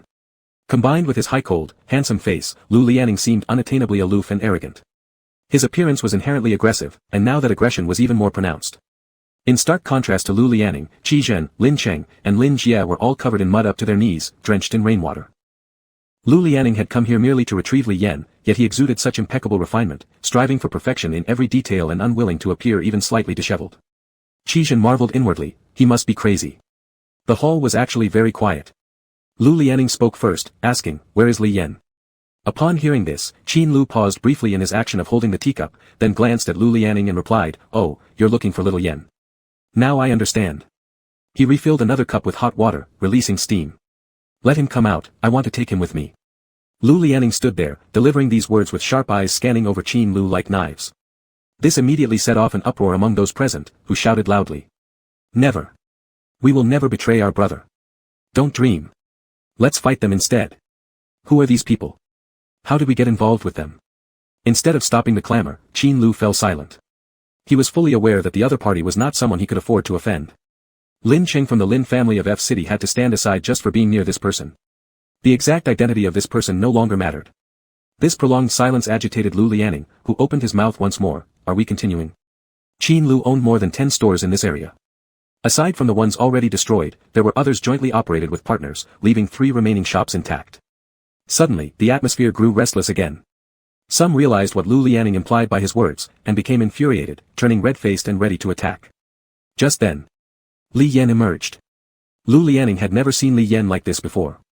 Dressed in a black short-sleeved shirt with a black hat atop his head, smoking half of a cigarette, Li Yan descended from the second floor. People gradually made way for him. Many nearby shouted, "Brother Xiaoyan." Lu Qing, with a grave expression, reached out to pull Li Yan forward, but Li Yan patted his hand gently, as if comforting him, before breaking free. Walking past, Li Yan did not even glance at Lu Lianing standing there. Instead, he slowly removed his hat and placed it on the pear blossom wood table nearby, and then hesitatingly crushed the remaining cigarette butt into the ashtray. It still had some left, making his movement somewhat regretful as if reluctant to waste. After completing these actions, Li Yan walked towards the center of the living room. Kneeling down, he bowed 3 times loudly, each thud resonating against the Qin family floor. "I've caused trouble for my godfather," said Li Yan after finishing the bows, then stood up. Seated in the main position, Qin Lu had his eyes half closed, and no one could discern the emotions in them. Then the ever-silent Qin Lu gave a low as if in acknowledgement. After finishing everything, Li Yan walked back to the pear blossom wood table and picked up the black hat, putting it on again. Then with calm eyes, he slowly made his way step by step toward Lu Lianing. Stopping in front of Lu Lianing's gaze fell upon him. Then, Lu Lianing reached out and lifted the half-covered face that was hidden beneath the hat. He glanced at Qin Lu sitting regally at the main seat, whose gaze was also focused here, and asked Li Yan with no ill intent, "Adopted son? What kind of adopted son?" Li Yan didn't answer. Lu Lianing smelled the faint scent of cigarette smoke on him. "Why didn't I know you smoked before?" At this moment, Li Yan suddenly raised his eyes, looking directly into Lu Lianing's. "I quit in the past to save some money for Qin Yu's treatment." As soon as these words were spoken, Lu Lianing raised his hand. Li Yan thought that this slap would fall on his face, but Lu Lianing merely reached out and knocked off Li Yan's black hat. The hat made a very soft, plop sound as it landed by their feet. Chapter 53. At that moment, the frozen air seemed to have been torn open by a crack. Lu Lianing slowly curled up the corner of his mouth, devoid of any trace of a smile, as he stared at Li Yan and chuckled, "On purpose? So eager for me to settle accounts with you?" Saying this, he also took a step forward, getting closer to Li Yan, as if he didn't want to miss a single expression on his face. Li Yan's hands clenched tightly, resisting the urge to take a step back. His voice was taut, his black pupils gleaming brightly as he raised his eyes to meet Lu Lianing's gaze. "Lu Lianing, don't push it too far. I don't owe you anything." At this moment, Lu Lianing glanced past him at Qin Lu, with an unreadable look. Although Lu Lianing was technically the younger one, Qin Lu was much older. Though the Lu family was difficult to provoke, it happened to be at the critical juncture where Lu Lianing was taking over. If news spread about such a large-scale store-smashing raid, it wouldn't sound good. He retracted his gaze and seemed to have found a higher vantage point. "All losses to the Qin family will be compensated double after today's incident. That includes 4,300,000 yuan for Qin Yu's surgery and living expenses, along with the 2,960,000 debt you owe." He summarized and looked at Li Yan to answer. "Li Yan, what you owe me, you'll never repay in this lifetime." Li Yan took a deep breath, seemingly choked. He looked at Lu Lianing incredulously, digesting everything Lu Lianing had said, and then asked, "Who asked you to smash the store? Why should I bear the responsibility?" Lu Lianing adopted an air of fairness. "Who asked you to provide Qin Yu's living expenses and medical fees either? Do you want me to withdraw them?" Li Yan felt his chest tighten, looking at Lu Lianing's cold, heartless face. It seemed Lu Lianing wasn't satisfied yet, so he added, "Or would you prefer I send someone to collect the debt from him directly? Perhaps he's already spent most of it, Li Yan." Li Yan eventually couldn't hold back and stepped back, his teeth grinding audibly. Lu Lianing appeared as though, with just a nod from Li Yan, this account would not be pinned on him.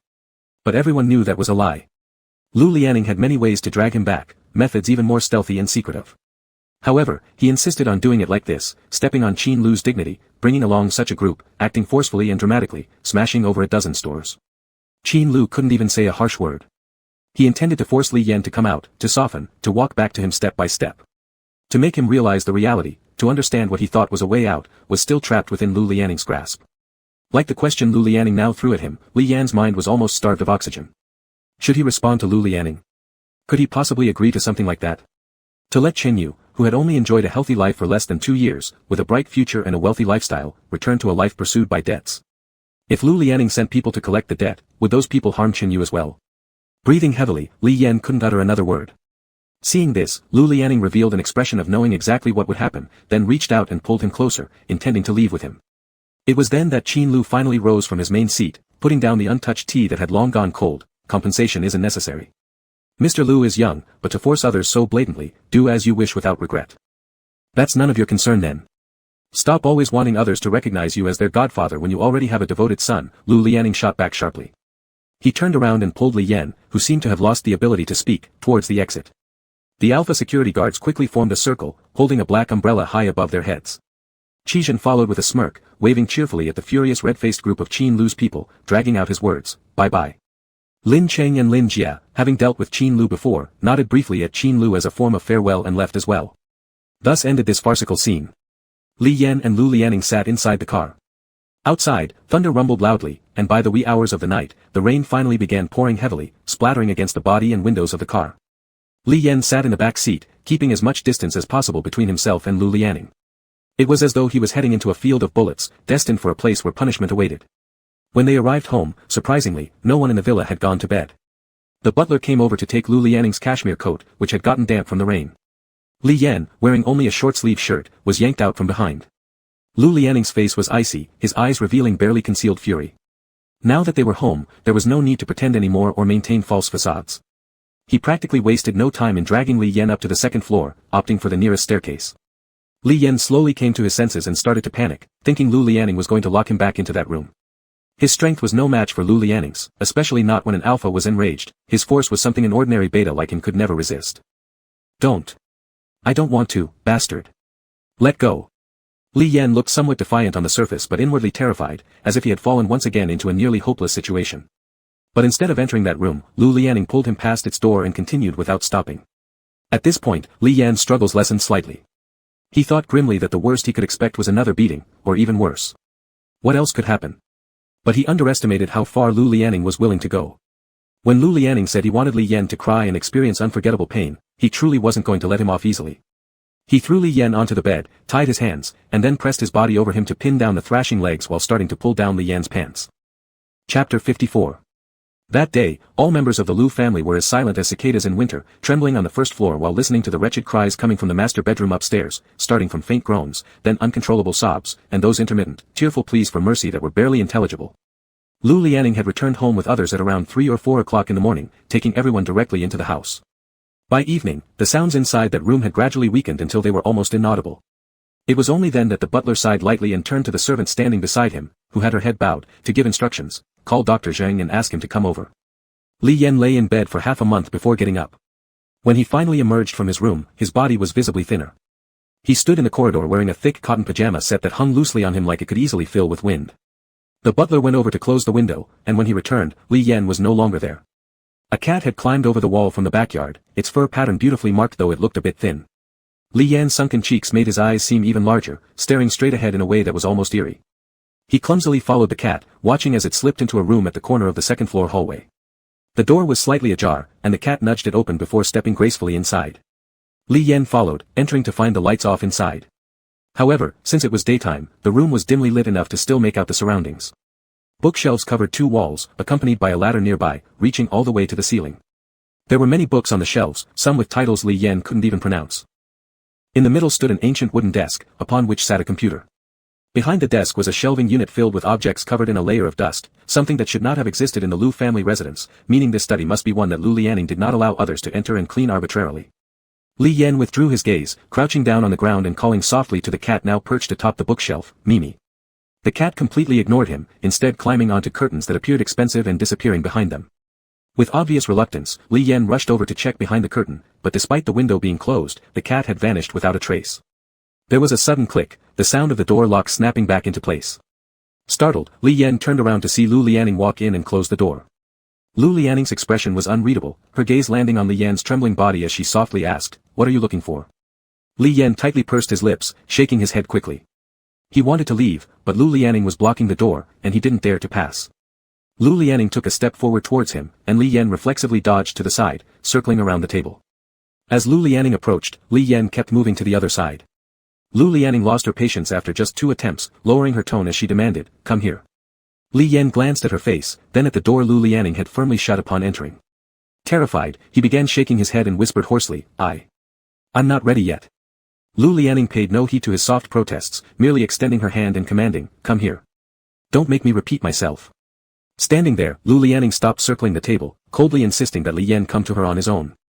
Trembling with extreme fear toward Lu Lianing, Li Yan slowly extended his hand, his demeanor suggesting he feared it would be chopped off. Nonetheless, he hesitantly placed it into Lu Lianing's palm. The moment they touched, Lu Lianing grabbed him, pulling him over and pushing him face down onto the black ancient wood desk. Things scattered everywhere, but Lu Lianing paid no attention. Li Yan continued his futile struggles, murmuring weakly, I'm not well yet." "You're fine now," Lu Lianing said calmly as she expertly tugged at his clothes. She picked him up and set him onto the glossy black leather chair next to the desk. Li Yan, still stunned, leaned against the armrest of the black leather chair. Lu Lianing didn't bother pulling his pants back up. Realizing what was happening, Li Yan watched Lu Lianing's movements with mounting panic. What? Can't it really be? Lu Lianing teased deliberately, observing Li Yan's changing complexion. Without further words, she pulled off her suit jacket she hadn't had time to change out of upon entering, covering Li Yan's lower body before carrying him out. As they passed through the corridor, Lu Lianing glanced at the butler downstairs who was watching, saying, "Don't bring food to the table yet." Understanding fully, the butler observed Lu Lianing return to the master bedroom with her arms wrapped around someone, and the already half-set meal was sent away again under his instruction. This time, Lu Lianing was a bit more gentle in her actions. She realized that she had been too hasty earlier in the study when she noticed the bruises forming on Li Yan's body. After all, he had just barely recovered enough to get out of bed, and perhaps she should have restrained herself a little more. She didn't want Li Yan to fall ill again and lie in bed for half a month, making her even more restless each night. But even though she had been more careful this time, Li Yan still showed no response whatsoever. After they were done this time, Lu Lianing stopped. For some reason, an unusually intense irritation rose within her. She hadn't anticipated truly ruining Li Yan like this. Chapter 55. Is this not working? Why are you so fragile? Lu Lining's tone wasn't good, and seeing Li Yan with his eyes wide open, unable to even speak, made him flare up again. He showed a very cold face, displaying his own nature. If it's ruined before, then let it be, as long as the rest can still be used. Li Yan's physical sensations should not fall within his concerns. After leaving such words, he buttoned his clothes, got up, and walked out, leaving Li Yan lying alone on the large bed in the master bedroom. It was at least 10 minutes after Lu Lining left that he slowly moved his body. He seemed to need some time to digest what Lu Lining had said, his expression blank and confused. He slowly bent his legs into a kneeling posture on the bed, his head resting on it. His hand reached down hesitantly. But there was still no feeling at all. It was as if he only just realized the sorrow and shame, and tears streamed uncontrollably from those big eyes which refused to blink. He curled his legs, trying to cover the shameful area, his face wet with tears, truly looking utterly miserable. At first, it was only faint sobs, gradually burying himself under the covers, crying harder, as though suppressed for too long, unable to contain it, his breath uneven, his face flushed red. Feeling stupid and pitiable. Lu Lining's hair was slightly disheveled, sitting on the sofa, his shirt slightly wrinkled from earlier, one arm propped on his knee, massaging his temples. He turned around and instructed the butler, "Take some of the cooked congee upstairs to him, prepare 2 more light dishes." The food was already prepared in the house. Less than 5 minutes after Lu Lining gave the order, the butler arrived upstairs with a tray, walking to the door of the second-floor master bedroom. The door wasn't fully closed, revealing muffled cries of distress inside. The butler paused, his hand about to knock suspended in midair. Seeing the butler return with the meal untouched, Lu Lining's brows furrowed immediately in anger. "He doesn't want to eat." The butler, expressionless, replied, "He's crying." Lu Lining also seemed somewhat surprised, his facial expression shifting. "He cried?" The butler answered. Li Yan, except when deliberately troubled by Lu Lining on the bed, had never shed a tear before in any other situation. He appeared too resistant to harm, despite pretending to be timid and fearful. Lu Lining had never seen him cry over anything. When Lu Lining went upstairs again, he gently pushed the door open to find Li Yan asleep amidst his tears, tear streaks still drying on his face, part of the adjacent sheet damp. It seemed he had suffered great grievance, as he must have cried for quite a while. His legs were curled, partly exposed outside the blanket, a few buttons on his pajama top were undone. Lu Lining looked at him with drooped eyelids for a moment, found a pair of pajama pants to put on him, covered him with a light blanket, adjusted the indoor temperature higher by 2 degrees, then stepped back out quietly. No need to wake him up. Send food upstairs whenever he wakes up. He didn't sleep well last night either, might be tired right now, Lu Lining told the butler downstairs. Li Yan recently always slept restlessly at night, easily startled awake, unclear of his dreams. The butler silently nodded. Lu Lining was putting on a coat, intending to leave. Just as he was almost at the door, he suddenly stopped, staring at the butler and asked, "Do you also think I've gone too far this time?" The butler answered off topic, "Locked like this, fear he will be driven mad." Lu Lining remained silent, lips tightly pressed, tidying his collar, and walked out the door with long strides. Li Yan didn't wake up until half the afternoon. The butler served him food upstairs. Li Yan appeared very lethargic, not even getting off the bed, semi-sitting while picking at his meal absent-mindedly. Lu Lining returned home unusually early tonight for some unknown reason. Not long after dusk fell, around 7 o'clock, he came back. He likely dined downstairs. Around 8 o'clock, he entered the room and saw Li Yan lying sideways, intentionally turning his back to him, his shoulders thin through the pajamas. First hearing the footsteps, and then Lu Lining sat on the bed behind him. Almost the moment Lu Lining's hand touched Li Yan's shoulder, Li Yan sprang away as if electrocuted. Turning around quickly, he drew back further, his gaze full of timidity and alertness. Lu Lining nonchalantly pulled his hand back, his eyes landing on Li Yan. "Why did you cry today?" Lu Lining slightly lowered his head, as if wanting to examine Li Yan's expression more carefully. Clearly, Li Yan disliked talking to Lu Lining. Seeing Lu Lining's uncooperative demeanor, he opened his mouth again to mock, "Isn't it just that you can't get hard anymore? So what? Are you still dreaming that you'll be with an Omega in the future? Do you think you even need it?" Li Yan's eyes suddenly turned red again. He quickly lowered his eyelids and avoided looking at Lu Lining. Lu Lining was about to say a few more things, but seeing him like this, he ultimately kept quiet, releasing a breath, his tone slightly softer. "Let me take a look." Li Yan remained still. So Lu Lining directly reached out to pull him. Suddenly, Li Yan became very emotionally agitated, clutching his pajama pants tightly, his face full of fear as he looked at Lu Lining while pleading, "No. We really can't do it again. Let me use my mouth. Will using my mouth work for you?" "I didn't say we have to do it, I said let me check." Li Yan wouldn't listen to this at all, frantically retreating, panicking aloud. However large the bed was, it always had edges, and with one unstable move, Li Yan's upper body fell straight down, hitting his head with a bang against the corner of the bedside table. Lu Lining could only manage to hold him back just in time to prevent him from falling completely. As Lu Lining pulled Li Yan back up, Li Yan's vision went dark momentarily, feeling disoriented as though something inside his brain was jumbled. His sight became blurry, and the back of his head felt numb, unable to describe the sensation. Through all the frustration, Lu Lining was muttering something nearby, yet Li Yan couldn't make it out clearly. All he saw was Lu Lining coming closer, and then a shadow passing by, like Lu Lining raising his hand. In an instant, Li Yan quickly raised both hands to cover his head. Lu Lining paused mid-air, unable to comprehend why Li Yan would instinctively protect his head upon seeing his hand raised. Had he ever hit him? Lu Lining carefully recalled, indeed, 2 years ago that night, he had struck Li Yan with a belt. The hand hanging mid-air slowly clenched into a fist, his gaze falling on Li Yan lying trembling beside him, hands covering his head. Controlling his emotions, he spoke, "Move your hands away, let me see where you hit it. I'm not going to check below, I want to examine your head injury. You deserve this. Ugly face or no, getting dumber won't make you any less irritating." Lu Lining muttered these sentences endlessly, but after all, he refrained from touching Li Yan's body too easily. "Remove your hands, we won't do it tonight." Lu Lining felt that if Li Yan continued resisting, he might truly lose control. This seemed like a very tempting deal. Li Yan slowly moved his hands. Lu Lining leaned closer, turning his head, allowing him to rest it against his leg. A large lump rose on the back of Li Yan's head. With his short hair almost gone, it was visible at a glance. Lu Lining was greatly frustrated inside. "Why are you avoiding it? Don't tell me you don't feel pain yourself." His expression grew unpleasant, adding unnecessarily, "What do you think you're good for except bringing suffering onto yourself?" While continuing to berate him, Lu Lining refrained from touching Li Yan's body further. "Take your hands off. We're done for the evening." Moving closer, Lu Lining tilted Li Yan's head towards him, letting him lean against his thighs. There was a significant swelling on the back of his head, clearly visible through his short hair. Lu Lining felt incredibly irritated. "What are you hiding from? I doubt you wouldn't hurt yourself if you were injured like this." His expression darkened as he scolded, "You're useless for anything other than inviting trouble for yourself." Chapter 56. Lu Lijing sat on the opposite sofa, while Qizhen reclined on the office chair with his hands behind his head. After listening to what Lu Lijing had said, he repeated the second half of her sentence in a very puzzled tone, "Not to be touched." Then he sat up, clearly doubting if these words were actually spoken by Lu Lijing or if she had been possessed by some other soul. He found it extremely incredible and said, "Now you're telling me about his wishes. Isn't it something you should have considered before? Are you okay?" Lu Lijing was incredibly annoyed inside, and after hearing Qizhen's words, felt even more infuriated. She replied, "You once clearly told me your medicine wouldn't have any problems." Qizhen noticed that Lu Lijing truly looked displeased, even eyeing him somewhat accusingly. Gradually, he became more solemn, and his tone turned colder. "I can still say now that my medicine won't cause any problems. The average price is nearly 10,000 yuan per dose. After use, one would at most feel a little weak, the side effects are minimal.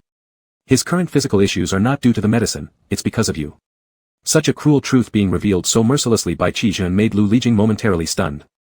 "Even if the medicine has no problems, I didn't ask you to give him 17 injections over 30 days. When things were fun, you didn't thank me, and now that they've gone wrong, you come to me." Qizhen was quite dissatisfied. "Ning, you're too unreasonable." Li Yan's condition had been very poor recently. Now, he could understand the words Qin Yu once spoke about Li Yan being traditional at heart. After that day, Li Yan became exceptionally resistant to any touch from Lu Lijing. Even when Lu Lijing slightly approached him, Li Yan would scream and tremble, refusing to be touched or seen. Of course, one could force it, but Li Yan struggled fiercely, and his recent weight loss was alarming. At night, when Lu Lijing secretly hugged him, she could distinctly feel his ribs through his thin layer of skin and flesh. It was ultimately excessive what Lu Lijing did, even though he was also a man, and Li Yan, merely in his 20s at an age where one should be robust, was affected this way by him. Although he didn't voice it, his actions betrayed hesitance. Li Yan indeed tried hard to help Lu Lijing orally, but Lu Lijing wasn't someone who could be satisfied just by oral pleasure.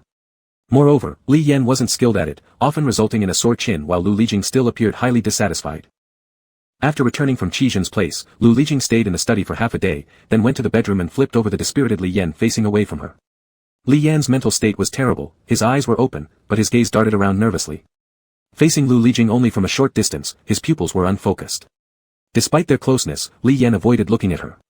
Seemingly prepared mentally, Lu Lijing took a deep breath and looked at Li Yan, saying, "We will go see a doctor tomorrow." Li Yan blinked, seemingly still digesting what Lu Lijing had said. She repeated again, "I'll take you to the hospital, we'll get the doctor to examine you." By this point, Li Yan seemed slowly to understand. He shook his head, a crack appearing in his expression as if Lu Lijing was going to drag him to the hospital right now, and he wriggled out of her grasp. "No hospital. I don't want to see a doctor." He frantically retreated on the bed, using both his hands and feet, even kicking Lu Lijing several times. "You!" Lu Lijing reached out to grab him, trying to calm him down. Li Yan refused to cooperate completely. With his last kick landing on Lu Lijing's stomach, she let go. As Lu Lijing's clothes became slightly wrinkled during the struggle, seeing how quickly Li Yan had shrunk back into the covers and curled up himself, anger surged within her. At this moment, she still didn't know that Li Yan originally disliked hospitals and instinctively feared needles. "What do you really want? Tell me, why are you causing trouble like this? Is it just because I made things bad for you? I already said I'll fix it, what more do you want? Every day, you show me such a face. Are you deliberately making me uncomfortable?" In her annoyance, she swore under her breath, "Fuck." Then stormed off and slammed the door. After slamming the door, she stood outside feeling even angrier, kicking the door again, producing a loud bang. The Li Yan hidden in the duvet inside the bedroom only exposed his eyes, trembling all over from the loud noise, as if the kick was directly aimed at him. Through the wooden door came Lu Lijing's shouting voice, "How dare you hide illness and refuse treatment?"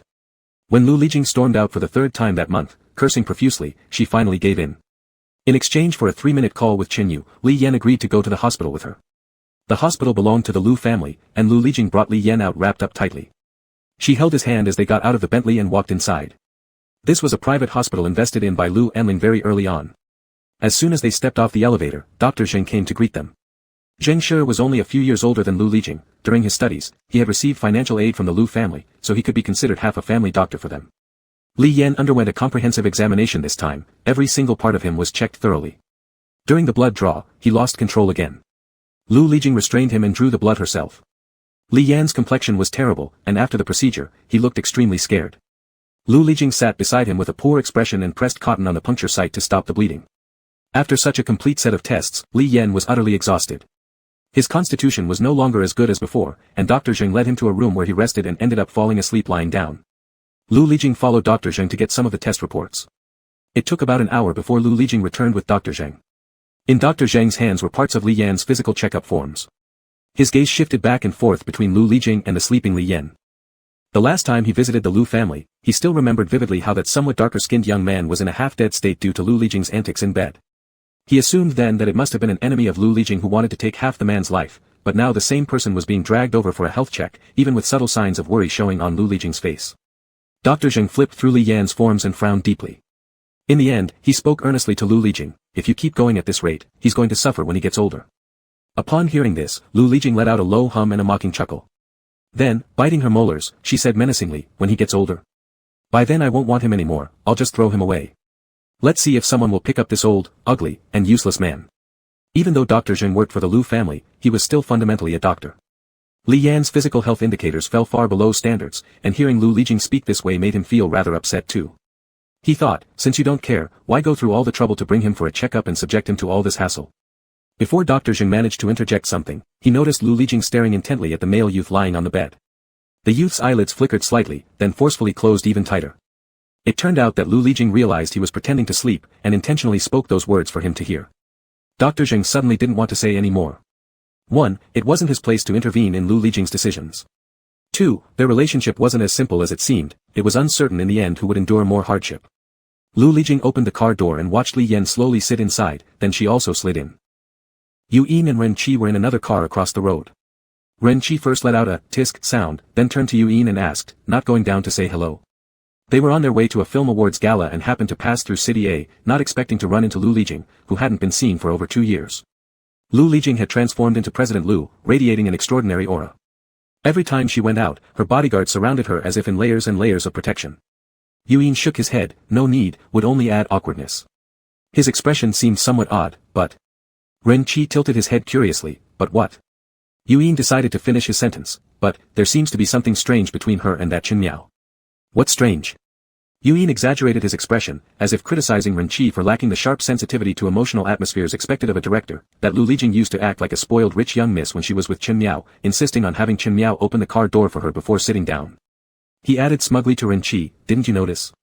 When Miss Lu was shooting the movie, she would always sit in the passenger seat of Chen Miao's car. Ren Qi found Yuen's description amusing and asked further, so what's changed now? Yuen raised his eyebrows, now. He sneered, now Lu Lijing looks like a spoiled rich girl who ran off with a poor boy, only to be dumped and abandoned later. TSK, look at the resentment in her eyes. From the hospital to the car, she kept talking to Chen Miao, but Chen Miao didn't even give her a single glance, refusing to acknowledge her. Chapter 57. Lu Lianing learned about Li Yan's fear of injections quite accidentally in an unexpected event. Li Yan was scratched by a cat. It was that stray cat which hadn't been seen for many days, suddenly appearing in the greenhouse. The slim little cat was curled up in the corner of the flower rack, comfortably dozing off. Li Yan observed it for a while and couldn't resist wanting to touch it with his hand. Unexpectedly, as soon as he extended his hand, that highly alert cat opened its eyes, hissing threateningly and glaring at Li Yan. It quickly clawed at Li Yan's hand back. Li Yan felt a sharp pain in his arm, and when he pulled his hand back, there were several blood marks on his arm. He quickly ran into the toilet to rinse it, but the cat, for some unknown reason, seemed startled and knocked over 2 flower pots consecutively. The steward thought something had happened to Li Yan and came in just as the fleeing cat dashed out. The cat was captured. Li Yan shoved his hand into his pocket and shook his head when the steward came over to ask if he was injured. The steward nodded and proceeded to call Lu Lianing in front of Li Yan, saying that Li Yan had been scratched by a cat. Li Yan stared at the steward for a moment, tightened his lips, and went back inside. When Lu Lianing returned in the evening, she was furious all the way from the gate guards to the expensive private security personnel hired within. With a cold smile hanging on her face that made people's hearts tremble, she asked whether this was the vaunted defense system where not even a fly could enter. A crowd of people stared at each other wide-eyed, including the cat in the cage which had originally been snarling now meekly tailed tucked inside the cage without a peep. After the responsible people for these security measures came over and apologized obsequiously to Lu Lianing, she finally scolded them harshly and told them to leave. The next day, all the private security from the entrance to the courtyard were replaced. This change Li Yan didn't notice because he had been indoors, and he never interacted with those external private guards. That night, Lu Lianing called someone over to give Li Yan the vaccine. Li Yan, who had been initially peeking down from upstairs watching the locked-up cat below, instantly withdrew his head once again upon hearing the news. Not only did Li Yan try hard to avoid thinking about it, but these few vaccinations drained Lu Lianing of energy as well. Li Yan almost used every method conceivable to escape these shots. When dragged out from under the study's desk, Lu Lianing was infuriated. Are you asking for death? That was a stray cat. If it has viruses and you don't take the shots, you'll die. Li Yan shook his head at Lu Lianing, unwilling to speak. He often refused to speak with Lu Lianing and only paid attention when pressed enough to mutter a couple of sentences. After returning from the hospital, Lu Lianing became more reserved. Zheng Ji had said very stern words to him, and he also didn't want to prematurely wear Li Yan out. Whenever seeing Li Yan's expression would make him feel a bit compassionate, yet he always reminded himself that he simply wasn't ready to let Li Yan go easily. Restraining himself now meant nurturing Li Yan so he could torment him longer in the future. What Lu Lianing hated most was his stubbornness. He gripped his wrist tightly, refusing to let go, demanding that the doctor come over and give the injection immediately. Though Li Yan was already in his 20s, his fear of needles was such that he himself also found it embarrassing. Once Lu Lianing mentioned letting the doctor come to the study, he tried to hide half his body under the table. Getting the shot like that would be too embarrassing. Reluctantly, Li Yan agreed to crawl out. Lu Lianing picked him up from the floor and carried him to the bedroom. Zheng Ji, upon seeing Li Yan's reaction, was also astonished. Initially, when Lu Lianing spoke of it, he didn't believe it until he witnessed it personally. As Zheng Ji used alcohol swabs to clean Li Yan's skin, goosebumps visibly rose on his arms, and his body shivered uncontrollably. Half his face was buried in Lu Lianing's embrace. You're so grown up, do you think you're still a child? Lu Lianing's voice was filled with disdain as she rolled up Li Yan's sleeves to make it easier for Zheng Ji to inject him. Zheng Ji's tone was much gentler, don't be nervous. The tighter you are, the harder it is to administer. He looked at Lu Lianing and said, it might be a psychological barrier. You can talk to him about something else to distract his attention. Furrowing his brow, Lu Lianing said, again with the psychological barrier. His face suddenly turned strange, recalling how Li Yan was restrained and given countless injections in that room with his eyes covered and mouth gagged. Who knew how terrified he was then, unable even to beg for mercy. Lu Lianing gradually softened his tone and soothingly told Li Yan, don't worry, after you finish these shots, I'll cut off that damn cat's claws. Upon this comfort, Li Yan tensed up his whole body even more and couldn't stop trembling. Zhengji helplessly glanced at Lu Lianing and said, "Well, you should still hold him down. Make sure to tighten your grip so he doesn't move, otherwise, he'll have to take a second shot." Li Yan couldn't leave the house, but there was no place within it that Lu Lianing had restricted his access to. Over these past few years, Li Yan had thoroughly explored every inch of this house. Unknown to him, if it wasn't because he'd overheard Lu Lianing earlier talk about dealing with the stray cat in such an atrocious manner, perhaps that was why Li Yan snuck into the storage room to save the cat. Lu Lianing watched through the surveillance cameras as Li Yan, clad in the pajamas she had put on him that morning, nervously carried the cat cage as though extremely cautious. He held it tightly, frequently glancing behind him, and eventually entered a spare bedroom upstairs, one that was kept spotless. After placing the small cat inside, he then went to the kitchen to fetch some water and food. Every action Li Yan performed was discreet, and if not for Lu Lianing checking the surveillance footage, she would never have noticed. It looked like Li Yan just happened to wander by the kitchen steps, even passing two servants along the way, who both overlooked anything out of the ordinary. Yet the food on the dining plate mysteriously disappeared. Lu Lianing questioned Li Yan, mentioning that the cat had gone missing and asking whether he knew about it. Li Yan looked directly into Lu Lianing's eyes and shook his head. His gaze was as always clear, almost reflecting her own image perfectly. It was as though the most innocent and sincere person had suddenly been accused. Lu Lianing exchanged a glance with the steward, who then brought out the cat cage and placed it before Li Yan. Upon seeing it, Li Yan's expression changed. The little cat inside looked unwell. The cage, too small for its size, didn't give the cat enough space to stretch. Though Li Yan had managed to secretly feed it some, its health remained visibly poor. He reached toward the cage, only to be stopped by Lu Lianing seizing his hand. In a cold tone, Lu Lianing told the steward, "Bury it." The steward bowed his head, ready to go outside. In an instant, Li Yan grew frantic. He turned around and tried to stop the steward but was pulled back by Lu Lianing. "No, please don't," his voice was hoarse and uneven. "What do you mean, don't? Haven't I told you?" Lu Lianing gripped Li Yan's wrist tighter and questioned sternly, "Why are you lying to me again? Don't you learn from experience?" Li Yan lowered his head to avoid her gaze. His wrist throbbed painfully under Lu Lianing's grip. "Do you want to keep this cat?" Li Yan nodded. Lu Lianing seemed dissatisfied and asked further, "Then what should you say?" Li Yan hesitantly began, his voice laced with timidity, "Lu Lianing, I'm sorry. That's incorrect." Strangely calm and patient, Lu Lianing clearly explained to Li Yan, "It should be, Lu Lianing, I want to keep this cat." Li Yan hadn't communicated with Lu Lianing for quite a long time or spoken such a long sentence expressing his wishes. This appeared to be a very challenging task. Taking several breaths, he lifted his eyes to face the overpowering presence of Lu Lianing standing before him. "I want to keep this cat." "Anything else?" Lu Lianing, Li Yan continued slowly without any hesitation. "Actually, it's not difficult, is it?" At this moment, Lu Lianing's tone was patient and accommodating as if talking to someone else. She continued, "So from now on, whenever I speak to you, you must respond." Li Yan nodded. Lu Lianing gazed at him while the faint mew of the cat came from the cage in the steward's hands near the door. As if realizing something, Li Yan said to Lu Lianing, "All right." Lu Lianing watched him stand there, content that he had agreed. Chapter 58. Lu Lianing was initially irritated by the list of Li Yan's health issues that Jing Shi had presented to him, feeling it must be a scam. How could things be this way? Although he hadn't treated Li Yan particularly well, he certainly never let him go hungry or abused him. Despite his frustration, he then reconsidered, what if it was true? He certainly didn't plan on letting Li Yan off easily, perhaps he might even seek revenge for the rest of his life. But what if this person were to meet an early end and couldn't keep with him forever? With this in mind, Lu Lianing embarked on a 6-month-long period of abstinence. It was tough, but the results were good. Li Yan gradually began to trust him. During their time in bed, when Lu Lianing extended his arms, Li Yan would slowly come over willingly, unlike before when Lu Lianing's touch would make him tremble in fear. "What did you eat tonight?"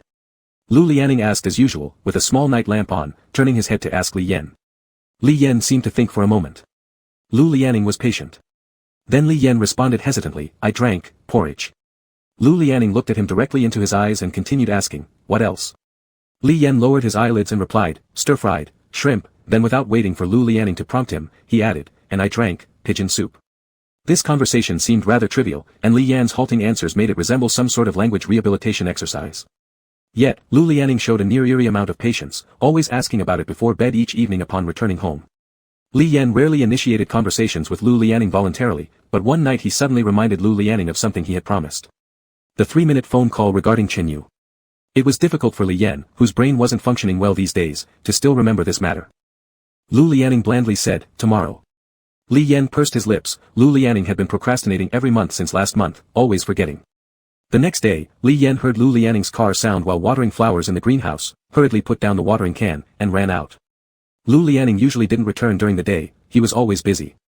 Li Yan ran to the living room, with water still on his hands, looking at Lu Lianning awkwardly as he wiped his hands on his pants. Lu Lianning found his behavior surprising, but after Li Yan eagerly stopped in front of him and reminded him again about something he'd chosen to forget, Lu Lianning became cold. He scrutinized Li Yan from top to bottom, making him feel frightened. Slowly, Lu Lianning pulled out his phone and dialed a number. Handing it over to Li Yan, somewhat mocking, "You sure do remember clearly." Li Yan received the phone with both hands, already in the process of connecting. Lu Lianning stood there, not moving away, and activated the speakerphone. After 5 rings, the other side picked up. "Hello." Chen Yu's voice came through. Li Yan's expression changed slightly. Lu Lianning had rarely seen such strong emotional fluctuations in him recently. "Xiao Yu, it's Xiao Yan Gu." The voice on the other end sounded impatient after hearing this response. "Elder brother Yan, what is it? Do you need something?" Li Yan hesitated for a moment, then continued, "Oh. I just wanted to ask how your life is going now. Are you continuing with school? How is your health, are you doing okay?" "Everything's fine, I'm great," Chen Yu's voice came through the receiver. "Is there anything else?" "I'm still working on my lab report which is due tomorrow." "Really, you're continuing school, indeed, that's quite good. You've always been smart, so your grades should be fine, right?" Li Yan held the phone close, wanting to say more, but at this point, Lu Lianning snatched the phone back from Li Yan and hung up. The screen froze at 1 minute and 35 seconds, followed by a busy tone, and then the screen reverted to the previous page. Li Yan stood there, staring angrily at Lu Lianning, seemingly trying hard to suppress his emotions. He clenched his fists and said emotionally, "You promised me 3 minutes." Lu Lianning chuckled furiously, "It's so hard for you to talk to me, yet you have so much to say to him. You can't do this. You clearly promised, agreed to it." Li Yan was breathing heavily, evidently also infuriated. Thinking he still had a chance to fight for it, he persisted with red eyes, "I haven't finished speaking yet. I still have 1.5 minutes left." Lu Lianning couldn't endure any longer, though originally, he didn't even need to restrain himself. He grabbed Li Yan by the collar, dragging him over to the window. Li Yan's body tilted under his pull, he stumbled and almost fell.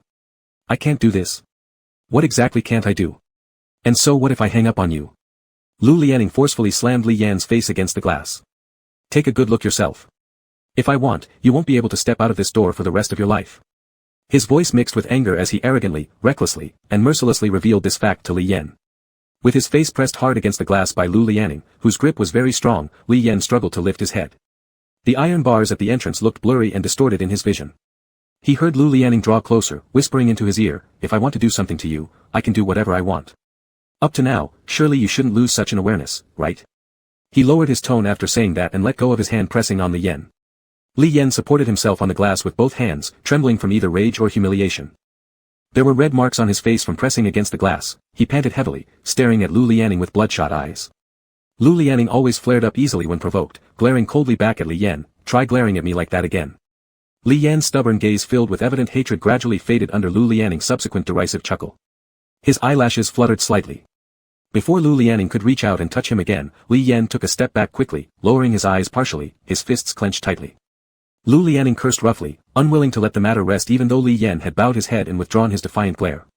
He stepped forward, pulling Li Yan back and loudly questioned, "That Chen Yu is such an ingrate, can't you tell he doesn't even want to talk to you? For fuck's sake, what's so great about him? Isn't it just because his face resembles Chen Yashin's?" At the same time, Chen Yu sat inside a private car, pale and gloomy, flanked by 2 men dressed in black suits, 2 alphas who sandwiched him in the middle. He handed over the cut-off phone to one beside him, covering his mouth and coughing lightly, asking with ill intent, "Is that all?" The 2 alphas remained silent, but a bespectacled assistant sitting in front responded, "That's all, thank you for your cooperation, Mr. Chen." Chen Yu wore no expression as he got out of the car, wrapping himself tighter in his coat and watching the black private car merge into the traffic flow. His gaze grew darker. Once again, the relationship between Lu Lianning and Li Yan which had been somewhat easing began to break down. Li Yan refused to speak to Lu Lianning anymore, regardless of how Lu Lianning pressured him, he wouldn't say another word to him. This went on for a month. The flowers in the greenhouse at home weren't watered by Li Yan anymore. This week during meals, Li Yan ate little due to poor appetite, forcing himself to eat a bit but throwing it all up afterward. Lu Lianning felt both urgency and irritation, remembering the words the housekeeper once said. Looking at Li Yan lying motionless on the bed, staring blankly with open eyes, he furrowed his brows deeply. Unsure whether it was from pity, or as compensation for breaking his promise and lashing out before. On a morning at the turn of spring to early summer, Lu Lianning allowed Li Yan to go out. Knowing well Li Yan's forgetful nature, Lu Lianning reminded him while sitting by the bed, if you run away again, you know the consequences, right? Li Yan's eyes darted about, refusing to meet Lu Lianing's gaze. Lu Lianing tilted his face upward toward him. Do you want to go out? Li Yan slowly nodded. Then speak. It took approximately 30 seconds before Li Yan forced out a single word from his hoarse throat. Want. Lu Lianing repeated, will you run away again? Li Yan shook his head, looking at Lu Lianing with his eyes. Seeing his look, Lu Lianing softened slightly but deliberately hardened his tone. From now on, you must return before 8 o'clock. A minute late, and there will be punishment. While saying this, he shoved a new mobile phone into Li Yan's hand. This phone has my number stored. Don't call others, and I'll check. You can go out, but I won't give you a penny. Eat at home. No car will be provided, so make sure you calculate your return time carefully. He finally asked, did you hear me clearly? The terms this time were far more stringent than last time. Li Yan paused for a moment before saying, I've heard you loud and clear. Since being captured and brought back last time, Li Yan hadn't been allowed out of the door once. He stood at the black iron gate in the courtyard, tentatively pushing it open. The tightly closed gate opened wide before him. But to his surprise, he felt an inexplicable hesitation as he took his first step outside, which was entirely different from the uncontrollable eagerness he had felt when he was released the previous time. He resembled a bird that had been caged for too long and had forgotten how to fly. Even uneasily looking back once, the butler stood in the courtyard, expressionless as ever over the years. His face hadn't changed much, but there were already some scattered streaks of gray in his temples. Unexpectedly, the butler suddenly said, you can head home when it gets dark. By the way, the new lake park has just been renovated, you might want to take a look. Chapter 59. The free-range ones are indeed different from the caged ones. After Li Yan was set free, he would not dare to go far away from home except for the first few times when he forgot his way back. With a few, kind-hearted people, showing him the way, he remembered the route and never used the mobile phone given by Lu Lining again. It was already their 4th year together. That year, Li Yan was begging on the streets of the university town when he met Mr. Yu. Their first meeting was not very pleasant. The two of them were fighting over an empty mineral water bottle. Li Yan held it tightly in his hands, refusing to let go. Neither was Mr. Yu one to be trifled with. He berated Li Yan, saying, young man, you're strong and fit, why don't you find some work instead of competing with me for these empty plastic bottles? I've been wondering why I've been getting fewer bottles recently. It turns out you've been taking them all. Li Yan frowned deeply, arguing reasonably, this one is mine. I picked it up first. Have you never heard of respecting the elderly and loving the young? Mr. Yu yelled, blowing his nose and glaring at Li Yan. You shouldn't be snatching either. So began the struggle between the two for the plastic bottle, resulting in both being hurt, with Li Yan ultimately giving the bottle to Mr. Yu after his face turned red under everyone's condemnation. Afterwards, with Mr. Yu focused on collecting bottles, he didn't bother with street begging anymore. In the end, they silently squatted down by the roadside. When Mr. Yu noticed Li Yan had placed a broken bowl before him, he exclaimed, what's this? Are you trying to compete with me for my livelihood? Don't you dare complain. You're young and healthy. Why don't you get a real job instead of quarreling with me? Mr. Yu puffed up in indignation. Squatting there silently, Li Yan switched his weight to the other leg once the previous one went numb. Mr. Yu tapped him lightly with his cane. TSK, that really hurt. Twisting around, Li Yan scowled. What did you do that for? What exactly are you doing here anyway? Mr. Yu shouted even louder than Li Yan. Li Yan fell silent, thinking about how he'd sell his dignity, but then remembering how Lu Lining hadn't touched him for quite some time now. Seeing Li Yan so reticent, Mr. Yu flipped over Li Yan's old bowl with his cane, only to realize after the incident, he started yelling again, that's my bowl you're using. Li Yan couldn't bear it, I found it in the trash can, you were throwing it away. At that moment, he never would have thought that later he and Mr. Yu would collaborate, teaming up for insurance scams. That same year, Lu Lining suffered an injury, a month before taking over the Lu family business entirely, transferring power from Lu Anling. He got into a car accident. It seemed serious, as Li Yan didn't see Lu Lining for half a month. Later, when they met again, it was after Lu Lining returned from attending the board meeting. He appeared rather drunk. Li Yan's life became more relaxed during that period. With Lu Lining away from home, he spent days quarreling with Mr. Yu for pocket money to eat beef noodles. Nights saw him watering flowers and feeding cats. The butler was in the courtyard that day, seeing Li Yan return from afar. He was actually wearing something rather thick for such weather. As the two were about to pass each other, Li Yan stopped. The butler, wearing gloves and trimming tree branches, his hands full of twig debris, paused his actions and looked at Li Yan as if asking, is there something wrong? Li Yan's eyes fixed on him before slowly pulling out something round from the deep pocket of his thick coat. It was a roasted sweet potato wrapped in plastic. Holding the sweet potato which had its exterior charred black, with tender yellow visible through cracks, Li Yan offered it to the butler. The butler seemed rather incredulous, confirming again, this is for me. Li Yan nodded. The butler accepted it, and Li Yan walked inside. Lu Lining should have come back at around 1 a.m., drenched in alcohol from wherever he'd been for the last half-month, perhaps busy or recuperating from his injuries. However, none of these things Li Yan knew nor cared about. But Lu Lining came straight to the bedroom upon his return, looking at Li Yan who was already sound asleep, shaking him to wake him up. "Today, you gave the butler a roasted sweet potato." This was undoubtedly a major event. Li Yan internally criticized the butler, how could he have told, and decided never to give the butler anything again. Li Yan was skilled at bullying those weaker than him while fearing those stronger. Though secretly resenting the butler, he kept his eyes firmly closed, pretending to be dead, letting Lu Lining shake his head as much as he wanted without opening his eyes, maintaining steady breathing. Lu Lining's tone suddenly changed strangely. "Do you know what today is?" Li Yan continued pretending to sleep. For a good few minutes, Lu Lining remained motionless by his bedside. Li Yan tentatively half-opened his eyes, discovering that Lu Lining was no longer in the room. He had just shaken Li Yan awake without restraint moments ago, but now left the room as if tiptoeing to avoid waking anyone. Lu Lining took a bottle of alcohol and went to the study, drinking quite a lot. His overall demeanor seemed somewhat off, but he couldn't quite pinpoint what it was. With flushed cheeks from the heat, feeling uneasy, he pressed his face against the cold desk. Then he started having hallucinations and fell into a dream. When Li Yan walked in, he saw Lu Lining like this, hair disheveled, and the whole study filled with the smell of liquor. Wearing a coat, Li Yan slowly approached him. Lu Lining appeared rather unsteady, and upon seeing Li Yan, suddenly stiffened his body in an abrupt motion. Li Yan then realized he was tightly clutching something in his hand. It was as though Lu Lining was afraid Li Yan would see it. He quickly hid it under the table instead of keeping it on the tabletop.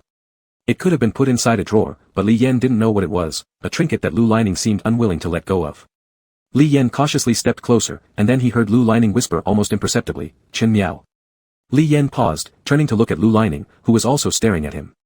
At this moment, Li Yan suddenly smiled, a long-lost, wide grin that showed his white teeth, bright and blinding. He said, "Brother Lu, happy birthday."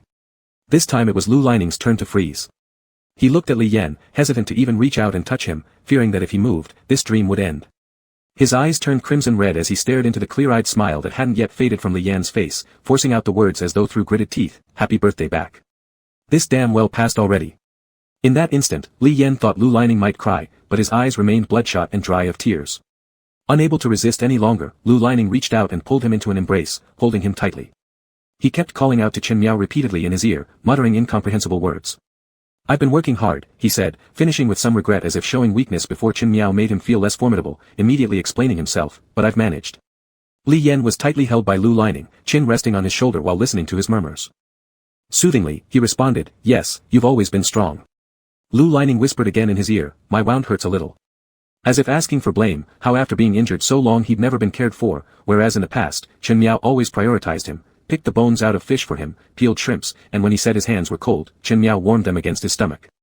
But now, even when he complained about his wound hurting, no one paid him attention. In the hospital, lying there, barely surviving, he got not a word of care. Li Yan silently let himself be embraced, not resisting until the murmuring finally stopped, when he gently pushed Lu Lining onto the chair. Only then did Li Yan clearly see what Lu Lining had been tightly gripping all along. It was a cheap plastic prince figurine, its paint already worn away. Perhaps Lu Lining truly hated Li Yan, but deep down he really missed Chen Miao. The next morning, early, Li Yan got up from bed and saw Lu Lining again dressed in a silver-gray suit, his icy facade once more leaving for another day of battle, appearing invincible. That night before, the Lu Lining who had just finished the board meeting, taken complete control of the Lu family business, celebrated his 26th birthday, and drank himself drunk with bloodshot eyes calling out to Chen Miao, seemed unreal, a mere dream. Li Yan didn't know how things had gone for Lu Lining after returning to the Lu family, whether it was harder than acting in movies. But Lu Lining would never tell him these things, he was aloof, looking down from a distance as though nothing mattered to him. But he would tell Chen Miao. He would confide in Chen Miao that he found things difficult. Many years later, when Qizhen asked Li Yan if he hated Lu Lining, Li Yan said he didn't hate him, leading Qizhen to believe he was lying. But it wasn't like that. Because Lu Lining indeed must have found it hard to accept, how could someone who once tidied everything for him, whose world revolved around him, offering tea with the utmost care, turn into someone who could hold a sharp knife, pointing it directly at his throat? Lu Lining always believed that those late-night embraces and blessings were merely secretive dreams caused by drunkenness. That day, Lu Lining had been hit so hard emotionally that he drank too much. Lu Lining still remembered 3 months earlier, walking into the courtyard, finding Li Yan originally there outside, only for Li Yan to show a fear of sharing the same space with him. Afraid, Li Yan avoided him by shoveling dirt and climbed into bed, hands caked in mud. That day, Lu Lining stayed calm and didn't get angry. He dragged Li Yan out, using a damp towel to painstakingly wipe his fingers clean one by one. Li Yan's current state was entirely his doing. He knew that every time he lost his temper, Li Yan would be afraid of him for a long time. He had assumed that the previous Li Yan, somewhat clever, considerate, and thoughtful, had been slowly killed off by him. Their positions had completely reversed, it was now his turn to take care of Li Yan. Li Yan had already lost the ability to care for or look after others, he even needed someone to guide him home. What more could you expect from him? But that wasn't true. Li Yan used the money he earned from picking up plastic bottles, or perhaps squatting on the roadside to beg, with which he saved enough to buy a baked sweet potato. But he didn't give it to Lu Lining. When Lu Lining did those things to Li Yan, he was barely in his early 20s. Too young, arrogant, and prideful, Lu Lining would throw tantrums during acting gigs if he couldn't play the male lead. How much more so with someone like Li Yan? His original first love, Yi He, had given him a less than ideal start, an omega greedy for fame and fortune who abandoned him for lack of resources. But Li Yan was different from Yi He. Yi He's ambition was written all over her face, something Lu Lining could see clearly. However, Li Yan's simple and quiet exterior, coupled with the shabby clothes he wore, brought forth a kindness that no one else had ever shown Lu Lining in his 20-plus years of life. As a result, Lu Lining had let down all his guards around Li Yan. How could he accept that everything was fake, that Li Yan too was just after money, coming close only to save someone else? In Li Yan's world, Lu Lining was merely an incidental stepping stone in a tragic storyline, a pawn sacrificed so Li Yan could fulfill his deceased wife's wish without hesitation. At first, Lu Lining hadn't intended to ruin Li Yan. He simply thought, since you like me so much, fine, I'll deign to date you. But Li Yan didn't want that. The childish and moody Lu Lining who craved Li Yan's attention 24 hours a day was the best lover version of Lu Lining possible. And yet, this version of Lu Lining had been jointly crushed by their past actions and decisions, buried deep within old memories. Chapter 60. Lu Lianing woke up in the middle of the night. The small night light in the room was shining with a dim glow. Li Yan was sleeping soundly beside him. Lu Lianing turned his face to look at him, and it seemed that he hadn't changed much from before. His gaze lingered for a moment on the scar above Li Yan's eyelid, then slowly moved away. He rather inappropriately recalled that he had once asked Gu Chen why he chose to bring Li Yan over as his assistant. Gu Chen thought about it for a while and then replied, saying it was because Li Yan appeared to be very hardworking. And now this Li Yan who seems so hardworking is afraid of the dark, and also fears injections like a young child. But perhaps what Li Yan fears most is Lu Lianing himself. Sometimes, Lu Lianing wonders how things came to this point. How did Li Yan become so dependent? At the age of 26, Lu Lianing felt compelled to do something different from the 22-year-old version of himself.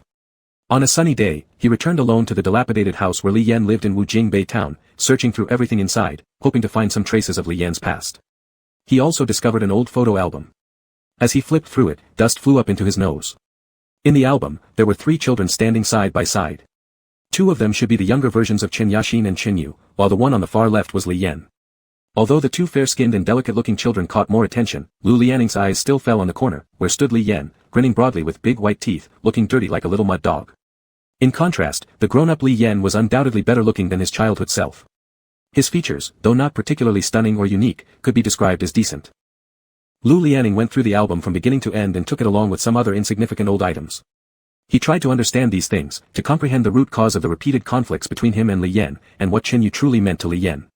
Regardless of other factors, the 3 of them really grew up together from a young age.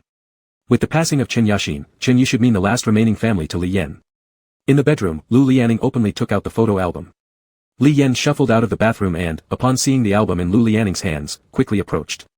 His hand reached out, covering it, but he didn't dare to forcibly take it back, unusually taking the initiative to speak to Lu Lianing, "This is mine."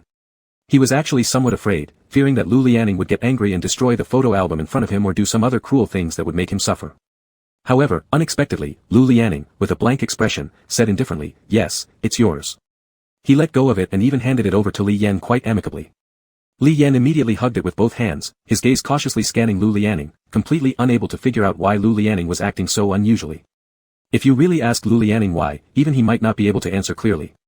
But one thing is certain, Lu Lianing felt that a sweet potato Li Yan willingly offered would taste different from one he snatched forcefully. Exactly how different it would taste, he needed to try it to know. Seeing Li Yan nervously holding onto the photo album, Lu Lianing calmly opened his mouth again, "I went to your hometown and specially brought it back for you." He emphasized the word specially heavily, looking straight at Li Yan. Li Yan was somewhat at a loss, unsure why Lu Lianing would bother going to his old house and rummaging through his belongings.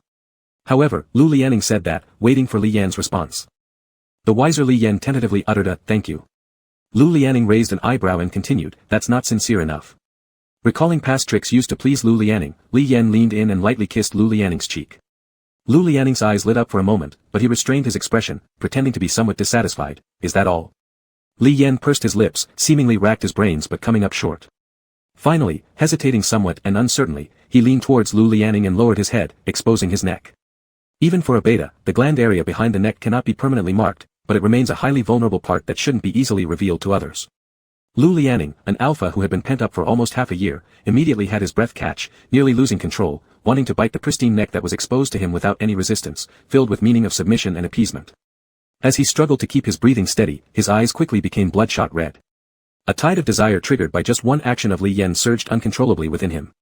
Li Yan waited a bit, and when he saw Lu Lianing's originally relaxed hands suddenly clenching tightly, his whole body tense, as if he was trying to restrain something desperately. Just as he raised his head, Lu Lianing abruptly shoved him away and went into the bathroom, slamming the door. Amidst the splashing water sounds, Li Yan blankly stared at the closed door in confusion, even though Lu Lianing had already showered once since coming home today. When Lu Lianing returned to the bed, bringing a cold breeze with him, unusually, he didn't reach out for Li Yan. Li Yan gazed up at the ceiling, where patterns were faintly visible under the dim light. He then closed his eyes after a while. Initially thinking it was an illusion, but soon that heavy panting right beside him grew increasingly urgent. Lu Lianing's body was burning all over, the desire to mark and enter Li Yan becoming almost uncontrollable. But it wasn't time yet, Chengji's deadline hadn't arrived. Lu Lianing, ultimately unable to restrain himself any longer, reached out, grabbing Li Yan's hand and pressing it down towards a part of his body. Startled by the heat from Lu Lianing's palm, Li Yan shuddered, about to ask if something was wrong, when Lu Lianing pushed his hand onto a particularly nerve-wracking spot on his body.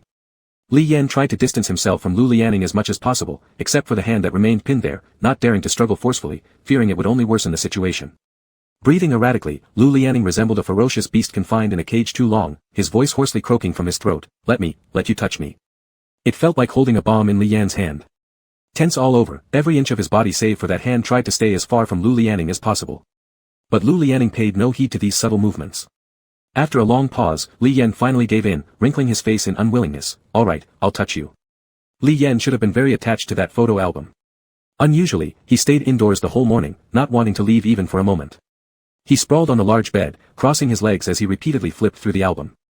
Upstairs, Lu Lianing saw through the door crack that Li Yan carried the album from the bed, thinking it was discreet, knelt down and hid it beneath the bed. In great magnanimity, Lu Lianing refrained from pushing the door open, letting Li Yan believe he'd successfully hidden it. At the end of that month, Lu Lianing took Li Yan for a medical checkup. When it came time for blood extraction, Lu Lianing sternly held Li Yan who tried to run away. The staff member saw this grown man needing another person to hold him still for the injection, about to comment with a smirk, until Lu Lianing silenced them with a warning glance. Li Yan also seemed thoroughly embarrassed, burying his face deeply into Lu Lianing's chest, unwilling to lift it. Later, Chengji discussed the results with Lu Lianing in the office, finding it quite surprising that Li Yan's physical recovery was good, his mental state much improved compared to a year ago. Still, he suggested more care due to previous damage. Uncommonly, Lu Lianing did not counter back, accepting the doctor's orders, which were halved from last year. Walking back to the restroom where Li Yan was, instead of resting on the bed, Li Yan sat at its edge, his legs not even placed on it. He somewhat resembled a clumsy goose, not fancy or charming enough to win the master's favor. Upon entering, Lu Lianing called his name. Li Yan clearly disliked hospitals greatly, and upon being called by Lu Lianing, he quickly moved closer, quietly asking whether they could go home. Lu Lianing appeared pleased with this sentence, grasping Li Yan's hand and leading him out. That year-end, Lu Lianing traveled on business to Europe and brought back a stylish fringed night light for Li Yan. That night, Li Yan fiddled with it for a long time before going to sleep. As soon as Lu Lianing returned, he stopped touching it. However, Lu Lianing believed he must have liked it. Sure enough, Li Yan later couldn't resist braiding the expensive fringed night light. That same year, the cat Li Yan kept gained weight, resembling an overfed piglet, and the ornamental miniature sunflowers planted in the courtyard shot up tall, looking like a mutated species. At the end of the 4th year, Lu Lianing began trying to put back together the pieces of Li Yan he had broken. Chapter 61. After Zheng Shi released the signal of, "It's done," Lu Lianing almost exhausted all his lifetime restraint on the way back that day, barely suppressing the impulse to rip off Li Yan's clothes right in the car. After coming back from the medical checkup that day, it was still before Li Yan's curfew time. At home, Lu Lianing foolishly planned to tidy up and go out after just stepping in, but he was immediately dragged upstairs by Lu Lianing. Seeing his sudden wildlike state, Li Yan struggled in panic, but before he could cry out twice, Lu Lianing had already made him react with a touch. He should have been quite shocked. During this brief moment of stupefaction, Lu Lianing had managed to take off his pants.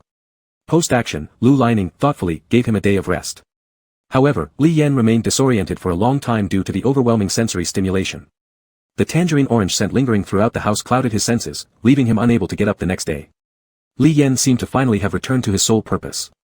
In the evening when he couldn't get out of bed, he tremulously stretched out his hand to reach for the water cup on the bedside table. Aside from that time which lasted too long, Lu Lianing wasn't as brutal in later intimate encounters as he used to be. This might be related to Li Yan's improved ability to read Lu Lining's moods better because he had become more astute. Actually, Lu Lining subconsciously tried to restrain himself from losing his temper with Li Yan since quite early on. When Li Yan refused to go to the hospital after being played out one time, Lu Lining was extremely angry, yet he locked himself outside the door, kicking it repeatedly in order not to lose control and hurt Li Yan again. This actually caused the same amount of fear in Li Yan. Although Lu Lining is still very strict with Li Yan now, showing little trust and behaving quite authoritarian, there are times when he will listen to Li Yan's voice. Remember, in the past, he wouldn't even let Li Yan make a sound. He felt that many mistakes had happened between them, but their intertwined lives should be long enough to give them ample time to rectify things. Lu Lining believed everything was slowly improving. Then, Lin Xing suddenly came along. A youthful and energetic individual, exceptionally good-looking, fond of basketball and sports, Lin Xing's temperament and grace far surpasses those of Lu Lining. Shockingly, on that day, Li Yan actually fought with him over this person. Isn't it clear how much bolder his courage has grown? Back then, he didn't dare to speak against Lu Lining like that, he would keep his head down silently obeying every command without daring to utter a word. But now, not only did he throw tantrums and put on airs because of some damn Lin Xing, he also started using cold words to rehash old grievances, trying to stifle him. On the night they returned from the banquet at the Lin family residence, Lu Lining sat in the car, cursing that ignorant Lin Xing in his mind countless times. When sleeping, it seemed that Li Yan was genuinely upset about Lu Lining making him feel embarrassed using such methods during the banquet. Lu Lining also felt uneasy, believing that the last statement made by Lin Xing was purely a provocation, and yet Li Yan chose to side with him. Why? Just because this man plays basketball which Li Yan enjoys watching. His jealousy boiled deep inside to the point of wanting to vomit blood. But because of the incident that night, Li Yan was indeed heartbroken to the extent that he said those words, "I owe you, I deserve it." After enduring it for half an hour, seeing only a small shoulder exposed as Li Yan turned his back, he opened his mouth coldly. "What, are you going to ignore me for another month? Is this your only trick, for the sake of what kind of stupid Lin Xing?" Li Yan's body suddenly tensed up, refusing to respond. Lu Lining thought Li Yan was utterly infuriating. Unable to contain himself any longer, he pulled at Li Yan, demanding, "Speak. Don't push me to really lose my temper with you." With his eyelids drooping, Li Yan looked extremely sorrowful. When he cast his eyes downward like this, the scar was still painfully obvious under such dim lighting. Taking a deep breath, Lu Lining held Li Yan's shoulders tightly with both hands, seemingly making a great concession. "The Lu family owns equally high-class hotels, if you want to go work somewhere, we can also arrange that." Of course, Li Yan was still deeply afraid of Lu Lining. If he didn't descend from this high ground, Lu Lining might truly become angry and blow up, leaving no idea whether there would be spare small nightlights left in the house. After a while, just as Lu Lining's expression became increasingly unpleasant, Li Yan asked, "Will there be a salary?" Lu Lining scowled, replying coldly, "You owe me so much money, you're still asking me for a salary?" Perhaps noticing Li Yan's eyes dimming again, Lu Lining reluctantly said, "50 a week then." His tone wasn't pleasant either. "I've wanted to tell you for a long time, the beef noodles place, don't eat there so much. Do you think they maintain proper hygiene?" Before he finished speaking, Li Yan nearly burst into tears asking, "Did you send someone?" Lu Lining was adamant, vowing to be the great villain in Li Yan's life. "Yes, I did send someone to follow you. If you eat more than 3 bowls of noodles from that place in a week, I'll go and smash the shop." Li Yan really went to work. At the Lu family hotel, Lu Lining personally led him there and even put the employee badge on by hand. After Lu Lining left, everyone treated Li Yan with utmost respect. Every day when he arrived, there would be specially prepared tea for him. On one day, since it didn't suit his taste, they changed the tea the next day. Finally, when the fruits on his desk, along with the nuts and tea snacks, were almost full, he called in sick. After wandering through 3 streets, he saw Old Yu under the scorching sun, eating half a watermelon. Li Yan also squatted down and asked for half a watermelon, eating it on the curb. When he had eaten halfway through the watermelon rind, Old Yu suddenly spoke slowly, "That young man came looking for you." Li Yan paused briefly but quickly realized it must be Lin Xing. "What happened? Do you owe him money? He's been here several times, even waited for you after paying me." Old Yu tapped the ground in front of Li Yan with his cane. Li Yan couldn't believe it. "Why didn't you drive him away?" Old Yu snorted lightly. "He paid me, and my stall charges by time." Li Yan glanced down and noticed Old Yu had already packed up his bowl. He had no idea how much Lin Xing gave him. Suddenly, Li Yan got upset. "Why did you take his money?" Old Yu was startled by his sudden outburst and nearly dropped the melon. "What are you shouting about, kid? It's perfectly fine if he pays 2 coins at my stall." Li Yan stopped eating his watermelon, abruptly stood up, and threw the rind into the trash can. Old Yu became furious. "Did you finish it? Just throw it like that? Waste. Waste. And it's not just a few coins, right? I'll split it with you, alright?" Li Yan ignored him and walked off directly. He felt embarrassed to see Lin Xing again and wondered why Lin Xing would still seek him out after everything happened. Surely, it wasn't because Lin Xing wanted to beat him for hiding something earlier. But Lin Xing didn't seem like the type to act impulsively. Still, Li Yan was embarrassed to meet Lin Sheng, unsure what Lin Sheng now thought of him. Hadn't they originally met under dubious circumstances? Then there was that incident at the banquet. Did Lin Sheng see him as a liar or a beta kept around only for amusement? And his friend Old Yu had somehow managed to extort more money from Lin Sheng. With all this, shouldn't Lin Sheng have avoided him completely by now?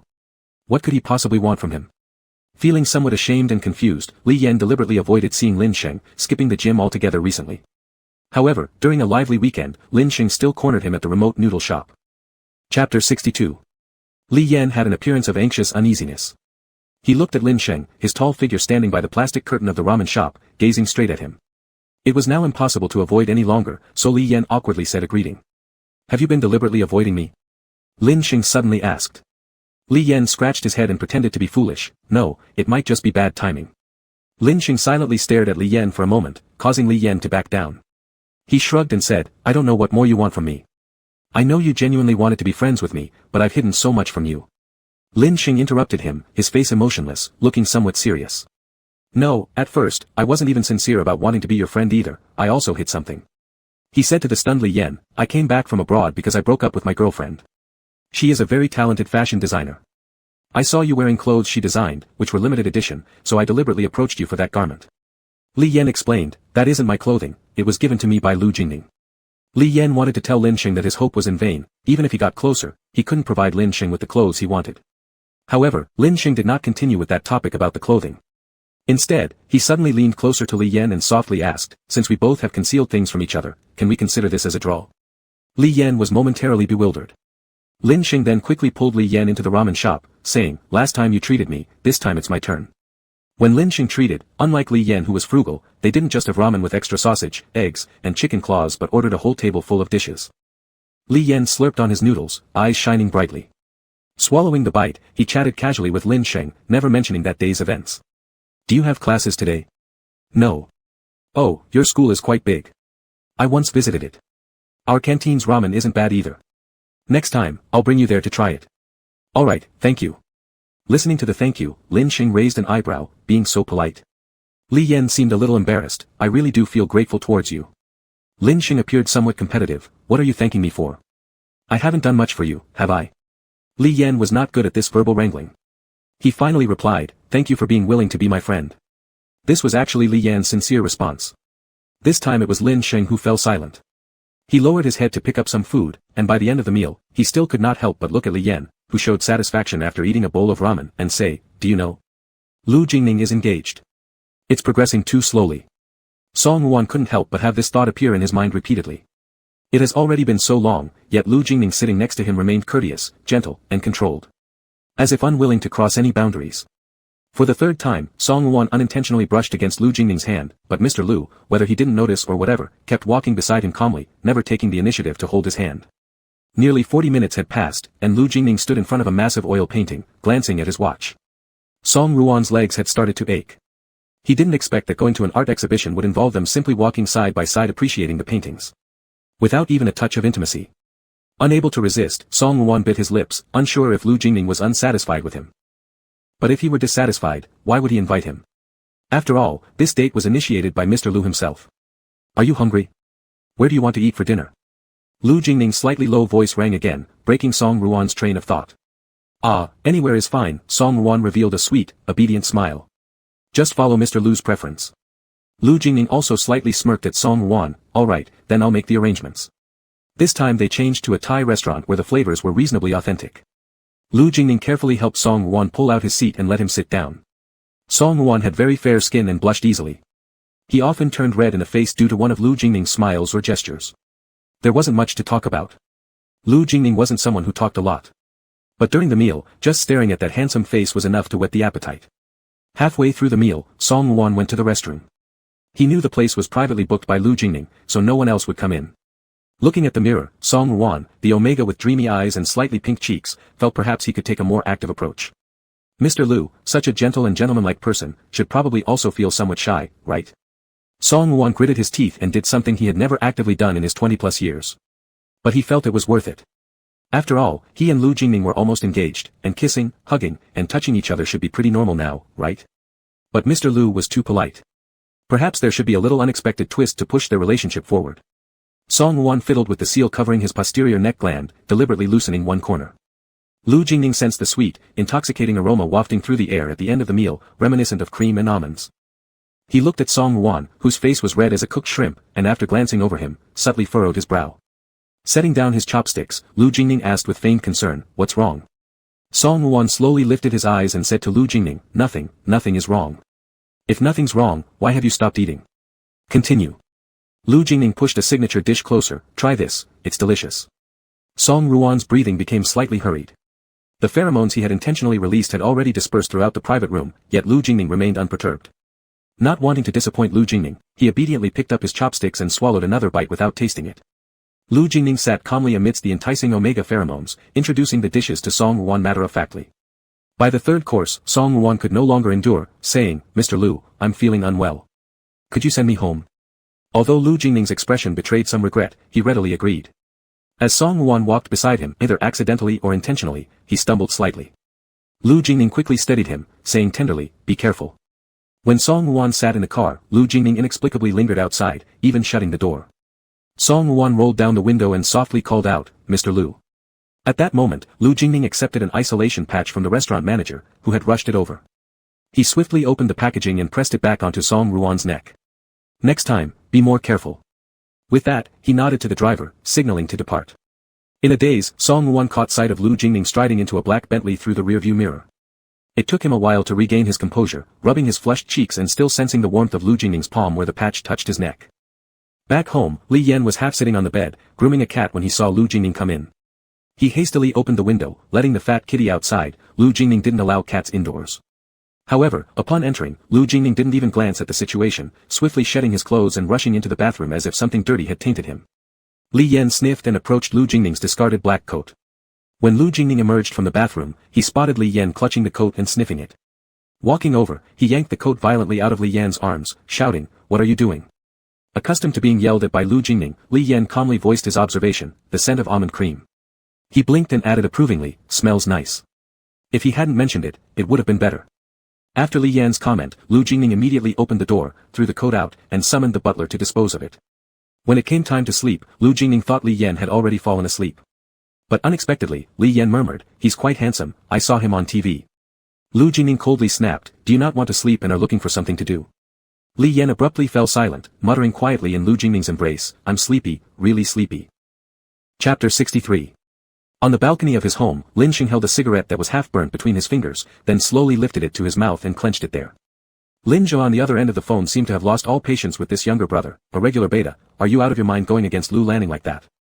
Lin Xing responded leisurely, "All right, since I just got back, if you won't help me investigate, I'll do it myself. If I mess up and Lu gets hold of something and comes after you, don't say I didn't warn you ahead of time." Lin Xing. Lin Zhou flared up at Lin Xing's dismissive attitude, about to lecture him again, when Lin Xing had already hung up abruptly. At 3:10 in the afternoon, Lin Xing was listening to a class when his phone vibrated. He picked it up and saw an email had come into his inbox. Opening it, it was from an unknown ID. Unable to wait for the class to end, he opened the file right away. It was Li Yan's personal information. Focusing his gaze on the screen, Lin Xing scanned over the major events of this 20-year life history. It was as though it were a disaster record. This beta named Li Yan hadn't had many good days. And now here he was, tangled up in the hands of Lu Lanning once more. After the class ended, Lin Xing sat silently in the classroom staring at his phone for a long time. Lu Lanning had reached the door that day when he suddenly remembered something and turned to the butler to leave an order. "In the next few days, don't let him watch TV." The butler looked at him and nodded. The door to the main bedroom on the second floor was still tightly shut. Around 8 in the morning, the person who should still be sleeping inside would likely wake up around 9:30. Come to think of it, Lu Lanning used to need Li Yan calling him 3 or 4 times in the morning to get up, complete with morning grumpiness, making Li Yan afraid to make even the slightest sound. Now, just as the sky began to brighten slightly, he could get up by himself and move lightly so as not to wake Li Yan, whom he had been tormenting all night. The butler found Lu Lanning's sudden instructions strange because Li Yan usually didn't watch much TV anyway. But unexpectedly, Li Yan really did stay upstairs those past few days, delaying leaving and heading toward the television instead. Not quite knowing how to turn it on, after pressing a few buttons without any change on the black screen, he cast a pleading glance at the butler. I want to watch some TV." Standing at the foot of the stairs, the butler awkwardly coughed into his hand, saying, "The TV is broken these couple of days." November 26th, Lu Lanning and Song Ruan's engagement banquet. The Song family and Lu family both made grand announcements. Almost all of a city's high society attended. Lu Anling gave an opening speech, and Song's representative smiled and applauded below. An engagement banquet, luxurious ballroom, glasses clinking together, a few famous stars present, along with social media reporters swarming outside. The elegant and aloof Lu Lanning walked in with Song Ruan, who looked somewhat nervous, impeccably presented from head to toe before the cameras. The engagement event felt like a large-scale business exchange gala. Li Yan squatted by the curb at the street corner in the city center, cradling his face while staring at the giant light screen opposite. It was broadcasting the live footage of Lu Lanning's engagement banquet. Li Yan watched the petite Omega, cuddled up close to Lu Lanning's arm, glancing at him from time to time and giving shy smiles. This overwhelming happiness radiating from the screen left others envious. Lin Xing stood beside Li Yan and watched for a bit with him. As the camera focused on the clasped hands of Lu Lanning and Song Ruan, each wearing an expensive-looking pair of lovers' diamond rings, Lin Xing couldn't help but look down at Li Yan squatting on the ground. From this angle, he noticed Li Yan's slightly open collar revealing a distinct tooth mark, something that surely wasn't self-inflicted.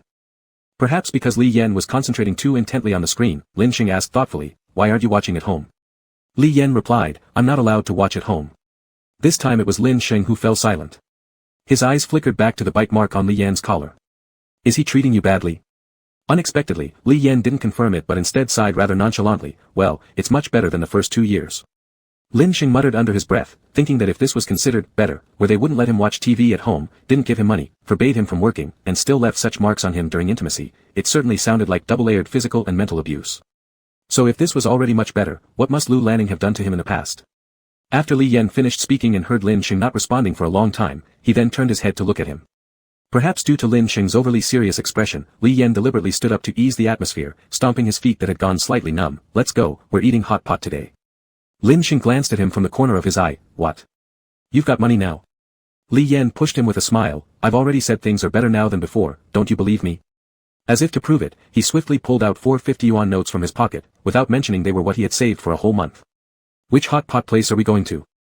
Lin Xing walked side by side with Li Yan. "Is there something to celebrate?" Ultimately, this hot pot meal wasn't paid for by Li Yan, as Lin Xing called Du Lin along with their entire basketball team over. The group ate enthusiastically. Li Yan seemed to really have a different mood, clinking glasses with Lin Xing several times. At 7:20 in the evening, Li Yan suddenly sat up straight, no longer being polite with Lin Xing, tipsy and pulling Lin Xing. Quick, send me back." Lin Xing frowned. "What's wrong? He went to his engagement banquet today and will definitely be late. He won't catch you even if you get back late." Li Yan looked distressed. "Ah, you don't know, the butler is such a chatterbox." Lin Xing didn't fully understand all the nonsense, only seeing Li Yan truly getting anxious and pulling him did he finally move according to Li Yan's strength, giving Du Lin a nod and saying goodbye to the group before taking Li Yan away. This was not a very high-end hot pot restaurant, with almost no parking spaces available, so he parked the car on the other side of the street.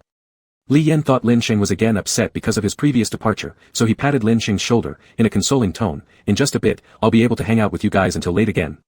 Lin Xing felt speechless to death, not knowing why the most pitiful thing was said by Li Yan in a comforting tone to him. He walked to the car, pressed the car key, and the silver-gray Porsche's door opened, with the driver already standing there. Lin Xing first stepped into the back seat, then Li Yan followed inside. Just as Li Yan was about to close the car door behind him, a hand wedged itself into the edge of the door. Fingers long and pale, forcibly opening the nearly closed car door, Li Yan's gaze rested on that hand, not needing to look further to recognize it as Lu Lanning's hand, hands whose every detail and strength he had felt far too clearly. The car door was yanked open, and Lu Lanning looked at the two people inside, an icy glare sweeping over them, slowly curling into a chilling smile that made Li Yan tremble with fear. Chapter 64. Where are you going this late at night? Lu Lianning's eyes were cold, his smile thin and mocking. Lin Xing gave a derisive snort at such laughable words, replying rudely, 7:30, how late is that? Is it later than the time when Mr. Lu's engagement party ended? The slight, shallow trace of hostility on Lu Lianning's face completely disappeared. He spat out a few words, you have no idea how to survive. He reached out to drag Li Yan who seemed to be terrified by the current situation, saying in a deep tone, you come out first. Li Yan was dragged forcefully by Lu Lianning, half of his body almost lifted up, and his other wrist was pulled by Lin Xing. The atmosphere instantly froze, as if fixed by some thick adhesive substance. Li Yan felt slightly short of breath at that moment. Lin Xing looked back unyieldingly at Lu Lianning's glare which seemed like it wanted to stab him. He also hooked the corner of his mouth and said to Lu Lianning, isn't it just about owing you a few bucks? Principal and interest total 10 million, I'll pay it for him. He continued as if it wasn't enough, do you have to torture people every day?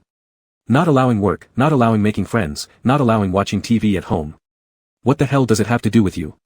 Do you think you are something? Lu Lianning completely tore off the pretense of refined elegance. He pulled Li Yan outwards angrily, shouting, truly intimate friend, telling him everything. He lifted Li Yan's face with the other hand, locking eyes with him, with a shadow of gloom in his eyes. Didn't you hear? He's going to pay your debt, you tell him yourself. Do you need him to pay your debt? At this moment, a car suddenly stopped in front of Lin Cheng's car. Lin Cheng got out first, followed by several private security guards. Li Yan's palms were sweating, his whole body tensed up. By this time, Lu Lianing had already let go of his wrist, just standing outside the car door waiting quietly for Li Yan's response. Li Yan lowered his head, the light inside the car was extremely dim, Lin Cheng couldn't clearly see his expression. However, he slowly detached Lin Cheng's hand, Lin Cheng frowned and spoke unwillingly, you don't have to be afraid of him, people like him. Before Lin Cheng finished his sentence, Li Yan interrupted him, no, really no need. At this moment, it seemed like he regained his proper demeanor. He saw the group of private security personnel in black suits with blank expressions behind Lu Lianing, knowing that Lu Lianing had no intention of letting Lin Cheng leave. It was an expression full of distress, but towards Lin Cheng, as if this person caused him great troubles. I've told you I'm fine, stop meddling in my affairs, what you're doing instead brings trouble to me. His dissatisfied expression made Lin Cheng feel very unfamiliar when seeing it on Li Yan's face. Alright, stop playing the savior, I'm not that pitiful. Li Yan slowly got out of the car. Lu Lianing didn't even need to pull him, he walked to Lu Lianing's side himself, waving impatiently at Lin Cheng who was still staring blankly at him, unsure of how to respond, just go already. However, the car driven by Lin Cheng and his team remained blocking Lin Cheng's car directly, and Lu Lianing's expression showed no sign of softening as Li Yan's did. Li Yan took a deep breath, forcefully controlling his facial expressions, managing a reluctant smile.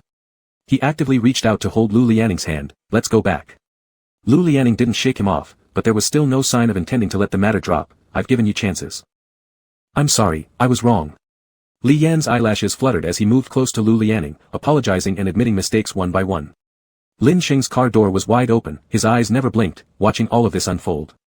As Lu Lianing listened to Li Yan's pleading apologies, he raised his chin lightly, his eyes filled with disdain, looking at Lin Cheng. It seemed he was laughing at Lin Cheng's folly, clearly being an outsider from beginning to end. Lin Cheng then walked over to Lu Lianing's side and whispered something to him. Lu Lianing glanced over there and only saw a tail light far away. His engagement party indeed hadn't ended yet, he had come out from the back door. Perhaps there were journalists following him.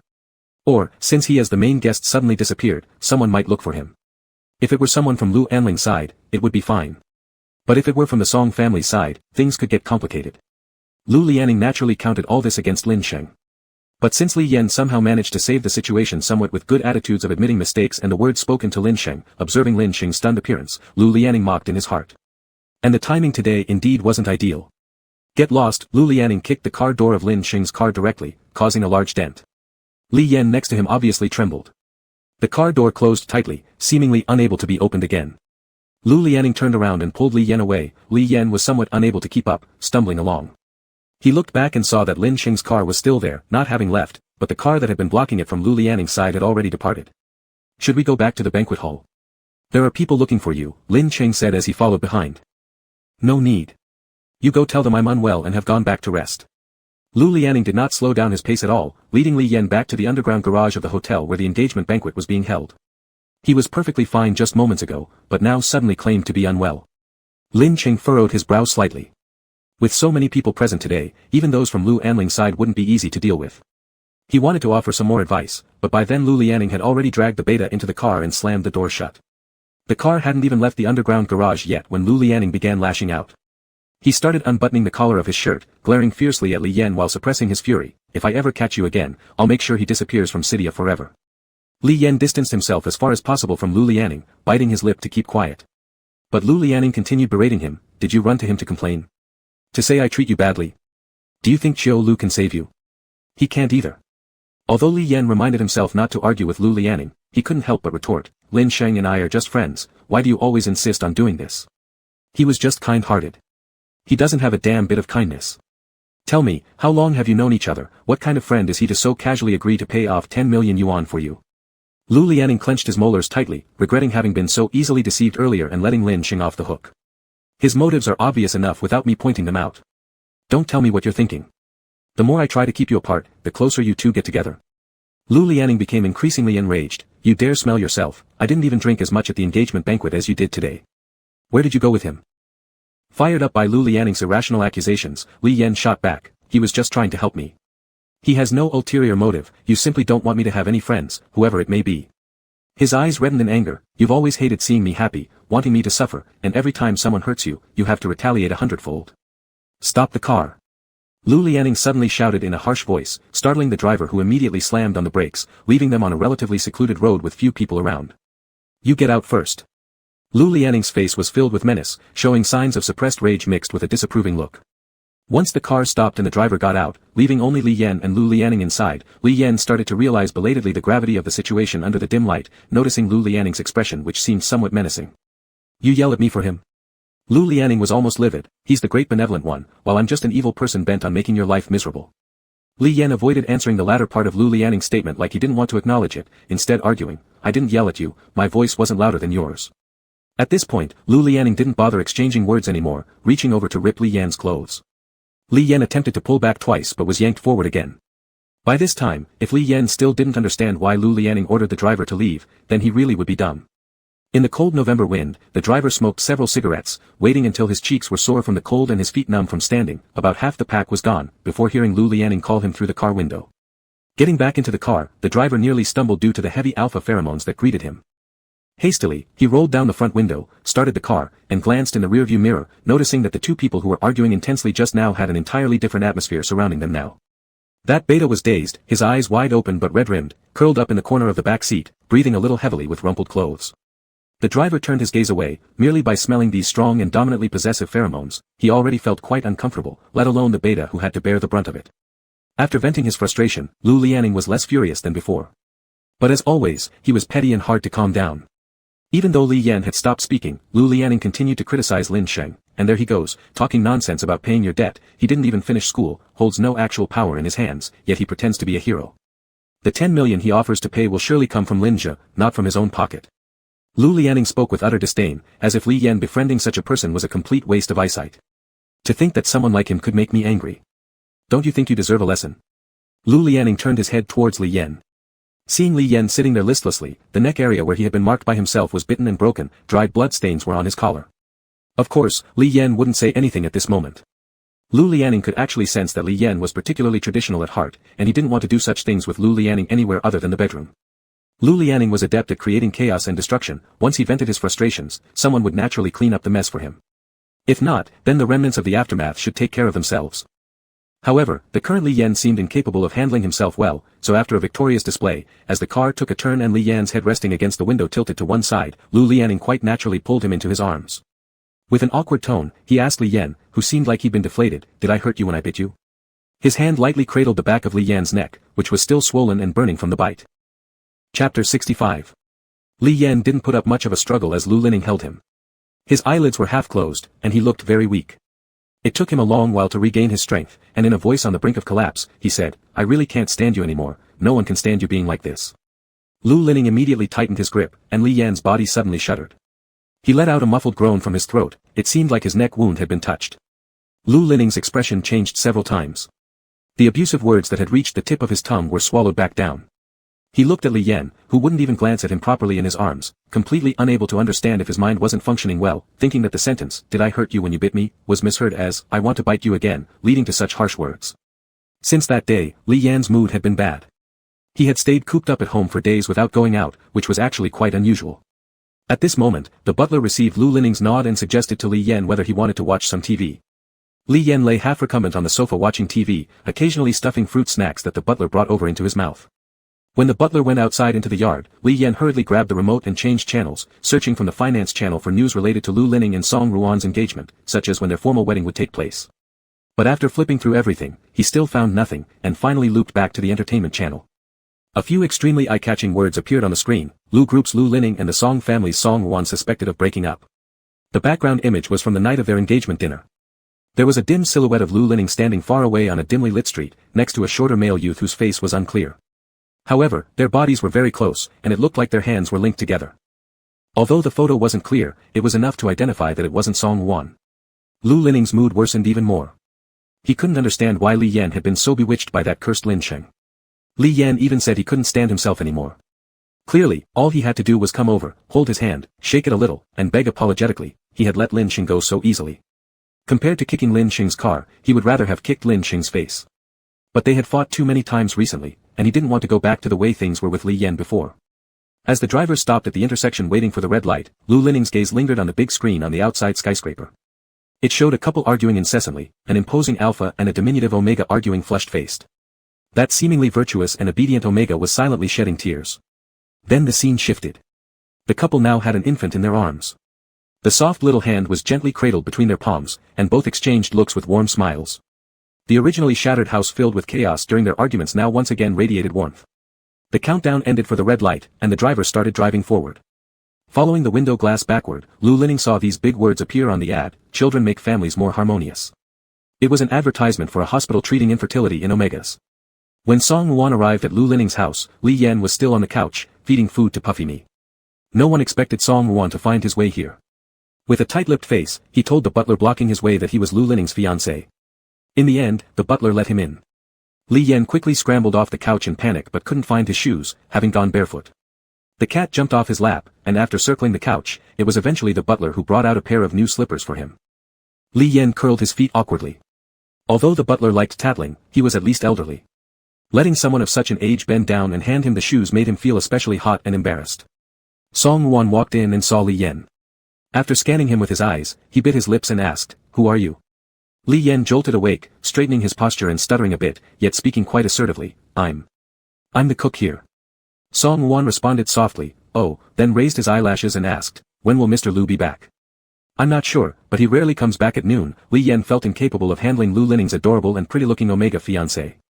He threw several signals at the butler, but the butler remained stone-faced, pretending not to see them. "That's fine.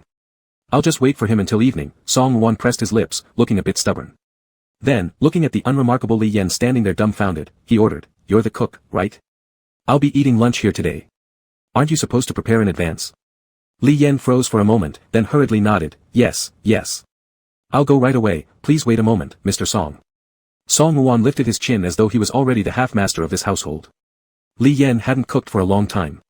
Ever since he had been brought to this house by Lu Lining, he had never entered the kitchen once. Fortunately, someone came over to help him out. After all, he had cooked for such a long period before, picking it up again wasn't too difficult. He prepared 3 dishes and a sweet soup for Song Wuan. Song Wuan refused, so Li Yan ran back and made a savory soup instead. Breaking into a sweat after all the hard work, Song Wuan finally blew on the soup and drank a few sips but left more than half of it untouched in the bowl. Song Wuan's appetite was small, he only ate a little bit of each dish, then put down his chopsticks with an unpleasant expression, commenting, "It's actually quite mediocre." After hearing this, Li Yan nodded in agreement beside him, "Yes, yes, I am actually close to being fired." Song Wuan sat there, his throat making a soft, almost meaningless hum, much like when Puffy Me was acting fierce. To Li Yan, it seemed cute rather than intimidating. Song Wuan truly waited until the afternoon as he had said. In the afternoon, he had Li Yan show him around the house, picking a few flowers that Li Yan had planted in the greenhouse. He remarked offhandedly about how Mr. Lu seemed to have such leisurely tastes. When these words were spoken, Li Yan also remembered. Over these years, Lu Lining didn't smoke, rarely touched alcohol, and had no particular hobbies. The only apparent joy or entertainment in his life seemed to be tormenting Li Yan. Yet, Li Yan hadn't noticed him truly enjoying himself, his tone was always harsh, and his face perpetually gloomy toward Li Yan. As dusk fell, Lu Lining still hadn't returned. Li Yan accompanied Song Wuan for dinner, chatting awkwardly for a while. Song Wuan eventually fell asleep on the sofa, waiting, but Lu Lining still hadn't returned. When he woke up, it was already midnight, and not a single person in this household showed any intention of inviting him to stay over. The butler remained silent, and Li Yan didn't dare to take any initiative. Fortunately, Song Wuan proposed to leave, rubbing his eyes sleepily as Li Yan watched him sway his way out. It was already very cold in November, and Song Wuan's figure appeared especially thin and fragile. Li Yan hurriedly chased after him to give him an extra coat. Song Wuan suddenly burst into tears at the iron gate. He swatted away the coat Li Yan tried to offer. "You're lying, right? No butler would bend down to tie shoes for just a cook." Baffled, Li Yan frantically explained, "No, you misunderstood, it was just him helping to pass it over. I tied them myself. He's just very kind-hearted." Song Wuan cried uncontrollably, gasping for breath with sheer. His pale, tender little face was streaked with tears. "Why do you have to deceive me? I know it. I've seen him, he's the former butler from Mr. Lu's grandfather's house. He only serves the elder Master Lu and Mr. Lu." Li Yan picked up the clothes from the ground, shook them off, and draped them onto Song Wuan's shoulders. "My father said Mr. Lu wants to call off the engagement." Song Wuan continued sobbing, his red-rimmed eyes brimming with tears that dripped onto the ground. "Is it, because of you?" When dealing with omegas like Chen Yu or Yi He, Li Yan could manage. However, encountering a pure, innocent, soft omega like Song Wuan who had been so well protected, Li Yan was at a complete loss. Struggling to console, he said, actually, marrying Lu Lining isn't that great either. Lowering his voice slightly and speaking more sincerely, he added, his temper is not good. Cheater. Song Wuan suddenly shouted loudly, but this was likely the harshest insult in his dictionary for Li Yan. With his head thrown back, he wept, saying, Mr. Lu is the most gentle one. He has never lost his temper with me or spoken loudly to me. Upon hearing this, Li Yan fell silent, perhaps realizing that Lu Lining was really only the least patient with him, habitually causing harm. Chapter 66. When Lu Jingning returned, the headlights of his car illuminated the road ahead from afar. A very petite figure was wrapped in a black coat, walking in the bleak winds of early winter. Only when the car moved closer did it become clear that this figure was indeed Song Wuan. Lu Jingning frowned involuntarily. He didn't understand why he would encounter Song Wuan at this hour. The end of this street was where his home was located. Did Song Wuan just leave his house? But how could she have found out where he lived? The car stopped and Lu Jingning got out, stepping toward Song Wuan. Song Wuan appeared to still be struggling to recover from her sorrow. Her tears had ceased, but her body couldn't help but tremble. Lu Jingning's tall silhouette stood by her side. The lighting was too dim to make out his expression clearly. Song Wuan raised her damp eyelashes to look at him, Mr. Lu. Her tear streaks were not yet dry, having walked alone in the cold and bleak wind, looking like a fragile omega in such a pitiful manner. To be honest, it was a bit dangerous. Lu Jingning's gaze fell on the coat draped around Song Wuan. He then asked, who told you where I live? Song Wuan bit her lip, somewhat stubbornly, I found it myself. It was strange that she could find it herself. A flicker of disdain crossed Lu Jingning's mind, but he didn't show it. He neither liked nor disliked Song Wuan. Besides, Song Wuan was an omega, and regarding this matter, Song Wuan wasn't at fault. It seemed that aside from Li Yan's issue, Lu Jingning was quite reasonable about everything else. Do you keep a beta at your place, right? Song Wuan confronted Lu Jingning with evident resentment, lacking patience. Lu Jingning became slightly irritated but still managed to stay calm, explaining patiently, this actually has little to do with you. Your father might not have explained it clearly to you. After speaking for a couple of sentences and seeing Song Wuan still staring at him, Lu Jingning felt that even if he explained, Song Wuan might not fully understand. Thus, Lu Jingning simply said, in short, in the cooperation plan between the Lu group and the Song family this time, Lu group will concede 3 percentage points. So what did this mean? Song Wuan reacted after hearing this, thinking this was compensation. Song Wuan almost started crying again after holding back his tears. By now, he was getting annoyed. His pale face turned red with anger as he shouted at Lu Jingning, that beta looks so ordinary and doesn't even produce pheromones. Why would anyone like him when it's well known that alphas and omegas are considered the perfect match? Lu Jingning started to feel displeased. It seemed that this statement was undermining his efforts. So, he retorted, didn't you smell it? The pheromone scent of that person is the same as my pheromone scent. This one sentence embarrassed Song Wuan to the point of turning completely pale, losing control over her emotions and breaking into tears. She had gone on several dates with Lu Jingning, yet he refused to even hold her hand. Now, here was this beta in his home, whose body was filled with Lu Jingning's pheromones from their intimate encounters. Seeing her cry, Lu Jingning also felt irritated. He had no idea what exactly happened today between Song Wuan and Li Yan or how Song Wuan ended up finding his place today. Since it was already late, Lu Jingning decided not to waste any more time. He reached his hand toward Song Wuan. Song Wuan looked at him in a daze. Seeing his movement, her eyes widened slowly.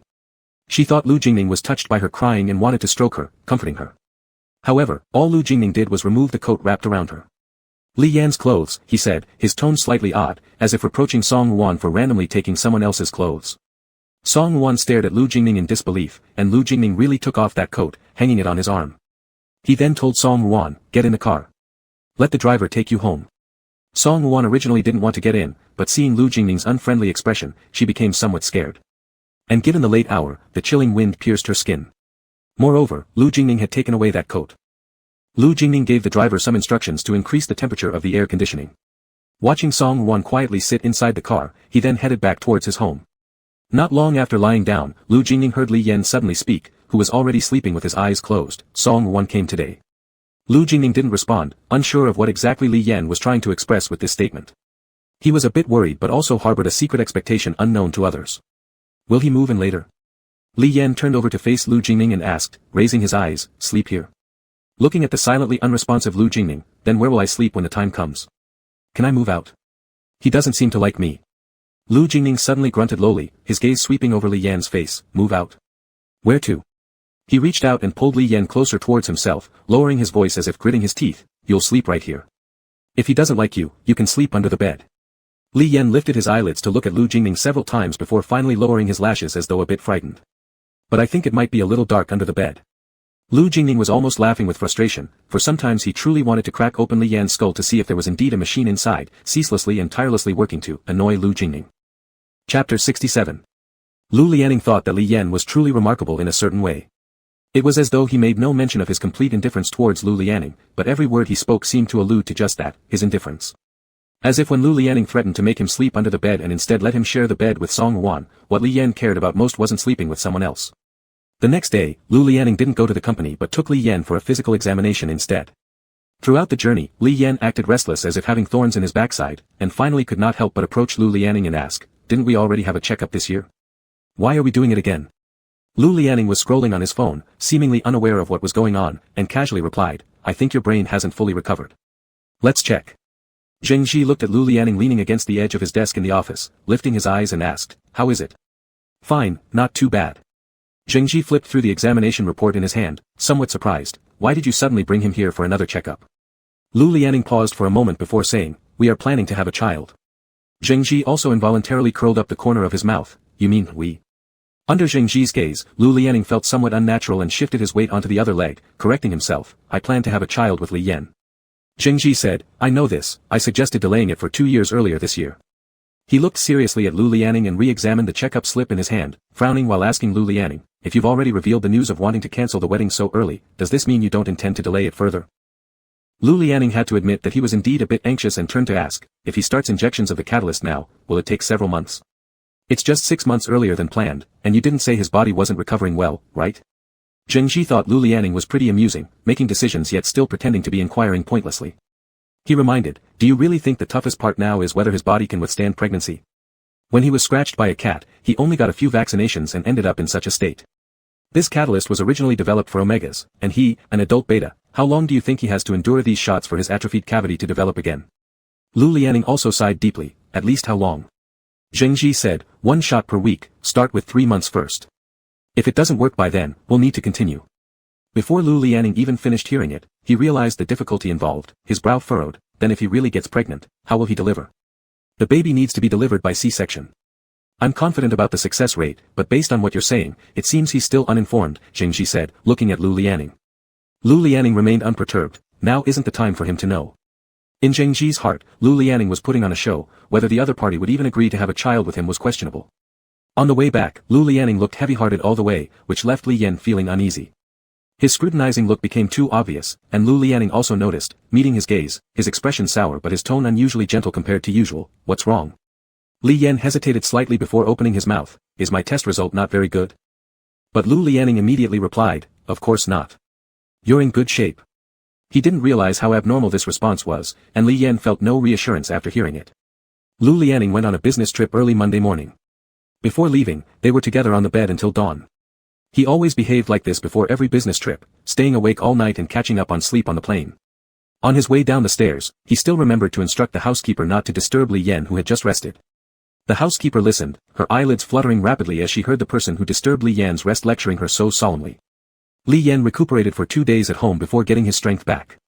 Looking at the fewer clothes in the wardrobe, he guessed Lu Lianing would be out on the business trip for at least a week without returning. It had been a long time since he last went out. He didn't have the face to find Lin Xing again, so he went to look for old Yu by the roadside. As it grew dark, he hurried back. Suddenly a car stopped sideways in front of him. The window rolled down, revealing Qi Zhen's face with a detestable smile.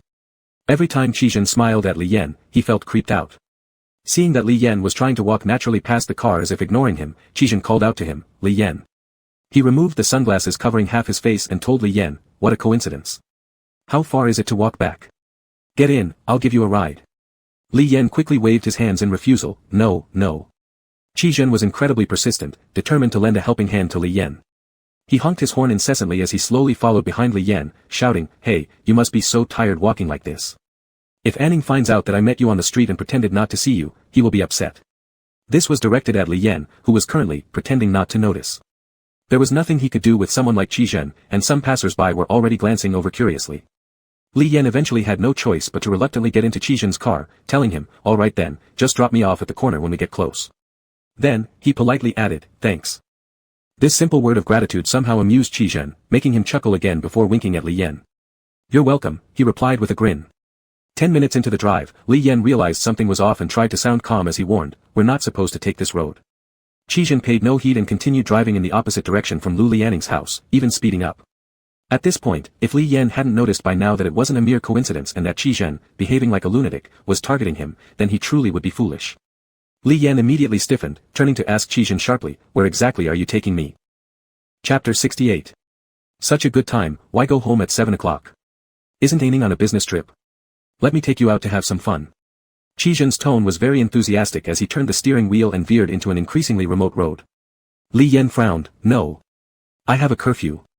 Qi Zhen shrugged nonchalantly, "Just blame it on me, say I took you. Aining won't be mad at you."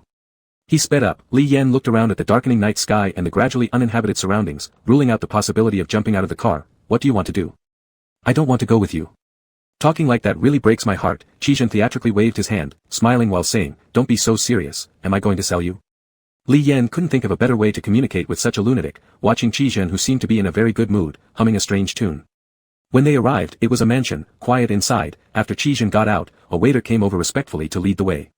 But clearly Qi Zhen was a regular visitor, confident and familiar, calling Li Yan from time to time, telling him to keep up. Li Yan quickly caught up and asked him, "When can we leave?" "After playing for a while, we'll leave. I won't let you return too late."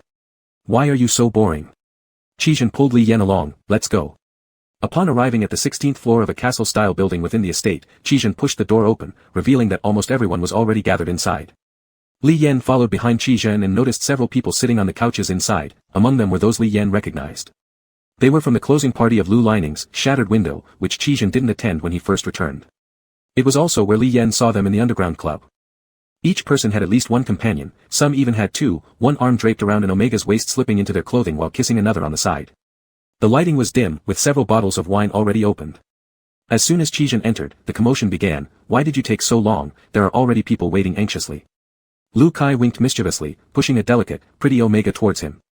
No, I brought someone today." Qi Zhen stepped aside, laughing while pulling Li Yan, reluctant to enter near the door, dragging him in. Even though some of these people might have met Li Yan many years ago briefly, they could not recognize him now. "Wow, changed your taste, huh?" "Oh, absolutely not, isn't our Qi Zhen just loving new things?" Several gazes flickered across Li Yan, pausing not at all, as if skimming past an object devoid of emotion. Li Yan felt uneasy all over, being led by Qi Zhen to sit down amidst the chaos. The Omegas whom Li Yan deemed fragile and needing protection were here attached to this group of alphas, allowing themselves to be toyed with and teased. It was only then that Qi Zhen slowly picked up the glass in front of him, sipped a mouthful, and spoke looking at Li Yan, lost in thought. "You still don't know, right?" Aining went head-to-head with his father because he refused to marry Song Wan. Lu Anling pressured him on this. This trip was due to last month's agreed collaboration falling through. Their past collaborations were always discussed with Lu Anling. Qi Zhen fixed his gaze on Li Yan, had no choice but for Aining to personally visit. Li Yan couldn't understand why Qi Zhen was sharing all this with him, nor why he insisted on bringing him here to speak about it. Until Qi Zhen said the next part, "You wouldn't want Aining to get married, but doing so will complicate simple matters." His tone made it sound like Li Yan himself was responsible for complicating things. Li Yan somewhat understood why Qi Zhen had brought him here. He probably wanted to remind Li Yan of his own place, and to stay content being Lu Lianning's little pet, obediently not interfering with his owner's decisions. Li Yan was no different than the Omegas in this room, but lacked the awareness he should have. "Mr. Qi, I think you might be misunderstanding something. I actually hope he marries Song Wan. However, I have no influence on what happens in front of him." Li Yan explained. Qi Zhen's tone was a bit odd. "Oh. You mean you also want Aining to get married?"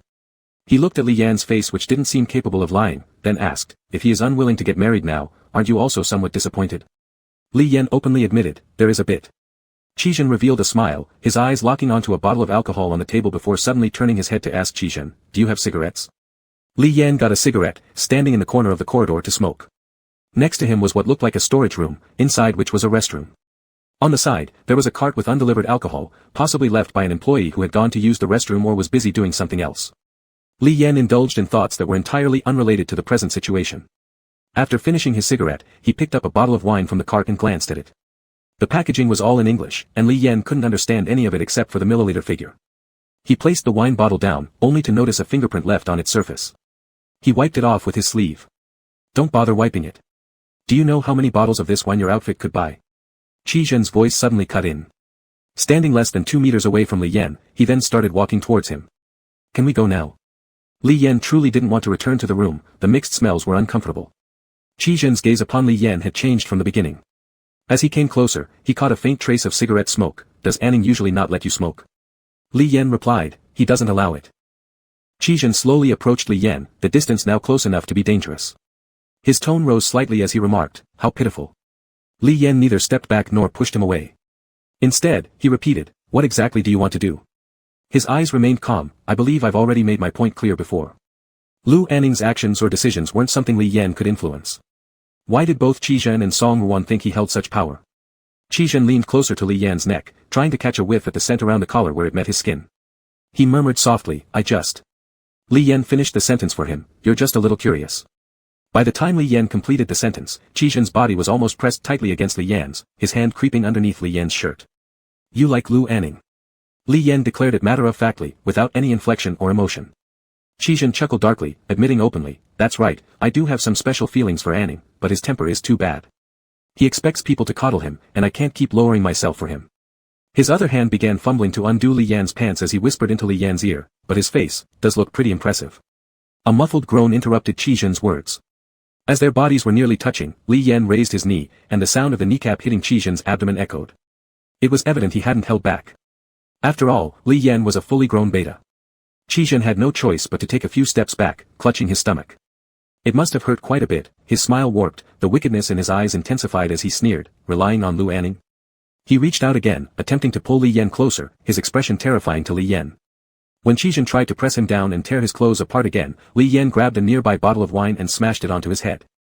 "This is relying on Lu Anning." Breathing heavily after speaking, Li Yan shoved Qizhen, who was now bleeding from the head, to the side and quickly ran off in the opposite direction. Chapter 69. Qizhen's side made quite a commotion. A group of people, including the hotel staff, heard the sound of the wine bottle shattering and falling to the ground and rushed over. Qizhen's face was covered in blood, making his face appear abnormally pale and terrifying. Amidst everyone's cries of alarm, he stared intently at the figure that was gradually running away and muttered a phrase akin to what Lu Anling said upon first meeting Li Yan, "He sure knows how to act." Lu Kai and a few others, seeing Qizhen's state, exclaimed in shock, "That kid broke it. He's got some guts. Go after him. Bring him here. Call an ambulance first, Qizhen, you need to." Qizhen wiped the blood off his face with his hand. His vision was a little blurred, so he rubbed his eyes hard and waved the bodyguards back, "Don't chase him. That's Mr. Lu's precious one, what if you scare him?" Qizhen even managed a smile, turning to Lin Cheng who had just arrived and said, "Didn't you notice, he only fears Ning." Lin Cheng had met Li Yan only a few times, but judging by the way Li Yan cowered before Lu Ning, it was hard to imagine this person would be capable of smashing a wine bottle over someone's head. Li Yan ran like a headless fly for a long time. Even as his breath became uneven, he didn't dare to stop. Finally, when he realized there were no footsteps behind him, he stopped forcing himself to run directionlessly. When he came to a stop and looked around, he discovered he had absolutely no idea where he was. The estate was enormous, and he seemed to still be within its boundaries. As the sky grew darker, he could no longer remember where he had entered from. He wanted to ask someone for directions, but was afraid of being caught. Once out of the impulsive emotions he'd been caught up in earlier, he belatedly started to feel panic. With taut nerves, he walked along the unrecognizable road alone, not knowing how long he had gone until his mind felt completely blank. Behind him, lights brightened, shining directly on him, and even honking several times as if to get his attention. The car drove towards Li Yan, with Qizhen singing a new song through the open window, "Ding ding ding ding, I'm the driver taking Li Yan home." Li Yan stopped in his tracks, looking at Qizhen whose head was simply bandaged. There were still some traces of untreated blood on his clothes, yet he wore a joyous smile. Qizhen also stopped the car, leaning his head out of the window and inviting Li Yan into the car, "Get in quick, you won't be able to walk back home all by yourself till dawn." He looked at Li Yan with a serious face, examining him carefully. Sweat dripped down his forehead, and in his hand, he still clutched the other half of the broken wine bottle. His palm tightly gripped the jagged mouth of the bottle, which gave off a dim light. Qizhen's smile suddenly stiffened as he added, "Maybe you should drop what's in your hand first." Li Yan didn't seem to react immediately. Following Qizhen's gaze, he saw the shattered bottle in his right hand and instantly let go. It fell to the ground with a crisp sound. This scene resembled something from a highway thriller, a strange driver with blood-streaked wounds and a smashed head softly persuading an ordinary young man to discard his weapon. Li Yan shook his head refusing to get in the car, showing distrust toward Qizhen. Qizhen locked eyes with him, "You won't find your way. It's already too late, I don't know if the butler has come out to look for you. Do you think I can do anything more to you now? My head still hurts. Get in the car. I didn't bring anyone to catch you. What else do you have to fear?" Looking at Qizhen, Li Yan thought he seemed like a kidnapper pretending to be kind. Finally, he suggested, "You've drunk alcohol and you're injured, it's better if the driver comes." So Qizhen really got out and waited with Li Yan on the side of the road for the driver to come. During this time, Qizhen kept trying to talk to Li Yan, but Li Yan thought he was creepy and deliberately kept a distance. So you don't want to get in the car? Why didn't you run when I drove over? Qi tilted his head and asked him. Li Yan seemed to have thought about it, then said, I was afraid you might hit me. Qi found his reasoning convincing, finally understanding why Lu Ning had been fixated on Li Yan for so many years. Because despite appearing extremely ordinary, easy to control, and easy to destroy on the surface, Li Yan was the type of person who, when kicked down, would stand back up without brushing off the dust and continue moving forward. He always adhered to his own logic and path. He was very difficult to leave a mark on. And for Lu Ning, this difficulty was more like a soft thorn occasionally poking out. The harder it is, the more he wants to conquer it. There was approximately the distance of a pillow between Li Yan and Qi in the car. The driver was nervously speeding, occasionally glancing at his boss's head through the rearview mirror. It had been simply wrapped with white gauze, and he was worried the wound might start bleeding again. This is already far too late. Li Yan reminded Qi again, what you said can be blamed on you, right? Qi replied very smoothly, of course, you can blame it all on me. The driver drove fast but still managed to keep it steady. Li Yan guessed he was eager to get him away so he could take Qi to the hospital. Li Yan's eyes once again flickered over Qi's head that he had shattered with a wine bottle. He pursed his lips slightly, feeling somewhat embarrassed, yet also thinking it was Qi who started the trouble first. But now Qi was injured, while he had no issues at all. Though Qi acted like it wasn't a big deal, having his head broken by a wine bottle felt the same as getting a small cut on his hand. It seemed, however, that no one except himself thought so. When Li Yan got out of the car, he still felt somewhat uneasy. He looked into Qi's eyes, lowering his voice this time, can you not tell Mr. Lu about what happened today? He emphasized, not just about coming home late. His gaze remained fixed on Qi's head. Qi nodded knowingly, I'm not someone who loves tattling. Then he smiled at Li Yan, moreover, I feel like you've been putting up with me for quite a while. He raised his hand to touch the bandages wrapped around his head. Li Yan's response was sharply slamming the car door shut. When Li Yan entered the house, the butler and the other servants were in the living room, and the lights in the yard were all on. Seeing him come back, the butler immediately went to make a phone call, presumably telling those who were searching to return. Li Yan went upstairs to take a shower, changed his clothes, and lay down in bed. Just as he closed his eyes, the butler came in. Are you hurt? Asked the butler. Li Yan lay there stiffly, wide-eyed, denying it, no. Then the butler handed him a phone, and Li Yan didn't need to think to know it was from Lu Ning. Upon hearing Lu Ning's voice, Li Yan curled up in bed, gripping the phone tightly as he listened to him talk. Lu Ning seemed to already know what had happened.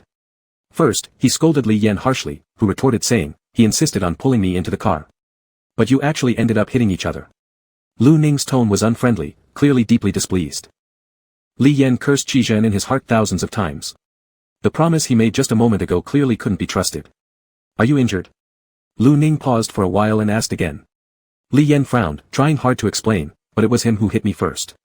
Lu Ning remained silent, saying nothing. This complete silence made Li Yan extremely anxious and uneasy.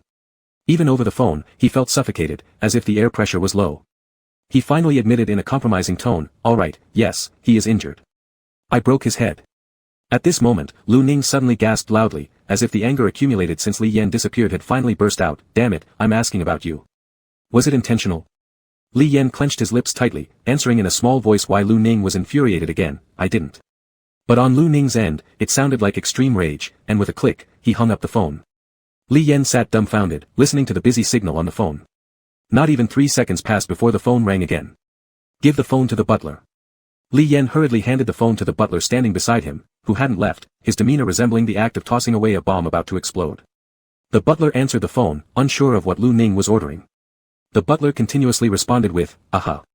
After the call ended, the butler told Li Yan that he needed to stand up and let them check whether he was injured. Li Yan hid under the thin blanket, repeating, no injuries. However, the butler stood there and stared at Li Yan. He finally pulled out his hand hidden under the thin blanket. There were a few places where it had been cut by the exploded glass shards. The butler brought out the first aid kit and applied medicine to Li Yan's hand, dealing with the wounds. Then he took out that phone again, taking 2 pictures, and sent them to Lu Ning right in front of Li Yan. Chapter 70. No, something wasn't right. Qi stared at the bloodstain on the car door handle, blinking once, thinking that it was his forehead bleeding again and sticking to his eyelashes. Not until he leaned closer and touched it with his hand did he confirm that it was truly on the car handle. And Li Yan had just gotten out of the car from this side. He was injured. The realization surfaced in Qi's mind. His smile faded as his expression gradually grew solemn. It wasn't just this detail being off. From the first time Qi saw Li Yan, he felt that he was different from the flirtatious people who had previously clung on to Lu Lanning. Li Yan lacked their dazzling colors, their lively and interesting appeal, and looked gray all over. Being with Lu Lanning, he seemed like a plain sparrow carried by a noble and proud big cat. The cat could easily crush him, yet somehow he escaped and fluttered back, saliva-soaked but still intact. So Qizhen wondered, how could one destroy him? If he himself attempted to ruin Li Yan, or even if Lu Anling interfered with Li Yan, neither would genuinely make Lu Lanning lose interest in Li Yan. So what should be done? Qizhen woke up late at night, realizing, yes, let Lu Lanning destroy Li Yan herself. Let her make everything irretrievable, causing Li Yan to hate Lu Lanning for life. Lu Lanning, who had never known how to apologize since childhood and always remained arrogantly aloof. And Li Yan, crushed personally by Lu Lanning's hands, hating Lu Lanning deeply. This was how it should be. Yes, this was exactly how it should be. Qizhen repeated these thoughts silently twice in his heart, paused for several seconds, then his eyes swept over the faint trace of blood on the car door handle once more. Suddenly, he said aloud, "Take me to the hospital." The driver, looking through the rearview mirror, noticed that the person who had earlier been completely dismissive of his own head injury now appeared composed, free of any playful demeanor. Qizhen added, "Arrange my hospitalization as well." The driver began to think that his boss seemed to have worsening symptoms. Lu Lanning returned in the afternoon of the second day, wind-worn, showing some signs of fatigue, but her remarkable features were still prominent. Li Yan could hear her taking a shower in the bathroom, then coming out, getting closer and closer until she approached the bed. She pulled back the blanket, didn't climb into bed, but touched Li Yan's hand instead, perhaps checking on him, then covering him up again. She reached out to gently touch Li Yan's scarred eyelid. After about 10 minutes, footsteps could be heard, followed by the soft sound of a closing door. She actually left like that. Li Yan, eyes closed, thought Lu Lanning would be on a business trip for at least a week. Who knew she would return so soon? Was she rushing back to lecture him? Upon reflection, it seemed Lu Lanning's life changed drastically from a certain point onwards, becoming exceptionally monotonous and predictable. She worked hard every day, came back and spoke to Li Yan, asking where he went during the day and what he ate. They argued, then she lectured him, only later making amends herself. Li Yan, when he had nothing else to do, took care of flowers and saved money to eat beef noodles. But Lu Lanning seemed to have no other life beyond that. In the past, she used to go on dates with Song Wan, but who knows if they still meet now. Li Yan gave a sarcastic smile, sitting up in bed and glancing at the clock. It was 4:30 p.m. Qizhen didn't think this was an ideal time for visiting patients. Lu Lanning should have visited at 10 o'clock on a sunny morning, preferably bringing flowers and a fruit basket. Nothing too extravagant, just enough effort. Instead, it was now already dark outside, and Lu Lanning's face was somber as she stood by his hospital bed, looking as though she wasn't satisfied and wanted to throw another punch. Lying in the hospital bed with his head wrapped in bandages, Qizhen weakly greeted Lu Lanning with a smile. "You rushed back to see me so anxiously, Ning," which really moved me. Seeing Qizhen trying to act as though nothing happened irked Lu Lanning, but Qizhen was an excellent actor. Faking such a sickly appearance, Lu Lanning's expression slightly shifted. Eventually, she massaged her temple and told Qizhen, "If you keep doing this, we can't remain brothers." Qizhen froze, then burst out laughing as if hearing a great joke, laughing until tears streamed down his face. "Ning, don't be unreasonable. Yes, I did pull him away first, but he smashed a bottle against my head. Now, the one lying here in the hospital is me." Qizhen tearfully accused, "You can't be so biased. Knowing that I wouldn't stand for your actions, you still insisted on doing it." Lu Lanning calmly retorted, "I've given you plenty of chances. He attacked you because you started touching him first. So what if I touched him? It's not like..." Qizhen's words were interrupted when Lu Lanning suddenly grabbed his collar and slammed him against the head of the hospital bed. It seemed Lu Lanning was restraining herself from the impulse to fight Qizhen right then and there. Her eyes were cold as she stared at him. "That's enough. Don't really push my buttons. Do you consider me as your brother? Are you willing to do whatever Lu Anling tells you? You're siding with him." Lu Lanning gave a cold laugh. "I just called off my engagement with Song Wan, and you went after Li Yan. How do you know that I went for Li Yan only because of Song Wan?" Qizhen looked directly at Lu Lanning, his eyes showing no trace of fear. But today, it seemed like Lu Lanning had come just to settle accounts with him. She let go of Qizhen, clearly irritated. "Qizhen, drop the act, it doesn't work on me. Regarding that incident when Li Yan earned 3 million in one night, along with Lu Anling, I don't care if you were involved or how deeply. But counting this time, I hope there won't be a third occasion." Qizhen's expression changed slightly. Lu Lanning wasn't stupid. Back then, Qizhen had been so enraged, but he'd eventually figure things out over time. How could it be such a coincidence that just as Li Yan urgently needed money after resigning, someone came around offering him exactly what he needed, an opportunity to earn 3 million in one night? He chose it willingly. Should it still be blamed on me? You have no idea how grateful he was to me. Qizhen smirked at Lu Lanning, as if telling her to look. This was who Li Yan truly was, a man willing to sell his dignity and body for money. This statement finally led to a punch landing squarely on Qizhen's face. His words had struck a nerve, irritating Lu Lanning. "If it wasn't his own choice, if you forced him, do you think I would have waited this long to settle the score with you?" He lowered his voice slightly. "He originally chose me. He asked me for money, but I couldn't provide it. Then you showed up and told him he could sell himself. 3 million in one night, solving all the problems at once. Fuck you. Reaching this point in their conversation, Qizhen had nothing more to hide. Both sides had completely torn apart their masks. Filled with anger, he shot back, so now you want to blame everything on me, to ease your sense of guilt. All the things that happened between you and Li Yan, all caused by me. Wasn't it you who locked him up, injected needles into him, and sent people to destroy Qin Lu's shop? Shut up. Lu Lanning's chest heaved dramatically as she heard each of Qizhen's pointed accusations. How could she possibly place all the blame on Qizhen? It was clearly herself who had, step by step, crushed Li Yan underfoot with her own hands. Qizhen received a forceful punch from Lu Lanning, his half-face numb. Only after some time did he feel the pain. He bared his teeth and tasted a metallic bitterness in his mouth. Indeed, this guy was quite capable. Having grown up together, whenever something Lu Lanning touched caught Qizhen's eye, Lu Lanning wouldn't even blink an eyelid before letting him have it. Yet with Li Yan, everything changed. Qizhen pressed his tongue against his mouth cavity. He watched the rarely flustered Lu Lanning with malicious intent, opening his mouth calmly. From the very beginning, he never sincerely cared about you. So how can what you've done to him be considered wrong? Isn't this the punishment he deserves? Still not satisfied, Qizhen continued with a face full of regret, seemingly genuinely concerned for Lu Lanning. Ning, I feel so sorry for you. It wasn't enough. Not yet. With a sorrowful expression as though genuinely grieving for Lu Lanning, Qizhen persisted, Ning, I truly regret for you. Chapter 71. Lu Lianing actually had a hard time understanding why Qizhen would say things like, worth it or not. It was as if he had sacrificed so much for Li Yan and then been betrayed. He hated Li Yan, and Li Yan also hated him. A devious Li Yan despising a ruthless Lu Lianing was undoubtedly a natural thing. So how could something like, worth it or not, even come into play? Hating someone to the point of torturing them without consideration, of course, doesn't need to ponder over, worth it or not. On a weekend night, Lu Lianing planned to take Li Yan out. Li Yan wasn't very interested in going with him, mainly due to an unpleasant memory from last time when Lu Lianing brought him to a banquet. However, Lu Lianing never took Li Yan's feelings into account. This dinner gathering could be considered rather peculiar, but given that it was initiated by Lu Lianing, no one dared to refuse his invitation, so these few individuals all showed up. Seated on Lu Lianing's left hand was Song Ruan, on his right was Li Yan, across from him was Gu Qin, diagonally across sat Qizhen who just had his bandages removed, along with Zheng Shi and Lin Cheng. Probably except for Lu Lianing himself, no one knew why everyone had gathered for this meal. At the table, apart from Qizhen occasionally saying nonsensical things while exchanging banter with Zheng Shi, Song Ruan appeared disheartened from the start but occasionally raised her eyes to look at Lu Lianing. However, Lu Lianing didn't give her even a glance. Gu Qin hadn't seen Lu Lianing and Li Yan in a long time. He looked at Li Yan, although he'd heard some about their past, he hadn't anticipated their relationship escalating to that degree. Qizhen, including Zheng Shi and Lin Cheng, got to know Li Yan only later after being introduced by Lu Lianing, but Gu Qin was different. He was the one who initially introduced Li Yan to Lu Lianing, witnessing how they first interacted. Thus, when he saw such a state of Li Yan now, he felt quite surprised. He didn't know what exactly Lu Lianing had done or used which method to seemingly freeze Li Yan back to 5 or 6 years ago. He looked as if he hadn't changed at all.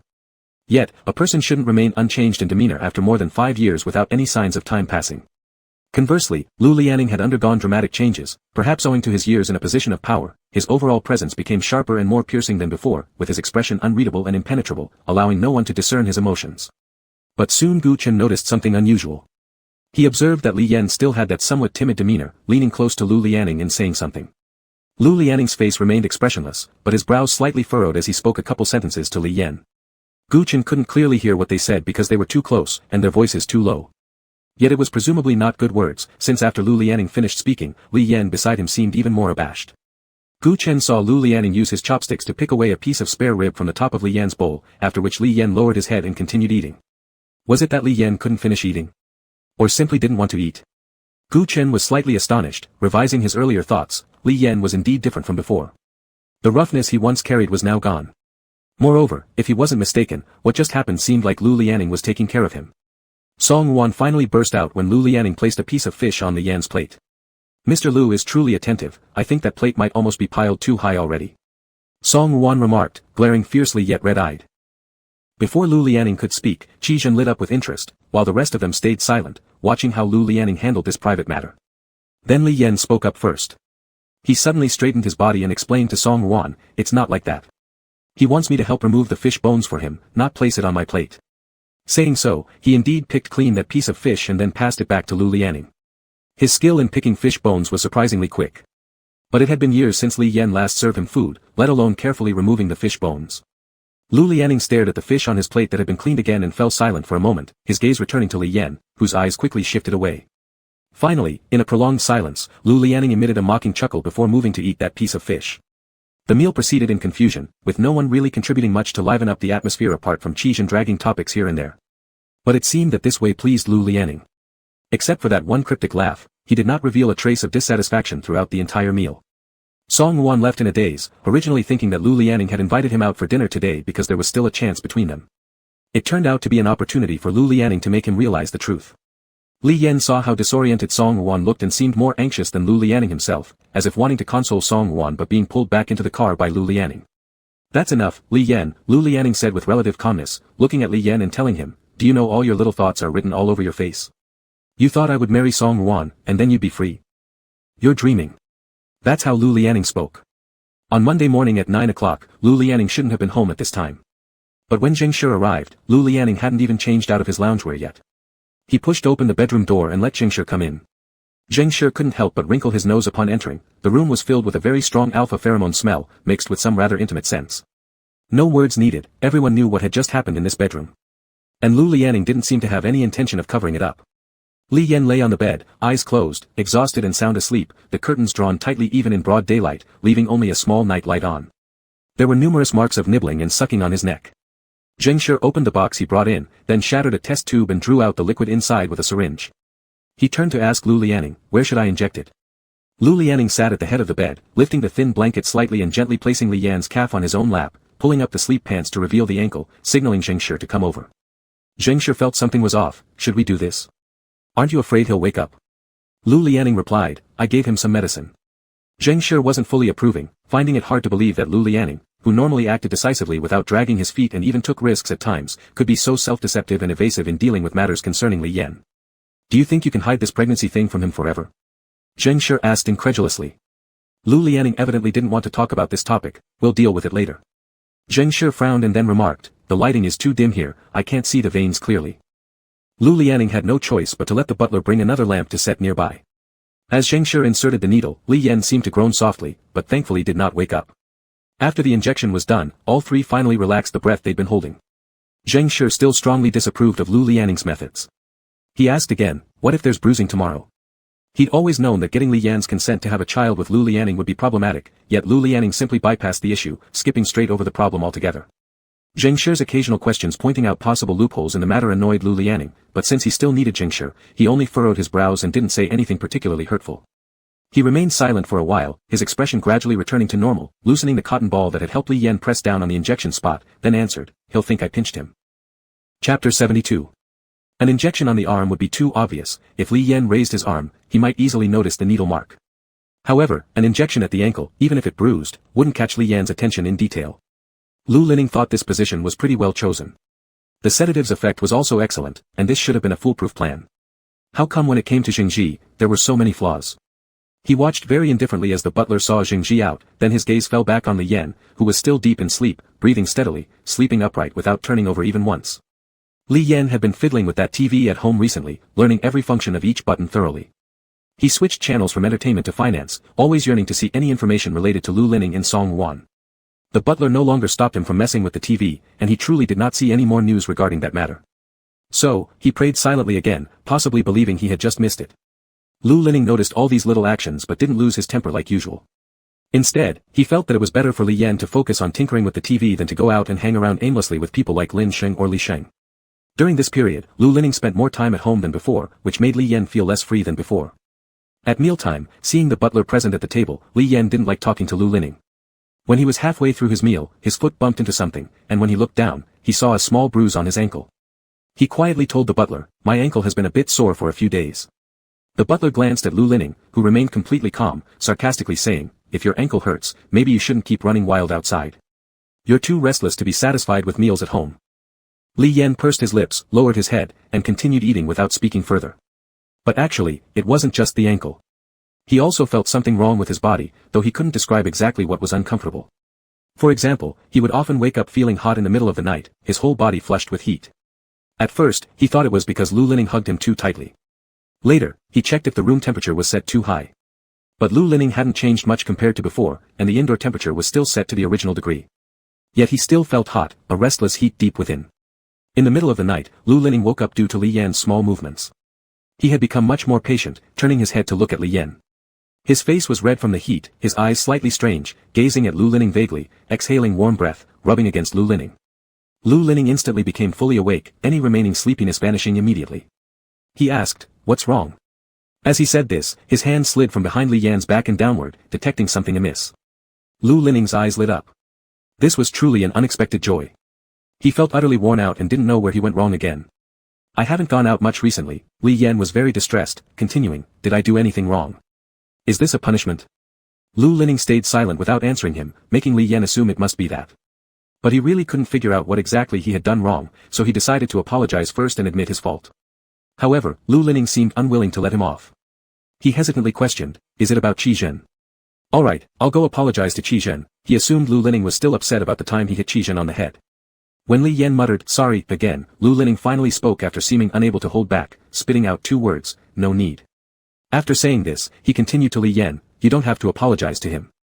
His tone softened afterward, "You don't need to apologize to me either." Even though Li Yan didn't need to apologize, it seemed like he still hadn't received forgiveness. Nevertheless, correspondingly, Lu Lining's temper was slightly better than before. It seemed he was intentionally restraining himself from yelling at Li Yan. But a minor accident happened when it was 2.5 months after the catalyst was administered.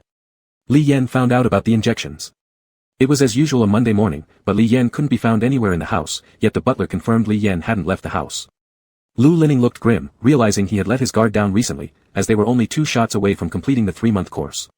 Perhaps Li Yan developed resistance to the drugs he was fed, allowing him to wake up earlier last time after the injection and notice something unusual. Searching around twice and checking the surveillance cameras revealed that Li Yan never stepped out of the bedroom door. But even after looking under the bed, Lu Lining couldn't find him. Looking around once more, his eyes finally settled on the large wardrobe in the bedroom. It was slightly open with a fine crack, barely noticeable. Lu Lining's gaze swept over the bright lights of the illuminated bedroom, then his steps lightened as he approached the wardrobe. Then, he slowly opened the wardrobe door. As expected, Li Yan was sitting inside, hugging his legs, with a fine layer of sweat on his forehead. Even though there was only a narrow beam of light streaming in through the crack, the dimly lit environment made Li Yan very tense. He looked at Lu Lining with wide eyes, his breathing slightly hurried. Lu Lining knew that Li Yan's nerves were taut and didn't dare disturb him easily. His gaze swept over Li Yan's figure and then lingered for a moment. He hesitated slightly. Half of their wardrobe contained Li Yan's clothes, the other half were Lu Lining's. And now, Li Yan was huddled within Lu Lining's pile of clothes. There were even a few items pulled down and used as cushions under his bottom, while others lay scattered around him, crumpled by his grip. Subconsciously, Li Yan was depending on Lu Lining's pheromones, but he seemed quite oblivious to it himself. Lu Lining took a few seconds to adjust his expression and acted as if he were merely opening the wardrobe to pick out some clothes, not looking for Li Yan. He said, "Get up, you're sitting on my clothes." Li Yan froze momentarily, then slowly lowered his head to see the clothes he had sat on. Afterward, he obediently raised his bottom carefully so Lu Lining could retrieve the clothes from beneath him. But as soon as he slightly lifted himself up, Lu Lining suddenly changed directions, reaching his arm past Li Yan's knees and lifting him out of the wardrobe. As soon as this happened, Li Yan immediately struggled, yelling, "No. I don't want the injection." Struggling fiercely, Lu Lining had no choice but to place him on the bed and restrain him, attempting to calm him down. "Calm down, Li Yan, listen to me. You have a slight illness that requires these injections. I'm not sick." Sweating profusely, Li Yan panted as he shouted back at Lu Lining. "You are, and you've noticed something's wrong, haven't you?" Lu Lining stared directly into Li Yan's eyes, his tone terrifyingly calm. Indeed, Li Yan seemed intimidated and gradually quieted down, remembering how uneasy he had been feeling lately. Seeing that Li Yan's mood calmed, Lu Lining loosened his grip on Li Yan's shoulder and gently called his name, "Li Yan." Though still breathing erratically, Li Yan was noticeably calmer now, raising his eyelids to look at Lu Lining briefly. His discomfort was evident. Lu Lining's hand slowly moved to the back of Li Yan's neck, his warm palm covering the marked gland area, gradually releasing a little pheromone. About an hour later, Zheng Ji finally entered the bedroom with the butler. Li Yan was in Lu Lining's half-embrace, adopting a familiar posture for receiving injections. Upon entering, Zheng Ji opened the case he had brought in. When Li Yan saw Zheng Ji approach with the needle in hand, while the butler remained standing nearby, his face flushed red with shame. Instinctively, he tried to hide against Lu Lining. Lu Lining rolled up the sleeve of Li Yan's pajamas where his arm was exposed, with practiced ease. "Don't try to hide, they already know. No one is laughing at you," he said calmly. Upon hearing this, Zheng Ji paused slightly, glancing at Lu Lining with a hint of surprise, apparently astonished by this first genuine human statement from Lu Lining. Chapter 73. Things were developing according to Lu Lining's plan, one might even say things were going a little too smoothly. Around mid-March, during a dinner, Li Yan suddenly stood up while eating. His chair made a sharp, squeak, sound, followed by hurried footsteps as he rushed to the bathroom to vomit. Lu Lining's eyes widened slightly as she realized something, and exchanged a glance with the housekeeper. The housekeeper immediately called Jingji, asking him to come over that evening.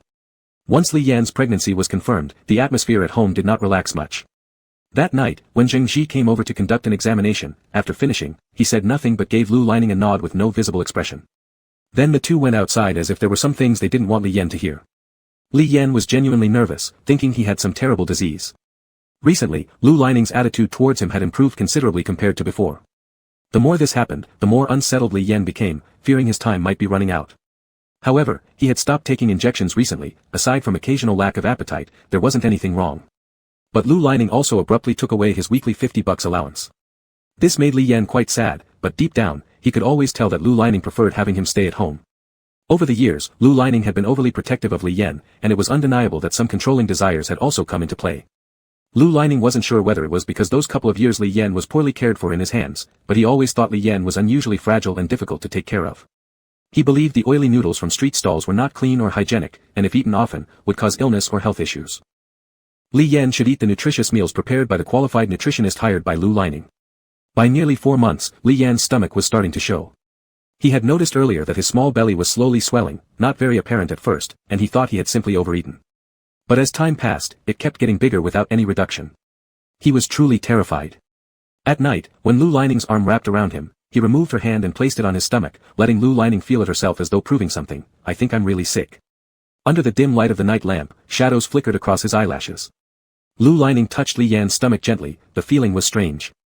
Li Yan's body was warm, hugged closely against him, his protruding stomach held their child. "Is it a tumor in my stomach?" Li Yan asked again. Lu Lining was brought back to reality, her eyebrows slightly furrowed then soon relaxed. "Of course not, your condition is already better, didn't I tell you that when Jingji came last time?" Her hand rested on Li Yan's thin shoulder, she said naturally, "You've just gained some weight, don't overthink it."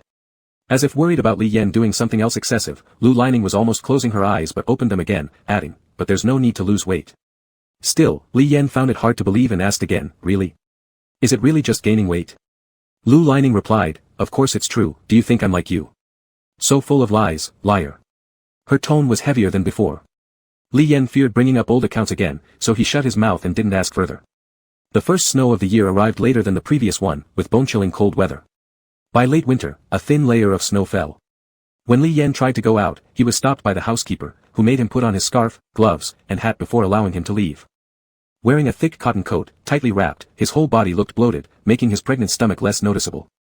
He walked to the municipal gymnasium, sat in his usual 4th row, watched 2 basketball games, and then saw Lin Xing among the players of a newly appearing team. Li Yan's gaze lingered on him, and Lin Xing seemed to look his way briefly, then quickly turned away.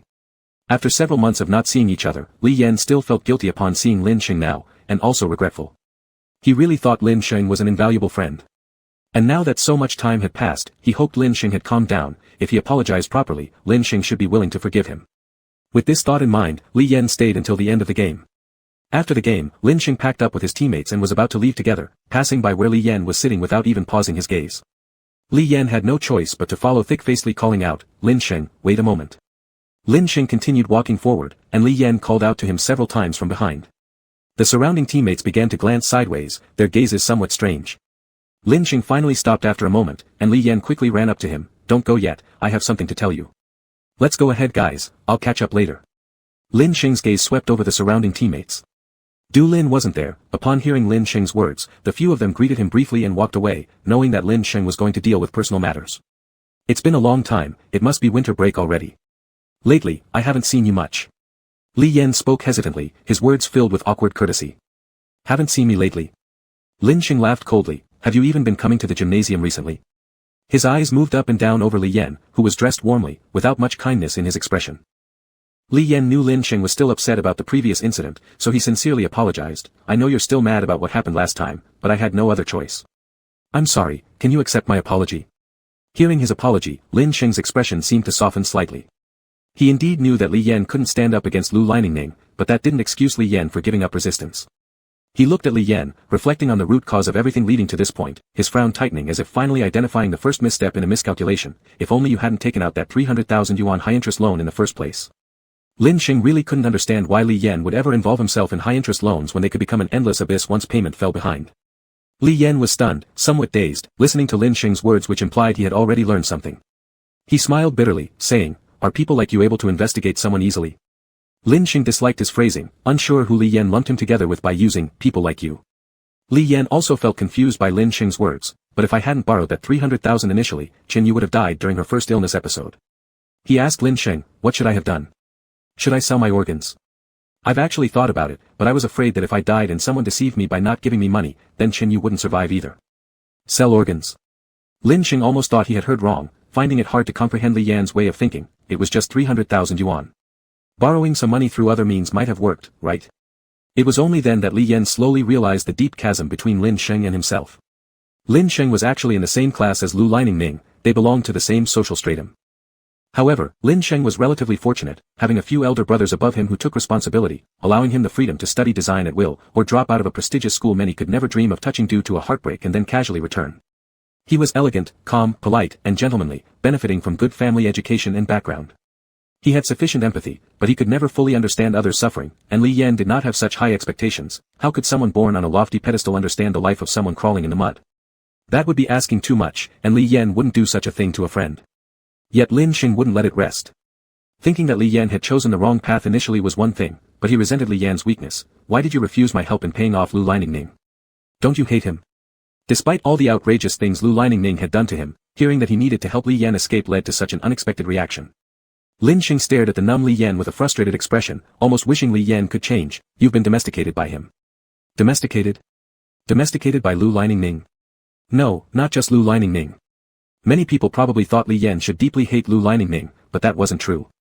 Li Yan was a person who had stopped thinking just to stay alive. He couldn't remember how long it had been since he stopped questioning, why. Why did his mother leave when he was 6? Why did his father die in a car accident when he was 10? Why did Chen Xian pass away? Why couldn't he borrow 300,000 yuan from all those people in town? It wasn't that he didn't resent life, nor that he didn't want to ask why. First, it wouldn't change anything. Second, he simply didn't have the time. If he delayed borrowing from the high-interest lenders even by a second, Chen Yu would have died in bed. If he raised his arm late to protect his head, the debt collector's steel bars would have fallen on top of him. It hurt when Lu Lining whipped him with a belt, but did it hurt more than the steel rods hitting his body? Did it hurt more than people kicking him in the stomach? Did it hurt more than watching Chen Xian suffer bit by bit until her death from pain? Li Yan did not hate life, so why should he hate Lu Lining? With Lin Xing's single remark, domesticated, it wasn't just Lu Lining who had tamed Li Yan. But he did not argue.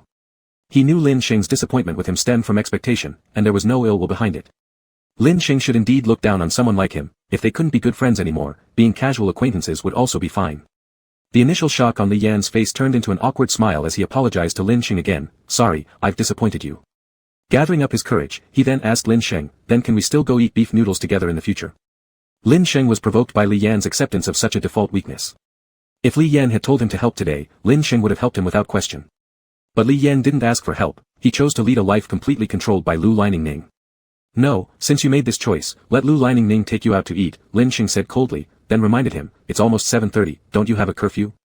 Go back quickly, or you'll get punished again." The sarcasm in those words left Li Yan feeling dazed. He stared at Lin Xing's moving lips, wondering if he had heard wrong. For a while, Li Yan stood frozen in place, his face pale, and Lin Xing felt some sympathy for having spoken too harshly. Just as Lin Xing was about to say something, Li Yan suddenly turned around and walked away. Walking under the deep winter sky, his shoes leaving a trail of footprints on a thin layer of snow, the wind whipped up his scarf. His thick cotton coat enveloped him, making him resemble a little bear. When Li Yan returned home, his mind was hazy. He didn't know why finding someone to share a bowl of beef noodles had become so difficult. Why did Lin Xing look at him with that disappointed gaze? And why did Lu Lining take 50 yuan from him? He forced himself not to dwell on it, he shouldn't feel so disheartened over such a trivial matter. Still, he walked home late, missing his curfew by more than 10 minutes. By the time he arrived, Lu Lining was already sitting in the living room at the dining table with arms crossed, glaring irritably at him. When she saw Li Yan enter, Lu Lining's originally incensed face changed unexpectedly, and even the butler's glance toward Li Yan seemed odd. "Why are you crying?" Lu Lining stood up from the dining table and approached. Li Yan paused, then touched his cheeks and realized they were wet. Seeing that he didn't respond, Lu Lining demanded once more, "Answer me. Why are you crying? Where did you go today? Who upset you?" Lowering his hand, Li Yan explained, "I'm not crying, it's just snowing outside, and I got soaked." This reply seemed to only worsen Lu Lining's sour mood, her fake smile masking something darker. Sure, the snowfall even reddened your eyes, huh? Chapter 74. Li Yan stood still in front of the living room door, then began to untie his scarf and take off his hat. Suddenly, he realized that one of his gloves was missing. He didn't know if it had been lost along the way. Lu Lianing looked at him, a dispirited man who paid no heed to what he said. His face turned gloomy as he remarked again, "If you don't explain what happened today, we won't be eating dinner tonight." When Li Yan heard him threaten with such matters, memories of Lin Sheng's hurtful words surfaced. He stuffed all the hats and scarves in his hands to the butler, sniffed, and started walking upstairs. "Don't want to eat? Then we won't eat. I absolutely do not feel like eating." He usually wouldn't dare to argue so brazenly with Lu Lianing. This was incredibly abnormal. Lu Lianing watched as Li Yan attempted to march past him and head upstairs obstinately. "What does this mean? Did you suffer mistreatment outside, and now you're venting on me? Your courage seems to grow more day by day." Lu Lianing spun around and glared at Li Yan, who was halfway up the stairs, gritting his teeth. "Get down here and eat immediately." "I'm not eating. I don't want to." Li Yan shouted back without looking back, continuing his ascent. "Fine, punish me, anyway, you get your way in everything." His voice sounded hoarse, as though he'd endured great injustice. "You are defying me. You, son of a gun, get down here this instant. If I haven't addressed the issue of your tardiness today already, then why are you so full of yourself?" Lu Lianing stepped toward the staircase, ready to drag him down physically. As tensions between the two escalated dangerously, the butler observed Li Yan's footsteps pause conspicuously. Thus, he approached to mediate. After returning from such a long journey, feeling exhausted, coupled with the cold from the snowy weather outside, it would be better to let him rest indoors first. "We can bring some food upstairs for him later." Lu Lianing stared at his retreating figure, jaw clenched tightly, shifting his glare towards the butler, who shook his head slightly. It seemed as if Lu Lianing was attempting to suppress his emotions, standing there at the foot of the stairs for quite some time. Eventually, he scoffed softly and sat back alone at the dining table. Upstairs, Li Yan quickly reached the bedroom after hearing the sound of chairs being pulled again. Once inside, he closed the door. Perhaps because of the cold from going out earlier that day, the little bit of dinner forced into his stomach at night had all been vomited out. Covered in cold sweat, Li Yan lay lethargically on the bed. By the wee hours of the morning, a slight fever crept over him. Only after taking fever-reducing medicine did he fall into a slow sleep just before dawn. Watching Li Yan's state brought mixed feelings of anger and frustration in Lu Lianing's heart. Upon observing Li Yan come home this way, while Lu Lianing initially felt infuriated, he eventually considered this as a good thing. The saying goes, a pregnancy makes you dumb for 3 years, yet Li Yan was not only pregnant but also less than 2 years since his intelligence supposedly improved. How dangerous was the outside world? If someone harbored ill intentions toward him during their interactions, could Li Yan fend them off? It's good that he faced setbacks and bullying to realize how peaceful and comfortable life was at home. Still, it was uncertain whether it was due to pregnancy or otherwise, his emotions were becoming somewhat abnormal. Due to a mild fever that night, Zheng Ji came over during the daytime to check on him.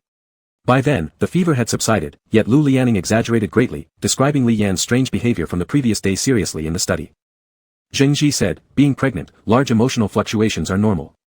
Pay more attention and don't behave as recklessly as before.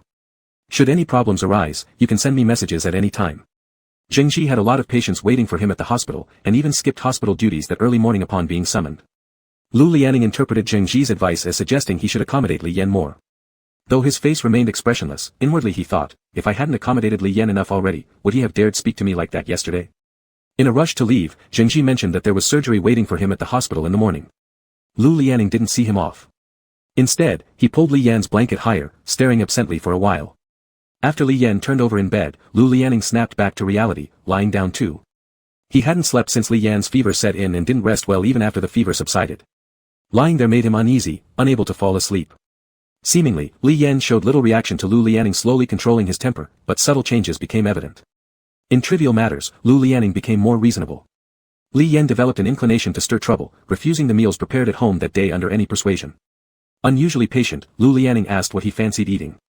Li Yan's eyes lit up, and he told Lu Lianing excitedly, "I want to eat noodles." Lu Lianing displayed a look of slight disapproval but didn't say anything yet when he saw Li Yan looking at him with rare expectation. Lu Lianing swallowed the words of refusal that were on the tip of his tongue and changed them into, "All right." When Lu Lianing actually invited a ramen chef over to make a bowl of ramen, Li Yan only ate 2 chopsticks worth before putting it down again. He said it wasn't the same taste. Lu Lianing was so angry he could barely stand it as he confronted Li Yan, "Are you done causing trouble? This is made by the very chef from the ramen shop you used to eat at. Tell me why it doesn't taste the same." Li Yan cowered under the yelling and began stirring the bowl of ramen again, but no matter how much more he ate, it didn't have the same flavor as before. The chili oil hadn't been sprinkled, the ingredients weren't fully added, and the color was much lighter than when he had eaten it in the past. However, Lu Lianing appeared too self-righteous, so he sat opposite with his arms crossed, watching Li Yan eat the noodles like a proctor supervising his only student for an exam, overseeing Li Yan finishing that modified version of ramen. Li Yan, with slightly lowered eyelids, earnestly ate the noodles. He couldn't understand why eating ramen, a joyful experience, felt different in front of Lu Lianing. He knew something about himself had become strange, as his belly grew rounder, and yet Lu Lianing continued insisting on feeding him plenty of nutritious supplements. Zheng Ji's phone had been ringing frequently recently, whether during surgery or meetings, his phone would occasionally vibrate. Attentive colleagues noticed Zheng Doctor had kept his phone on silent mode continuously for several days. Every time a message popped up on the screen, curious junior nurses joked, "Is someone falling in love?" They tried to peek at the messages flashing on the screen. Zheng Ji acted composed as he replied, "No," but quickly pressed off the lit-up screen with suspicious speed. He seemed very dubious. By the evening after work, Zheng Ji exhaled sitting in his car and took out his phone. Before even unlocking the screen, another message came through. He ate an extra shrimp tonight. He doesn't really like drinking bird's nest soup. There were many such trivial messages, and Zheng Ji scrolled further back, seeing more comments like, "He has gotten so fierce, yelling loudly at me today, calling me annoying. Still wants to go out, with such heavy snowfall today, I didn't let him. We had a quarrel, and he didn't speak to me all afternoon. What a big temper. At night, he tosses and turns a lot.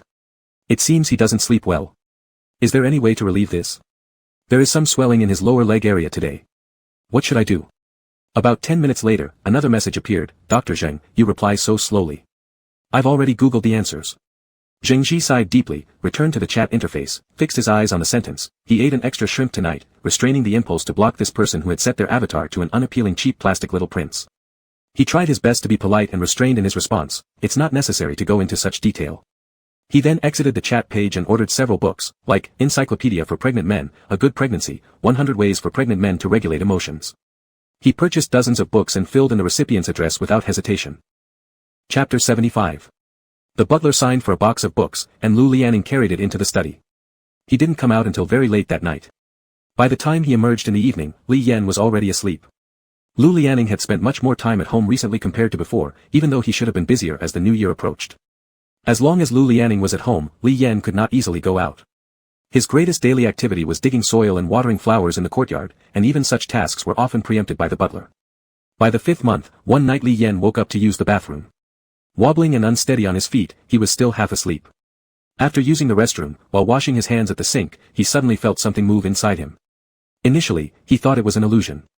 Glancing at himself in the mirror, he froze, allowing the water from the faucet to keep rinsing his hands, the warm water making them slightly red. The man in the mirror, with a large belly, still had the same thin arms as before. He stepped back and noticed that his legs hadn't changed much either. Why did he only gain weight in his stomach? His mind fell into confusion. He then remembered frequently vomiting during meals those days, recalled Lu Lianing's abnormal behavior, the injections he received, and also, yes, Puff, he hadn't seen Puff for a long time. His gaze finally rested on his own belly. Trembling, he lifted his oversized pajama top, placed his hand over it, and the thing inside moved again. This time he was completely sure it wasn't an illusion, staring wide-eyed in disbelief. A terrifying reality struck him. His breathing soon became disordered, and he stumbled out of the bathroom. Then he saw the culprit still lying there in the bed position as before, hugging him while sleeping earlier. Arms spread out, eyes tightly closed under the quiet glow of the night lamp. Lu Lianing woke up in the middle of the night and heard some subtle noises. It was hard to imagine how such light sounds could wake him up. He shifted his arm, the nearby quilt was cold. He abruptly opened his eyes, all sleepiness dissipated. He turned his head toward the source of the sound, his breath pausing momentarily. Li Yan was sitting on the bay window near the windowpane, the window wide open, with him hugging his knees there. Lu Lianing knew that concealing pregnancy wouldn't last forever with Li Yan. Despite all his tricks, it was impossible for Li Yan to unknowingly give birth to his child. All he could do was delay this time as much as possible, weaving one lie to cover another. He didn't know what went through Li Yan's mind when Li Yan lied to him in the past, whether he ever felt uneasy, because deep down, he wasn't as confident or justified as he seemed. But how likely was it for Li Yan to willingly have a child with him? Lu Lianing was different from Li Yan, he didn't make bets without a chance of winning. He slowly pulled back the blanket, stepped towards Li Yan, and first reached out to close the window. Li Yan sat motionless there, tears rolling down his face, dripping, plip-plop, onto his round belly. He slowly raised his eyes, looking at Lu Lianing with bloodshot eyes. "Am I pregnant?" Lu Lianing remained silent for a long while, and finally confessed without hiding, "Yes." The tears flowed even faster now, angrily questioning Lu Lianing, "Can't liars deceive people too?" Looking at Lu Lianing, who stood in front of him with a calm expression, it seemed like he was answering a very ordinary question. After hearing this answer, Li Yan felt the final boulder that had weighed down half his chest fall entirely. Closing his eyes briefly, he enunciated each word clearly. Lu Lianing, no beta can have a child. You want me dead? Lu Lianing was stung by the word death coming out of his mouth. He quickly denied it. No. He answered too fast, seemingly not realizing it himself. Pausing for a moment, he reorganized his words as if trying to reassure Li Yan. I promise you, everything will be fine. Lu Lianing's promise had no effect whatsoever. Abort it. Can we abort it? Li Yan suddenly got up and grabbed Lu Lianing, crying and begging, please, please. Lu Lianing. I'm really begging you. I don't want to give birth. I beg you. I earnestly beg you. Li Yan sobbed so miserably, gasping for breath. Lu Lianing stood there without speaking. He knew that Li Yan wasn't someone who would resort to crying, pleading, or begging for attention. In fact, quite the opposite, except for deliberately causing trouble in bed, Li Yan rarely cried. Lu Lianing reached out to wipe his tears, but he had been crying so hard that he was struggling to catch his breath. Lu Lianing's tone hardened. Stop crying. With a stern face, he tried to intimidate him as he used to. You know, I've never been soft on you, and crying won't help. He lifted Li Yan off the bay window. Li Yan's body was cold, having sat there in the chilly breeze for who knows how long. He placed Li Yan into the warm bed covers, holding him close, and brought Li Yan's icy feet up, tucking them between his own thighs. Yet Li Yan continued sobbing uncontrollably. All the tricks that usually worked on Li Yan were completely ineffective tonight as Lu Lianing wiped away the endless stream of tears. A crystal-clear premonition came to him. From now on, controlling his love for Li Yan would be even more difficult than reining in his temper. Lovers might argue and hurt each other, but they still leave room for reconciliation. Not those filled with hatred, though. He knew that what he'd done to Li Yan in the past was too absolute, leaving almost no room for compromise, and he refused to admit any wrongdoing. Only by hating Li Yan could he maintain an unbeatable position before him forever. But this impenetrable fortress crumbled under the barrage of Li Yan's tears tonight. It didn't take long for Lu Lianing's shoulder to soak with tears, as Lu Lianing wrapped his arms around Li Yan, gently helping him breathe easier in the warm orange light of the bedside lamp, trying to say something to soothe Li Yan's sadness. This was difficult for him since he was undoubtedly still a novice at comforting. He stumbled awkwardly over words. We'll only have this one child, I'll never let you get pregnant again. Attempting to offer further reassurances, he embraced the trembling body closer and whispered, in the future. I'll treat you better. But that night, Li Yan did not speak another word to him. Lu Lianing suddenly realized that it wasn't what he thought before, that Li Yan, being such a traditional person, would want a child, take responsibility, and raise the child together, dealing with all the mundane yet heartwarming troubles of parenthood. But the truth was, it was just himself who wanted to live with Li Yan, and to build a family together. At 27 years old, Lu Lianing made a wish that night that their child would be a little girl, preferably an Omega, hoping that Li Yan would like her more and, by extension, wouldn't dislike her other father so much. Chapter 76. Li Yan was withering away at an alarming rate. His belly was growing day by day, yet his body was visibly wasting away. He no longer wanted to talk to Lu Lianing, and feeding him became a difficult task. Lu Lianing was anxious inside, trying countless times to negotiate, hoping that Li Yan would not be so stubborn. This had worn out his patience. He squatted by the bed, holding Li Yan's thin hand that now revealed its bone joints. Lowering his head, he asked Li Yan, what exactly does it take for you to want to give birth to this child? Li Yan found his question laughable. Under the dim light, it was the first time he thought Lu Lianing's handsome face appeared ugly in this moment, using such a negotiating tone as if Li Yan really had the right to refuse or choose. After you give birth to this child, I'll open a noodle shop for you, okay? You can go to work every day afterward, and keep what you earn, Lu Lianing said, looking at Li Yan's profile, guessing his feelings. Then his expression darkened slightly, almost hesitant to say, but Zhengji says after you give birth, it might be best to rest for half a year, take care of your health. Li Yan suddenly closed his eyes, as if he didn't want to see him anymore. After giving birth. Lu Lianing paused, then continued, afterward, you won't owe me anything anymore. Upon hearing these words, Li Yan finally reacted. Opening his mouth, his voice was hoarse, likely from not speaking for a while. Lu Lianing's eyes lit up, leaning in closer to hear him speak. Not owing you anything. Then, will you let me go after? Li Yan opened his eyes halfway, fixing his gaze on Lu Lianing's face, as if he already held on to his last straw. But ultimately, Lu Lianing fell silent. He didn't answer this question. He was reluctant to lie to Li Yan, their relationship couldn't bear another lie being exposed. Li Yan was finally infuriated by this silence. But this time, he didn't cry. Instead, there was a despairingly calm look on his face, coupled with deep fatigue. He asked Lu Lianing, what do you really want? Clearly, Lu Lianing didn't seem like someone who loved children or enjoyed taking care of others, rather, just the opposite, he liked always having the upper hand in every relationship, being the favored one. If he couldn't have that, he would plunder. If he still couldn't, he would destroy, then rebuild. And Li Yan was evidently a failed product. He could not be remade because he had been broken beyond repair even before meeting Lu Lianing. Lu Lianing seemed momentarily stumped by Li Yan's question too. He thought about it but decided against lying anymore. Looking at Li Yan, he lowered his voice slightly and confessed his wish honestly, I want us to be, like before. His voice grew quieter and quieter, almost inaudible at the end. But Li Yan was still too close to him, and he heard every word clearly. Like before, he wondered silently, how long ago? Was it when he would sneak out late at night just to buy him crayfish? When in winter, he used his stomach to warm his cold hands? When he cooked daily meals and woke him up personally? Was it those days? Li Yan got an unsurprising answer. In this moment, he suddenly felt that Lu Lianing had become easy to see through. He knew what had been nagging Lu Lianing, even if he had truly done something wrong and wanted to repent. But it was absolutely impossible for Li Yan to redeem himself by carrying new life within him. That hit too close to his personal line. And Li Yan wasn't someone who was easily pushed to his limits anyway. He always stuck to his own path with an attitude that he mistook for indifference, showing appropriate compassion along the way. He was usually very approachable. Alright. Even though I picked up this plastic bottle first, Uncle you're so old. If you want it, I'll let you have it. Alright. Even though the steward did all those over-the-top things back then, the park near our home has nice scenery indeed. It's so cold in winter, you'd probably enjoy a hot steaming sweet potato too, wouldn't you? Alright. Even though Lu Lianing is spoiled, capricious, and has a terrible temperament, he looked pitifully drunk and passed out in the study on his birthday alone. So, I'll wish him a happy birthday and hope he stops thinking about Chin Miao in the future. In this moment, Li Yan, upon hearing Lu Lianing's response, decided to return the same words Lu Lianing once told him, saying clearly and deliberately, you're dreaming. At 3 o'clock in the afternoon, Lin Sheng was playing basketball in the basketball gym. Since it was a weekday, there weren't many people around. After playing basketball until 5:30, he left the court. Du Lin sent him a message saying he would eat dinner with his junior classmate that evening, so they wouldn't eat together. Lin Sheng replied with a to show he understood. He walked out of the campus gate, turned into a shopping street, and after taking a few more steps, he sensed something amiss. He furrowed his brows slightly, initially thinking it was just his imagination. But when he intentionally turned into a less crowded street, the figure still followed. This area was not busy, so Lin Sheng simply turned around to look at the figure which was less than 10 steps away from him. It was a handsome Omega wearing a black windbreaker, with a somewhat pale complexion that suggested an illness. His appearance was fine except for the overly cold and somber gaze, which made him seem difficult to approach. Seeing Lin Sheng turn around, the man didn't hide and instead stared back directly. No matter how honest his current demeanor might appear, his prior act of following Lin Sheng had already cost him favor with Lin Sheng, who then looked at him without speaking first. After several seconds of silence, the Omega approached Lin Sheng.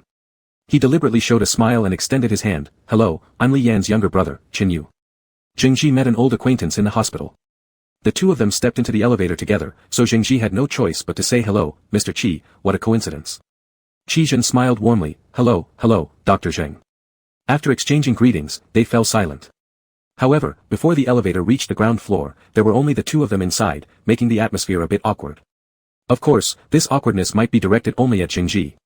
Qi Zhen then began the conversation, by the way, Dr. Zheng, I'd like to consult you about some issues. He acted like a normal person, leaving Zhengji unable to easily refuse. Oh. What issues? Qi Zhen appeared deeply concerned, even showing an expression on his face as if he'd been plagued with troubles for a long time. I think I may have some psychological disorders. I'm not quite normal. Zhengji was surprised that he finally noticed the issue and responded patiently, I actually studied psychology as a minor during my university years. You can describe your symptoms to me, or I can recommend a professional psychiatrist to you. Qi Zhen revealed a grateful smile as he continued, I always feel that others' things are better. I like grabbing what belongs to others. For instance, if there are two identical cakes, even though I also have one, I'll still feel that his is sweeter and better tasting. He paused thoughtfully before continuing, and there was that phrase. Oh, yes. My heart has broken into many pieces, and I've fallen in love with different people. After struggling to seriously articulate his problems, there was a sudden silence in the elevator. Confused, Qi Zhen turned his head to ask, Dr. Zheng. Zhengji kept his face emotionless, gazing ahead without responding. Finally, Qi Zhen belatedly lowered his head and noticed a business card clutched between Zhengji's fingers. The Psychological Treatment Diagnosis Center of Sidia. Chapter 77. Qi Zhen returned home, lying back on his messy sofa. He saw a few empty wine bottles still left on the coffee table, along with uneaten food. His eyes darted around, and in a daze, he remembered that the housekeeper who was supposed to clean had taken leave and gone home. He stood up and went to his study, where clutter piled up. On the desk lay open some information about Li Yan, and next to it was a letter sealed in craft paper addressed to Lu Lanning, written by Song Wan. Song Wan had found him a month ago, eyes red, handing over this letter and asking him to pass it on to Lu Lanning. Naturally, this letter never reached Lu Lanning. It had been lying in Chizhen's study for more than a month, dust collecting on it. Without much care, Chizhen opened the envelope. The handwriting inside was neat and elegant. Respected Mr. Lu, I am Song Wan. I apologize for disturbing you. Chizhen only skimmed through it briefly, his eyes passing over key words like longing and unforgettable, before losing patience and putting it down. To Chizhen, Song Wan was like a blank sheet of paper, too easy to read. Her face was rather cute, her family rich, and her personality easily controllable. Thinking this, Chizhen casually tossed the letter back onto the desk. However, the letter hit the edge of the table, making a crisp sound before falling to the floor. Too lazy to bend over and pick it up, Chizhen shifted his gaze to a photo standing upright on the desk.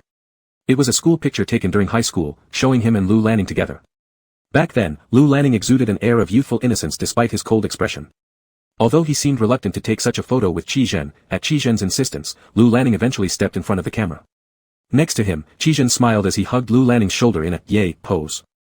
Semi-closing his eyes, Chizhen leaned into his swivel chair when his phone suddenly rang. It was from a small Omega he'd recently played with, whom he'd just received but already grown tired of within a few days. He cut off the call, only for the other side to immediately send text messages one after another. Why are you ignoring me? Did I do something wrong? Followed by several crying emoticons. I'm sorry, please punish me, master. I want to see you so badly, wah. Ignoring all subsequent messages, Chizhen directly blocked this number.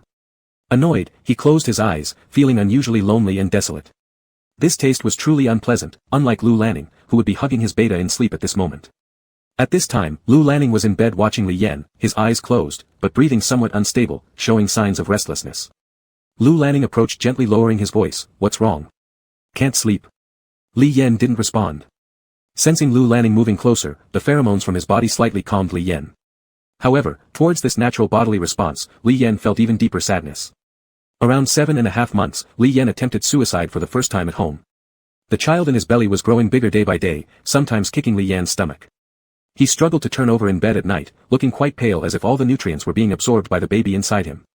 That day, unable to sleep as well, Li Yan had been suffering from insomnia frequently lately, unable to rest peacefully for entire nights, sometimes pretending to fall asleep while actually awake to avoid suspicion. Lu Lanning walked in, sat beside him on the bed and asked, do you feel unwell anywhere? Then, trying to emit soothing pheromones, he did not expect that as soon as he released them, Li Yan abruptly opened his half-closed eyes. The smell is overwhelming me and I can't sleep. Lu Lanning paused for a moment, puzzled, what? Li Yan's eyes were sharp, slightly manic, yet he clearly repeated to Lu Lanning, your pheromone scent, it's overwhelming me and I can't sleep. Lu Lanning suddenly tightened his lips, as if struggling to suppress expressing something. But then quickly adjusted his expression, maintaining his composure as he naturally loosened his grip on Li Yan's hand and said, alright, then I'll sleep in the guest room tonight, not with you. He knew that Li Yan detested him greatly now and could not share the same bed as him. Walking to the door, he turned again and told Li Yan, if there's anything, you can call me. If you don't want to, you can also call the housekeeper. Sometimes when the housekeeper served meals, Li Yan would show some respect and eat a little more. After finishing speaking, Li Yan directly turned his head away. Lu Lanning was genuinely unsure what to do next. He had anticipated that Li Yan's reaction upon knowing the truth about his pregnancy would be significant, but hadn't expected such intense rejection. He could only keep lying to himself, things will get better once the child is born, it will be fine once the child is born. During this period, Li Yan had no intention of going out at all. In the past, Lu Lanning always wanted him to stay at home, but now that he was truly depressed and listless, lying in bed all day with a soulless expression, Lu Lanning also felt uneasy inside. Lu Lanning was overly anxious about Li Yan's condition in the guest room, yet it seemed that Li Yan's mood improved slightly when he didn't see Lu Lanning.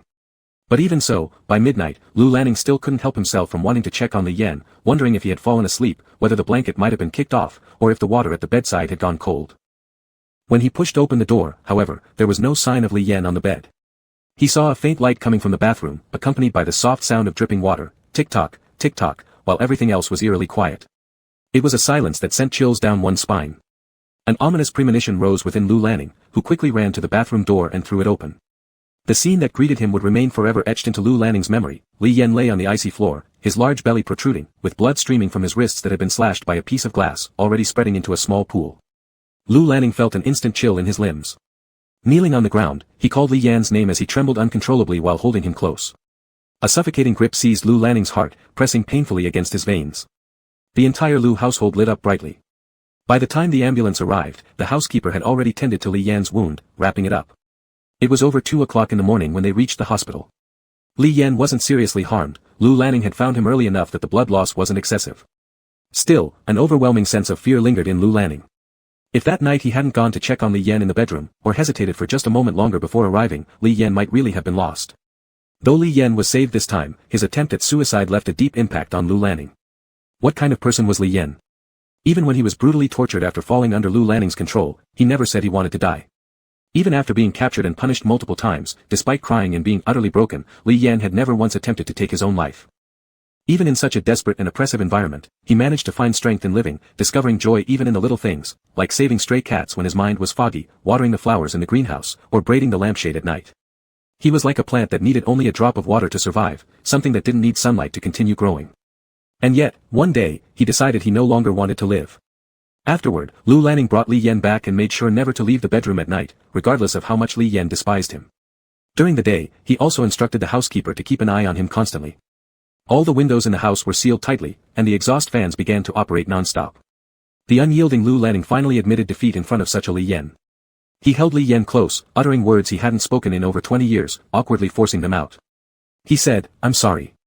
Li Yan's pupils flickered slightly before settling on Lu Lanning's face, but there was no trace of sincere regret or apology, only the thought that Lu Lanning must simply be afraid. Afraid that Li Yan, who had endured endless torment and could not be fully destroyed, would actually die. With unprecedented care, Lu Lanning asked him, "The fountain in the nearby park has been renovated recently. Would you like to go for a walk?" Li Yan did not respond.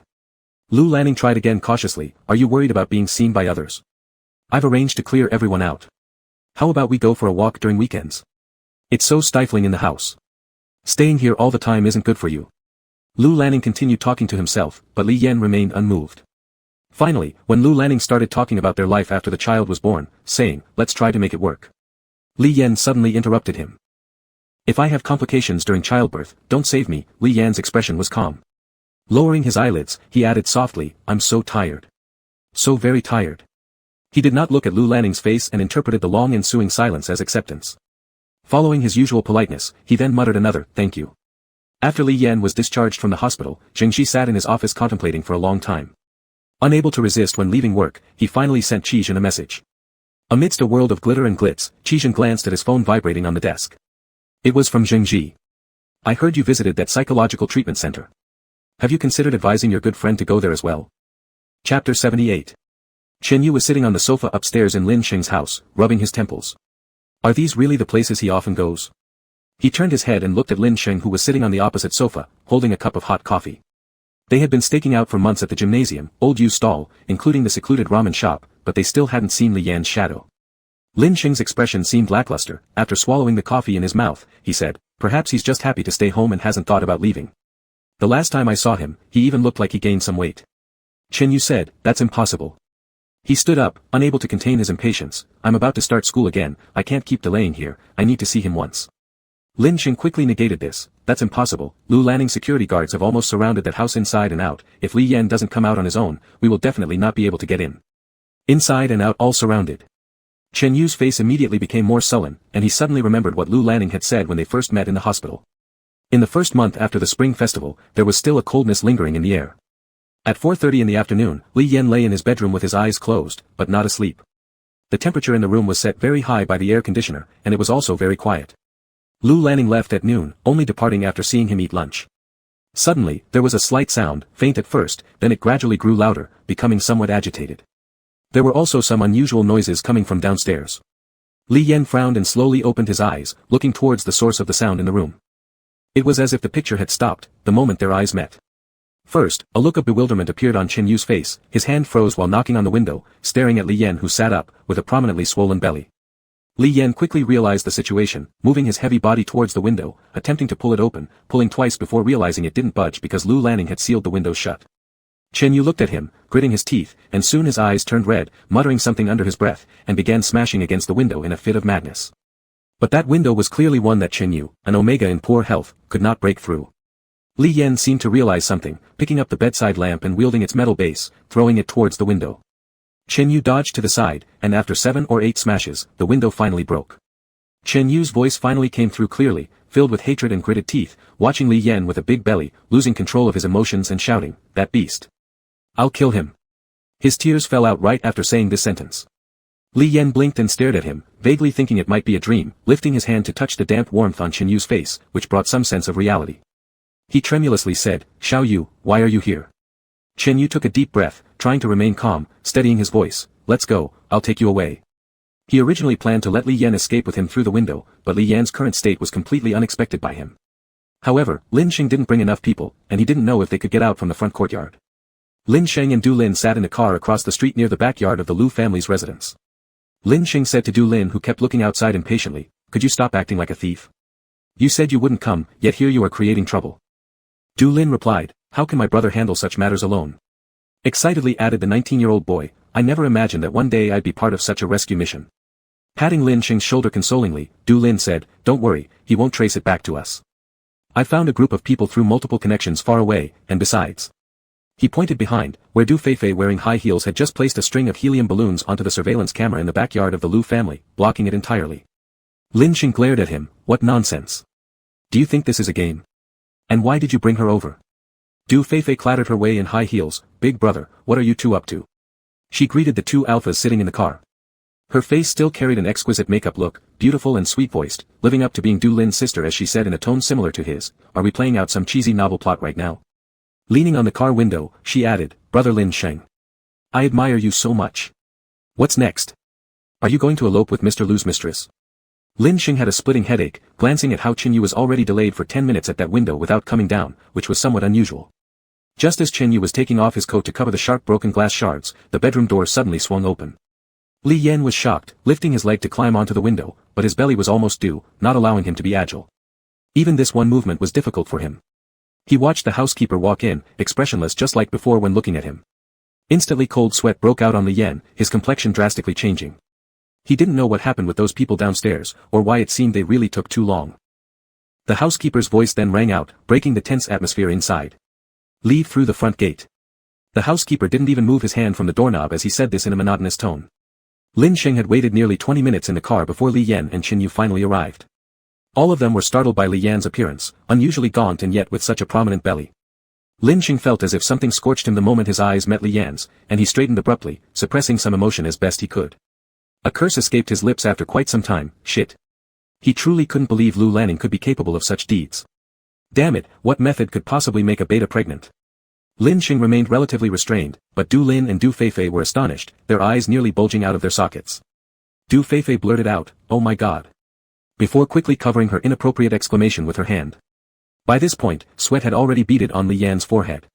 After walking these few steps, he was panting, and the thing inside his stomach began to move restlessly. Li Yan looked towards Lin Sheng, then swept over everyone else, stopping back on Lin Sheng. "Thank you. I'm sorry." Their voices overlapped as Li Yan expressed gratitude and Lin Sheng apologized tensely. "Time is pressing, let's go," Chen Yu reminded them at this moment. It wasn't really a good place for chatting right now. Li Yan rested his hand on the car door and said, "No, Lu Lanning will soon find out and come after us." Taking a breath, he continued, "Lin Sheng, you all go. Chen Yu and I will leave." Once again he thanked them, "Thank you." Lin Sheng fell silent for a moment before stepping out from the driver's seat, "Don't ever come back here again." Then he asked Chen Yu, "Can you drive?" Li Yan sat into the car with great difficulty, straining to buckle his seatbelt. Even as the car drove away quickly, Li Yan still felt everything that happened was unreal. Li Yan wasn't usually like this, but from the moment Chen Yu gripped the steering wheel, Li Yan urged him nearly 3 times, saying, "Xiao Yu, hurry up." Chen Yu was also on edge, unsure about the extent of Li Yan's suffering and torture, wondering why he was fleeing like someone escaping hell. Since Chen Yu didn't often drive, his fingertips gripping the steering wheel turned white from exertion. And sure enough, as Li Yan had predicted, a black luxurious sedan appeared behind them, closely following, and accelerated past several cars heading straight for them. Chen Yu dared not take deep breaths, accelerating, while Li Yan, looking at the rearview mirror, his whole countenance changed instantly. What was worse, a car also appeared ahead on the road now, a black Bentley. The front of that car slanted across the road. Li Yan closed his eyes for a moment before reopening them and telling the already slowing down Chen Yu, "Go. Don't stop." Chen Yu was also panicking, gritting his teeth to ask, "How do we go?" Li Yan's emotions couldn't be controlled anymore, his eyes turning red, "Just go. He'll let us pass." His voice raised sharply, nearing its limit. Chen Yu then slammed on the gas pedal, rushing forward and crashing into the obstacle. Chapter 79. At the very moment when the two cars were about to collide, the black Bentley swerved sharply with its tires screeching against the ground. The tires skidded as it adjusted direction just in time. Chen Yu's car had never slowed down at all, passing by the other car within mere inches and giving off an ear-splitting scraping sound. After they passed each other, Chen Yu let out a deep breath, yet he still dared not relax, sitting stiff-backed. already today had tested his limits as someone who rarely drives. Suddenly, from the corner of his eye, he noticed that Li Yan looked terribly unwell, his eyebrows furrowed tightly. He was sweating profusely on his forehead, and his breathing was extremely irregular. Xiaoyan Gu. Not daring to divert much attention, Chen Yu asked anxiously while keeping his eyes forward, "What's wrong? Where does it hurt?" Chen Yu glanced again at Li Yan's stomach, feeling an ominous premonition. Xiaoyan Gu. You're not going into labor, are you? Chen Yu's palms were sweating as he saw through the rearview mirror that the pursuing car behind them showed no sign of letting up. What should he do? What could possibly be done right now? Should they stop the car? Should they let Xiaoyan Gu return there? No, that's absolutely impossible. As Chen Yu's mind raced and the car continued to speed along at high velocity, suddenly, a Land Rover darted out sideways. Chen Yu froze for an instant, even though he quickly slammed on the brakes and turned the steering wheel to avoid impact, but still, the two cars collided anyway. The front of the vehicle received a powerful hit. Fortunately, the left side absorbed more of the impact. Chen Yu's head bumped hard, his vision blurring a little bit. He turned to look at Li Yan immediately, only to catch sight of a vague, blood-streaked blur. It was a bright and sunny day. Qizhen drove to the psychological treatment center for routine psychotherapy. Thoughtfully, he had brought a small portion of tea snacks well wrapped for his therapist, as a small gesture of apology for missing the previous sessions. Today's conversation went very smoothly, making Qizhen feel that he was almost completely integrating into a normal life shell. He whistled all the way while taking the elevator, his steps light. Then unexpectedly, as soon as he drove out, he saw far away Lu Lining's car closely tailing another car without relenting, with several more Lu family cars following nearby. Qizhen's eyes lit up. Such matters naturally required him to offer help. Relations between him and Lu Lining had been strained lately, and this was exactly the perfect opportunity to ease those tensions. In less than a minute, Qizhen made the decision, even preparing responses for when Lu Lining would awkwardly thank him. At the exact instant of collision, it appeared to have dragged the vehicles Lu Lining was driving alongside to halt too. Seated inside his car, Qizhen was puzzled. Was this a multi-car pileup? And the vehicle he'd struck merely lost a headlight. Pushing open the car door, he got out and watched as Lu Lining, whose expression had soured dramatically, walked towards with what one might call hurried strides. Hey, I just came out and happened upon your high-speed chase scene here. Qizhen acted confused, trying to reach out to pat Lu Lining's shoulder. However, as he turned around briefly and caught the glint out of the corner of his eye, drops of blood were trickling from the right side of the car he'd crashed into, flowing through the seam in the car door. Lu Lining entirely ignored him and reached over to pull open the car door. Qizhen managed a view through the empty space created by Lu Lining's body. Startled, wide-eyed in shock, Li Yan's eyes were barely half opened, his belly protruding prominently and drenched in blood beneath him. When Lu Lining pulled open the car door, a dense wave of bloody smell gushed out, accompanied by Chen Yu's panicked cry, "Call an ambulance quickly." Even Qizhen was taken aback by the scene. Pregnant, after such a long absence, Lu Lining had somehow impregnated him at home. Staring at the growing puddle of blood on the ground, and seeing the back of Lu Lining's hand gripping the car door with knotted veins, Qizhen murmured under his breath, "Shit." Li Yan's stomach began to ache intermittently, but he endured in silence, as freedom was so close he couldn't allow himself to be hindered by anything at this juncture. His nerves stretched tighter and tighter. Fortunately, his bet was correct. Lu Lining wouldn't permit anything else to happen to him at this point, evidently shaken by his previous suicide attempt, which had constrained his actions slightly.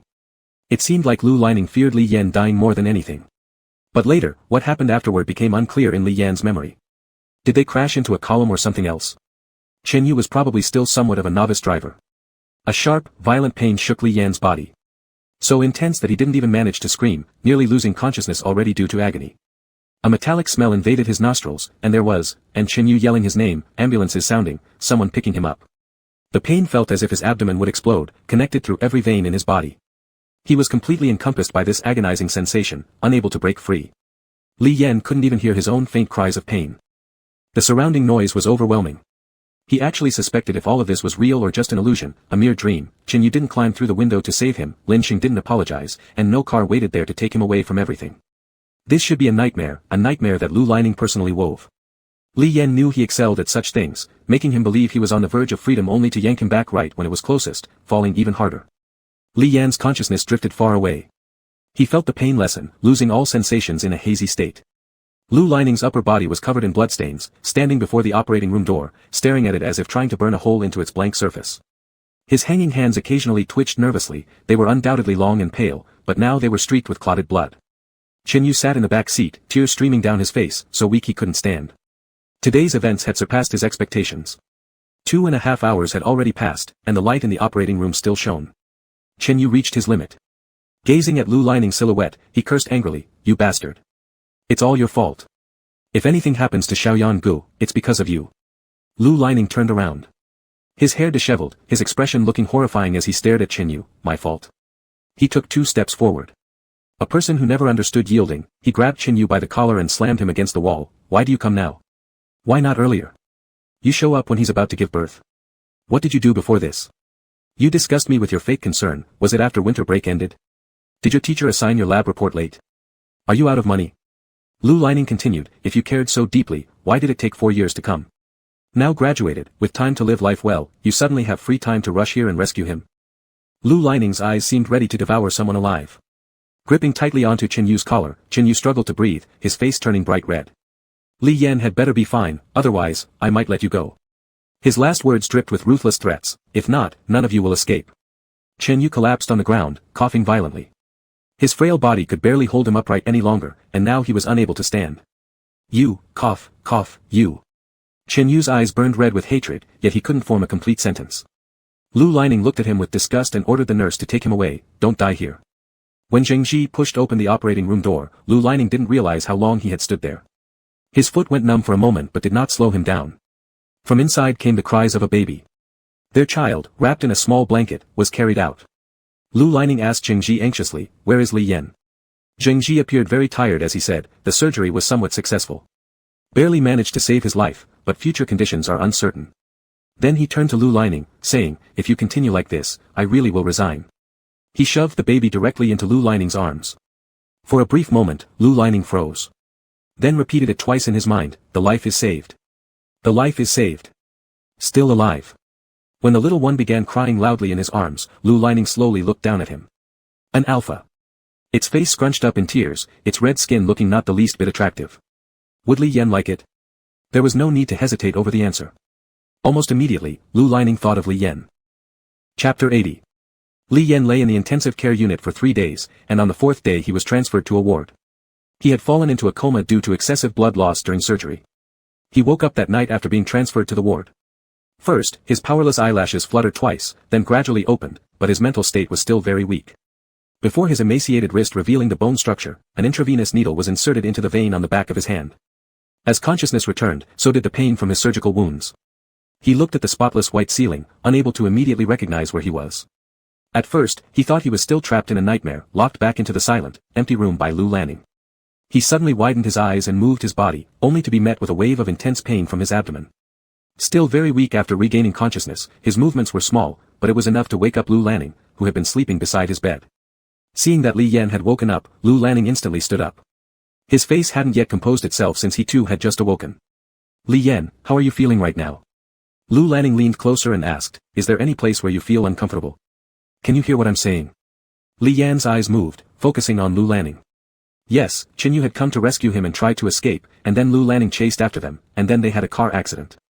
Right, there was a car accident, Chenyu must have hit something. Li Yan opened his mouth, but his voice was too faint. Quickly, Lu Lining moved closer to catch what he was trying to say. Chen. How is Chenyu? Lu Lining's expression changed instantly, but he soon regained composure. He pursed his lips and said, he's fine. Li Yan seemed somewhat reassured. Exhaustion evident, his eyelids slowly drooped. The next day, Li Yan looked slightly better than the day before. He saw Lu Lining enter carrying a child, wrapped in blankets. It seemed that Lu Lining wasn't entirely used to holding children yet. After seeing the baby, Li Yan's expression became blank for a moment. Then, he seemed to realize something as the pain in his abdomen reminded him of the truth. Calmly accepting this fact after a brief daze, another memory came to mind.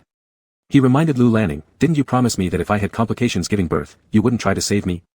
He clearly remembered losing a lot of blood, the taste of copper filling his nasal cavity.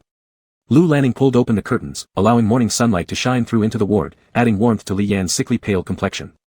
Addressing Li Yan, who had just barely survived 3 days in intensive care, he spoke naturally, there were no complications, everything went smoothly.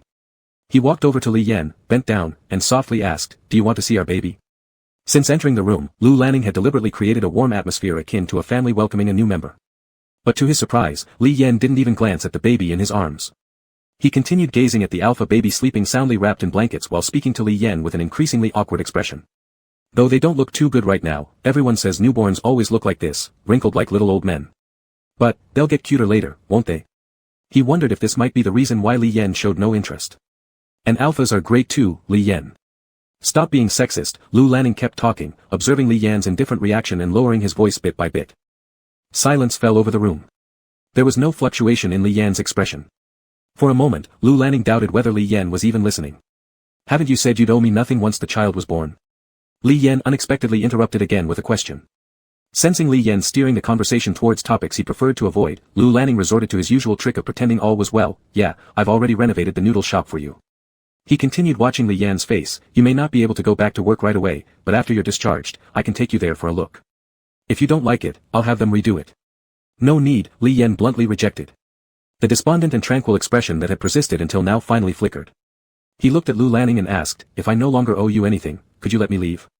Lu Lanning, who had been hurt repeatedly by Li Yan's every move since he entered the room, finally couldn't hold back anymore. He lightened his tone. Leaving? Where to? His emotions were fully aroused. What am I supposed to do if you leave? You have never once considered me from the beginning to the end. The moment you opened your eyes, you asked about Chinyu. Why can't you think about how I feel? I only left home for 2 hours after having lunch with you in the afternoon, and the next moment I caught up with you again as you lay in a pool of blood. His voice rose, and his eyes, already streaked with red blood vessels, looked even more terrifying now. His eyelids turned an alarming shade of crimson. You don't even want to take a glance at our child. Just as Li Yan thought that Lu Lanning would start yelling and throwing a tantrum like he always did, Lu Lanning suddenly took a deep breath. It was as though he was trying hard to restrain his emotions, striving to calm his chest which was rising and falling violently. Never mind, you're not fully recovered yet. I don't want to argue with you, Lu Lanning said, then reiterated to Li Yan, not letting you go is my bottom line. The rest we can discuss further when you've healed. The words of compromise were rarely used by Lu Lanning, and he almost stumbled over them as he forced himself to say it. Such words made it seem like Lu Lanning had already made immense sacrifices and compromises, but Li Yan wasn't sure what exactly was included in the vague concept of everything can be discussed. And this was not what Li Yan truly wanted. Discuss what? What is there to discuss?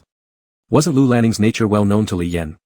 In the end, wouldn't things revert back to the old ways? Li Yan's most desired freedom would not be granted. Instead, they discuss other matters that held no meaning for Li Yan, just more of Lu Lanning's condescending favors. Li Yan refused. From the very beginning, Li Yan had refused. But he had no right to refuse. Memories of their interactions over the years came flooding into Li Yan's mind. The harsh words, the fierce threats, the insults and abuse, all became so vivid in this moment. Clearly, Li Yan's emotions had become unstable without his awareness. The barrier that usually blocked out negative feelings seemed now as fragile as paper. A slight scratch caused it to tear open, spilling over in an instant and completely engulfing him. What the hell is wrong with you, huh? Ugly is one thing, but are you brain dead too? If you're ruined up front, it doesn't matter since the backside could still be used. When he gets older, I'll just kick him out. Let's see if anyone will pick up someone old, ugly, and useless like him. Each sentence paired with Lu Lanning's perpetually haughty and imperious expression seemed determined to make Li Yan live out his life under Lu Lanning's control. Suddenly, Li Yan spoke up, don't push me. Lu Lanning never expected these words after conceding ground like that. For a moment, he froze, vaguely recalling that Li Yan had said similar words before. When was it? He strained to remember. It was, the last time Li Yan said this was when the knife blade pressed against Lu Lanning's throat. Chapter 81. Qizhen's face was bruised, with a purple patch on the cheekbone of his left side, indicating that the other party hit him quite hard. It had been almost a week, yet the marks from the beating were still clearly visible. He lit a cigarette at the end of the hospital corridor, leaning on a windowsill with the window open. Beside him stood Lu Lanning, who looked tense and could not hide his exhaustion. Qizhen took a puff of the cigarette, then exhaled and turned his head to ask Lu Lanning, what are you nervous about? Lu Lanning remained silent for a while, then said, when Li Yan was 7 months pregnant, he attempted suicide by cutting his wrist. When Qizhen heard this news, a flash of surprise crossed his face as he touched the wound on the corner of his mouth, grimacing in pain. Somewhat unexpected, seems like he's pretty resistant to having a child with you. So now you're worried he might attempt it again? Qizhen nodded toward the direction of Li Yan's ward, where someone sent by Lu Lanning was standing guard, such tight supervision. Qizhen observed Lu Lanning's expression, slowly regaining his composure, stubbed out the cigarette butt, and threw it into the trash can. Dying isn't an issue, we can train him until he dares not die anymore. I still have some of the drug 0937, and this time, I'll give it to you for free as an apology. Qizhen appeared ready to help his friend, lowering his voice to make a tempting proposition for Lu Lanning. If he's disobedient, lock him up and train him until he listens. Haven't you done this before? Qizhen. Lu Lanning showed signs of agitation but no gratitude in his eyes, only warning signals filled his gaze. Qizhen suddenly found it boring. He frowned, wondering why Lu Lanning acted like this. Ning, what kind of person is Li Yan? Do you really think he's an ordinary person? Look at what he has done, borrowed from loan sharks, changed his name, ran away with his deceased wife's younger brother, got close to you intending to sleep with you, and when he couldn't get money from you, he dared to take on a 3 million yuan job. Deep down, he's actually similar to Qin Yu, someone willing to do anything to survive. Qi stared straight at Lu Lining's face, saying, "Do you know what it means when people like him lose their will to live?" Lu Lining exhaled deeply, "I know. But really cannot. Cannot imprison him again." He knew he had messed things up. He hadn't anticipated that the matter of having children would drive both him and Li Yan to such a dead-end situation. Or perhaps it wasn't about having children, rather, it was about having children with him that Li Yan could not accept. If it were another person, if Chen Yashin were pregnant, and if the child were from him and Chen Yashin, would Li Yan refuse to even glance at it? Lu Lining imagined that if Chen Yashin were still alive, Li Yan should have been gently touching his pregnant wife's belly with a warm and expectant smile. How regrettable. It was truly unfortunate that Chen Yashin passed away, and truly regrettable that Li Yan met him instead. Qi Zhen laughed upon seeing Lu Lining's expression. He said, "Ning, you really should look in the mirror and see yourself right now." Coming closer, he told Lu Lining, "Is this how you present yourself to Li Yan? Don't you know that people like Li Yan will seize upon any moment they sense your fear towards their death, turning it around to counterattack?" He cruelly revealed the truth, Ning, if he keeps trying to die, once, twice, thrice, and succeeds even once, he's liberated. If he fails, he'll continue trying. Guess what happens first, does he die or do you lose patience and let him go? Lu Lining knew what Qi Zhen wanted him to do, but. Lu Lining involuntarily murmured, "But he just gave birth, his body is in that condition. I can't bring myself to act." "If you can't bring yourself to do it, then let him go." Qi Zhen looked at Lu Lining's disheveled, somewhat defeated face with pity. He felt that Lu Lining in front of Li Yan was like a wolf whose claws and teeth had been pulled, less threatening than a dog. Qi Zhen and Lu Lining were not only childhood playmates but also partners in business, bound together by many interests. Qi Zhen believed he understood Lu Lining well and considered their relationship very intimate. Yet this intimacy created several gaps due to this person named Li Yan. Naturally, Qi Zhen became curious about Li Yan and went over the information he had gathered multiple times. To be honest, Li Yan shouldn't have been that difficult to deal with. If back then Lu Lining hadn't hated him so much, swearing vengeance, and instead spent those 5 years lavishing care on Li Yan, this, somewhat clever ordinary beta wouldn't have been so hard to chase. In that case, they might really have enjoyed a happy and peaceful family life. And Qi Zhen, who secretly harbored different feelings for Lu Lining since long ago, would remain alone as a lonely scumbag. Qi Zhen did not want to see such things happen. Lu Lining should be with him, happily being lonely bastards together. But Lu Lining, after behaving like a bastard towards Li Yan, now refuses loneliness and seeks happiness and fulfillment. Hence the current messy situation, neither man nor scoundrel. After Qi Zhen returned from the hospital and drove to his front door, he noticed someone standing under the streetlight. The figure appeared rather petite, and Qi Zhen's first thought was of the Omega who had been recentlying him. His phone number was blocked, so how could this person have found his way to his home? Surely he wouldn't dare do that. However, when that figure saw a car returning, it raised its head, and a pair of watery eyes looked over, revealing it was Song Wuan. Qi Zhen rolled down the window. "What's up, young Master Song?" Song Wuan quickly walked to Qi Zhen's car and clung to the window, asking him, "Did you give my letter to Mr. Lu?" TSK, still calling him Mr. Lu is too busy trying to breed with the person he doesn't love. Not only didn't Qi Zhen give the letter to him, but even if he had, Lu Lining wouldn't spare it a glance. Unbothered, Qi Zhen lied casually, "Given it already."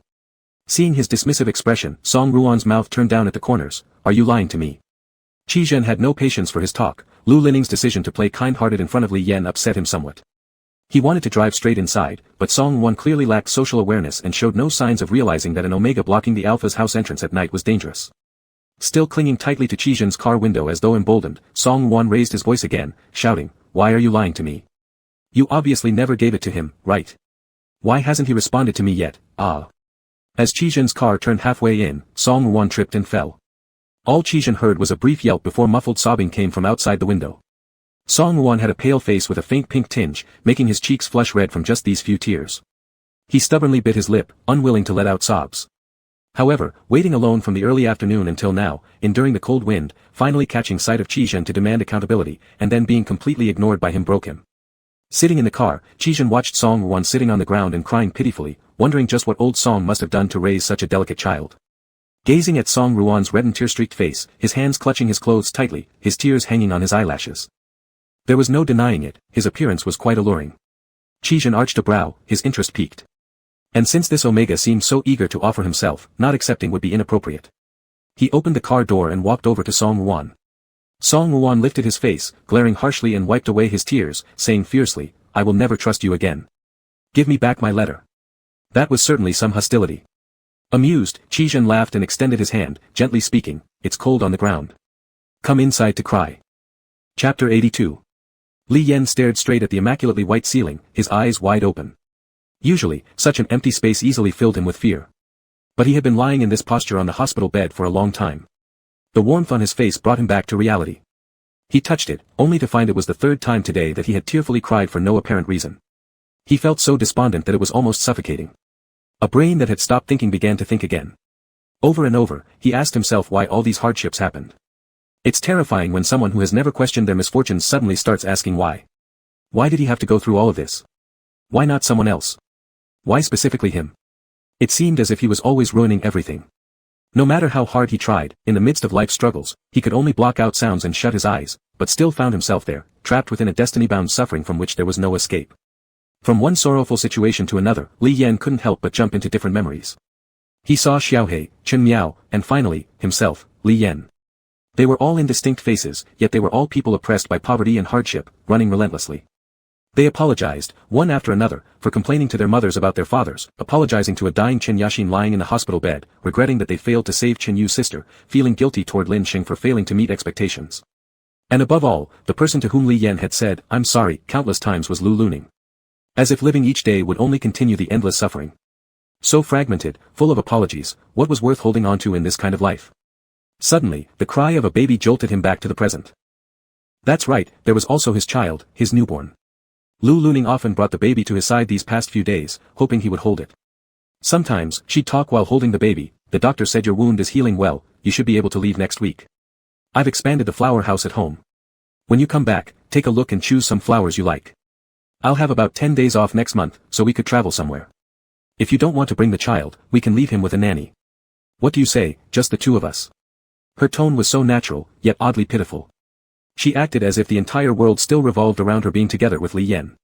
She firmly believed, showing dedication like an actor portraying someone less short-tempered, trying to become a barely responsible father.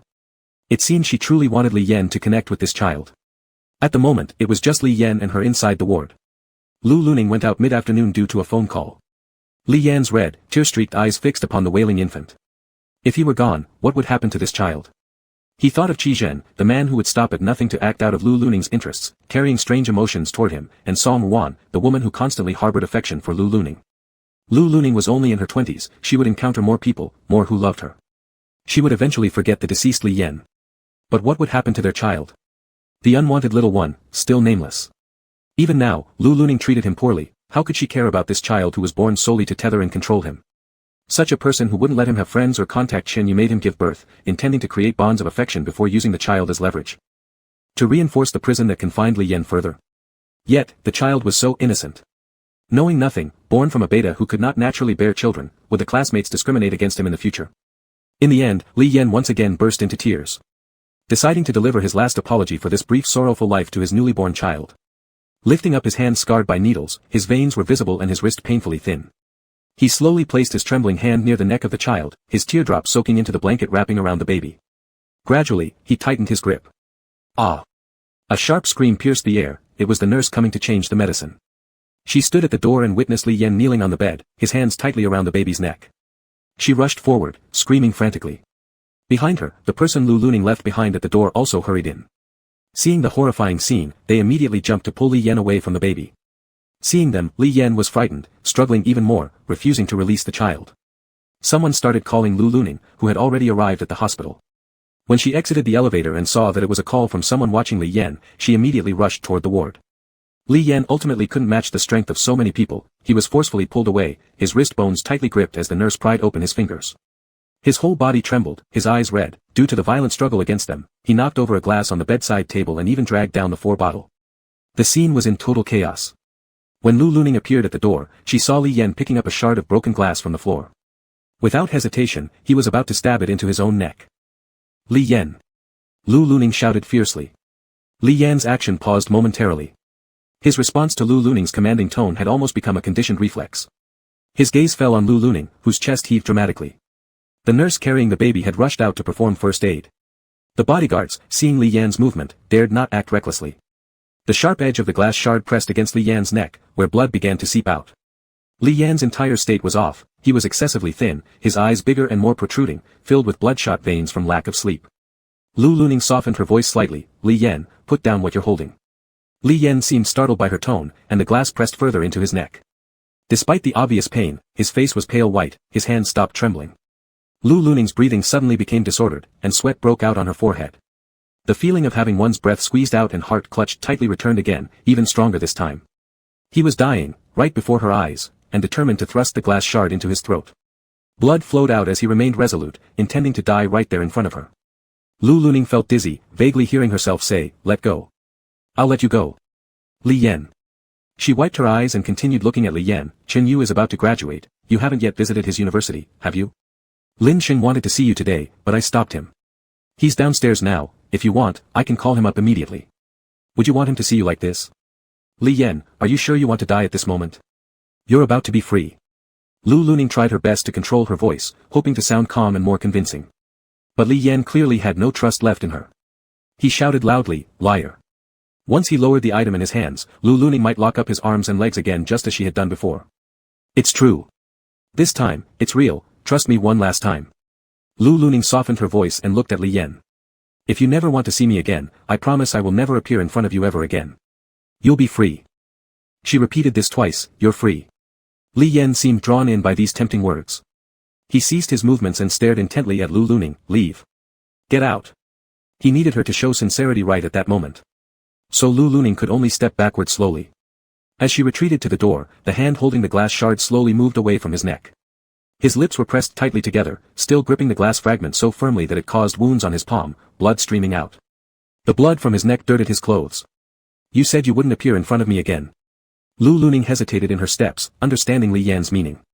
She quietly replied, her sweat-drenched hair falling over her forehead, partially concealing her expression. She finally murmured, "Okay." Then turned around and walked away from the door. In the following days, Lu Luning truly did not appear in front of Li Yan anymore. Chen Yu took leave and came over several times with fruit, crying when he saw the bandaged area on Li Yan's neck. Lin Sheng and Du Lin also visited.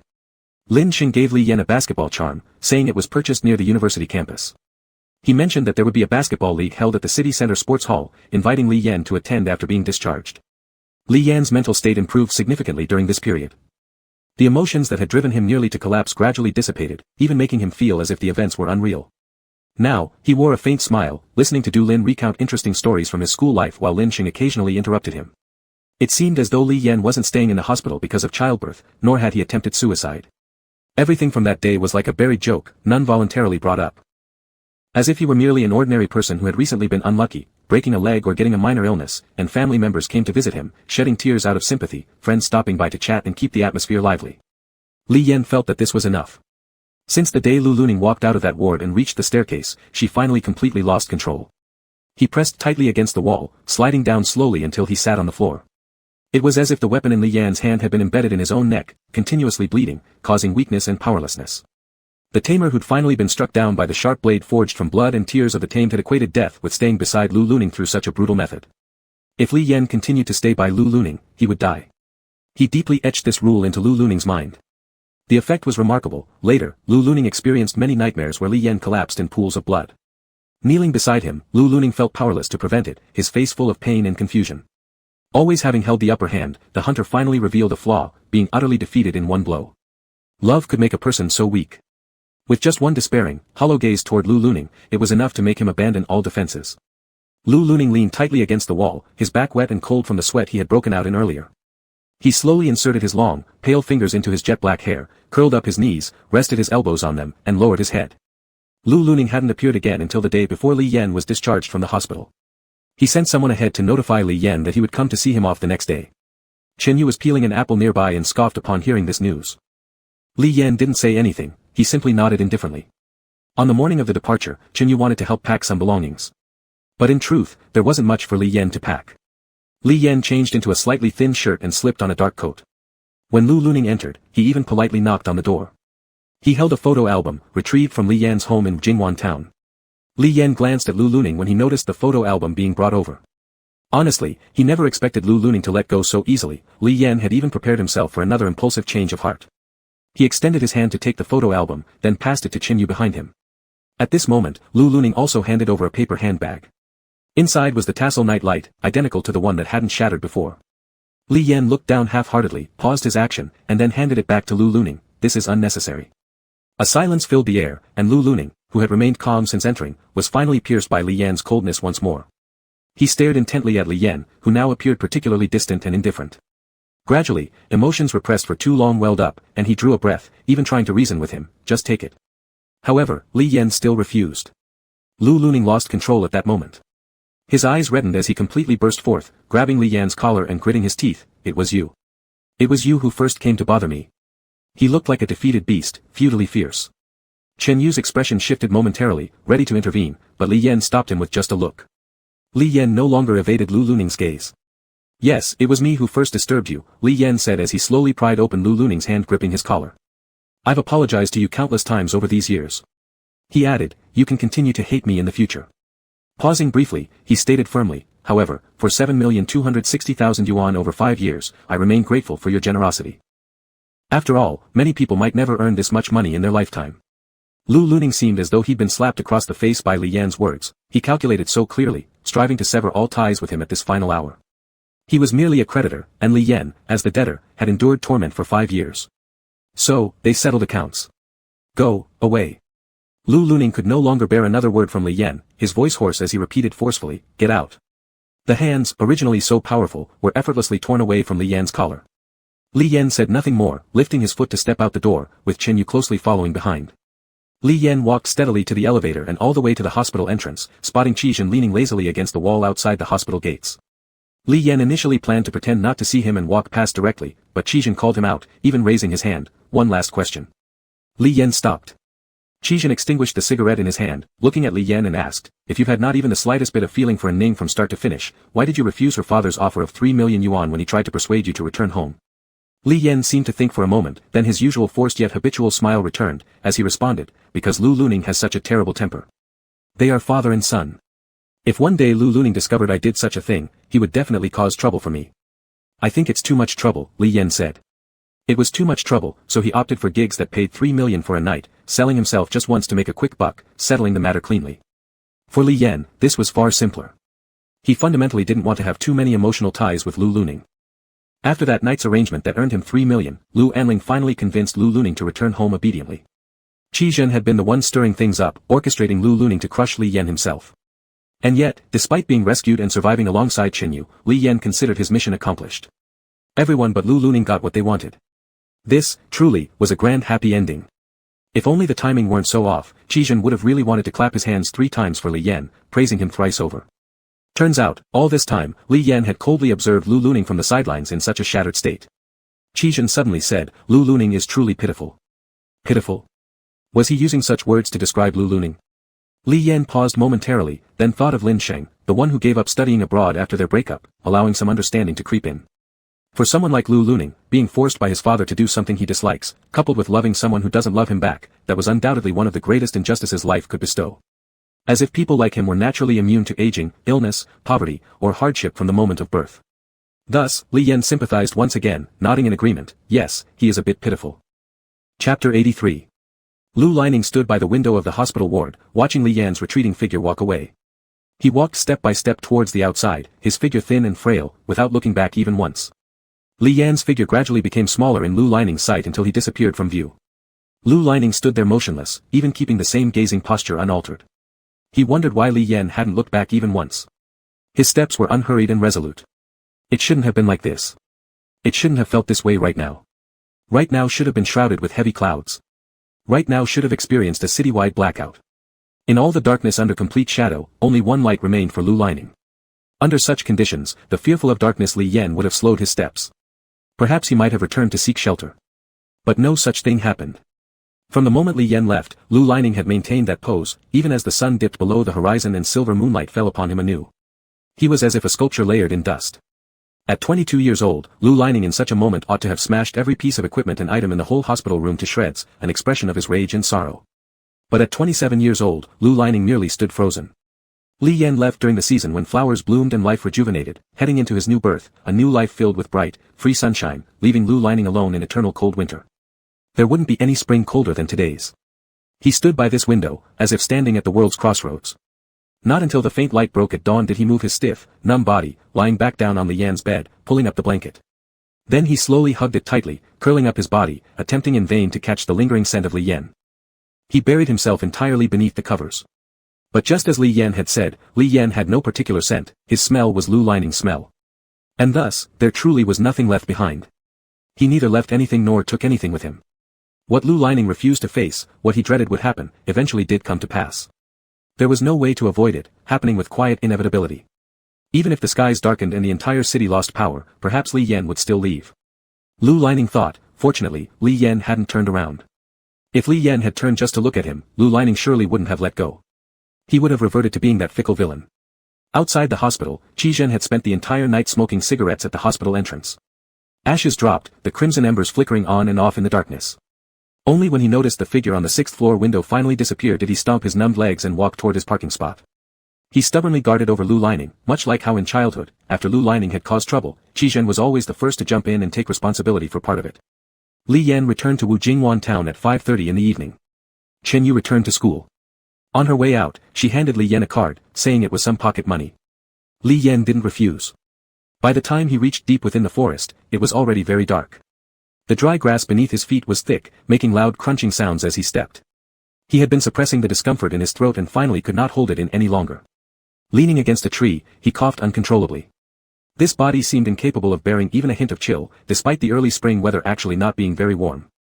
After roughly 5 or 6 minutes, he calmed his heaving chest and continued forward. When he arrived at Qin Yashin's grave, he slowly squatted down, raising his hand to gently touch the calm smiling face on Qin Yashin's tombstone. No longer willing to lie and say he was doing well, his hoarse voice croaked out, "I'm so tired, maybe I should have gone with you." Sadness clouded his eyes, and his features revealed sheer exhaustion. He sniffled, his eyes turning red again, while the cold wind lifted the edges of his thin coat. He covered his mouth and nose with his hands, coughing violently for a bit. In the end, he ended up choking up a mouthful of blood, leaving traces of blood foam on his hands. He collapsed onto his knees, unable to support himself any longer, hunching forward as the outline of his bones clearly showed through his clothes at his back. If only possible, Li Yan shed tears, unwilling to die before Qin Yashin using this broken body that had given birth to a child for another man. Reaching out to touch the cold gravestone, he suddenly noticed the blood on his fingers. Fearing he might soil Qin Yashin's resting place, he slowly withdrew his hand. Suddenly, he felt dirty, unworthy to die in front of Qin Yashin. Still, he was about to die, and this was his sole remaining wish. Once more, he whispered an apology to Qin Yashin, hoping she wouldn't be angry. Qin Yashin had always been a kind-tempered person who would forgive him. He then lay down beside Qin Yashin's grave, wishing that falling leaves would cover him and that, after 10 days, half a month, or even longer, someone might discover him and understand his final wish. He was buried beside Qin Yashin's grave. Li Yan had never felt such inner peace. Gradually, he no longer felt the cold, his head grew heavy, and his consciousness began to blur. Just as he thought he could slowly die, a bright light suddenly shone on him. The light stung Li Yan's eyelids, and he winced, still unable to make out the figure approaching. He heard footsteps growing closer, hurried and noisy, as dry twigs and leaves were crushed underfoot. A somewhat flustered voice of Lu Qin came, "Hey! Aren't you a little late for this business?" Li Yan opened his eyes and saw Lu Qin striding toward him with a fuss, pulling him up from the ground. Looking at Li Yan's gaunt face, Lu Qin let out an exasperated tisk. When Li Yan had passed out earlier, it wasn't yet completely dark outside, now it was pitch black, and the only light came faintly from the flashlight in Lu Qin's hand. With blank eyes, Li Yan stared at the light for a long moment before coming back to his senses. Lu Qin called his name twice before Li Yan finally responded slowly, asking, "Why are you here?" Seeing Li Yan's dazed and foolish appearance, Lu Qin's face reddened slightly. He touched Li Yan's forehead, muttering an oath, "Shit, you're burning up. Don't let the fever turn your brain to mush." Thus, Lu Qin half pulled, half dragged the weak Li Yan back to his home. Li Yan's house was in such bad shape, it hadn't been used in years, covered in layers of dust, and both water and electricity were cut off. Slapping his own head, Lu Qin cursed himself for being dumb, then took Li Yan back to his place. "This is an he ending. If you're on the B side, you can stop here. The next step is chasing his spouse." Chapter 84. Lu Qin took Li Yan back to his house, boiled some hot water, and gave him medicine. After cooking some congee, Li Yan drank a little under Lu Qin's watchful eye but ended up vomiting it out. Lu Qin didn't force him to drink more, he just fed him the medicine and let him go to sleep early. Perhaps because of his physical discomfort, Li Yan, who usually had difficulty falling asleep, dozed off in a daze. Lu Qin seemed to have sensed something and was somewhat worried about Li Yan, as if afraid that Li Yan might lose the will to live again. He decided to introduce Li Yan to some of their old friends. At first, Li Yan remained very gloomy, but after half a month, his condition improved a bit. He couldn't stay at Lu Qin's place forever, especially since Lu Qin was already married, with his wife living there, it would be rather inconvenient. Patting Li Yan's shoulder and laughing heartily, Lu Qin said, "Now that you're back, you're still young. No matter how bitter your situation is, don't throw away your life. Come by tonight, I've made plans to play cards with Uncle Li. He handed Li Yan a small bag of medicine and then escorted him home. The electrical wiring at Li Yan's house was old and wouldn't be fixed until the next day. Helpless, Lu Qing allowed Li Yan to stay one more night, but Li Yan refused, saying he had already caused too much trouble. Eventually, Lu Qing brought over a candle and lit it for Li Yan using a lighter. As he left, Lu Qing reminded Li Yan, "I've filled your thermos with hot water. That bag of supplements your sister-in-law bought for you, she said you looked too frail. Don't forget to take them, it'd waste her kindness." Li Yan nodded slightly and thanked him with a faint smile. Once again, Lu Qing pulled Li Yan back into his old life. For the first month, it felt surreal, like a dream. But gradually, through playing cards, drinking, eating grilled skewers, and having noodles with a group of brothers, things started feeling real. Li Yan once again tasted the familiar flavor of the oldest noodle shop in Wujingbei town. By that summer, Chen Yu had completely graduated from school, entered society, and secured a job in the city where he attended university. Leaving Wujingbei town to become a college graduate was already rare, let alone managing to settle down and stabilize in a big city. Chen Yu's father almost bragged to everyone about it, saying that the next goal was to find a local alpha partner for little Yu. On that day, Li Yan cooked plain noodles at home, ate half a bowl, and after 20 minutes, poured himself a glass of water. He took out the bag of supplements that Lu Qing had given him, following the instructions written on the paper attached to it. Each small bottle was opened carefully, and the pills were counted out accordingly. After peeling off a corner of the packaging, Li Yan noticed another layer beneath. He carefully resealed it after examining it. Drinking a sip of water, Li Yan swallowed the pills. That noon, the Chen family hosted a grand banquet. Chen Yu returned with many gifts for his father. Chen Yu also gave Li Yan presents. Li Yan's room was so small that these gifts, which included several crates of milk and fruits, took up half the space. In the evening, as the sun set, Chen Yu emerged from the Chen household and saw Li Yan squatting in his yard, poking at something with a stick. Approaching, Chen Yu realized Li Yan was prodding a worm on one of the baby cabbages he had grown. The leaf had been nibbled into a perfect round hole. Squatting beside Li Yan, Chen Yu directed his gaze toward the vegetable patch and asked, "Why didn't you come to eat lunch with us today?" Li Yan replied, "I wasn't feeling like going, my stomach feels a little off." "You all enjoy yourselves. Did your uncle's family show up?" Chen Yu sighed impatiently, "Yes, they brought along a whole bunch of kids. They almost tore the roof off." Turning his attention back to Li Yan, he asked, "Didn't old man Qin say that if you want to return to work, you could? You've got nothing better to do staying cooped up at home. Don't be." Chen Yu paused, choosing his words carefully, "Don't be so unmotivated." Looking at Li Yan's fragile state, Chen Yu gritted his teeth, "It's all because of that bastard, look what he did to you." Chen Yu grew increasingly angry, asking furiously, "Is he insane? Do you even know that when I was in school, he had someone follow me around?" Realizing his voice was rising, Chen Yu softened his tone, trying to console, "But now it's all over, brother Xiaoyan. You can't keep living in the shadow of the past, you need to move on. Stop slandering him." Li Yan suddenly cut in. Stunned, Chen Yu thought he had misheard. He hesitated incredulously, "What did you say?" Li Yan stood up abruptly, dropping the stick to the ground, and repeated clearly, "I said that the money used to build the Chen family house came from him. So don't you dare slander him." Having said that, Li Yan stormed inside. Chen Yu stood frozen at the door, and after a long pause, blurted out, "Are you crazy? Has he driven you mad? Are you actually defending him right now?" In response, Chen Yu only heard the sound of a door slamming shut. 5 years later. Lu Zhirue whispered mysteriously to Wu Su beside him during recess. "I found my mother." Wu Su obviously felt this was a groundbreaking discovery, exclaiming, "Really?" After all, no one had ever seen Lu Zhirue's parents. Everyone just knew his father was a powerful tycoon, but no one had met his mother. His family never attended any school-parent interaction activities either. Every day after school, only a black car came to pick him up, and no one had ever seen his parents. However, Lu Zhirue was known for being fierce. Last time someone said he was unloved and that his father didn't even like him since he'd been left with his grandfather. Upon learning this, Lu Zhirue beat the person up mercilessly until they cried in agony. He kept punching the student's face while sitting on top of him, only stopping when the teacher pulled him off. Ever since then, no one dared to mess with Lu Zhirue anymore. Because Lu Zhirue was so aggressive and mischievous, other kids were reluctant to get close to him. Wu Su was one of the few who still liked playing with Lu Zhirue. At that moment, Lu Zhirue took a photo from his pocket and showed it to Wu Su under the desk. A dark-skinned young man sat on an open truck carrying sheep, holding a baby lamb and smiling.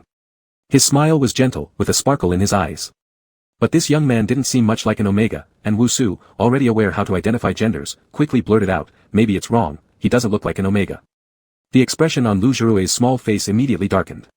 He said, "But I stole this from my father's study. It was placed very securely in that cabinet, buried at the bottom."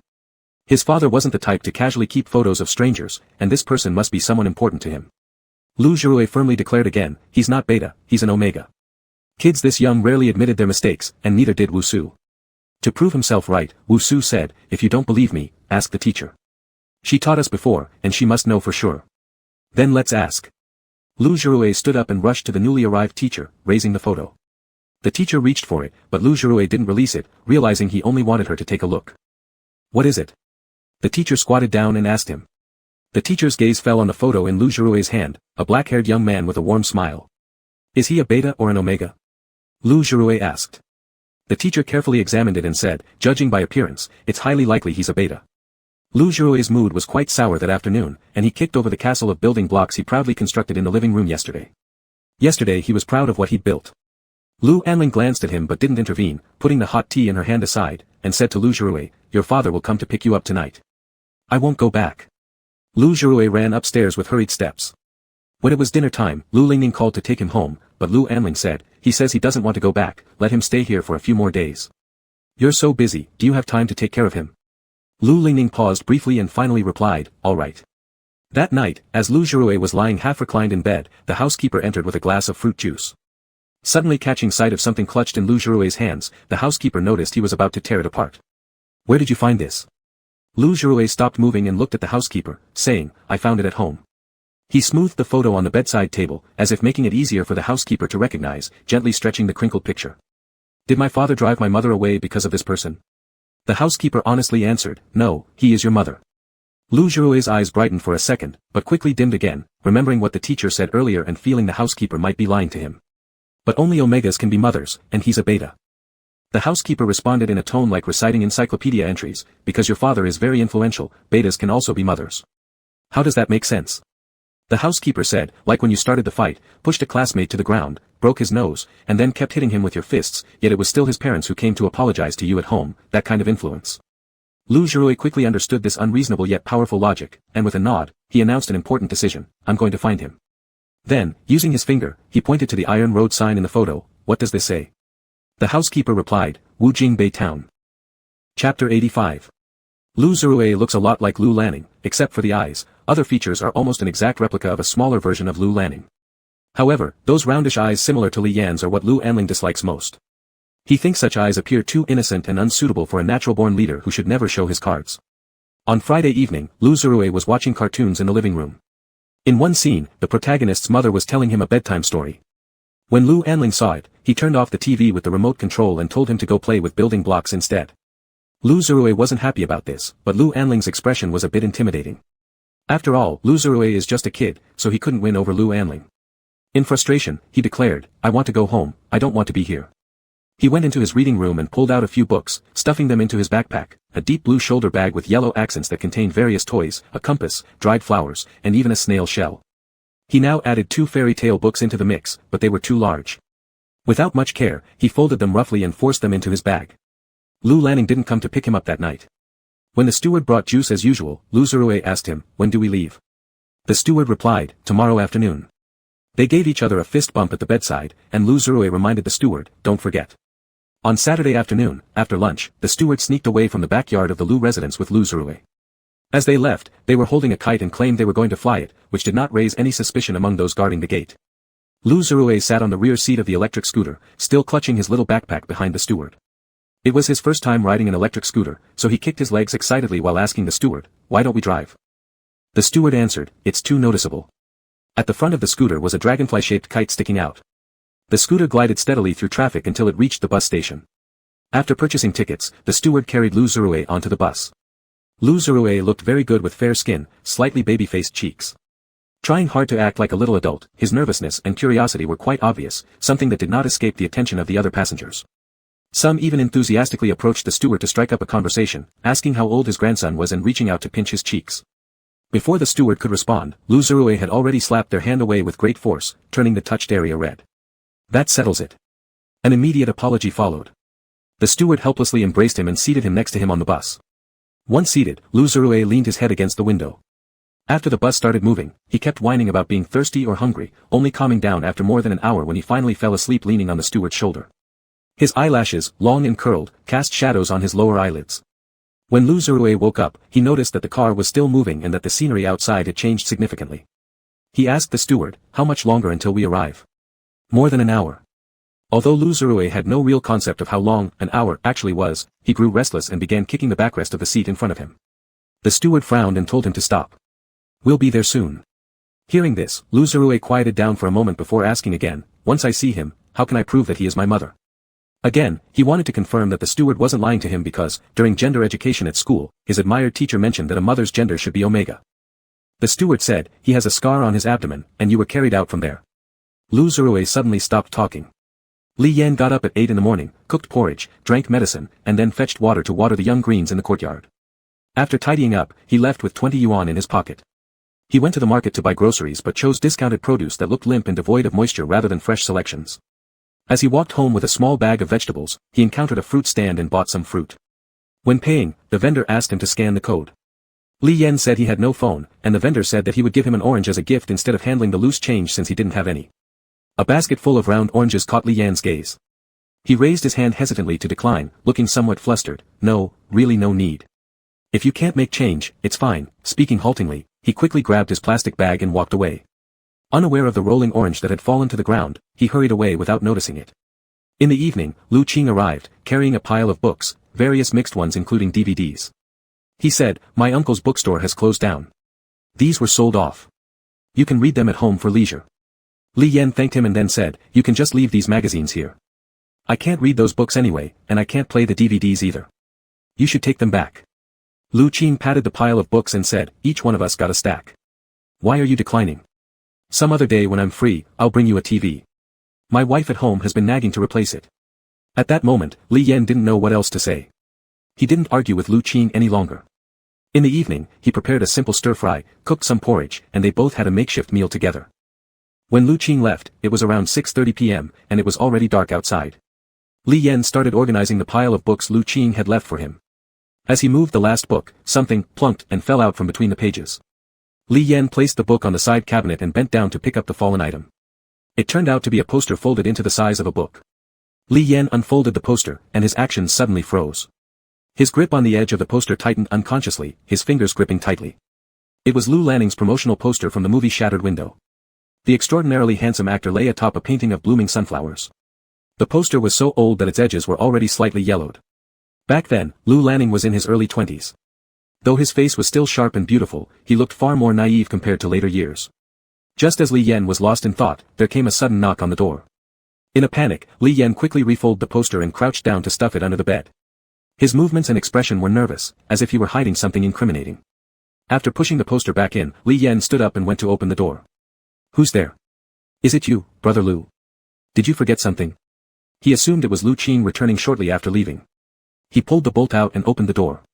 In that instant, Li Yan couldn't describe his feelings as he stared at the child in front of him. He was immediately left breathless. He looked too much like Lu Lanning. This kid resembled Lu Lanning too much. The Lu family genes were terrifying. Without even needing to ask, Li Yan could already confirm who this child was. Lu Zirui looked up at him for a moment, confused, then glanced down at the crumpled photo in his hand before quickly shoving it into his pocket, as if fearing it would be discovered. Just as he was about to step inside, Li Yan propped himself up, pushed the boy's small shoulder, and shoved him back outside before slamming the door shut. He refused to believe this child had appeared out of nowhere. How could the young master of the Lu family suddenly show up in Jingwan town unnoticed? Surely someone nearby must have been following him. Was this Lu Lanning's trick again? Li Yan's heart raced uncontrollably. Outside, the little one began pounding forcefully on the door. "Open the door." Li Yan stared at the tightly closed door, his eyes wide. When Lu Zirui realized the knocking wouldn't work, he started kicking the door with his feet, making a loud thud that was particularly jarring in the quiet night. This went on for at least 10 minutes. After finally kicking until his foot hurt, Lu Zirui began to cry, not just because his foot hurt. Hearing all this commotion, Li Yan reminded himself that continuing like this would disturb the neighbors and affect their rest. Eventually, Li Yan opened the door and let Lu Zirui inside. The boy entered, still sniffling with his shoulders shaking. His red, tear-filled eyes, so similar to Li Yan's own, gazed up at him. Li Yan remained silent, circling behind the boy and looking out through the doorway. There was no sign of movement outside. He cautiously closed the door and bolted it shut. By this time, Lu Zirui seemed to have regained his composure. He strutted confidently, like an emperor surveying his domain. He took off the small backpack he had been carrying on his back and said to Li Yan, "I am Lu Zirui." As if by simply introducing himself, he expected Li Yan to react, perhaps recognizing him and regretting his earlier attitude. But Li Yan had never been part of his life, and for him, this name was completely unfamiliar. Even without further introduction, he knew instantly who the boy was. So he responded indifferently, "I am Li Yan." Lu Zirui replied, "I know your name." Clearly dissatisfied with Li Yan's lack of reaction, he believed that once he mentioned this, Li Yan should immediately recognize him and come to embrace him. Unhappy, Lu Zirui paced around the room a few steps and commented, "Your place is so broken, Li Yan." But Li Yan wasn't angry. He stayed silent for a moment and then asked, "Where's your father? How did you end up here so late?" "I ran away," Lu Zirui answered casually, as if there was nothing unusual about it. "Who knows where my dad is? I haven't seen him in a long time." By long time, he meant that he had been living with his grandfather for 2 weeks. But when Li Yan heard it, it carried a different meaning. Lowering his voice slightly, he asked, "Does he often neglect you?" Lu Zirui didn't answer him. Instead, he was drawn to the little candle Li Yan had set up on the bedside table and poked it with his finger. "I know what this is, it's a candle." Li Yan didn't praise him for his self-proclaimed extensive knowledge. He simply picked Lu Zirui up from the side of the bed and placed him on a stool before starting to remove his shoes. Lu Zirui lifted his feet as Li Yan pulled off his socks. "What are you going to do?" he asked. Li Yan fetched a basin of hot water, tested the temperature, then squatted down and placed both his feet into it. "Wash your feet and go to sleep, it's too late." Chapter 86. Li Yan placed Lu Zirui on the inside of the bed and lay down on the outside. The bed was narrow, it was originally a single bed, but fortunately, Li Yan was very thin and didn't take up much space. After lying down, Lu Zirui turned over twice. He looked energetic, possibly because he had slept during the car ride. Li Yan turned off the lamp and lit a candle that stood at the bedside, casting a warm orange glow. Lu Zirui leaned in to look, but Li Yan pulled him back. "Don't get so close." Li Yan had taken medicine and sleepiness began to creep in. It was around his usual bedtime. His eyelids felt heavy, his thoughts muddled. He knew there were many suspicious points about Lu Zirui suddenly showing up here, but now wasn't the time to interrogate him. After quite some time, as Li Yan was almost asleep, he suddenly felt Lu Zirui quietly crawl closer from behind, apparently trying to be stealthy. Lu Zirui slowly lifted the loose short shirt covering Li Yan's stomach. Li Yan's belly became slightly cool, his eyebrows furrowed, but he didn't open his eyes. Not knowing how to deal with such a young child like this one, Li Yan stayed still. In the candlelight, Lu Zirui looked at a scar on Li Yan's stomach and covered his mouth with his hand. It was true. Lu Zirui then lay back down, somewhat excited and also a little uneasy. Li Yan could feel Lu Zirui pulling his short shirt back down as if nothing had happened moments before. At this moment, Lu Zirui softly called out from behind, "Mom." The voice was very small, completely different from the brash demeanor he displayed earlier when calling at the door, as if afraid of waking Li Yan. Li Yan's heart trembled, his eyes abruptly opening, filled with an indescribable mix of softness and warmth. He could feel the warm, small, and tender body pressing against him from behind. Far away, the steward watched attentively until the light in the room dimmed and only the faint candlelight remained before he finally left. Catching the last bus, he returned to City A. When they arrived at City A, it was already past midnight at 12:30. The old Lu family residence was brightly lit. The steward parked his electric scooter, picked up the dragonfly kite resting atop it, and walked toward the old estate. Upon entering the living room, he found Lu Lanning there as well, sitting along with Lu Anling, who had a stern expression. "Where is little Roy? He got tired from flying the kite and demanded to find his mother, so I sent him there," replied the steward in a monotone, though his words fell like a bomb in the quiet room. Instantly, 2 voices erupted in the living room. "What? How reckless." An unpleasant shadow crept into Lu Anling's eyes immediately, his aura intimidating. Meanwhile, Lu Lanning shot up from the sofa, disbelief clearly etched on his face. After tidying up the kite strings, the steward continued nonchalantly, "He let little Roy enter." The living room fell silent. Lu Lanning stared hard at the steward. "You mean he allowed Lu Zirui inside?" The steward nodded, "Yes." For a moment, Lu Lanning seemed to lose control over his facial muscles. Feeling somewhat flustered and anxious, he took a few restless steps around the sofa and then suddenly said, "We need to arrange for Lu Zirui to withdraw from school first." "Bring him back immediately," shouted Lu Anling simultaneously with Lu Lanning. As their gazes locked, all the other servants in the room broke out in cold sweat, while the steward calmly continued organizing the kite as if nothing extraordinary had occurred and proceeded toward the usual toy storage area meant for Lu Zirui. The air in the living room grew tense, suffocating. Lu Lanning snorted and glared at Lu Anling, "So what? Do you still think you're in charge here?" Lu Anling pulled out his phone in front of Lu Lanning, made a call, and issued orders directly without further ado. Lu Lanning immediately stormed out of the room without another word. Lin Cheng and others were waiting outside. While this so-called affectionate father-son drama unfolded, Li Yan in the house at Wujing Bay town finally turned over carefully examining the sleeping Lu Zirui.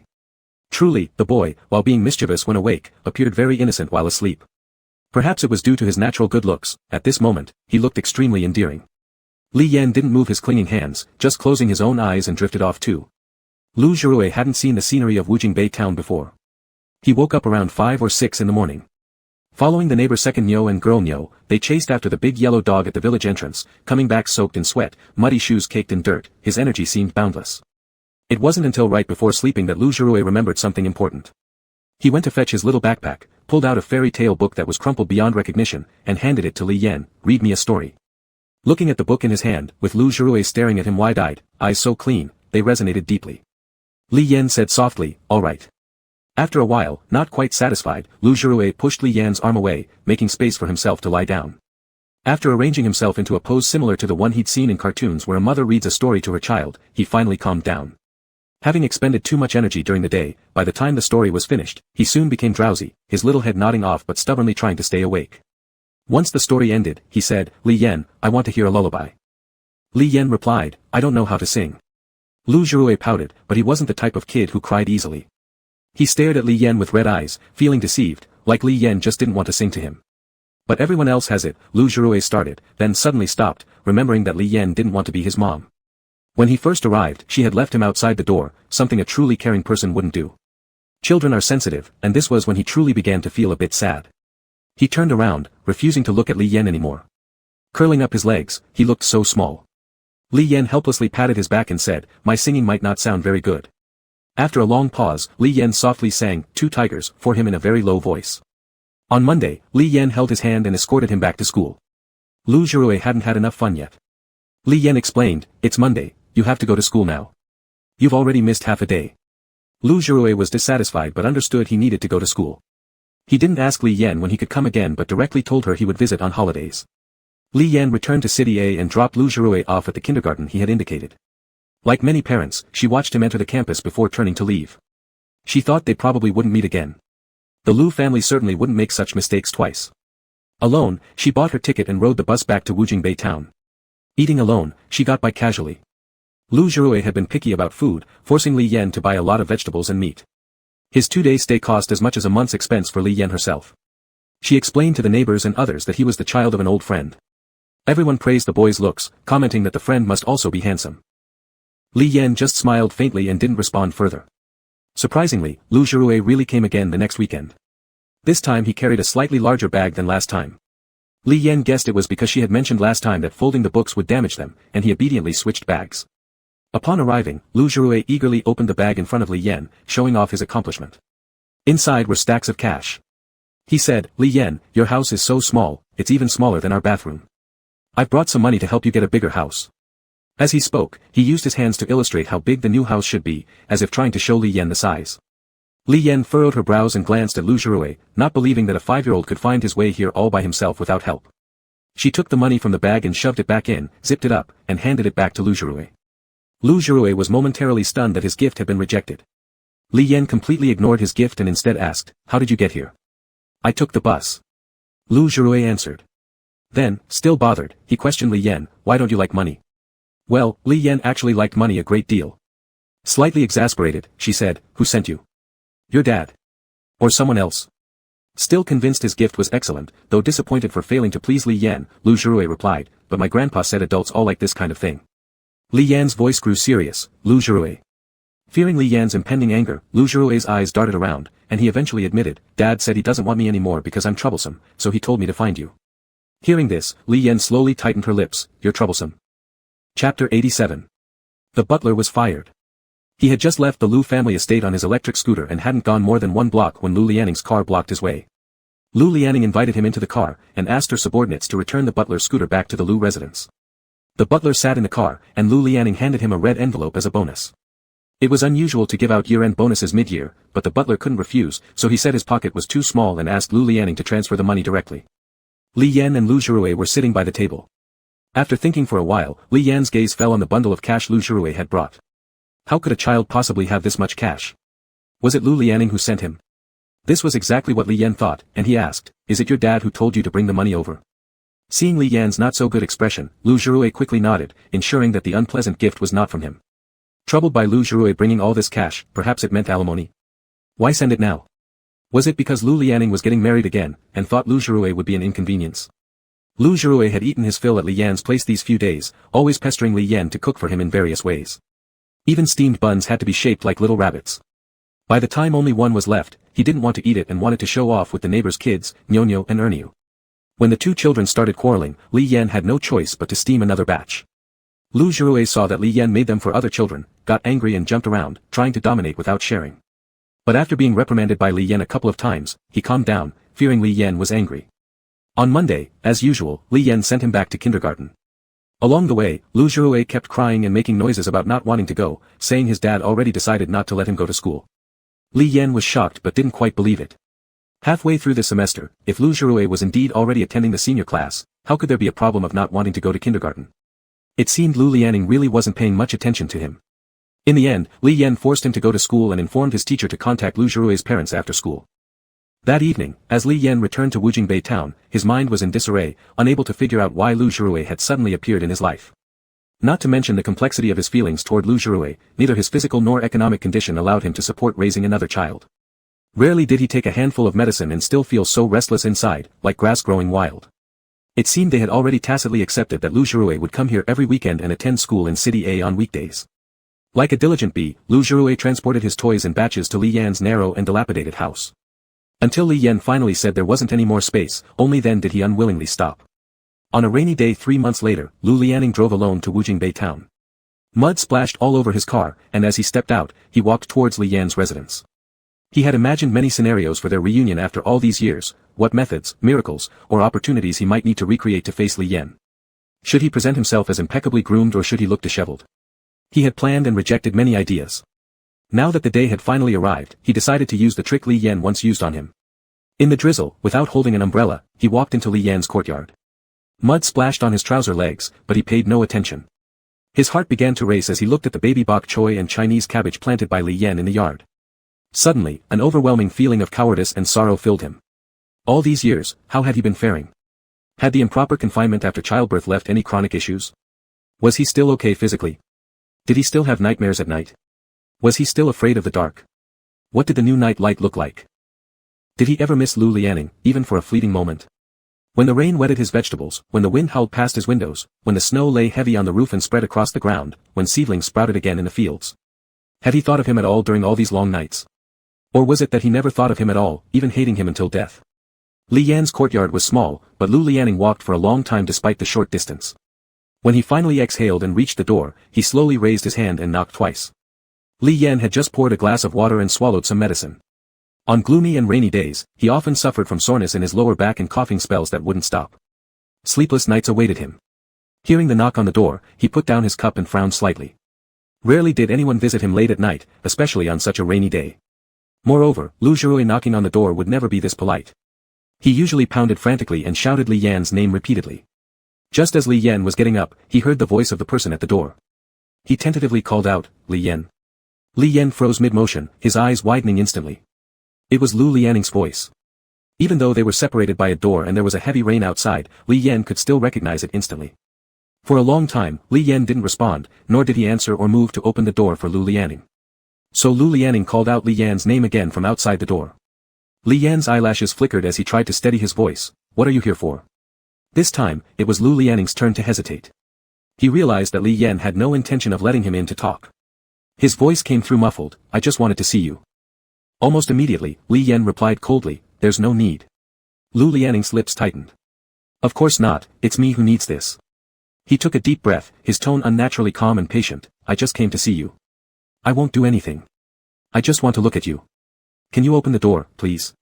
But Li Yan remained cold. "I don't want to see you." In that moment, Lu Lianing's expression turned pale. His hair was drenched by the rain, sticking to his temples, and his clothes were soaked through, making him very uncomfortable. But all this discomfort paled in comparison to the unease caused by Li Yan's words. Rainwater trickled down his hair and into his neck, soaking his collar. The pheromone blocker patch on the back of his neck started to loosen due to the water. A faint scent of mandarin orange began to diffuse into the rain, seeping through the cracks around Li Yan's door and windows. Before Lu Lianing even realized he'd released his pheromones, Li Yan reacted sharply, "Don't let your pheromones out." Lu Lianing instantly raised his hand to cover the back of his neck, reacting like a student without an answer when suddenly called upon by the teacher. But this wasn't intentional. Under Li Yan's cold rejection, Lu Lianing almost lost control. Leaning against the door, he muttered, "Do you find my scent too cloying?" Yet this scent had lingered with Li Yan for years. It was Lu Lianing's only solace after Li Yan left. Drops of rain fell from his eyelashes, and he began speaking impulsively, but Chen Yashin is an omega, her scent is bound to be even stickier than mine. Li Yan couldn't bear hearing Lu Lianing mention Chen Yashin. He abruptly stood up, grabbed the enamel cup from the table, and hurled it at the door. Get out! The cup struck the door with a sharp sound before falling to the ground, bouncing twice before stopping near Li Yan's feet. Panting heavily, Li Yan's eyes turned bloodshot with anger. Lu Lianing involuntarily stepped back 2 paces, as if the cup hadn't hit the door but had struck his face instead. He staggered backward, stepping into a puddle, but his shoes were already soaked, and he paid no attention to it. He knew he'd messed things up again. He had never heard Li Yan tell him to get out before, but now Li Yan clearly despised him enough to shout it. It wasn't that he wasn't angry, and it wasn't that he didn't have a temper, but he simply couldn't be upset with Li Yan. Over the 5 years since Li Yan left, as he clutched his pillow, emitting his pheromones in solitude while calling out Li Yan's name during restless nights, his anger toward Li Yan had been gradually worn away. Inside the room, silence returned. Ultimately, Lu Lianing couldn't help but feel dissatisfied. He stepped forward again, pressing his palm against the wooden door, so thin and shabby it seemed he could kick it to pieces, but today, his knocks had been light. He knew he had no leverage left in front of Li Yan. His prideful bones bent endlessly to Li Yan's whims, and though he wished to say something that might make Li Yan happy, he was far too clumsy at ingratiating himself. In the end, he only slowly brought his face close to the wooden door of Li Yan's room. There was a crack through which he could only see Li Yan's desk. The rain gradually stopped, and after a while, the moon emerged from behind the clouds. Moonlight fell on Lu Lianing's rain-soaked shoulders. Even though he had stood there for so long that his arms and shoulders ached, he still kept his hand covering the back of his neck. Proud hearts finally bowed, willing to carve their ribs into vulgar love offerings for humanity, hoping to glimpse him through the keyhole, with longing stretching as long as the night. It seemed that everyone in the world who loved unrequitedly ended up the same way. Chapter 88. Li Yan slept very lightly this night despite having taken the medicine, his mind restless. Until the next morning, when the light of dawn seeped through the mottled glass, Li Yan smelled again a faint, post-rain aroma, a mix of earthy dampness with an undeniable pheromone, fermenting into the scent of bitter orange. He had no idea that Lu Lianing had stayed all night, it seemed impossible to him. But shortly after, he heard footsteps departing from the doorway. Lu Lianing didn't come as often at first, just twice a month, then gradually 3 times, and finally once a week. Still, Li Yan never opened the door for him. Lu Lianing chattered on endlessly by himself in front of the door, telling things Li Yan didn't want to hear. But over time, Li Yan occasionally found himself provoked enough to respond. One day, Lu Lianing complained outside the door, "It's been nearly 3 months. How is it that when Lu Zhiruo comes, you let him in but not me?" Li Yan ignored him, so Lu Lianing kept talking as if growing more adept at filling the silence. "Are you still angry? Still hating me?" Lu Lianing's tone softened, and then quickly shifted, "But haven't I changed for the better? Haven't I improved?" Listening to these words, Li Yan responded coldly without bringing up Chen Yashin, almost deliberately speaking some remarks to irritate Lu Lianing. But Lin Sheng was already good without needing to change, Li Yan replied indifferently. As expected, Lu Lianing got riled up. Annoyance welled within him, yet he dared not direct it toward Li Yan. Eventually, he barely managed to stifle out, "I never mentioned Lin Sheng. Why are you bringing Lin Sheng into this?" Having said that, he seemed to realize what he'd come for in the first place, realizing again how easily he lost his temper around Li Yan. Sure enough, Li Yan inside chose not to reply further. Standing there alone outside the door, his tone grew strange. "Does Lin Sheng's pheromones smell nice? Like snow pine? Or maybe sandalwood? I don't even like fruity scents myself, it's not like I get to choose." When Li Yan continued to ignore him, Lu Lianing stormed off, agitating himself unnecessarily. He frequently acted this way now. When frustrations arose, unable to show them before Li Yan, he would run off somewhere else to process his emotions, only to return and bother Li Yan again once calmed down. Sometimes, Li Yan truly couldn't evaluate him at all. One day, realizing that Lu Zhiruo would be coming the next day and the food hadn't been prepared yet, with the sun already setting, Li Yan hurried out to buy groceries. By the time Lu Lianing arrived, it was already dark outside. Despite the light glowing inside Li Yan's room, no one answered his calls. He pressed his ear against the door but could not detect any movement inside. A sudden wave of panic gripped him, and he began calling out urgently to Li Yan, knocking repeatedly on the door, "Pa pa." Not sure whether his force was too strong or Li Yan's door was too fragile, Lu Lianing found that with hardly any effort, the door collapsed under his knocks. The wooden door crashed onto the floor, kicking up a cloud of dust. Seeing the empty house before him and glancing down at the broken door, Lu Lianing stepped back into the courtyard. Taking a deep breath, he called Lin Sheng, asking him to send someone to repair the door. "No need to replace it with a new one, just fix it. The door fell off. It doesn't need to be repaired too well, leave the cracks in the middle as they are, don't straighten it. Just reassemble it. Hurry up." He was about to say that Li Yan might come back anytime, so they had to fix the door before he returned when Li Yan indeed came back. Lu Lianing's phone call hadn't ended yet. Lin Sheng on the other side curiously said, "Hello," a couple of times. Turning around, Lu Lianing spotted Li Yan, who had returned carrying meat, vegetables, and a fish, momentarily losing his ability to articulate a word. He doubted if Li Yan would believe that the door had fallen down before his arrival. But upon seeing Li Yan now, he simply couldn't react properly. Almost 3 months had passed since he first came here, and this was the first proper face-to-face encounter with Li Yan. He was far too thin. What was he wearing anyway? It wasn't that cold outside, yet he wore such a thin coat. To feign helplessness before Li Yan was actually rather foolish because, after all, no one could appear more pitiful than Li Yan himself. And up to now, he no longer maintained his former impeccable perfection in front of Li Yan. Because no matter how good he might look, in Li Yan's eyes, it wouldn't necessarily make a difference. Li Yan might not even want to look at him. Slightly uncomfortable, Lu Lanning hung up the phone and put it back in his pocket. Before Lu Lanning could begin, Li Yan silently brushed past him and entered the house. Hastily following after, hesitating at the threshold as he debated stepping inside and potentially disturbing Li Yan broke the silence first. "Come in." At that moment, Lu Lanning was exerting all his strength to control himself from appearing too delighted. Under Li Yan's glance, he sat on the short stool in Li Yan's house where his legs couldn't even stretch out properly. Li Yan put down what he was holding and also sat by the table. He felt a bit tired, lifting his hand to rub his eyebrows, then asked Lu Lanning, "What exactly do you want to do?" Lu Lanning, with a strained face, finally said, "I didn't intend to damage your door either." Li Yan thought he was deliberately evading the issue, so he continued, "You keep sending Lu Zhuruei to me. Do you not want to take care of him anymore? Didn't this child originally belong to you? Now you don't want him, ignore him, let such a young boy carry so much cash to find me, what are you trying to do?" As Li Yan spoke, his mood worsened. Lu Lanning frowned deeply, "What do you mean, don't want him, and ignore him? Did he tell you that?" Lu Lanning was almost angry to death. He said he wanted to prepare gifts for you and bring them over. "How would I know he gave you money? Why must you blame me for this?" Li Yan didn't believe him at all. He's so young, how could he have gotten so much cash? He stood up at that point, took the package left by Lu Zhuruei and pushed it toward Lu Lanning, letting Lu Lanning see for himself. Lu Lanning had no idea how to explain to Li Yan that Lu Anling could give Lu Zhuruei that much cash. Compared to this matter, he cared more about Li Yan misunderstanding him, so he said, "Must you think about me like this?" Li Yan remained silent without responding. Lu Lanning stood up to leave, but was called back by Li Yan. He suddenly stopped, thinking Li Yan might want to retain him, but instead, Li Yan just shoved the bag of cash into Lu Lanning's hands and told him if taking care of the kid was too troublesome, he could raise him. Lu Lanning was infuriated. Driving around Jingwan town several times didn't calm him down. Eventually, he parked at a bar, drinking alone sulkily. Lin Cheng went to fix Li Yan's door and found Lu Lanning there. His face flushed red from drinking, he kept yelling in the car, asking Lin Cheng to send him back to Li Yan. Staggering drunk, he made his way to Li Yan's door. As always, he pressed his face against the door, but saw nothing. He'd said it didn't need fixing, yet why did they reinstall it so tightly? Couldn't even leave a crack. Was it necessary to close it so tightly?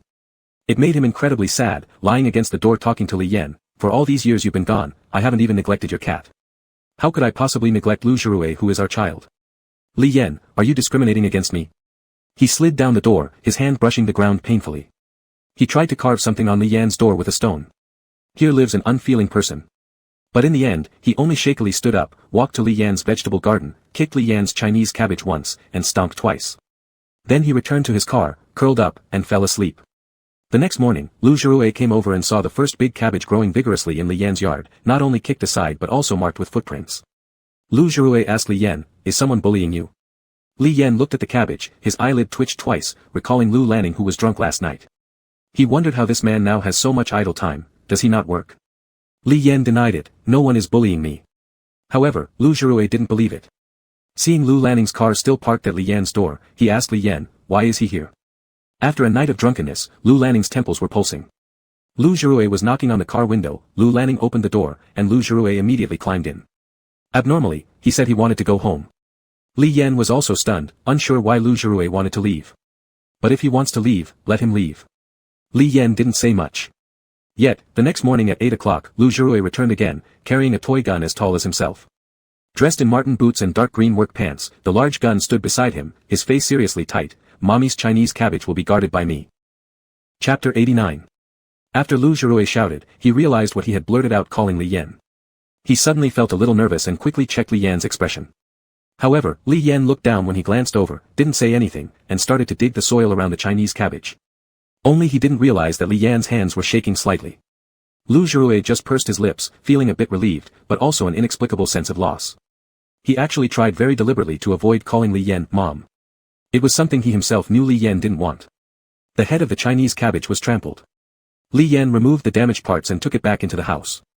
That night, they had a meal of Chinese cabbage and tofu. Lu Zhirui wasn't too excited while eating in the evening. After having a small portion, he went outside to kick pebbles. Very late at night, only when Li Yan called him did he come back. Li Yan, observing his behavior, thought that perhaps he had had enough of staying here. This place was definitely not as bustling and prosperous as City A. There were no amusement parks, no large shopping malls where Lu Zhirui could choose from various toys. On the weekend evening, he sent Lu Zhirui back early. The boy was in low spirits all the way, refusing to speak to Li Yan. Li Yan had no idea how she had offended him, feeling helpless and at a loss. After dropping off Lu Zhirui at the Lu's residential area and having the gatekeeper contact them, Li Yan saw the familiar figure of the steward approaching before turning around and leaving. It was already dark when Li Yan left. Before reaching the bus station, Lu Lanning appeared out of nowhere again. The car followed behind Li Yan, headlights on full beam. After a while, it drove up alongside him, and Lu Lanning lowered the window, saying to Li Yan, "Get in, I'll drive you home." Li Yan refused and continued walking with her head down. Lu Lanning insisted, "Anyway, I'm going there too. If you keep walking, you will miss the last bus." He continued, "Isn't taking my car saving you the fare? Free ride, why not? You can sit in the back seat, and if you don't want to talk to me, you don't have to. I'm just passing by." He kept talking until Li Yan really arrived at the station, failed to buy the last bus ticket, and walked out of the station again. Standing by the car door, he opened the rear door for Li Yan, who hesitated for a moment but eventually got in. He still said politely, "Thank you."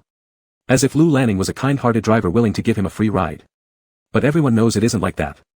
However, for a 3.5-hour drive, it has been at least 5 hours, yet they hadn't reached the destination. Lu Lanning circled the outskirts of Wu Jingwan town calmly for 3 rounds without entering, hoping for more time alone with Li Yan.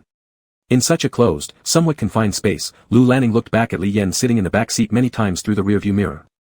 Finally, Li Yan couldn't help but feel restless. "Then I'll get out and walk." Li Yan really meant it. One of his hands was already holding the car door handle, as if ready to jump out any time. Lu Lanning coughed awkwardly twice, 10 minutes away. When he dropped Li Yan off at her doorstep and followed her inside, Li Yan stopped at the entrance. She opened the door, stepped inside, then stood there looking back and saw Lu Lanning's hand resting on the doorframe, seemingly trying to prevent her from closing the door. Time favored this man greatly, the youthfulness in his features disappeared, replaced by maturity and reserve. His eyes became deep-set, his lashes thick, his nose prominent, his cold white skin, and the arc of his lips remained commanding even without a smile, equally striking and captivating. His appearance was originally quite aggressive, hard to ignore, and he used to intentionally exaggerate this in front of Li Yan. Although he now restrained himself, wanting Li Yan to be less resistant toward him, it was obvious that he had yet to grasp the method. Li Yan's gaze swept over his hand, slowly lowering her eyes, then, seeming tired, asked Lu Lanning, "What do you really want?" Lu Lanning was also contemplating his choice of words. He looked at Li Yan, fearing that she might lose patience soon. He said, "I really am trying to change right now. Would you consider being with me?" He looked at Li Yan's face. "If you haven't made up your mind yet, you can answer after thinking about it. No rush."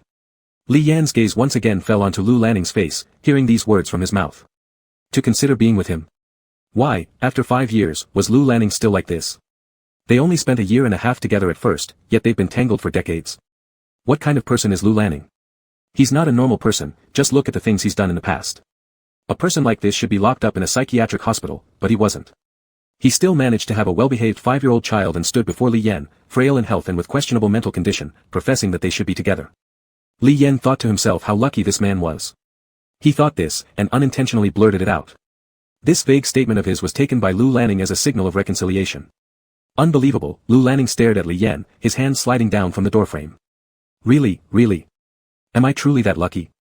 Just as he took a step forward hoping to embrace Li Yan slammed the door shut in his face. Li Yan's voice came through the door clearly, "Lu Lanning, we're not suitable for each other." The hope that had risen within him fell heavily. On the verge of breaking down, Lu Lanning adjusted his breathing twice and called out Li Yan's name, but found himself unable to say anything. It seemed like he hadn't improved much, even though he'd claimed to Li Yan that he was changing. But in the past 3 months, all he had done was break Li Yan's door and kick over the carefully grown cabbages. There wasn't a single thing he did that could soften or touch Li Yan's heart. When Li Yan said they were unsuitable, it meant he truly believed they were unsuitable. Lu Lanning gradually lowered his head, recalling Li Yan's late wife, Chen Yaxin. He had investigated so much about Li Yan, wanting to keep the person firmly in his grasp, there was no way he could overlook such an important figure. Compared to the gentle, kind, elegant, and beautiful Chen Yaxin whom even the dogs at the village entrance wouldn't dare bark twice at, Lu Lanning didn't match up to any standard. There was almost nothing in common between him and such tender-heartedness and kindness. His love was filled with possessiveness and control, endlessly greedy and demanding. In Li Yan's eyes, he must have been someone unworthy of love. Not to mention, his gender itself wasn't right either. Lu Lanning was suddenly enveloped by a heavy sense of inferiority, struggling futilely as he tried talking to Li Yan through the door. Lu Jirui's kindergarten teacher already said, everyone is equal regardless of gender. He said, how can you be like this, Li Yan? Inside the door, Li Yan listened to his words, seemingly feeling wronged. Look, he was lying again. He would never change, stubbornly clinging on to his despicable love and bringing it to Li Yan time and time again, persistently self-assured and condescending in his approach to loving. Even if he had now hidden away his nasty temperaments, smoothed over the sharp edges, and painted on a fresh coat of compliant color, it was too fresh. It couldn't be covered up. It was still there underneath. Chapter 90.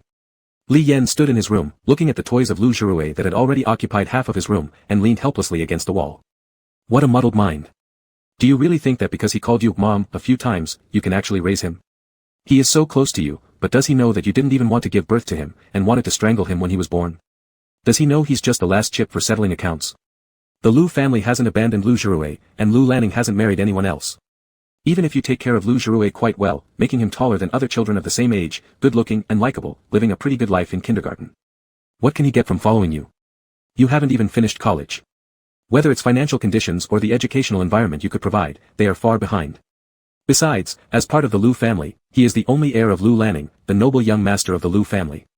And with you? Would you let him eat cabbage leaves with you? Would you dare to respond if he calls you Mom? Back then, he was so small, knowing nothing, so innocent, and yet you planned to end his life. Li Yan closed his eyes tightly for a moment and exhaled. Fortunately, it seemed that Lu Jirui has lost interest in staying here, he's already stayed long enough. Li Yan didn't go to bed at his usual bedtime that night. He took out a large jute bag and packed Lu Jirui's toys one by one. When he finally finished, he saw a little jumping frog that Lu Jirui folded for him on the desk, hesitated for a while, and eventually kept it himself. It would be the sole keepsake. All this should have ended long ago. The next day, Li Yan went to a jewelry store and bought a ring. It wasn't expensive, a simple silver hoop, unadorned and plain. After paying, he put the ring in his pocket and walked out. The sky was overcast, like rain, and it had been like that since morning. The air was also somewhat chilly. Li Yan pulled his coat zipper up higher, then disappeared into the crowd, blending seamlessly with the other people rushing about. He didn't go home, but instead made his way deep into the forest. It felt colder here, and the wind passed through the trees, rustling the leaves. Few people ever came here, with weeds everywhere, making it difficult to walk. He stopped in front of Chen Yashin's grave, squatted down, looked at her picture frozen forever in time, and said, for all these years, I haven't been able to send you a proper gift. After finishing, he fell silent for a while. At this point, fine drizzle began to fall, cool and refreshing. He took the ring out of his pocket, then dug a bit of soil, burying it inside. By now, the rain started falling harder, but fortunately, it was cloudy in the morning, so he had taken an umbrella with him. He opened the umbrella and began walking home. The raindrops pattered on the umbrella, rather noisy. Normally, within such noise, he wouldn't hear any other sounds.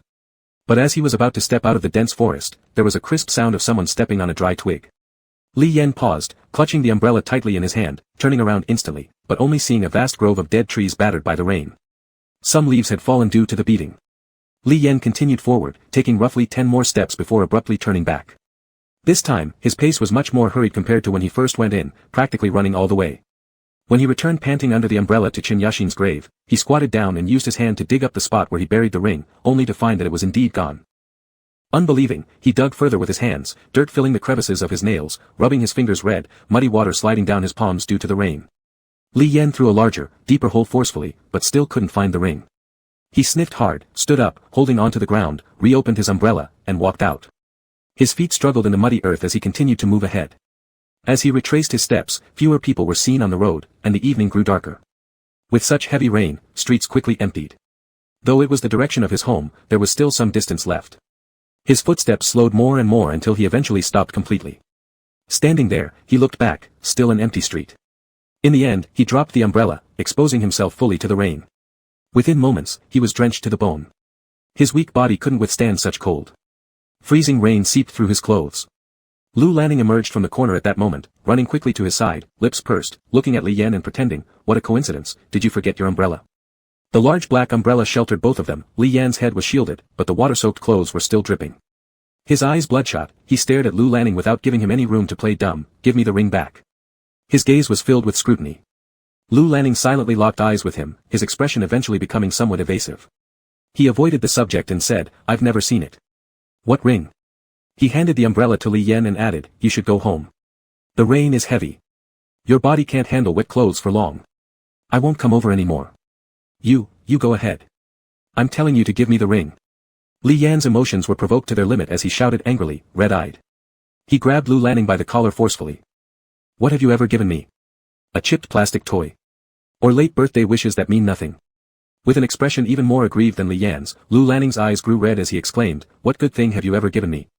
But none of this matters. I forgive you, forgive your cruelty toward me, forgive your cold-heartedness toward me. Lu Lanning's breathing became rapid. So. I hope you can forgive me too. As soon as the words escaped his lips, a punch from Li Yan struck his face with full force, numbing half of Lu Lanning's face. A metallic taste of blood spread in his mouth. No forgiveness. No forgiveness. I will not forgive you. Like being crushed by these 3 words, Li Yan screamed hoarsely, his fists shaking from the effort. Gripping tightly onto Lu Lanning's collar, he seemed ready to throw another punch, panting violently as if entirely out of control. In that instant, Lu Lanning felt like those 3 words had strangled him where he stood. It wasn't rain that poured down in torrents now, but rather sharp needles, cutting blades. Repeatedly slicing Lu Lanning apart. What brought him back to reality were tears scalding hot on his skin. Li Yan's tears splashed against his face. Even when Lu Lanning thought he hated seeing Li Yan cry, his distress intensified tenfold now. Panic surged within him. Don't cry, Li Yan, he pleaded. Hearing this, Li Yan didn't seem aware of his own tears. His eyelashes quivered slightly as he noticed the blood on Lu Lanning's lip, only then realizing what he had done in a daze. His tense body loosened slowly. His movement sluggish, he lowered his fist and got up shakily, pushing off the ground with one hand. The umbrella that Lu Lanning had dropped earlier lay just in front of him, yet Li Yan passed by it unsteadily, heading towards home. For a long time after, Lu Lanning remained lying in the rain. Li Yan cried, and Li Yan had been made to cry again by him. It seemed he would never be the person who could bring joy to Li Yan. His heart, injured by such tears, suffered an almost physiological pain, spreading from his chest through his veins to all parts of his body. He resembled a pitiful creature abandoned by the world, exposed to the freezing rain until stiffened and dead without anyone claiming him. Back in his room, Li Yan felt as if all his strength had drained from his limbs. He closed the door behind him, leaned against it, and sat on the floor absent-mindedly staring at his hand that had struck Lu Lanning's face. Didn't you hate him? Then why didn't you forgive him? Why did you hit him? Li Yan let his hand drop slowly and buried his face in his knees, crying softly. Lu Lanning arrived quietly, his footsteps drowned out by the rain. He came to Li Yan's door, leaning close and speaking earnestly, Li Yan, it's my fault, I did wrong. I haven't learned better, I deserve death countless times. You certainly shouldn't forgive me. I hope you'll continue to resent me. You know, right now you can easily hurt me, return the favor. If it makes you feel better or happier, you can hit me, you can curse me. I won't do anything else to harm you. You haven't done anything wrong, so stop crying. Let yourself go, but please don't let me off the hook. Hearing these words, Li Yan's tears slid down his stunned face. He hadn't expected that years later, Lu Lanning for the first time wouldn't argue irrationally, change the subject, or dodge responsibility. His heartfelt confession and wish expressed openly, was hoping to receive Li Yan's resentment. After a long while, the sounds outside ceased. Li Yan slowly opened the door and saw a plain silver ring lying at the doorstep. It was that ring. Chapter 91. Li Yan picked up the ring and took it inside. He sat there for a long time, motionless. Given Lu Lingning's nature, he wasn't someone who would easily return something once he had it. This must have really hurt him. Li Yan's head leaned against the wall, his gaze falling back on the sack of toys that belonged to Lu Zhirui, which he had just tidied up. Lu Zhirui came over happily on Friday night. Kids were like that, last time he was in a bad mood because of some tantrum, but this time he came with great excitement. He asked Li Yan to make him a fruit soup, and he wanted Li Yan to cook spare ribs for him. He wore a plush coat, underneath was a pure white sweater. The sauce from cooking the ribs dripped onto his clothes as he ate the ribs by hand. Noticing the mess he made, he looked up at Li Yan. Li Yan found the clothes he had changed out of last time here, and after letting him finish eating, he took off the one he was wearing and soaked it in the laundry basin. Li Yan hardly ate anything, stopping after a small bowl of sweet soup, while almost all the red braised spare ribs ended up in Lu Zhirui's stomach. After finishing his meal, he quickly climbed into bed, saying he would take out a storybook, only to find that there wasn't a single book left on the bedside. Upon taking a closer look, all of Lu Zhirui's treasures that had taken up half the room were gone. He had been so absorbed by the ribs before, and now he finally realized. Where are my toys? Lu Zhirui jumped off the bed. Li Yan squatted on the ground by the door, his hands soaking in cold water washing Lu Zhirui's clothes, hearing his footsteps, thump thump thump, coming towards him. They've been put away, in the sack by the corner, Li Yan told him. He vigorously scrubbed the stain on Lu Zhirui's clothes without turning around to look at him. Lu Zhirui turned back inside and saw a big jute bag standing in the corner as he said. He opened it, sticking his head in and discovered that they were indeed his toys. He felt somewhat disappointed, thinking that Li Yan probably thought his things were in the way, or perhaps even that he was in the way. He started getting angry again, acting like he'd just finished eating and already found trouble. Your house is too broken down and too small. He pulled the jute bag down and started pulling his toys out one by one, scattering them everywhere, taking up even more space than before. It was as if he wanted anyone walking through the door to know that there was an unruly child here who tossed toys around. Li Yan hung his clothes to dry outside on the rack. When he came in, he was also shocked to see how toys were spread all over the place. He watched as Lu Zhirui sweated hard from the effort, opening his mouth to speak but eventually said nothing, navigating his way through the obstacles of scattered toys. After all, it was their last night, right? Let him do what he wants, Lu Lingning would probably come to pick him up tomorrow. Seeing that Li Yan ignored him, Lu Zhirui got annoyed and sulkily approached Li Yan. Li Yan raised his hand to wipe the sweat off Lu Zhirui's forehead, the heat contrasting clearly with his slightly cool hands. He went to fetch hot water and washed Lu Zhirui's face, wiping it clean with a hot towel. Then he carried Lu Zhirui to bed to wash his feet. At this point, Lu Zhirui seemed to be in a better mood, trying to play around with Li Yan by stepping on his knees with wet feet. Li Yan grabbed his foot, dried it, and pushed him towards the inside of the bed. Lu Zhirui lay down and rolled back and forth on the bed. It's too early, no one wants to sleep. Anyway, I'm not going to sleep. Li Yan, I want to watch cartoons. Li Yan settled himself down and also laid down on the bed, telling Lu Zhirui, there are no cartoons here. We can ask Dad to buy us a big TV and send it over. Lu Zhirui's eyes lit up, excitedly kicking his legs on the bed, believing he had a brilliant idea. Li Yan originally intended to say no, but seeing his eager face, he didn't speak out. He pulled out a storybook and asked Lu Zhirui if he wanted to listen to any specific stories.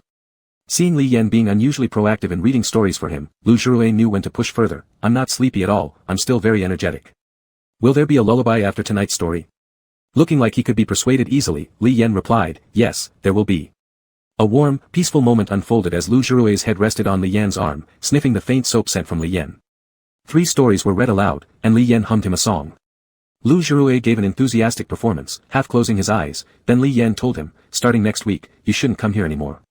It's nearly 3 hours round trip anyway, quite inconvenient. And there's nothing fun here anyway. The house is too small, not even enough space for your toys. Lu Zhirui's originally semi-closed eyes suddenly popped open. Not coming anymore.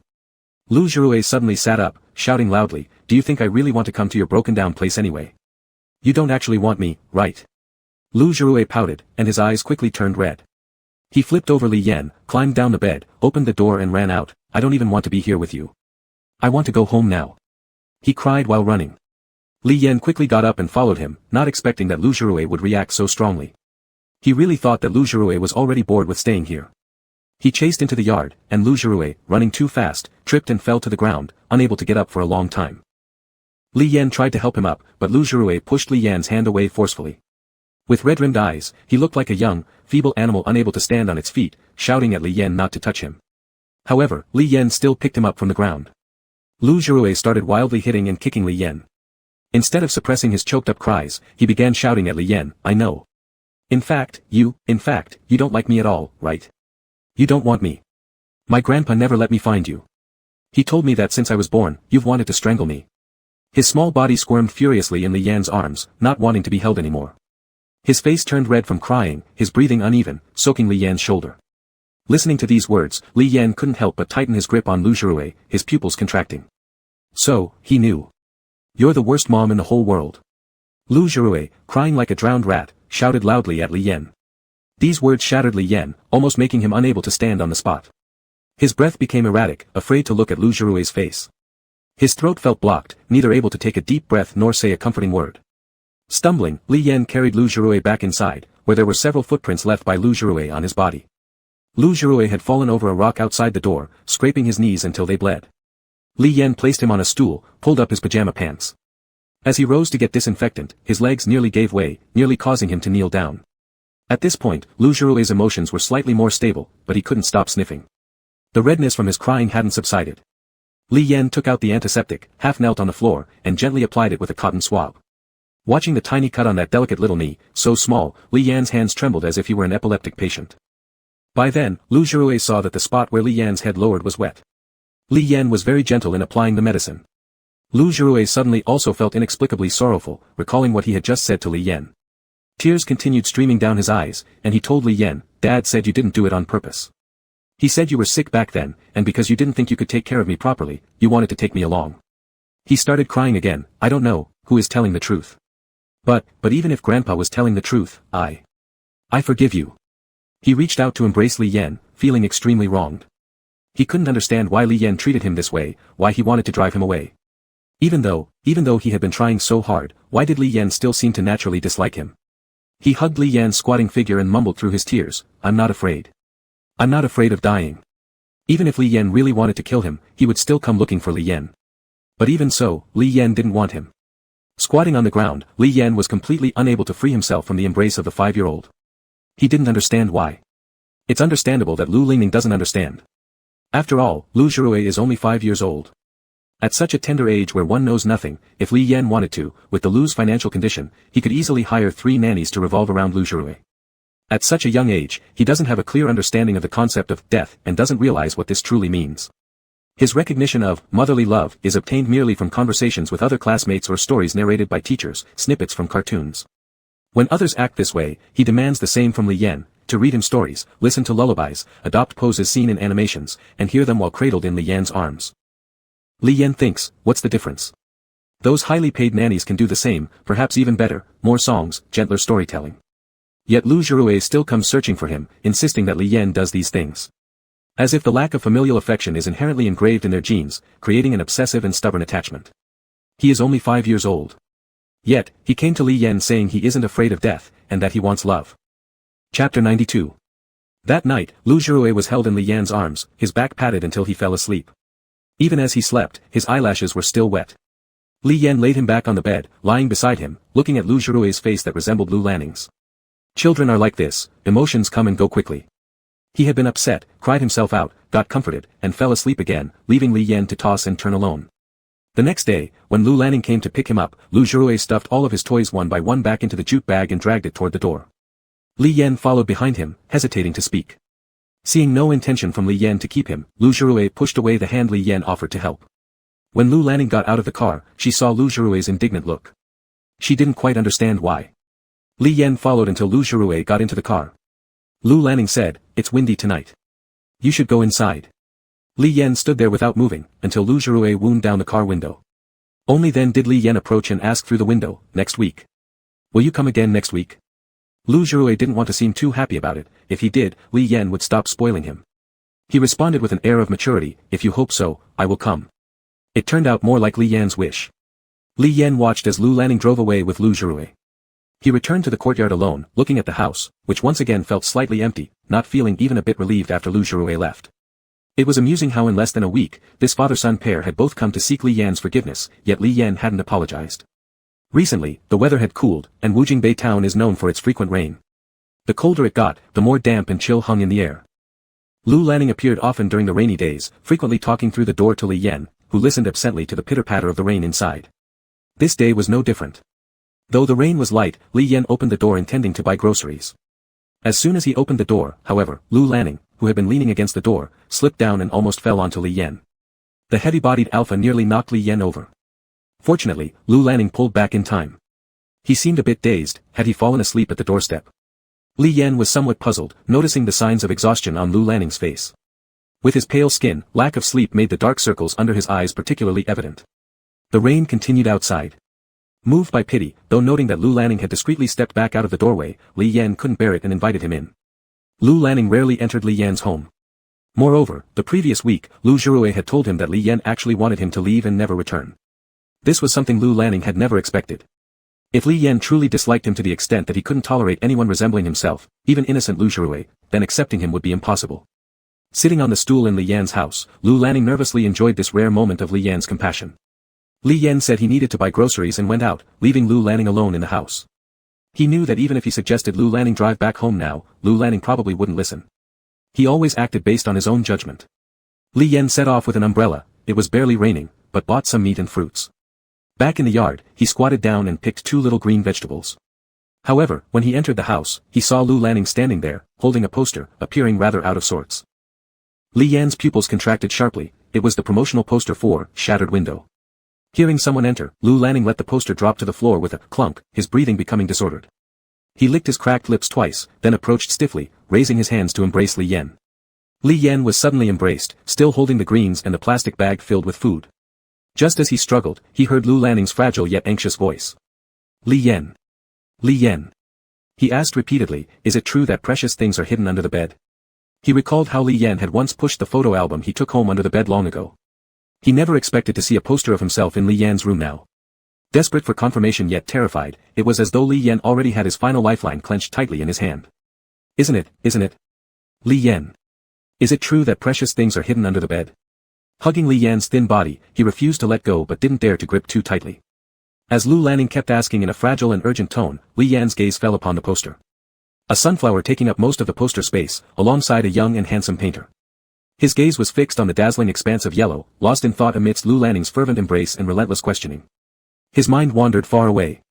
It seemed like many years ago at noon. The bright sunshine illuminated the courtyard of the Lu family residence. A gentle breeze blew as Fatmi rested on the hanging orchid in the courtyard, her paws tucked under her as she dozed off. Li Yan squatted near the flowers he was planting in the yard, busy with something in his hands. The housekeeper passed by and asked Li Yan, why do you always give so much fertilizer and water to the sunflowers? The items in Li Yan's hands suddenly fell to the ground with a clap. As if he had been tormented by Lu Lanning before, he would call out Lu Lanning's name repeatedly, his voice fragile and pitiful, imploring for mercy. Lu Lanning now calling his name over and over again was no different. All the methods he used to soften Li Yan's heart were learned from Li Yan himself. Li Yan caught a familiar yet unfamiliar scent. It smelled of citrus orange, but it carried a hint of bitterness. He sniffed lightly and slowly turned his stiff neck to see a mark hidden under the high collar of Lu Lanning's sweater. But it wasn't an isolation patch. He stared at it for a while, realizing it was a piece of gauze. Only then did he start to feel something was off. Lu Lanning's body felt too hot, far too hot. The breath that hit Li Yan's neck was unnervingly warm. He was running a fever. Li Yan pushed Lu Lanning away, his tone flustered. He placed him on the bed, fleeing like muttered, I'll go call the doctor. Lu Lanning sat there dazed after being pushed off by Li Yan, who never answered his question. When Li Yan returned with the doctor, Lu Lanning had curled up and fallen asleep on the bed, or perhaps fainted from the fever. He looked exceptionally disheveled. Li Yan leaned over and cautiously touched his forehead, turning to tell the doctor, he has a very high fever. The doctor came in with his medical kit, checked Lu Lanning's condition, and fetched a thermometer. After a while, upon measuring the temperature and removing the thermometer, the doctor frowned. It was unusually high. Something wasn't right. Li Yan, seeing the seriousness on the doctor's face, remembered something earlier and spoke up, the back of his neck, seems injured.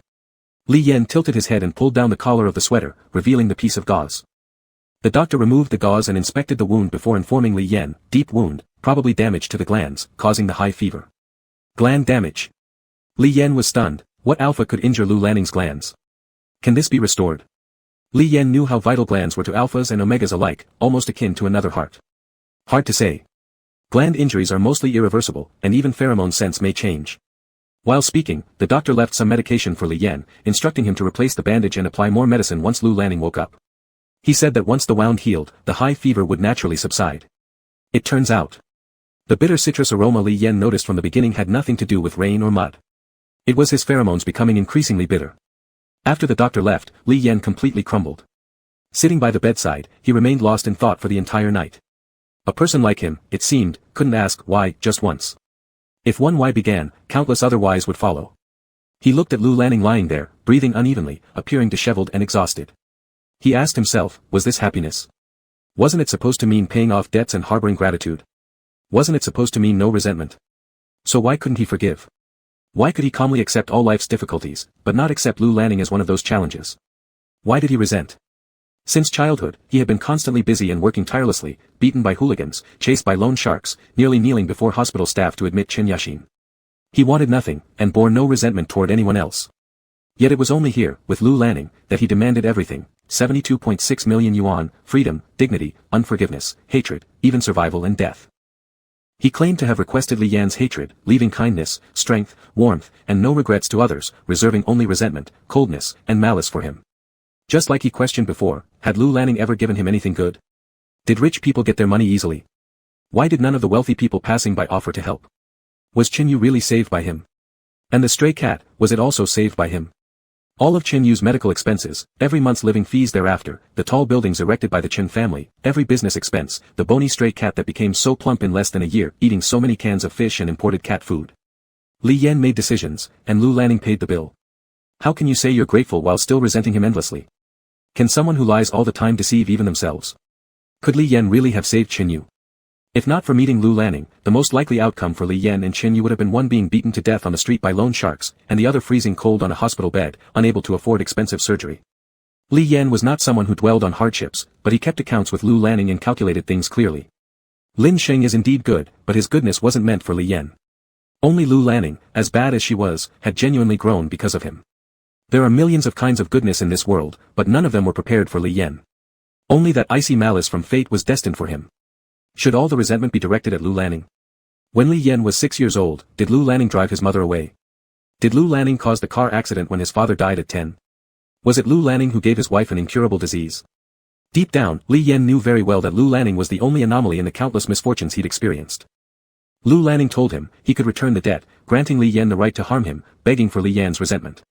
When Lu Lanning thought Li Yan was cold and indifferent toward him, searching in vain for even a trace of love left behind. A closer look would reveal that Li Yan's actions simply couldn't withstand scrutiny. If he disliked Lu Lanning so much, why didn't he run away? Why stay in Wujingbei town, the very place where Lu Lanning caught him after his previous escape? Couldn't he have gone much farther? Not giving a ring to Qin Yashin for 5 years, then insisting on presenting it only when Lu Lanning came. Clearing out trash so many times yet never managing to throw away a single poster. You say he doesn't let you go, but actually, you haven't let him go either. Not forgiving nor letting go. Chapter 93. Lu Lanning, after all, was an adult alpha. He was tall and took up much more space in Li Yan's small bed than Lu Zhirui did. More than half of the bed was already taken by him. Li Yan got up from the nearby stool and slowly walked over, seeing Lu Lanning's gentle expression under the candlelight. He seemed to be sleeping soundly. Feeling a bit cold while sitting there, Li Yan coughed lightly twice into his hand, glancing at Lu Lanning who slept peacefully on. He pushed Lu Lanning slightly towards the inside of the bed to create a small patch of empty space. Then he curled up and lay down himself, pulling the blanket over to his side as well. At this moment, Lu Lanning suddenly woke up. Li Yan's eyes were still open, now stiffening his entire body even though Lu Lanning looked weak and non-threatening, but he still exuded an overwhelming presence. Lu Lanning half opened his eyes, appearing to still be unclear in mind. When their gazes met, Li Yan dared not make a sound, uncertain if asking Lu Lanning to leave now would cause him to lose control again. Unexpectedly, Lu Lanning gazed at Li Yan with a hint of confusion, no excitement or agitation, nor fear. He blinked, his eyelashes fluttering, then said, "Am I not going to die this time?"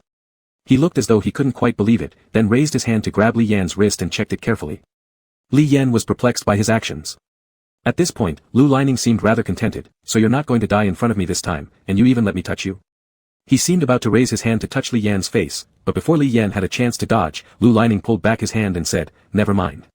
Then he continued, "Ever since I went looking for you, I rarely dreamed about you anymore." Was he dreaming? Li Yan quietly continued observing his expression without showing any emotion. Then he asked, "What did you dream about me before?" Lu Lanning answered, "I dreamed that you died in front of me, falling in a pool of blood, then you told me it was all my fault." His face revealed some unhidden pain as he stared at Li Yan, muttering, "Every time I see you stab yourself, it feels like you're killing me instead." Li Yan fell silent, realizing how this experience had left such deep shadows on Lu Lanning's life for 5 years. "Sometimes I really want to see you, other times I'm afraid to sleep." He lifted his eyes to look at Li Yan and suddenly said, "Will today's Li Yan not only let me touch him, but also talk to me?" He seemed a little happy, looking at Li Yan lying next to him in the dim candlelight, as if it were a phantom lit by the strike of a match. His eyes moved slightly, but he felt unsure of what to say or chat about with Li Yan. Again, he asked the question he always loved asking Li Yan, "What did you eat today?" Li Yan didn't answer. He tried again persistently, "What did you do outside today?" These were the two questions Lu Lanning used to ask every night before bed when they lived together. Repeated daily without getting tired of asking. But at that time, Li Yan just thought Lu Lanning was trying to control him and thus asked about everything. In Li Yan's silence, Lu Lanning's expression gradually hardened. However, he was very adept at accepting Li Yan's coldness towards him and his lack of response. He said, "Li Yan, isn't it true that you don't want to see me at all?" Li Yan didn't answer this question but instead thought of something else. "What happened to your glands?" Lu Lanning furrowed his eyebrows and then said, "Didn't you say you disliked the smell of my pheromones? Now I think this smell is much better." Although saying, "I think," he still nervously observed Li Yan's expressions as if he feared seeing any sign of disgust again.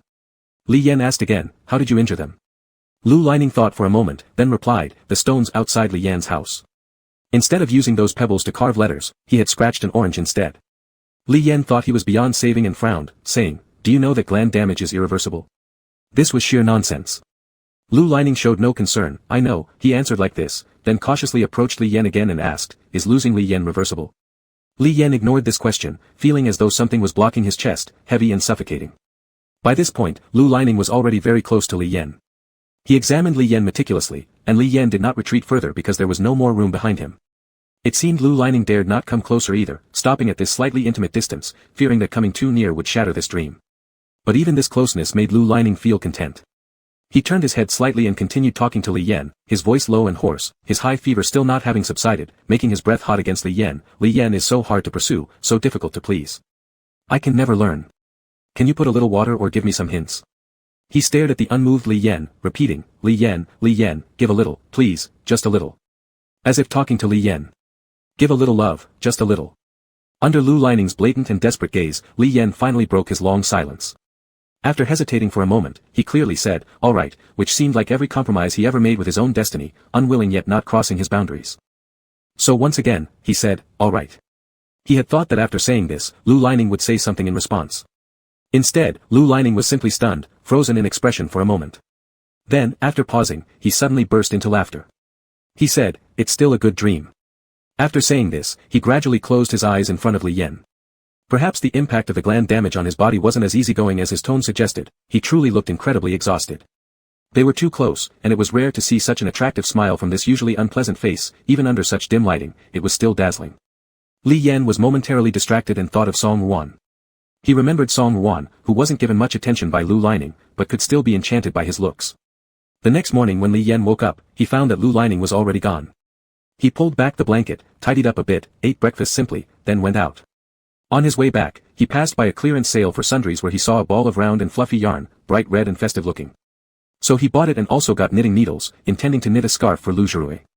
Such a fluffy, red color should complement his face perfectly. With Lu Zhuruo not around, Li Yan ate without much fuss. After eating, he spent his idle time knitting the scarf, making quick progress. He thought, if Lu Zhuruo came again this weekend, he could try it on. If he didn't come, well, that would be fine too. After all, the child was clearly very upset last time, even taking away his toys. But in the end, Lu Zhuruo did come that weekend. The first thing he did after coming in was order dishes from Li Yan, telling him about wanting rabbit buns, rice balls, shrimp stir-fry, and fish in the evening. This time, he brought over a big remote-controlled airplane model. It was an elaborate one. Li Yan watched as he proudly maneuvered the plane flying around himself. He felt a mix of helplessness, worrying that it might get damaged. Standing there, he told Lu Zhuruo that he had knitted a scarf for him.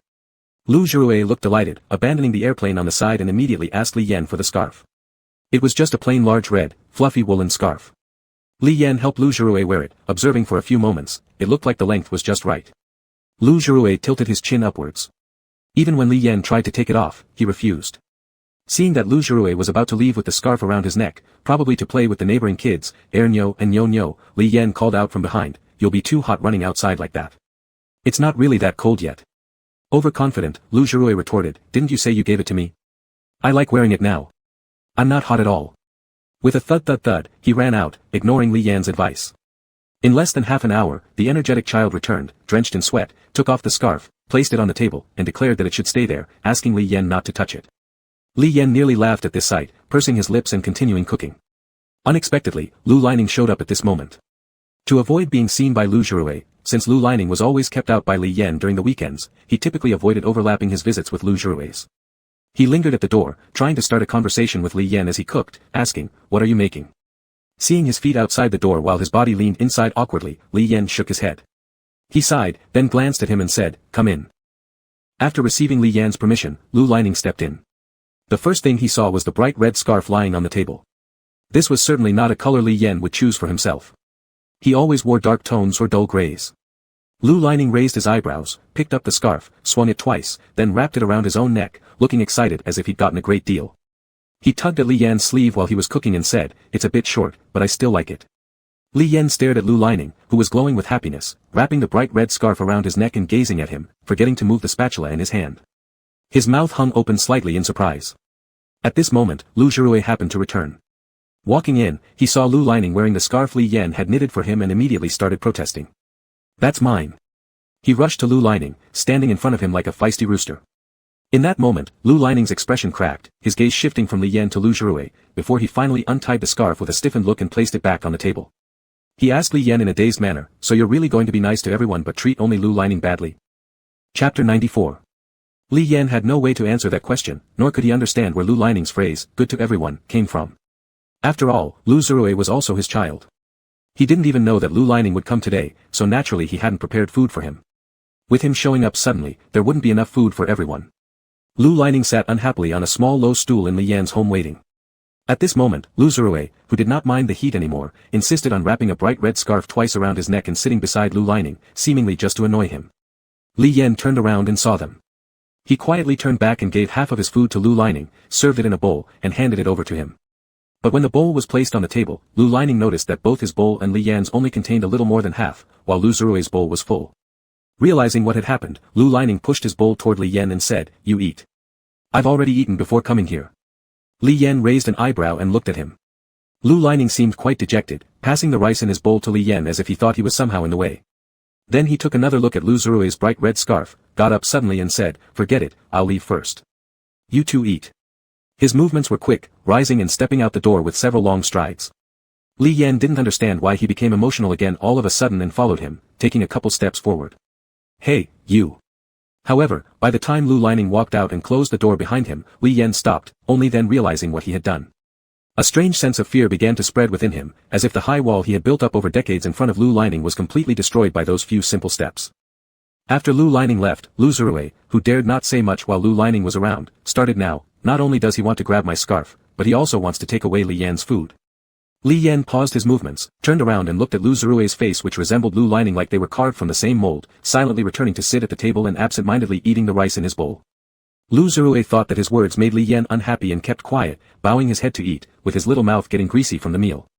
He still did not know that at this very moment Li Yan was undergoing a sort of collapse inside. On Sunday evening, Lu Lining did not come to pick up Lu Zirui. Instead, Lin Cheng drove over. Li Yan sent Lu Zirui to the car, glanced forward, and seeing Lin Cheng, did not say much, just accidentally catching Lin Cheng's gaze. Lin Cheng mentioned casually, "He's busy today." Li Yan coldly responded, "I didn't ask." After saying goodbye to Lu Zirui, Li Yan turned and went back inside. When lying down in bed at night, he tossed and turned unable to sleep, sensing something was off. What smell was that? He moved closer into the bed and sniffed, pulling the blanket towards him. Bitter orange scent, it was everywhere. This wasn't right. When Lu Zirui lived with him, he hadn't smelled this, but now that Lu Zirui had left, the smell became so obvious. Was it an illusion? Or was there something wrong with Li Yan's nose? Finally, Li Yan suddenly pulled the blanket off, got out of bed, slipped on his shoes, and rushed out. Lu Qing heard knocking on his door late at night, went over to open it, and saw Li Yan carrying some alcohol. This was truly a rare visitor. Moreover, in recent years, Li Yan barely drank alcohol and hadn't touched cigarettes either. Lu Qing was surprised but still invited Li Yan to come in. Li Yan glanced at Lu Qing, feeling somewhat embarrassed disturbing him late at night, muttering, "I just wanted to talk to you." Lu Qing was very amicable, "That's nothing. Just come whenever you want. Luckily, my wife is visiting her family today. The two of us can chat all night without anyone bothering us." Sitting at the table, Lu Qing went to open the alcohol brought by Li Yan, teasing him with a hum and chuckle, "Look at you buying your own alcohol, something really unexpected." Sitting at the table, Li Yan looked at the opened alcohol and told Lu Qing, "I just have a lot on my mind." Lu Qing said, "What's troubling you? Speak up. Your brother will counsel you." Li Yan opened his mouth but, for a moment, didn't know how to start. Finally, he made up his mind, grabbed the bottle of wine, gulped it down straight from the mouth until nearly empty. Pushing the almost empty bottle aside, Li Yan let out a small burp. He told Lu Qing, "During the year I was treating Qin Yu, I met someone." Upon hearing this opening, Lu Qing realized Li Yan was about to discuss a matter of the heart and immediately perked up. Li Yan blinked once, as if lost in memories. "He has a terrible temper, but he pays such high wages that I had no choice. To meet his satisfaction, I worked really hard. He had a mistress back then, and I was so desperate since loan sharks were after me every day. I didn't dare to visit Xiao Yu in the hospital because I couldn't afford his surgery fees. Then I thought, maybe I could try something similar. Although I succeeded in the end, he never paid me for being his mistress. He always did it for others. I wondered if it was because he thought I was worthless. Later, his father came to find me, and only then did I discover that he was already broke. And just to lend me the money he borrowed before, he went to rehearsals for charity parties. He actually disliked participating in these events. I felt like maybe there was something different about him toward me, but at that moment, how could I even have the time to consider those things? Besides, our gap was too big. I quickly resigned, determined not to contact him again. Later, one of his childhood friends came forward, claiming he could help me pay off the debts. When Xiao Yu was discovered by loan sharks, I had no other choice but to accept the conditions from his childhood friend. However, when I got there, things were not as they said. They drugged me, and when I escaped in a daze, I happened to bump into him right outside. He took me away, we argued, and he acted as though he'd gone crazy. Then he beat me, cursing me, saying how could I be so cheap and vulgar. Our relationship started getting worse, and we fought physically multiple times. I was no match for him and got beaten badly, unable to escape. I was so worried at that time because I still didn't know Xiao Yu's condition, but he stopped me from going out every day. I couldn't comprehend his inexplicable anger. Later, he brought me to another city, still refusing to let me leave. Out of desperation, I grabbed a knife and threatened him. I thought I could escape, but their housekeeper was too good. I was captured right at the door. Then he completely lost his mind, probably thinking I wanted to kill him. Li Yan's emotions dropped as he continued. After that, he locked me up in a bare room with nothing but white walls. Who would have thought pure white could be so terrifying, and they forced me to take injections. Li Yan seemed to still remember the fear from that time. His voice became somewhat agitated. It's hard to imagine someone could be so cruel, locking up someone afraid of needles and making them take shots every day. For Li Yan, what could be more terrifying than this? Lu Qing had heard enough by this point. He yelled in rage, "That man is a beast. What kind of injection was he giving you?" Li Yan lowered his voice slightly. "I don't know what it was, but after taking it, I would feel unbearably hot, and..." He chose his words carefully and continued, "Then, I'd have an uncontrollable urge to sleep with him." From the look on Li Yan's face, it was clear it wasn't ordinary sleeping. Lu Qing hadn't fully digested this when Li Yan confirmed his suspicions. Maybe the alcohol had taken effect, as his face was slightly red, and he began accusing Lu Qing, and he wouldn't sleep with me unless I begged him to come near me. He later made me say some insincere things that he wanted to hear, and if I got it wrong, he would inject me again. Gradually, I lost my sanity and almost collapsed. I don't know what exactly happened. When he saw that I truly couldn't take it anymore, he finally released me. My memory of that period is incredibly vague. I still don't understand why, after being locked in such a white room, I developed a fear of the dark when I left. It's as if he has a mental illness. Because I'm afraid of the dark, I couldn't sleep, so I ran to the bathroom to sleep. He became angry again and placed a small lamp in my room for 2 or 3 days until I gradually got used to it. However, he apparently doesn't like sleeping in bright environments. I heard him toss and turn during the night. It probably lasted about a month before he slowly adapted. He does those sorts of things that harm others yet don't seem to bring him any pleasure either, all rather mysterious. He's unhappy, but he continues doing it. At this point, Li Yan remembered something else, and he is extremely petty. You've never seen anyone with such a small capacity for forgiveness. Once, he caught me watering the flowers planted by the housekeeper in the yard, and from then on, he wouldn't let me go to the yard anymore. He locked me inside and made me tend to the flowers he grew in the greenhouse, which annoyed me to no end. I had absolutely no interest in gardening, these delicate plants were driving me crazy. I wanted to grow vegetables instead. Li Yan picked up the bottle of alcohol and took another swig.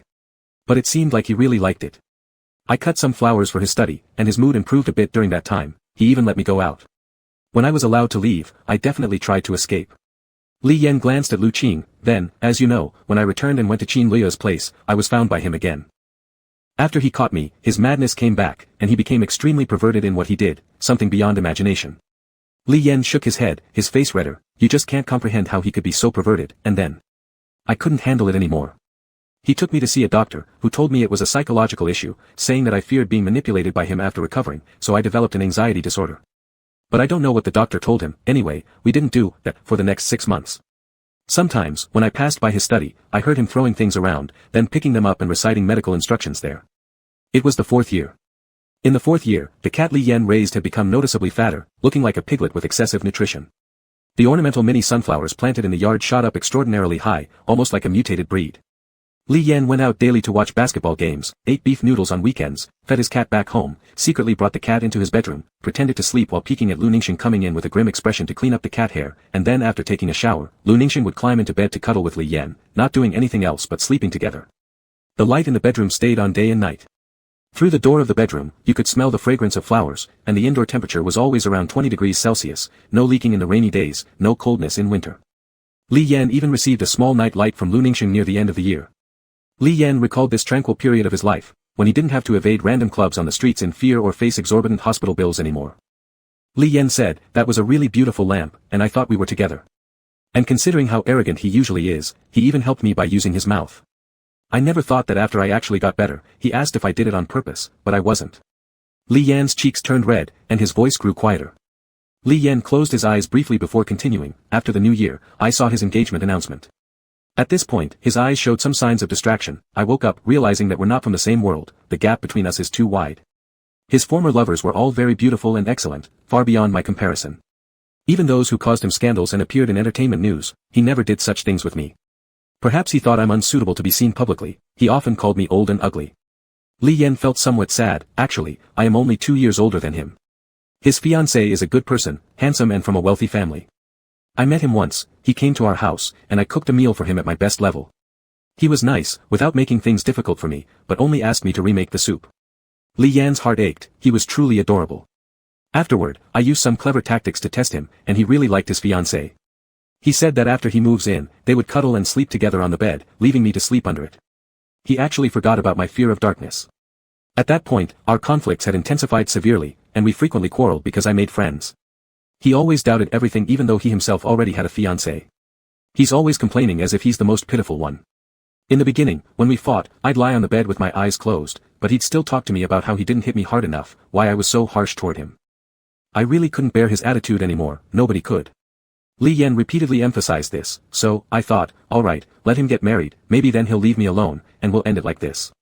In their relationship, Li Yan was always the one who first considered retreating. But later, he suddenly didn't want to get married anymore and stopped liking the other person, yet by that time, I hated him immensely, and I couldn't live with him anymore. We argued frequently over the matter of my making friends. Then he went crazier, and eventually, he made me pregnant, initially lying to me by saying I just gained weight. Li Yan's eyes revealed pain. As a beta, I didn't even know I could get pregnant. I was completely devastated, unable to accept it. I felt he disrespected me, and life itself. Lu Qing was thoroughly shocked at this moment, his expression almost cracked, his gaze fixed on Li Yan's belly, intending to say something, but Li Yan continued speaking. I was tortured so much, and I later went crazy too. I was a person who longed to live desperately, but during that time, I felt the world was so gloomy, always wanting to die. He was frightened by me and apologized, but it was too late, I didn't want to forgive him at all. After giving birth, he realized how severely I'd gone mad, so he let me go. When I left, I told him very firmly that we were done, but I still wanted to die. Since he wouldn't let me die in front of him, I decided to return to Wujingbei town, dying with Chen Yashin instead, pretending nothing ever happened between us, pretending I never met him. I thought if I had left with Chen Yashin from the beginning, none of this painful experience would have happened, and I also felt regretful toward Chen Yashin. Li Yan said, when I was about to die, you came to find me. You pulled me back home, and once I recovered my senses, I wondered why on earth you'd be walking alone near the cemetery deep in the forest at night. You must have been looking for me. How did you know I'd come back? Li Yan's gaze fell on Lu Qing's face. Lu Qing opened his mouth a few times but couldn't explain clearly. After you brought me medicine, I became certain that it was still him. The bottle of health supplements revealed its label underneath, showing it was antidepressant medication. I thought, he just can't leave me alone, he's scared I will die. Even though I didn't die in front of him, he still doesn't want me to. He wants me to stay alive. There won't be anyone else in this world who treats me so badly, yet also cares so deeply about me. Li Yan's eyes brimmed with tears. I'm not a person who loves self-pity, but whenever I think of him, I feel like crying. My heart feels heavy, both painful and suffocating. It feels like my heart is about to break. Li Yan said this, his lashes still wet with tears, and his slightly drunken face looked at Lu Qing. Sorry, I've held it in for too long, and there's no one I can talk to. He asked, do you think I should still be with him? It seemed like he remembered he only mentioned bad things about Lu Ningxiang, so he added to seem more impartial, actually, he's quite pitiful too. Going crazy like this, no one dared to remind him. His friends are insane as well. His father neglects him, refusing treatment, and exploits him daily. For a while, he could only sleep 4 hours at home before heading to work. But lately, he seems more normal, and he can somewhat control his emotions. After Li Yan finished speaking, he asked again, do you think we should still be together? Upon hearing phrases like, close to breaking heart, always shedding tears, no one treating me so badly yet caring so much, followed by, do you think we should still be together, Lu Qing suddenly realized an eerie sense of familiarity. Sighing, Lu Qing admitted, indeed, just a couple days before you came back, someone approached me and even brought a lot of cash, but I rejected it and told them to leave. However, I kept the medicine. Li Yan's tears dropped onto the table, and he wiped them off with his hand. Looking at the tears, Lu Qing suddenly realized where this feeling of familiarity came from. It was from the magazines he picked up in his uncle's closed bookstore and read while squatting in the toilet yesterday. It was from the Q&A section in the emotional advice column. Quickly finding an excuse, he bolted into the bathroom, flipping back to that page from yesterday. Before he could manage a glance, there was a loud crash in the living room, likely a chair being hit and the sound of a wine bottle shattering. Li Yan came towards the restroom, drunk and also needing to use the facilities. As Lu Qing pushed the door open, he hurriedly closed the book and recited something he'd just seen. A truly decisive person wouldn't ask. Asking repeatedly shows that one is still uncertain. Pursuing love is something each of us. Lu Qing hadn't finished quoting when Li Yan thanked him. Thanks, brother Lu. I get it. Li Yan patted Lu Qing on the shoulder, pushing him out. Chapter 95. Li Yan went to the bathroom at Lu Qing's house and didn't come out after going in. Lu Qing waited for nearly half an hour outside, calling Li Yan's name twice with no response. Worried, he opened the door to find Li Yan, with a red face, had fallen asleep on top of the toilet cover. Crying with laughter, Lu Qing pulled Li Yan out and laid him down on the bed. When Li Yan woke up the next morning, his tolerance for alcohol, having not drunk regularly, had gotten worse. Awaking feeling embarrassed, he apologized to Lu Qing. Lu Qing said, "It's no fun if you're so formal." They talked a bit more, and Li Yan had breakfast at Lu Qing's before leaving. Upon returning home, Li Yan saw someone sitting by the door from afar. As he got closer, he recognized Lu Lianing. Seeing him, Lu Lianing hurriedly stood up. His clothes were wrinkled, his eyes bloodshot, looking completely haggard, his face even paler than usual. "Where have you been?" Lu Lianing asked as he followed Li Yan. After a night of drinking, Li Yan's head was still dizzy, and seeing Lu Lianing's serious expression, he responded confrontationally. "What does it matter to you?" Li Yan said deliberately. He pushed the door open and walked inside, and Lu Lianing, not having been invited in, dared not enter rashly. Now that there was finally some easing in Li Yan's attitude toward him, he didn't want to ruin it again. Standing outside the door, Lu Lianing said, "I was really worried about you, I waited here all night." His lips tightened, and, "There's alcohol on your breath."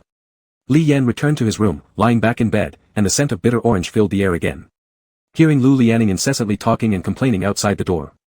"Mind your own business," Li Yan said, pulling the covers over himself and turning away. Lu Lianing fell silent for a moment, then said, "Did I bother you? Are you avoiding me?" He gently closed Li Yan's door and told him, "Don't avoid me, if I'm bothering you, I won't come these next few days." Li Yan heard the door closing, then the fading footsteps, until finally the sound of the car starting up. So just like that, he left. Li Yan closed his eyes and tried to catch up on sleep, but without Lu Lianing around, the drowsiness disappeared.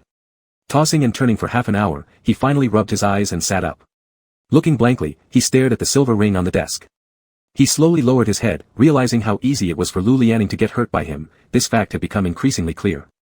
At the start, Lu Lianing had tried to crush Li Yan and reshape him into his ideal image, but in the process, Lu Lianing himself also changed. He clumsily concealed the sharp edges of his character, fearing any misstep might offend Li Yan. Over time, Li Yan has been constantly refined by a painful fate.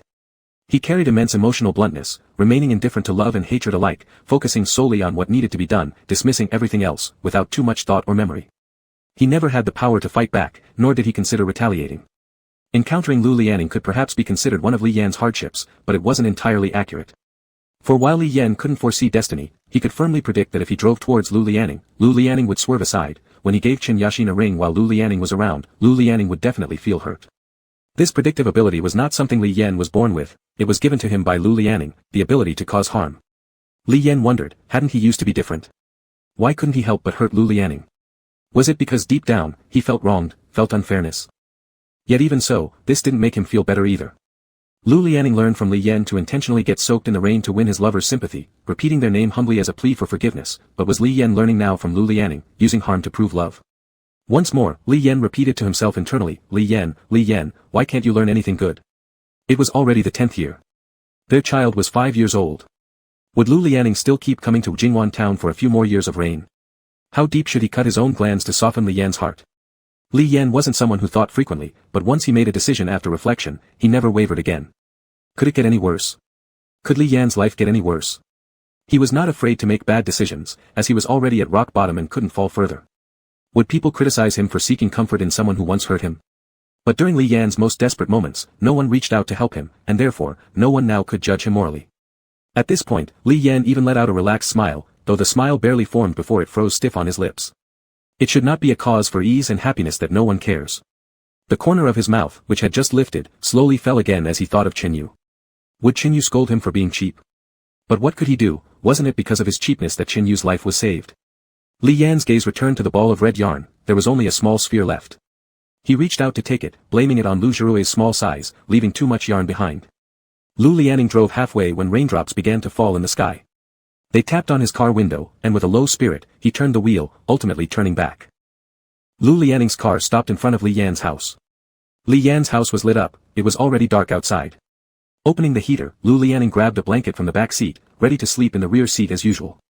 But the rain grew louder and more relentless. Tired and worn out, his immune function had dropped since his gland injury, and fevers often rose without reason. Running between City A and Jingwan town, working while watching over Li Yan, somehow sleeping in the car by Li Yan's house was better than resting at home. At least, he hadn't had nightmares anymore. He soon fell into a deep sleep, thinking while asleep that Li Yan seemed to have grown tired of him. Had he been coming too frequently? He must leave before Li Yan opened the door tomorrow morning. Suddenly, after an unknown duration of sleep, a thunderclap erupted across the sky, and torrents of rain poured down. Awakened suddenly, Lu Lianing half sat up, looking outside the window. In the curtain of rain, Li Yan's little house was faintly visible but still illuminated. Glancing at the time, it was almost midnight. This was unusual for Li Yan's schedule. Moving closer to the window, Lu Lianing saw that Li Yan's house lights blinked twice after two distant thunderclaps and then went out. Had Li Yan turned off the lights to sleep? But why didn't candlelight illuminate the room?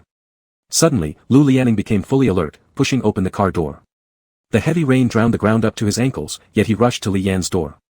Inside came a dull sound of something falling over. Anxious, Lu Lianing started pounding on the door, loudly calling out Li Yan's name. Inside, Li Yan, breathing rapidly, was drenched in cold sweat, completely unable to move as he squatted on the floor. Upon hearing Lu Lianing's voice, he initially thought it was a hallucination, until the repeated calls prompted him to move his numb hands. Slowly rising, he staggered towards the door and pulled the latch open. The moment the door opened, Lu Lianing embraced Li Yan. Still tense, Li Yan had wide eyes and labored breaths. Lu Lianing soothingly patted his back, calming his breathing. Gradually pulling away, Lu Lianing removed his coat and said to Li Yan, "Let's go to the car." Before Li Yan could nod, Lu Lianing had already wrapped him in his large coat, carrying him waist-high, sprinting madly to the car, opening the door and placing Li Yan inside. Sitting numbly in the car, it took Li Yan some time to finally ask the dripping wet Lu Lianing entering through the other side, You didn't leave, did you?" After all, he had said he wouldn't come back. Without answering, Lu Lianing pulled a thin blanket around Li Yan, rubbing his rain-soaked hair. Compared to Li Yan, Lu Lianing was clearly the more soaked one, constantly dripping water and making the car interior wet. Yet, Lu Lianing was still worried. His sleeve dripped as he anxiously asked, "Is your clothes also wet? Are you cold?" Wiping Li Yan's hair, he asked further, "Do you feel any discomfort anywhere?" Li Yan blinked. Where exactly was he feeling discomfort? It was merely a few drops of water. Surely Li Yan wasn't so precious. However, reflecting more carefully, living together with Lu Lianing made him behave differently. Everything about him became unlike Li Yan. Li Yan would eat plain noodles with clear water without complaints, yet around Lu Lianing, he became picky about food, bargaining over things, needing reminders to eat, requiring support during blood tests, and even mentioning foot pain to Lu Lianing and the housekeeper deliberately. These uncharacteristic behaviors were simply Li Yan exercising his right to be loved. Seeing Li Yan remain silent, Lu Lianing thought he might be frozen, leaning forward again to adjust the temperature higher. He turned on all the interior lights, gently reassuring Li Yan, "We'll warm up in a bit." Looking at Lu Lianing's anxious demeanor, Li Yan suddenly called out, "Lu Lianing." Lu Lianing paused, slowly turning his head to look at him, asking, "What's wrong?" Li Yan was wrapped tightly, while Lu Lianing was soaked to the bone, his hair still dripping water that slid down into his collar. His hair disheveled, he looked at Li Yan with a somewhat lost expression. Li Yan remained silent, not speaking. The car interior had an eerie atmosphere, filled with dampness and moisture. Outside, the rain pattered softly, turning from a downpour into moderate rain, more gentle now, tapping on the glass. Li Yan slowly moved closer to him and kissed him. Lu Lianing's eyes widened even more. He had forgotten to breathe, stunned by Li Yan's action. A wave of immense joy exploded in his heart, engulfing him entirely. He gazed blankly at Li Yan, too afraid to move, fearing it might be some unrealistic beautiful dream. He secretly pinched himself, yet the pain felt all too real. Slowly, he closed his eyes, raising his chin slightly as if inviting another kiss. When Li Yan saw Lu Lianing close his eyes, a drop of water slid down from his thick eyelashes. No matter how weary and disheveled he looked, it could not conceal the striking features that remained stunning and captivating. This time, there was no longer any trace of the wicked queen from Snow White. Instead, he resembled a noble princess shedding tears, standing on the wall of a castle about to be conquered, head always held high. Li Yan couldn't help but be deeply moved by such a Lu Lianing. He kissed him again, their lips touching once more. It was an unprecedentedly sincere and pure kiss between them. Lu Lianing restrained himself so much that it didn't seem like him. He handed over all initiative to Li Yan. Li Yan felt something warm touch his skin, surely nothing like rainwater would be so warm. He opened his eyes and saw Lu Lianing sniffing, even his lower eyelids turning red. At this moment, there was no bright sunshine, dark clouds enveloped the sky, and heavy rain persisted. Except for where they were, the entire Jingwan town plunged into darkness. The thing Lu Lianing prayed for during their farewell truly happened at this moment. But he didn't cry during the parting, only reuniting made the tears flow. Just like this tear, it had evaded falling 5 years ago, but 5 years later, it was inevitable for Lu Lianing to shed tears for Li Yan. Li Yan said, "Lu Lianing, holding on like this for so long, you've worked hard." Chapter 96, Final Chapter. "Can we go eat beef noodles together in the future?" Li Yan asked. Lu Lianing's emotions were still unsettled. His eyes were red, and he said hoarsely, "We can. Will we go watch basketball games together too?" Li Yan asked again. "We will go together. Then can you not shout at me so loudly in the future?" Li Yan pondered and asked. Lu Lining softly said, super quietly. Li Yan slowly stretched out his hand, then opened it. Lying in his palm were 2 rings, red thread-woven circles. He reached for Lu Lining's hand, and Lu Lining wore it. Lu Lining looked at the ring on his hand with reddened eyes. He thought about the few questions Li Yan had asked, as if achieving just those simple things would be enough to be successfully together with Li Yan. But over the years, Lu Lining had struggled endlessly without understanding. The next morning, the weather had cleared up. Lu Lining opened the car door and told Li Yan to return home. He needed to go back and freshen up, change clothes. He was returning to City A to renovate the house. The room filled with painful memories of Li Yan would be torn down. After another shower, tidying himself up, he lifted his hand to look at the red circle again. Several times, he tried to take it off, but halfway through removing it, he put it back on. Even after a night had passed, he still felt like it wasn't real. Early in the morning, he even extended his hand to ask the steward what was on it. The steward said, "With my old eyes, if I didn't see wrong, that should be a ring."